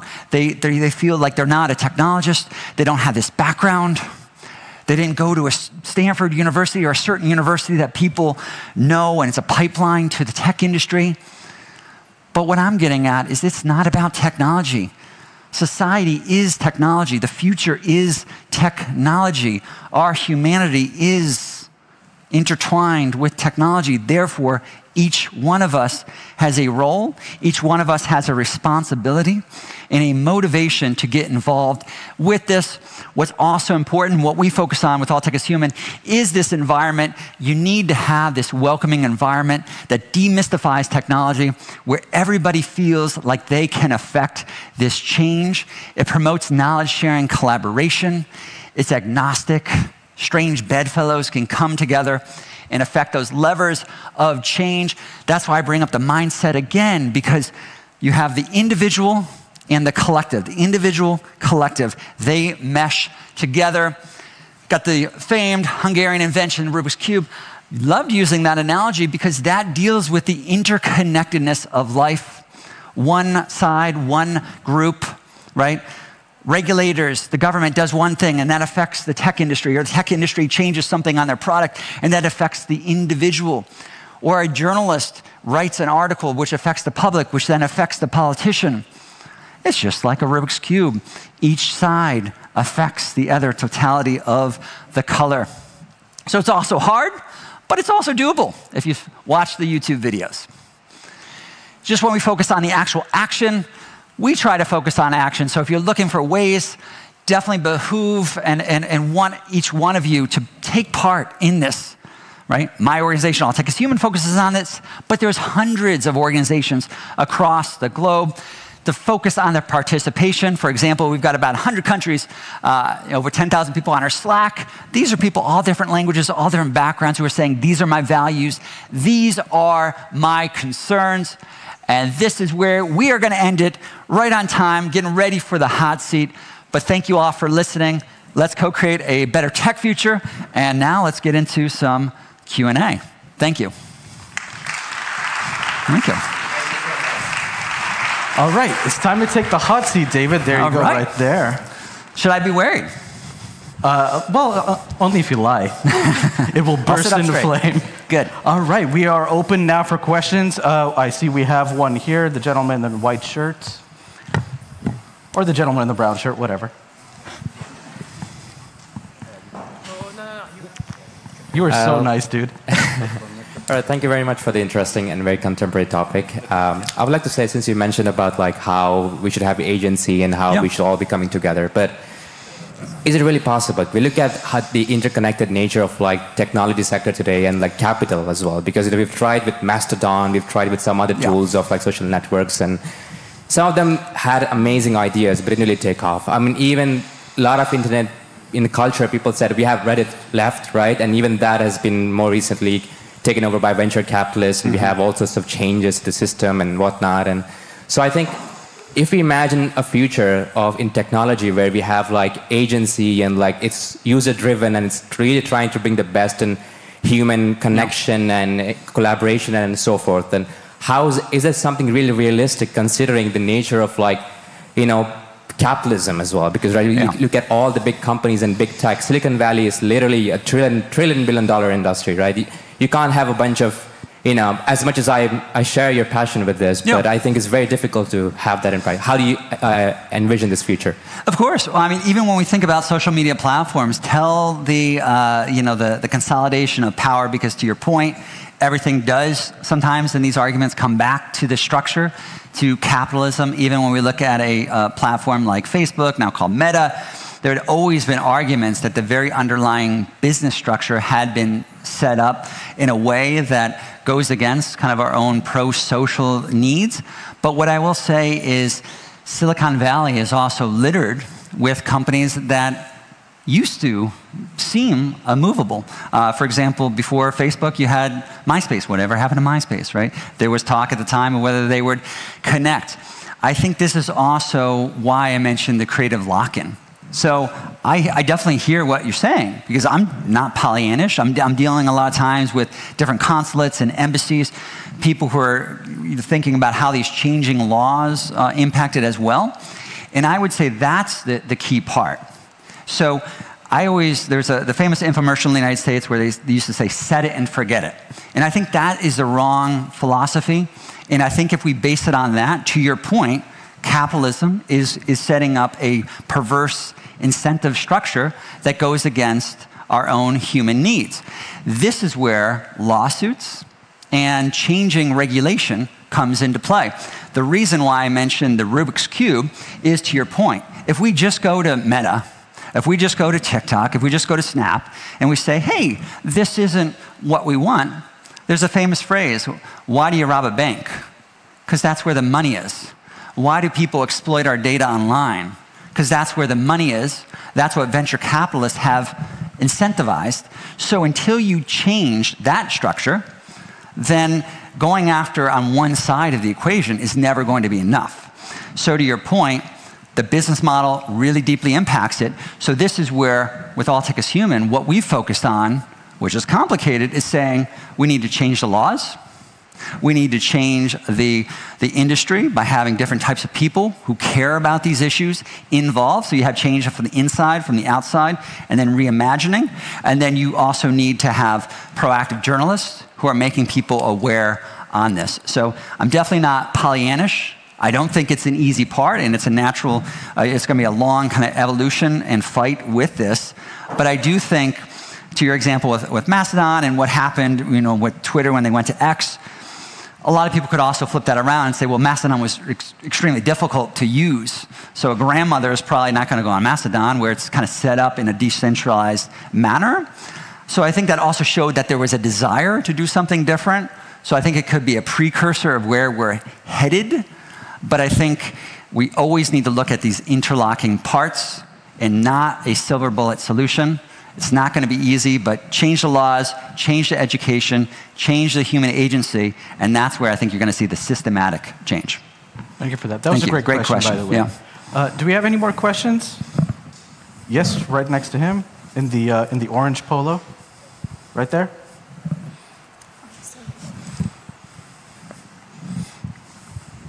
So my question is, you have outlined the importance of this systematic change, and you also touched the topic of social media. And in my experience, many people have the fear of missing out. What if I don't know how credible you can be when you say to them that future happens by us, or this change can happen by us, when they try to do it, and even then they have the lacking of community, and they just cannot get a right solution to their problems, because either way they will be stuck in a very hard position. Yeah, I think that's a great question. One. People have sometimes flipped around the fear of missing out with saying JOMO, what's the joy of missing out? So I think sometimes you can flip that dynamic, right? But also, to your larger point, I think what people struggle with is that to deal with these hard problems, you also need to have this support network. So one of my slides there focused on this need for inspiration. And a lot of times, people kind of question me about it to say, well, what does that have to do? Isn't it just information? Isn't it just about change? And one of the things that we realized is that, to your point, it's one step ahead, one step back, and then two steps ahead, one step back. So what is needed is this ecosystem that's cohesive to actually say, okay, we didn't win here. It doesn't seem like we're making this impact, but when we look at the totality, we're moving ahead. So I think as humans, we always struggle with this fact of saying, if I put in a lot of energy and I didn't see impact, I am going to feel like it's not worth it and I might give up. Whereas this is why I argue it's not a solitary pursuit. Because if we just view that, we're saying, well, one person can't just change the world. I don't think we need more thought leaders. What I think we need is more community leaders, and more spaces where you are then supported by other people who might say, hey, I liked your idea. Maybe it didn't work here. How can we build upon that? And that's a lot of what we're trying to do to promote this knowledge sharing and collaboration, because we do feel defeated. This is hard, but this is also something that is worthwhile. And the motivation part that I was getting into is that there's an attraction sometimes of saying, this is really important work.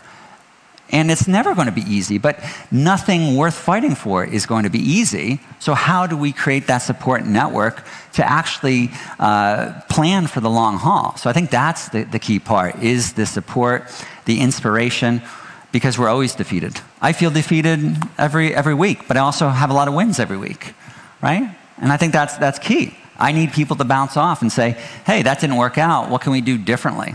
So I think that was a great question, so thank you for asking. That was a great question. Unfortunately, we have run out of time for questions. David, is there somewhere that people can reach out to you in case Please. they want to continue Yes, this? at All Tech is Human. Send me an email, david@alltechishuman.org. Always travel around the globe, so hope to be back. It's a beautiful, beautiful conference. If you want to keep the conversation going, please make sure to email David. That concludes our time with David, but stick around because we're going to find out how our brains work. Big round of applause for David Ryan Polgar, everybody. Thank you. That was awesome.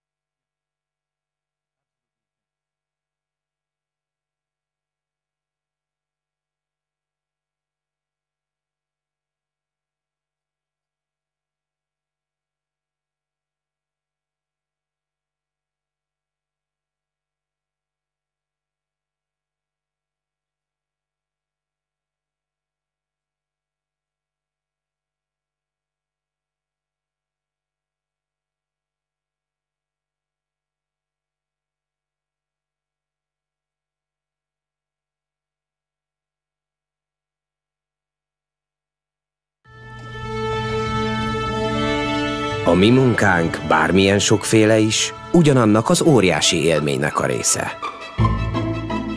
Minden mozdulatunknak közös célja van. Egy cél, ami újra és újra előrehajt minket. Mi hiszünk abban, hogy a tehetség mindenkiben megvan, de akkor csillan meg igazán, ha megtalálja a helyét. Mert ahol azt csinálhatod, amit szeretsz, ott szárnyalni fogsz. Nálunk minden szólam egyformán fontos ahhoz, hogy összhang szülessen. Egy csapat vagyunk. Számíthatunk egymásra, és számíthatnak ránk. Velünk indul, és velünk ér véget minden utazás. Mert a mi munkánk bármilyen sokféle is ugyanarról szól. Hogy együtt szerezzünk felejthetetlen élményt több ezer embernek. Csatlakozz a Budapest Airporthoz, és légy része te is ennek a különleges szimfóniának. Akkor szárnyalsz, ha jó helyen vagy.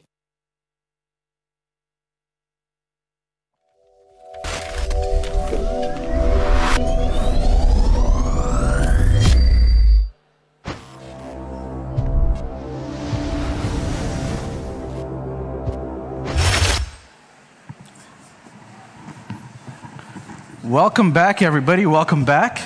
Good to see you all. How you guys feeling? Feeling good so far? Good first day? Yeah? Kind of. Oh, one guy's very excited.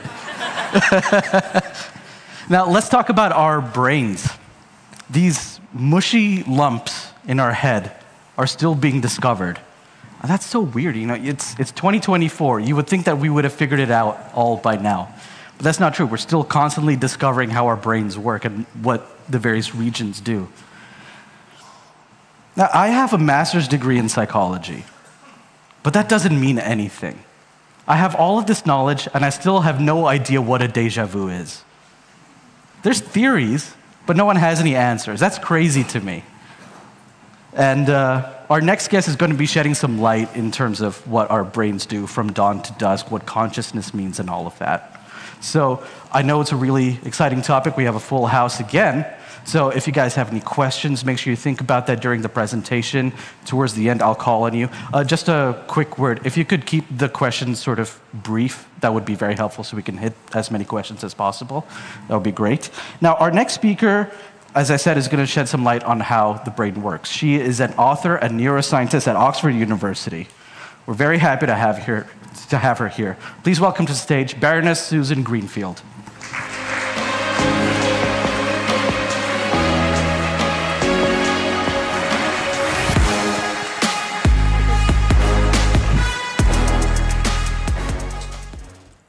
Jó estet!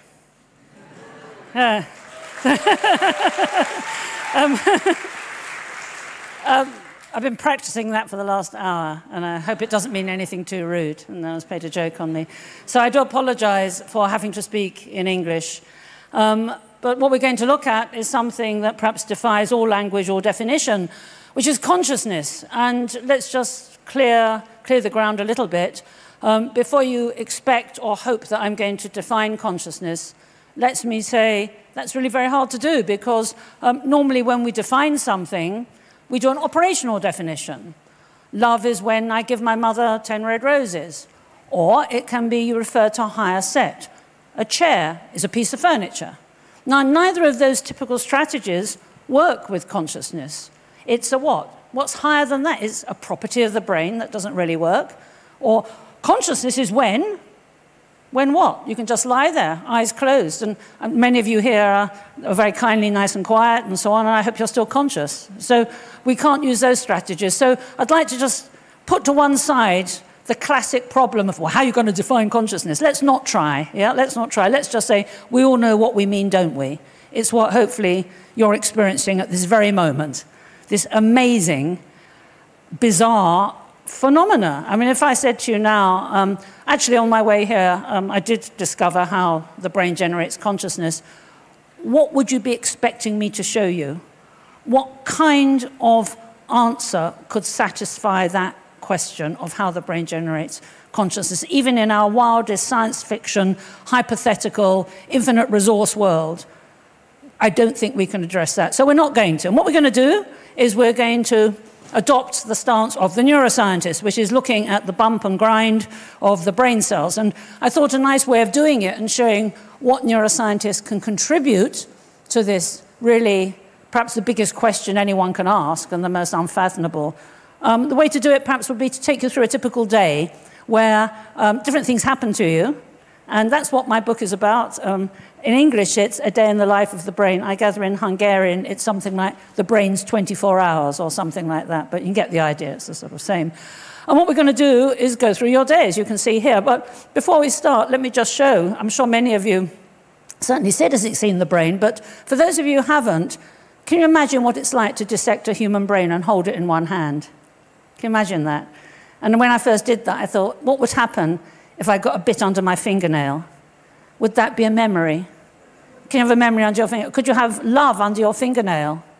Or could you have a habit like biting your fingernail under your fingernail? Yeah? So that's the kind of problem we're facing. You get the idea, right?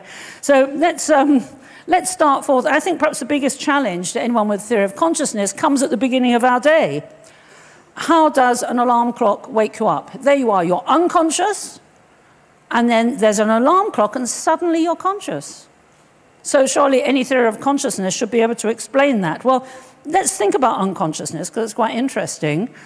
As you may be aware, you're not unconscious and then awake. You can actually have stages of consciousness, as shown here. And the little red, which we'll come to later, is so-called rapid eye movement, REM sleep, which is the dreaming state. So consciousness, unconsciousness is graded. And interestingly enough, the other form of unconsciousness which we're familiar with, which is anesthesia, that too is graded.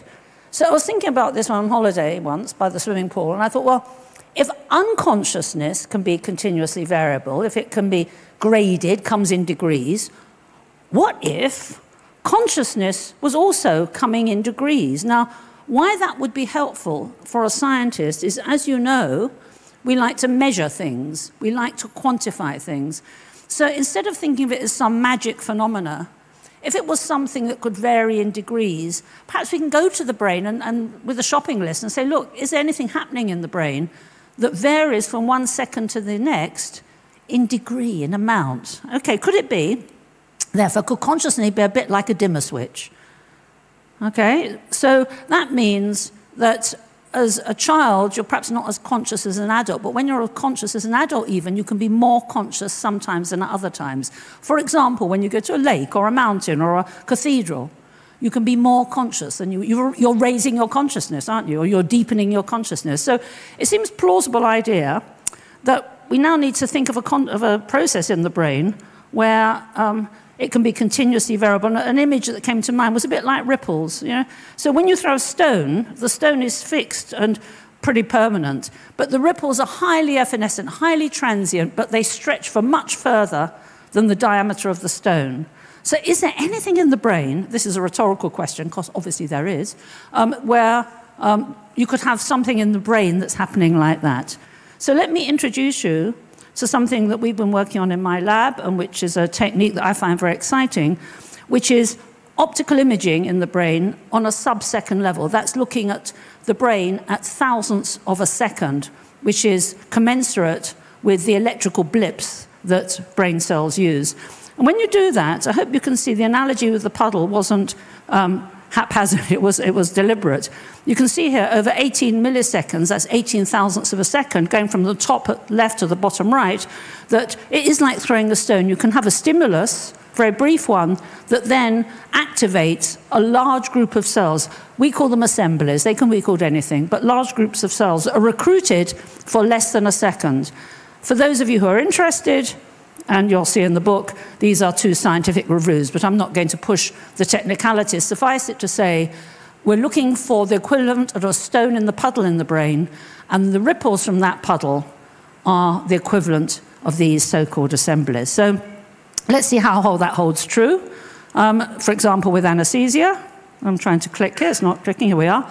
With anesthesia, this experiment we did in the rat, and you can see here with light anesthesia, the assembly is larger and stronger than as we deepen the anesthesia. So far, so good. We seem to have this idea of the ripples in the brain. So what we can do then is think about the wider the ripples, the deeper the consciousness. Now, having this image of a stone being thrown into a puddle means we can dissect it in various ways. The size of the stone, the force of the throw, the ease with which the ripples spread. So let's do that by now going through your day. Let's start now. We're going to have breakfast. Now, breakfast is a strongly sensory experience. You are stimulating the food, and it's a taste in and of itself. It doesn't stand for anything. It's just a lovely, simple taste that a child would like and animals would like. Perhaps what's less well known is that the senses synergize. So, for example, hot chocolate will taste more chocolatey in an orange cup. Perhaps you didn't know this. So if you want to save money on chocolate, mums and dads, you can invest in an orange cup and dilute the hot chocolate. Smell and taste will synergize, as indeed hearing and vision. We know immediately that with lip sync it makes life much easier. So this, because it's raw sensation, I'm going to argue this is the equivalent of throwing the stone. It's the force of the throw. So it's nothing magical, it's just the louder the alarm clock, the stronger the force of the throw, and that will generate the ripples. So that's what I'm suggesting. Intensity of subjective sensation, that's what you're feeling, is related to the degree of neuronal activity, how forceful the cells are being stimulated.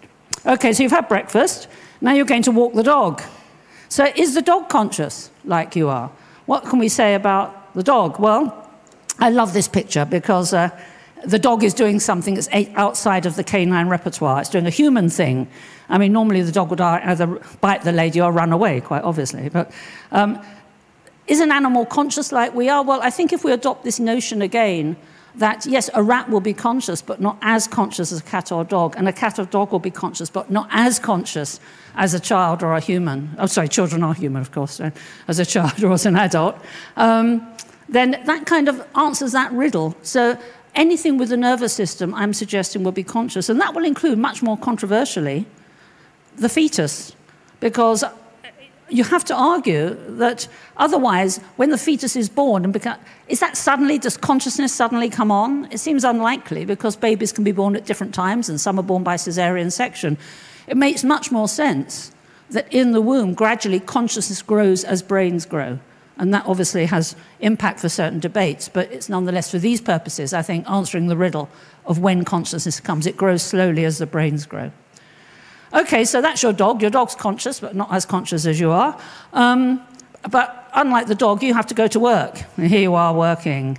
Now, how can the environment change your consciousness? Well, what's very interesting is that although human beings to greater or lesser extents can adapt to the environment, human beings do it better than anyone else. We do it superlatively, which is why we occupy more ecological niches than any other species on the planet. And when you're born with a pretty fair complement of brain cells, but even in the first 2 years of life, you can see the astonishing change in the postnatal growth of the human brain is the proliferation not of brain cells, but of the connections between them. And this means that even if you're a clone, an identical twin, you're going to have a unique pattern of brain cell connections. This is something called plasticity, not because the brain is made of plastic, but from the Greek plastikos, to be molded, because every moment you are alive as a human being, your experiences are going to literally leave their mark on your brain. Now, that happens with humans superlatively. It can also happen with rats, and here's an example.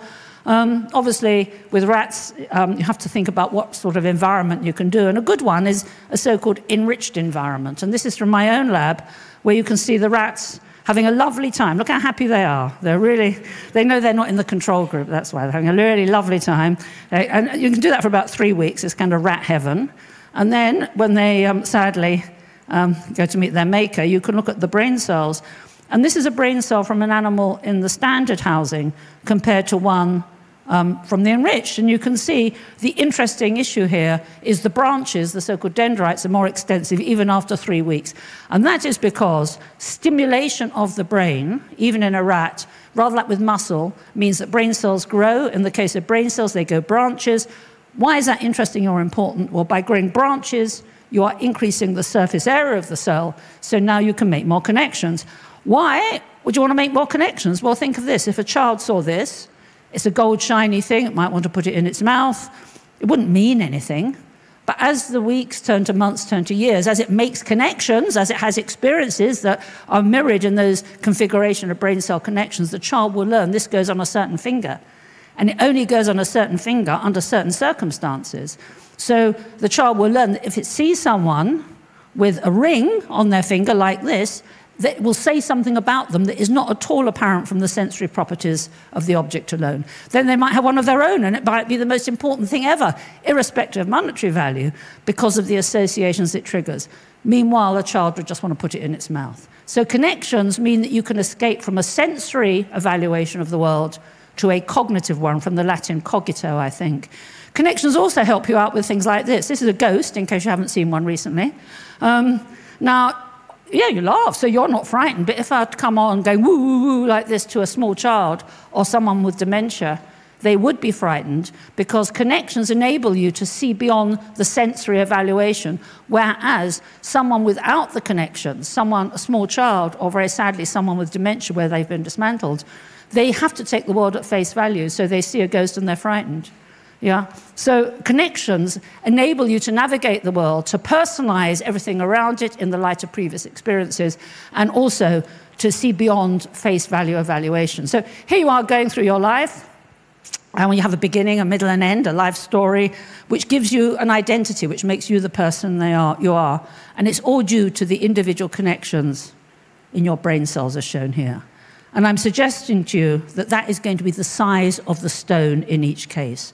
So the mind can be differentiated from consciousness. I want to suggest it is the personalization of the physical brain through the unique dynamic configurations of the personal experiences that you've had. Okay, so if that's the mind, you can see here, we looked at, this is the animals in the control condition, that's the assemblies. You can see in the long term, clearly the stone will be getting bigger because they're having a enriched experience. Now you're going home. Here you are, going home, miserable time. Yeah. What awaits you? Well, your mood. So mood, whether you're excited or depressed, are determined by these chemical fountains as shown here. Noradrenaline, serotonin, acetylcholine, dopamine. I'm sure you've heard of these. And these will reflect your mood levels, your arousal levels or excitement. Particularly high of these chemical fountains that gives you arousal, which is also a chemical that is released during addiction, which also underlies reward, is one I'm sure you've all heard of called dopamine. And dopamine fountains out from the back of the brain and does many things, but I want to focus on it blocking something called the prefrontal cortex, the frontal part of your brain. Why am I talking about that? Well, what's really interesting is when it's inhibited, as with dopamine, then this sort of thing happens. This is from a play by Euripides, the ancient Greek playwright, where there's poor King Pentheus in a play called The Bacchae. He's about to be torn apart by these wine-crazed women. Look at them, they're really abandoned. They've been drinking too much wine as they worship the wine god Dionysus. They're about to tear him apart. And the whole point of this, which Euripides, 450 years BC ago, wanted to point out, is that sometimes we want to do this. Sometimes we don't want to have these carefully curated, personalized life stories. Sometimes we want to do this. We want to let ourselves go. We want to blow our minds. We want to have a sensational time. I gather you say the same in Hungarian. If I said, now let's go out and have a cognitive time, no one's going to come. Yeah? You have a sensational time. You pay money to be out of control. And the way this is done in the human brain is by enabling or disactivating the prefrontal cortex. So for these strong feelings, you can see that you're sensory, you're in the here and now, external stimuli are driving it, the world has little meaning. You're abandoned. You always know when you're dancing, the worst thing is to be self-conscious. There's no time or space. This is mainly infants and children normally. They don't have a fully developed prefrontal cortex, as opposed to the cognitive, fully fledged adult. And what's really interesting is children have the biggest surge of dopamine they'll ever have in the brain, and we have far less. So you can see it's a perfect push-pull. You have excess dopamine, which anyway inhibits the prefrontal cortex, and for the infants, in any event, that is under-functioning. So I'm arguing this will be a small assembly, as with children, and then you'll have the large stone, the large assembly. So now you're going off to bed, okay?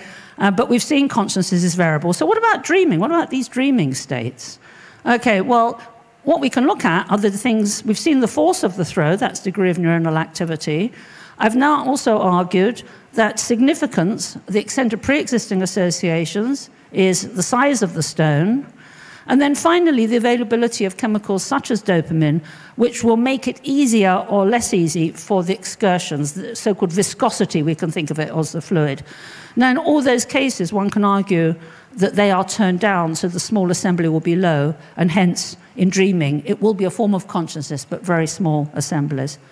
And then one has to think, again, for people who think we're going to be suddenly being kept as household pets by AI systems and they're going to run the world, our brains are very different. We have a central nervous system, an endocrine system, an immune system, otherwise you'd have biological anarchy, and they are all interlinked. Now, I haven't answered how consciousness is generated.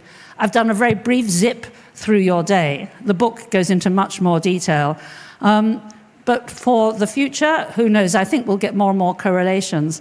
And as you go to bed and you contemplate consciousness, always remember, tomorrow is another day. Thank you very much.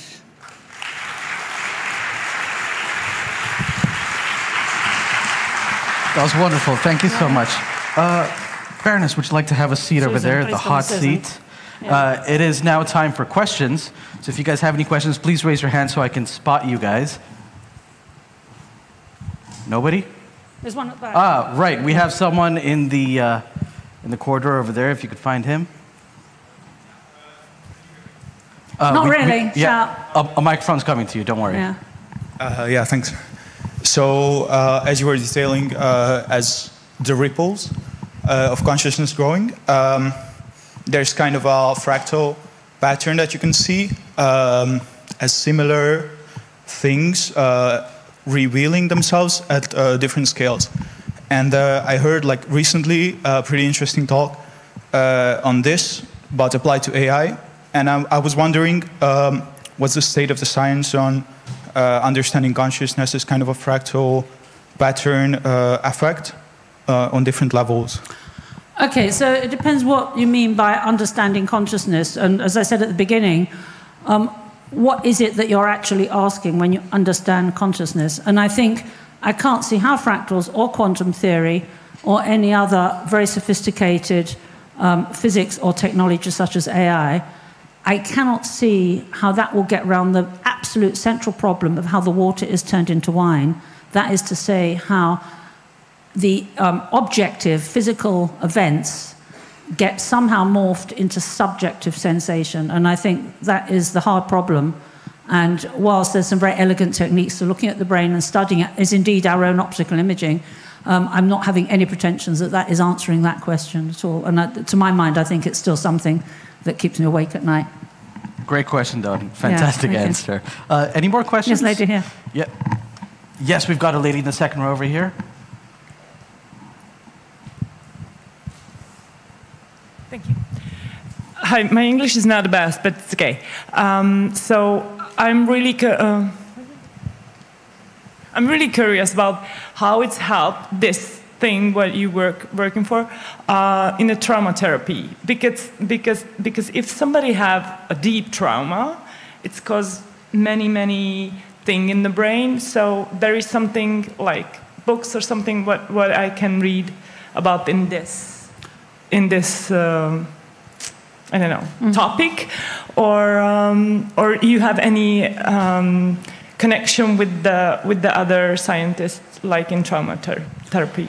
Okay, so I don't work directly with clinicians on trauma therapy, but if one uses this model to interpret depths of consciousness, if something is a persistent state of consciousness, I would argue that that is a large assembly which is very resilient to being displaced by other things, and that's why it's so distressing, because it's there and it's constant. So as with speaking therapists for depression, for example, what they do is you rearrange the connections. That's what you're doing when you do it. I would counsel that rather than necessarily taking drugs, which won't change the situation. It'll just be a temporary kind of hold. But I haven't answered your question very well, but if you get the book, not that I want you to get the book, you'll see there's more data on clinical states and how they relate to consciousness.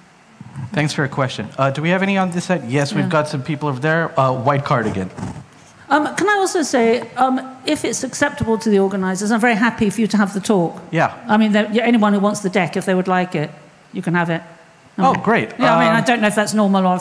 there's some cool. rules or anything. But as far as I'm concerned, people are very welcome to it if they would I'll like tell you it. what, if you send us the deck, we'll post a You've link got to it, it you've got it. on our Instagram stories. Yeah. Yeah? No, they've So got check it. our Instagram stories, we'll post that up there. You're welcome to have it. So my question is, I'm here. Right, okay, there. So my question is that I recently started reading your book, and in the beginning you mentioned that you started your university by studying history, and you made a really big change. And I'm wondering a bit more about that and how, like, you came to the decision to start learning about neuroscience. Okay, thank you for that. I'll try and answer it briefly, given you're asking me. So it wasn't history, it was ancient history. And you might have guessed from the way I showed the example from Euripides' Bacchae that I did ancient Greek as well. So I did ancient Greek, Latin, ancient history, and pure maths for my studies, yeah? And when I went to Oxford, it was to do philosophy. So I've always been interested in what I now recognise as philosophy of mind. Sadly, that wasn't on the cards. The way Oxford University taught philosophy was linguistic, and it was formal logic, and having done maths, that wasn't a challenge. So I was more interested then in psychology, and then I drifted into physiology and ended up doing neuroscience with no qualifications whatsoever. But I think that gave me the opportunity not to be worried by dogma, because I didn't know the dogma in the first place. So it enabled me to ask sort of emperor's new clothes type questions in a way that someone with a more conventional education would have done. But I've never regretted doing what's called the classics. That's Latin, Greek, and ancient history. I think it gives you a really strong confidence to do things. And in a sense, it's full circle, because the kind of questions that Euripides was posing, like these two forces, what he called the wine force and the bread force, the desire to be a person, to be an individual, to have a past, a present, and a future, is in direct conflict with the desire to let yourself go with wine, women, and song, or drugs and sex and rock and roll, and to be abandoned. And that is a theme that was explored, say, 450 BC in the Bacchae. So for me, intellectually, there was a continuity between what I'd done with Latin and Greek and then what I did with neuroscience. The two are very close in a way. Great question. Thank you. Do we have any more questions? Yeah, we've got one in the front row. Go ahead. Right there. The lady with the fun hair. Thank you. My question is that you talked about how experiences like form the neural connections in the brain, right? And that's why I'm wondering, is there like a direct connection between neuroscience and psychology? Like, do you see a future in that? Oh, well, there's always been a connection. I mean, Freud himself, was first a neurologist before he became a psychiatrist. So yes, there's always been a connection. It's just psychology will deal more with subjective reports and behaviors, whereas traditionally people like me deal with the mechanics of how brain cells work. But I think the two work together, and it's a very graded phenomena. So in any respectable neuroscience, you'll have people that work at the what's called top-down as opposed to bottom-up level. Top-down being behavior and subjective reports, and then bottom-up is the squalor of the physical chemicals of the brain. And the big problem, actually, is where they meet in the middle, and that's where I like very much working on these assemblies, because traditionally people who work with gross brain regions or behaviors don't have much in common with people working with action potentials and calcium currents and receptors and so on. But I think by looking at this mid-level, this mesoscale level of assemblies, that could be a way for the two to actually have common ground. Yeah. Great question. I think we have time for one more. Yes, we've got some people in the front row over here. Flip a coin. And the man takes it. We are friends, so it's really fine. My question is that we see in some pictures that during sleep it's a lot of process going on in our brain, and many of us try to get forward in life, work hard and whatsoever, and how big importance sleeping and resting enough is in our life. So we should make it a big deal and really consider it to have enough time, and we can perform better, or it doesn't have that much effect. Well, it depends on each individual. I mean, Margaret Thatcher and Churchill traditionally only needed 4 hours sleep a night, they claimed. One of my bosses, when I worked in New York, said, well, there's plenty of time for sleeping when you're dead, he said, which wasn't a very helpful kind as we worked till 2 in the morning. I think the comment, obviously, everyone says you need to get good sleep and you need to rest. If you're sleep deprived, you start to hallucinate and you make poor decisions and you can't focus and so on. But different people need different amounts of sleep. And for me, I would say, if you're tired, you're not getting enough sleep. And if you're not tired and you feel great, then you are getting enough sleep. So I'd leave it as simple as that. But certainly sleep is really important, yes. Okay. Simple answer. Thank you very much. That wraps up the time we have here with Susan Greenfield, but the conversation continues in the library, where she'll also be signing copies of her book. So if you'd like to get involved in that, go ahead, but also stick around, because we are going to be delving deeper into psychology and figuring out what our DNA actually means. So we've got one more session for day 1 of Brain Bar. Give it up for Baroness Susan Greenfield, Thank you very everybody. much.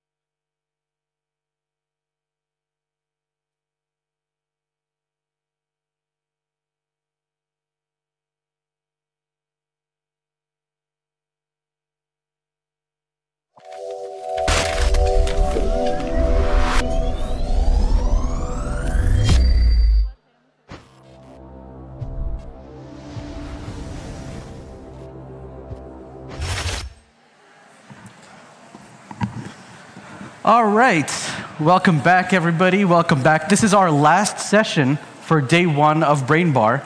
You guys have been such a great audience all day. Full house everywhere all day. Give it up for yourselves. Amazing audience.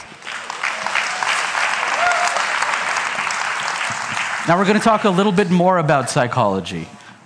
specifically DNA. Raise your hands. Has anyone gotten their DNA tested using something like 23andMe or something? A few of you? I'm pretty sure it would be a huge waste of time if I did mine. It would just be like, okay, yeah, you've been 100% South Indian for hundreds of years. You wasted your money, loser. But actually, our DNA can tell us so much more. It can tell us about our personalities. It can tell us what our lives are going to be like. Isn't that weird? This has a bunch of implications for society, obviously. So we're going to be looking at that topic and those implications a little bit more closely. Remember, get your questions ready. Make sure that they're brief so we can hit as many people as possible. You'll have the opportunity to ask your questions at the end of this presentation. Now, our speaker is an author and professor of psychology and behavioral geneticist at the University of Texas in Austin. We're very happy to have her here, wrapping up day one of Brain Bar 2024. Please welcome Paige Harden, everybody.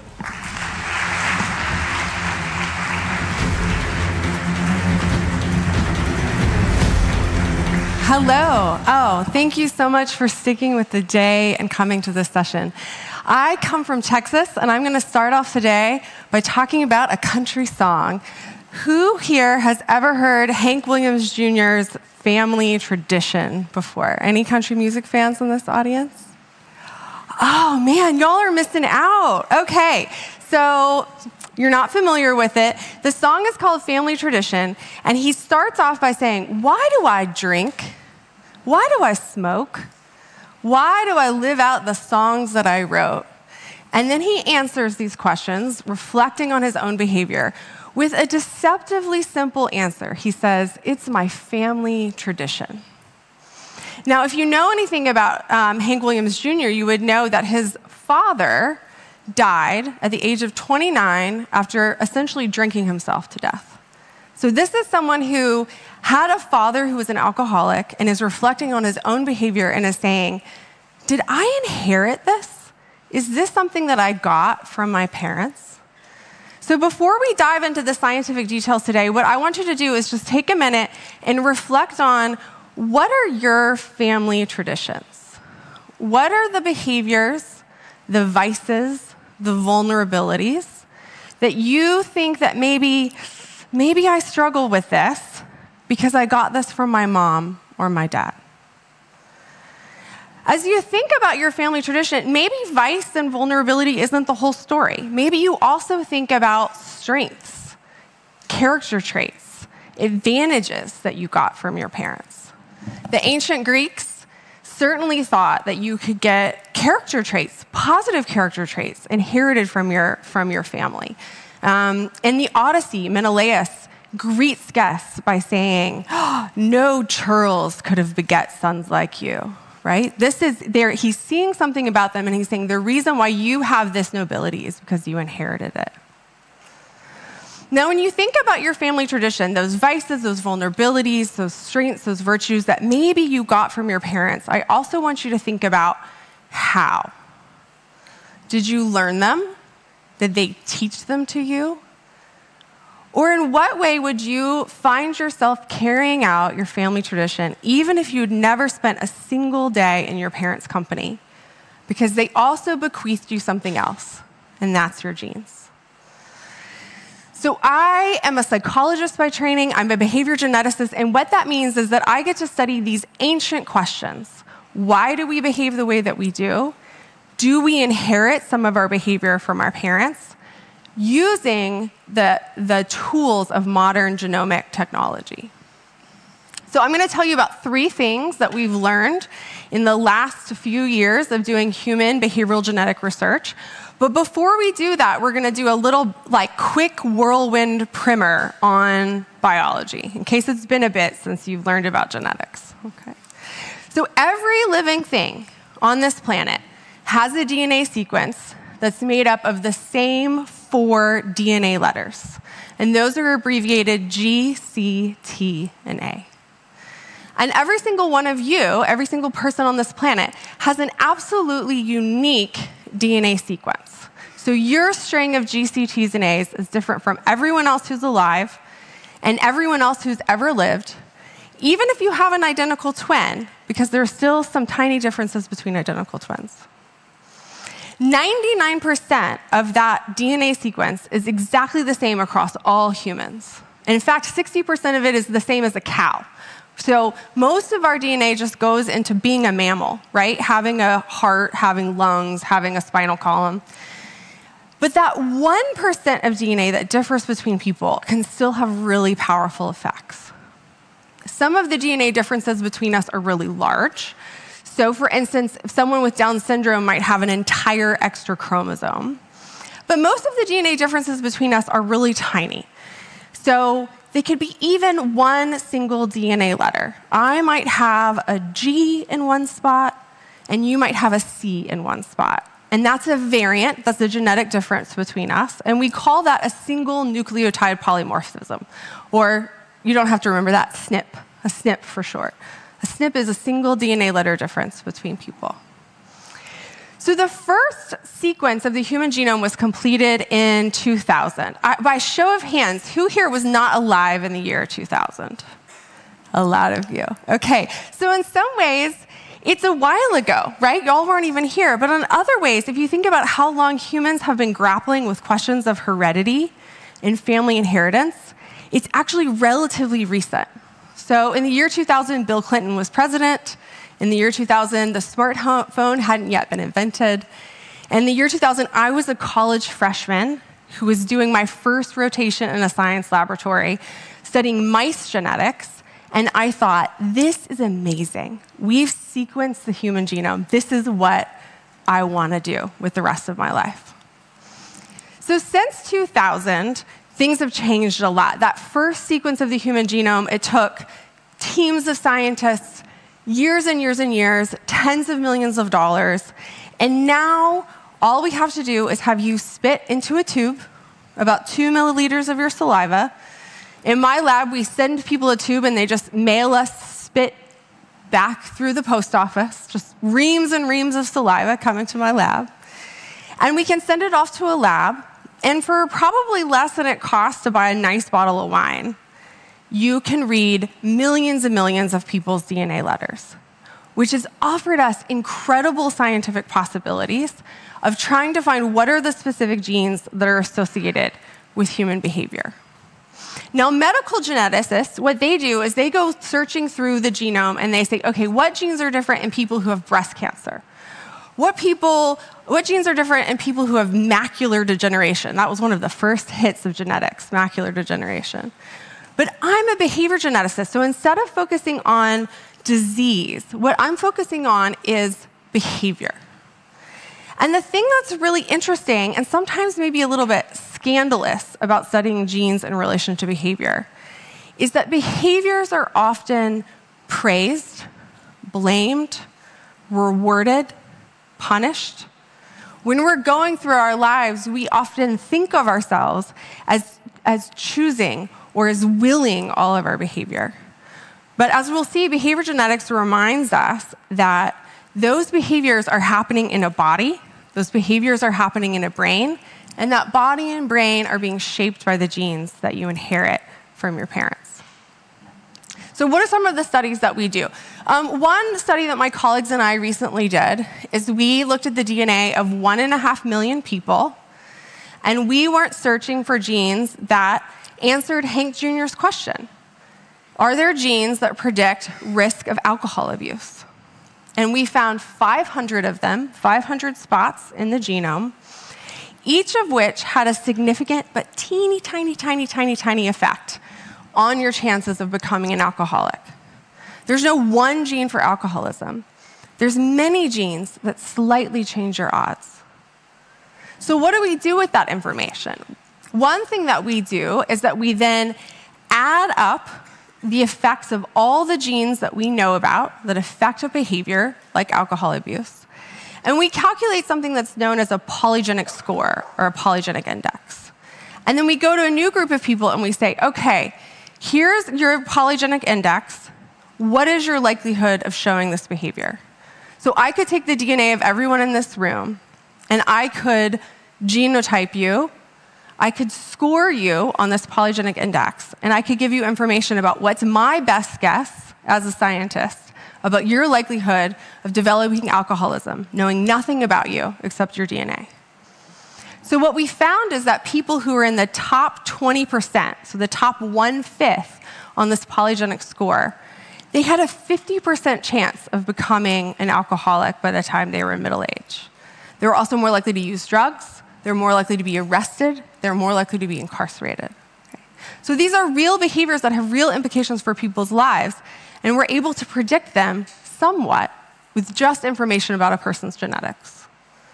Okay, so alcohol abuse is an example of a behavior that's punished. What about a behavior that's rewarded?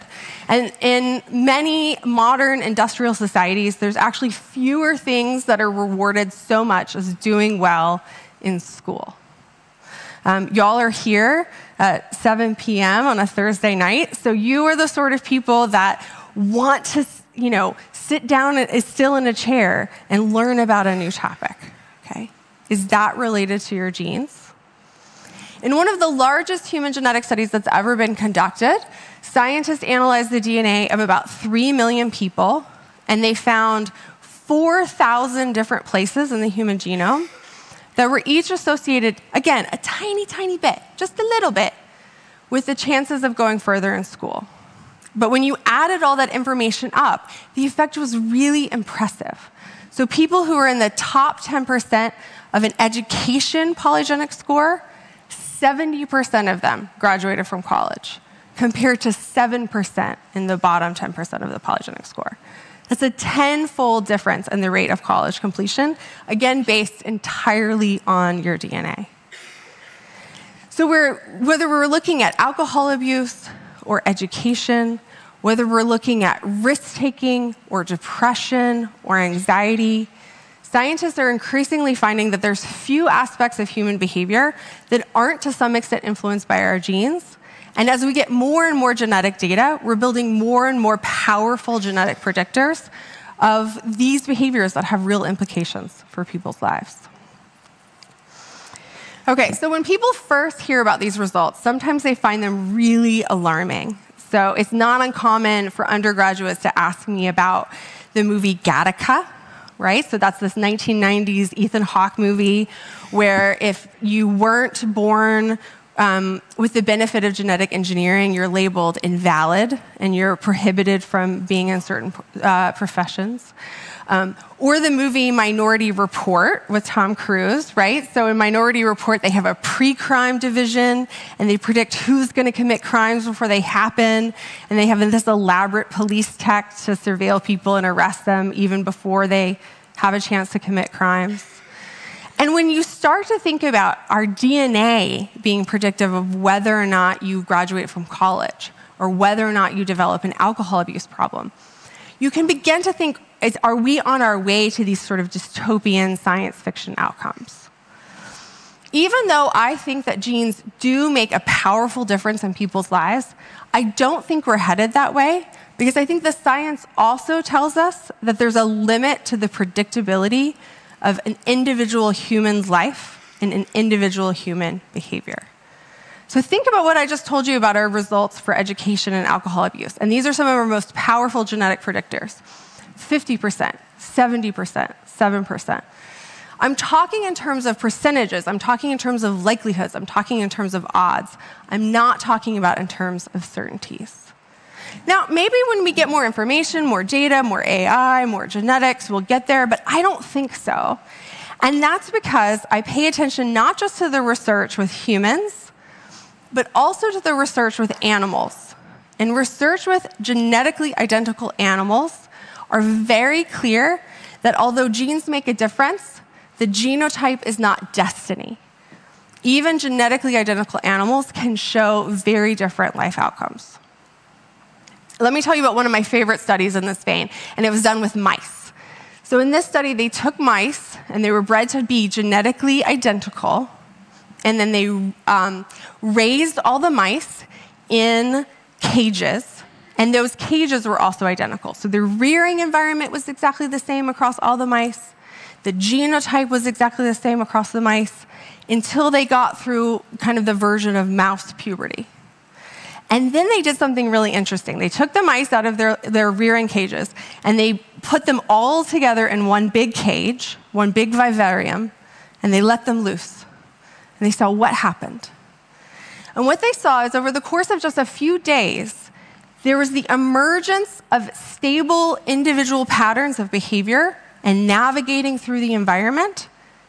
There was the emergence of essentially mouse personality, which couldn't be attributed to genetic difference because they were all genetically identical, and couldn't be attributed to any sort of aspect of their early environment because that was also kept identical.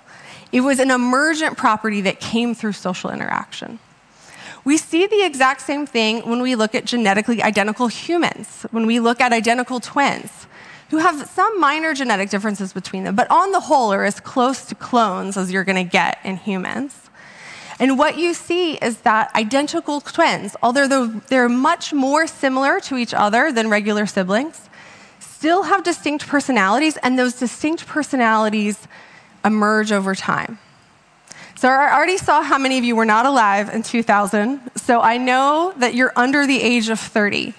And the behavioral genetic literature shows that identical twins' differences in personality keep emerging, keep developing until about the age of 30. So for most of you, your adult personality is still sort of under construction. You might be more extroverted, more open to experience, less neurotic in 5 years than you are now. One last story about genetically identical animals, and it's something that could only happen in my home state of Texas, which is a couple that decided to clone their beloved pet bull. So they had a bull, a male cow, named Chance. And Chance, they thought of as more like a dog to them than a bull. I don't know how you began to ever think of a bull as like a dog, but they did. They loved Chance. Chance was docile. Chance was tame. And then when Chance died, they asked scientists at Texas A&M University to clone Chance using tissue they'd collected from him before he died. So then they had a new cloned bull that they named Second Chance. And then Second Chance gored his owner twice, attacked him with his horns. Can you imagine? You have gone to all the trouble to clone your beloved gentle pet bull, and then it attacks you with its longhorns. Same genes, different outcomes. So even though genes make a difference in our lives, they make a powerful difference in our lives, we can tell that they're not destiny. All right, the last thing I want to tell you about. I asked you to think about what you inherited from your family, and I'm trying to convince you that what you inherit from your family has made a difference for your life, but it doesn't determine your life. But your family is part of the same family tree as everyone else in this room and everyone else on this planet. How can that be? If you've done something like 23andMe or Ancestry.com, they'll send you your genetics and they'll say, we can tell from your genetics that you're from Hungary. Mine was also really boring. We can tell that your recent ancestors are all from England and Ireland. Except let's think about where your parents and grandparents got their genes. So you have two parents, they got their genes from your 4 grandparents, which got their genes from your 8 great-grandparents, your 16 great-great-grandparents, 32, 64, 128, 256. I'm going to stop doing math on stage, but if you know anything about exponents, you know that if you double a number, it starts to get really large, really fast, much faster than people often intuit or realize. That's what's happening with your number of ancestors. So if we trace your family tree back, eventually you have an incredibly large family tree. You have an incredibly large number of ancestors. And those ancestors start to overlap with other people. So if we go back to around the year 2000 BC, we reach a point where everyone who was alive then, if they have a descendant alive now, is the ancestor of everyone alive now. Put differently, if we go back to around 2000 BC, everyone's family tree converges in the same set of people. We are all inheriting a part of the same family genome. We're all part of the same human family. And I think thinking about everyone in the globe as part of the same family, really helps us think about how to respond to genetic difference in a way that doesn't recapitulate the mistakes of the past. So I want to imagine that you are hosting your entire extended family for dinner. In America, this would be Thanksgiving. I'm not sure what it would be in Hungary, but you are going to have your parents, your grandparents, your aunts, your uncles, your great aunts, your great uncles, your first cousins, your second cousins, your third cousins, their spouses, their children, their stepchildren, everyone to your house. And you're planning to make your brother's favorite dish, which has cilantro on it.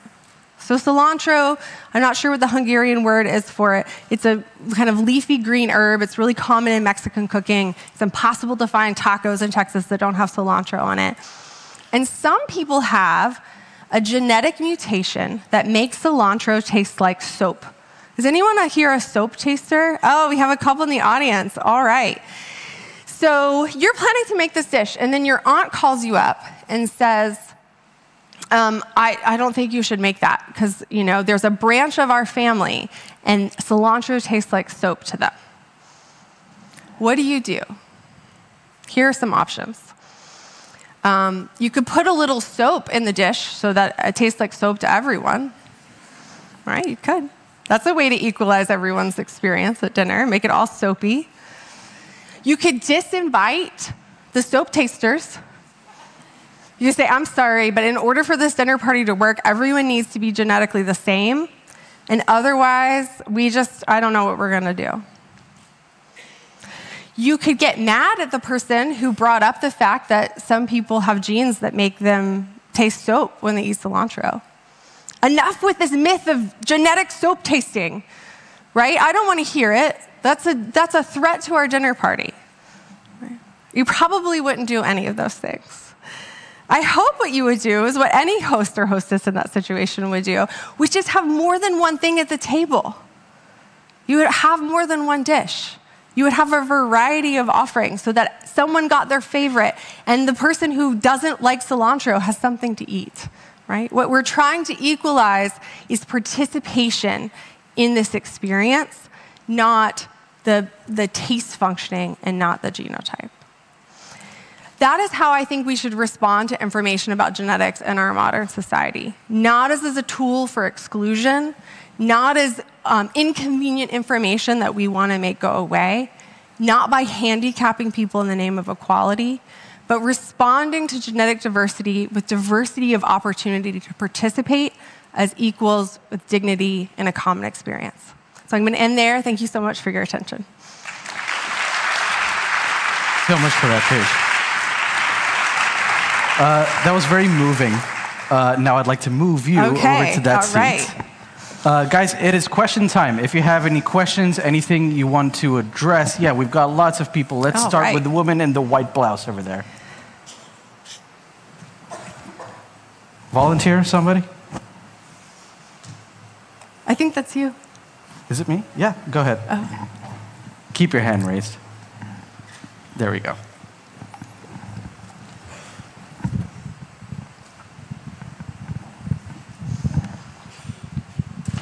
So regarding alcoholism, you mentioned that the top 20% of people had like 50% of chance, which is not super high still, I would say. Yes. And can we please talk just a little bit about the nurture part of this equation and how that gets factored in? Yes. Okay. So when we think about chances, so one way to think about it is like, okay, well, 50% are 50% of people at the top genetic risk don't develop alcoholism and 50% do, and maybe that difference is due to nurture. So we can think of nurture as the stuff that's not accounted for by the genetics. I actually think it's more complicated than that because I think some of our genetics work through how we respond to nurture and what experiences we seek out. So some of the genes that affect alcoholism are very narrowly related to what alcohol does in your brain, right? How is it metabolized in your liver? How rewarding does your parts of your brain find alcohol? But some of it seems to be related to just sort of general risk-taking abilities. And so what we see is things like you have a genetic predisposition. It seems to change who you end up being friends with, and then having friends that like to party affect you. And so I think the nurture part is actually very wound up into how the genes have their effect. What that also means is that we don't have to be, again, fatalistic about the genetic effects. There's a really great study where they teach parents to better monitor their children, including who are their children spending time with. And that actually lowers the risk of their having alcohol problems and lowers it the most for kids who are at the highest genetic risk, because that genetic risk is operating through exposure to these environmental risks. That's a great question. Thank you. Good question. Thank you. Do we have someone else on this side? Yes, this gentleman in the front row.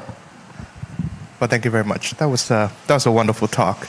My question to you is, now that gene editing is an actual possibility, what are the ethical implications of such a technology? Thank you very much.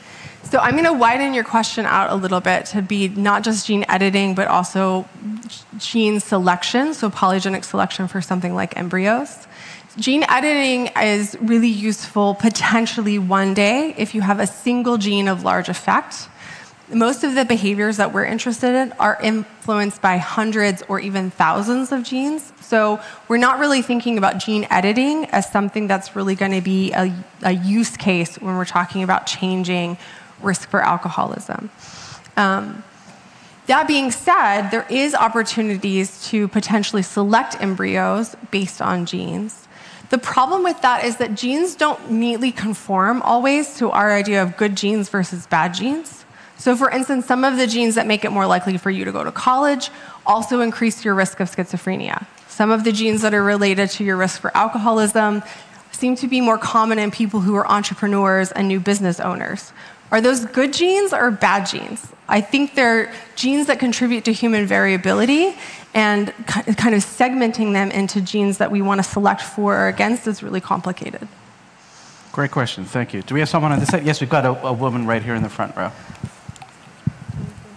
So did I understand well that if someone does not like cilantro, it is coded in her or his genes?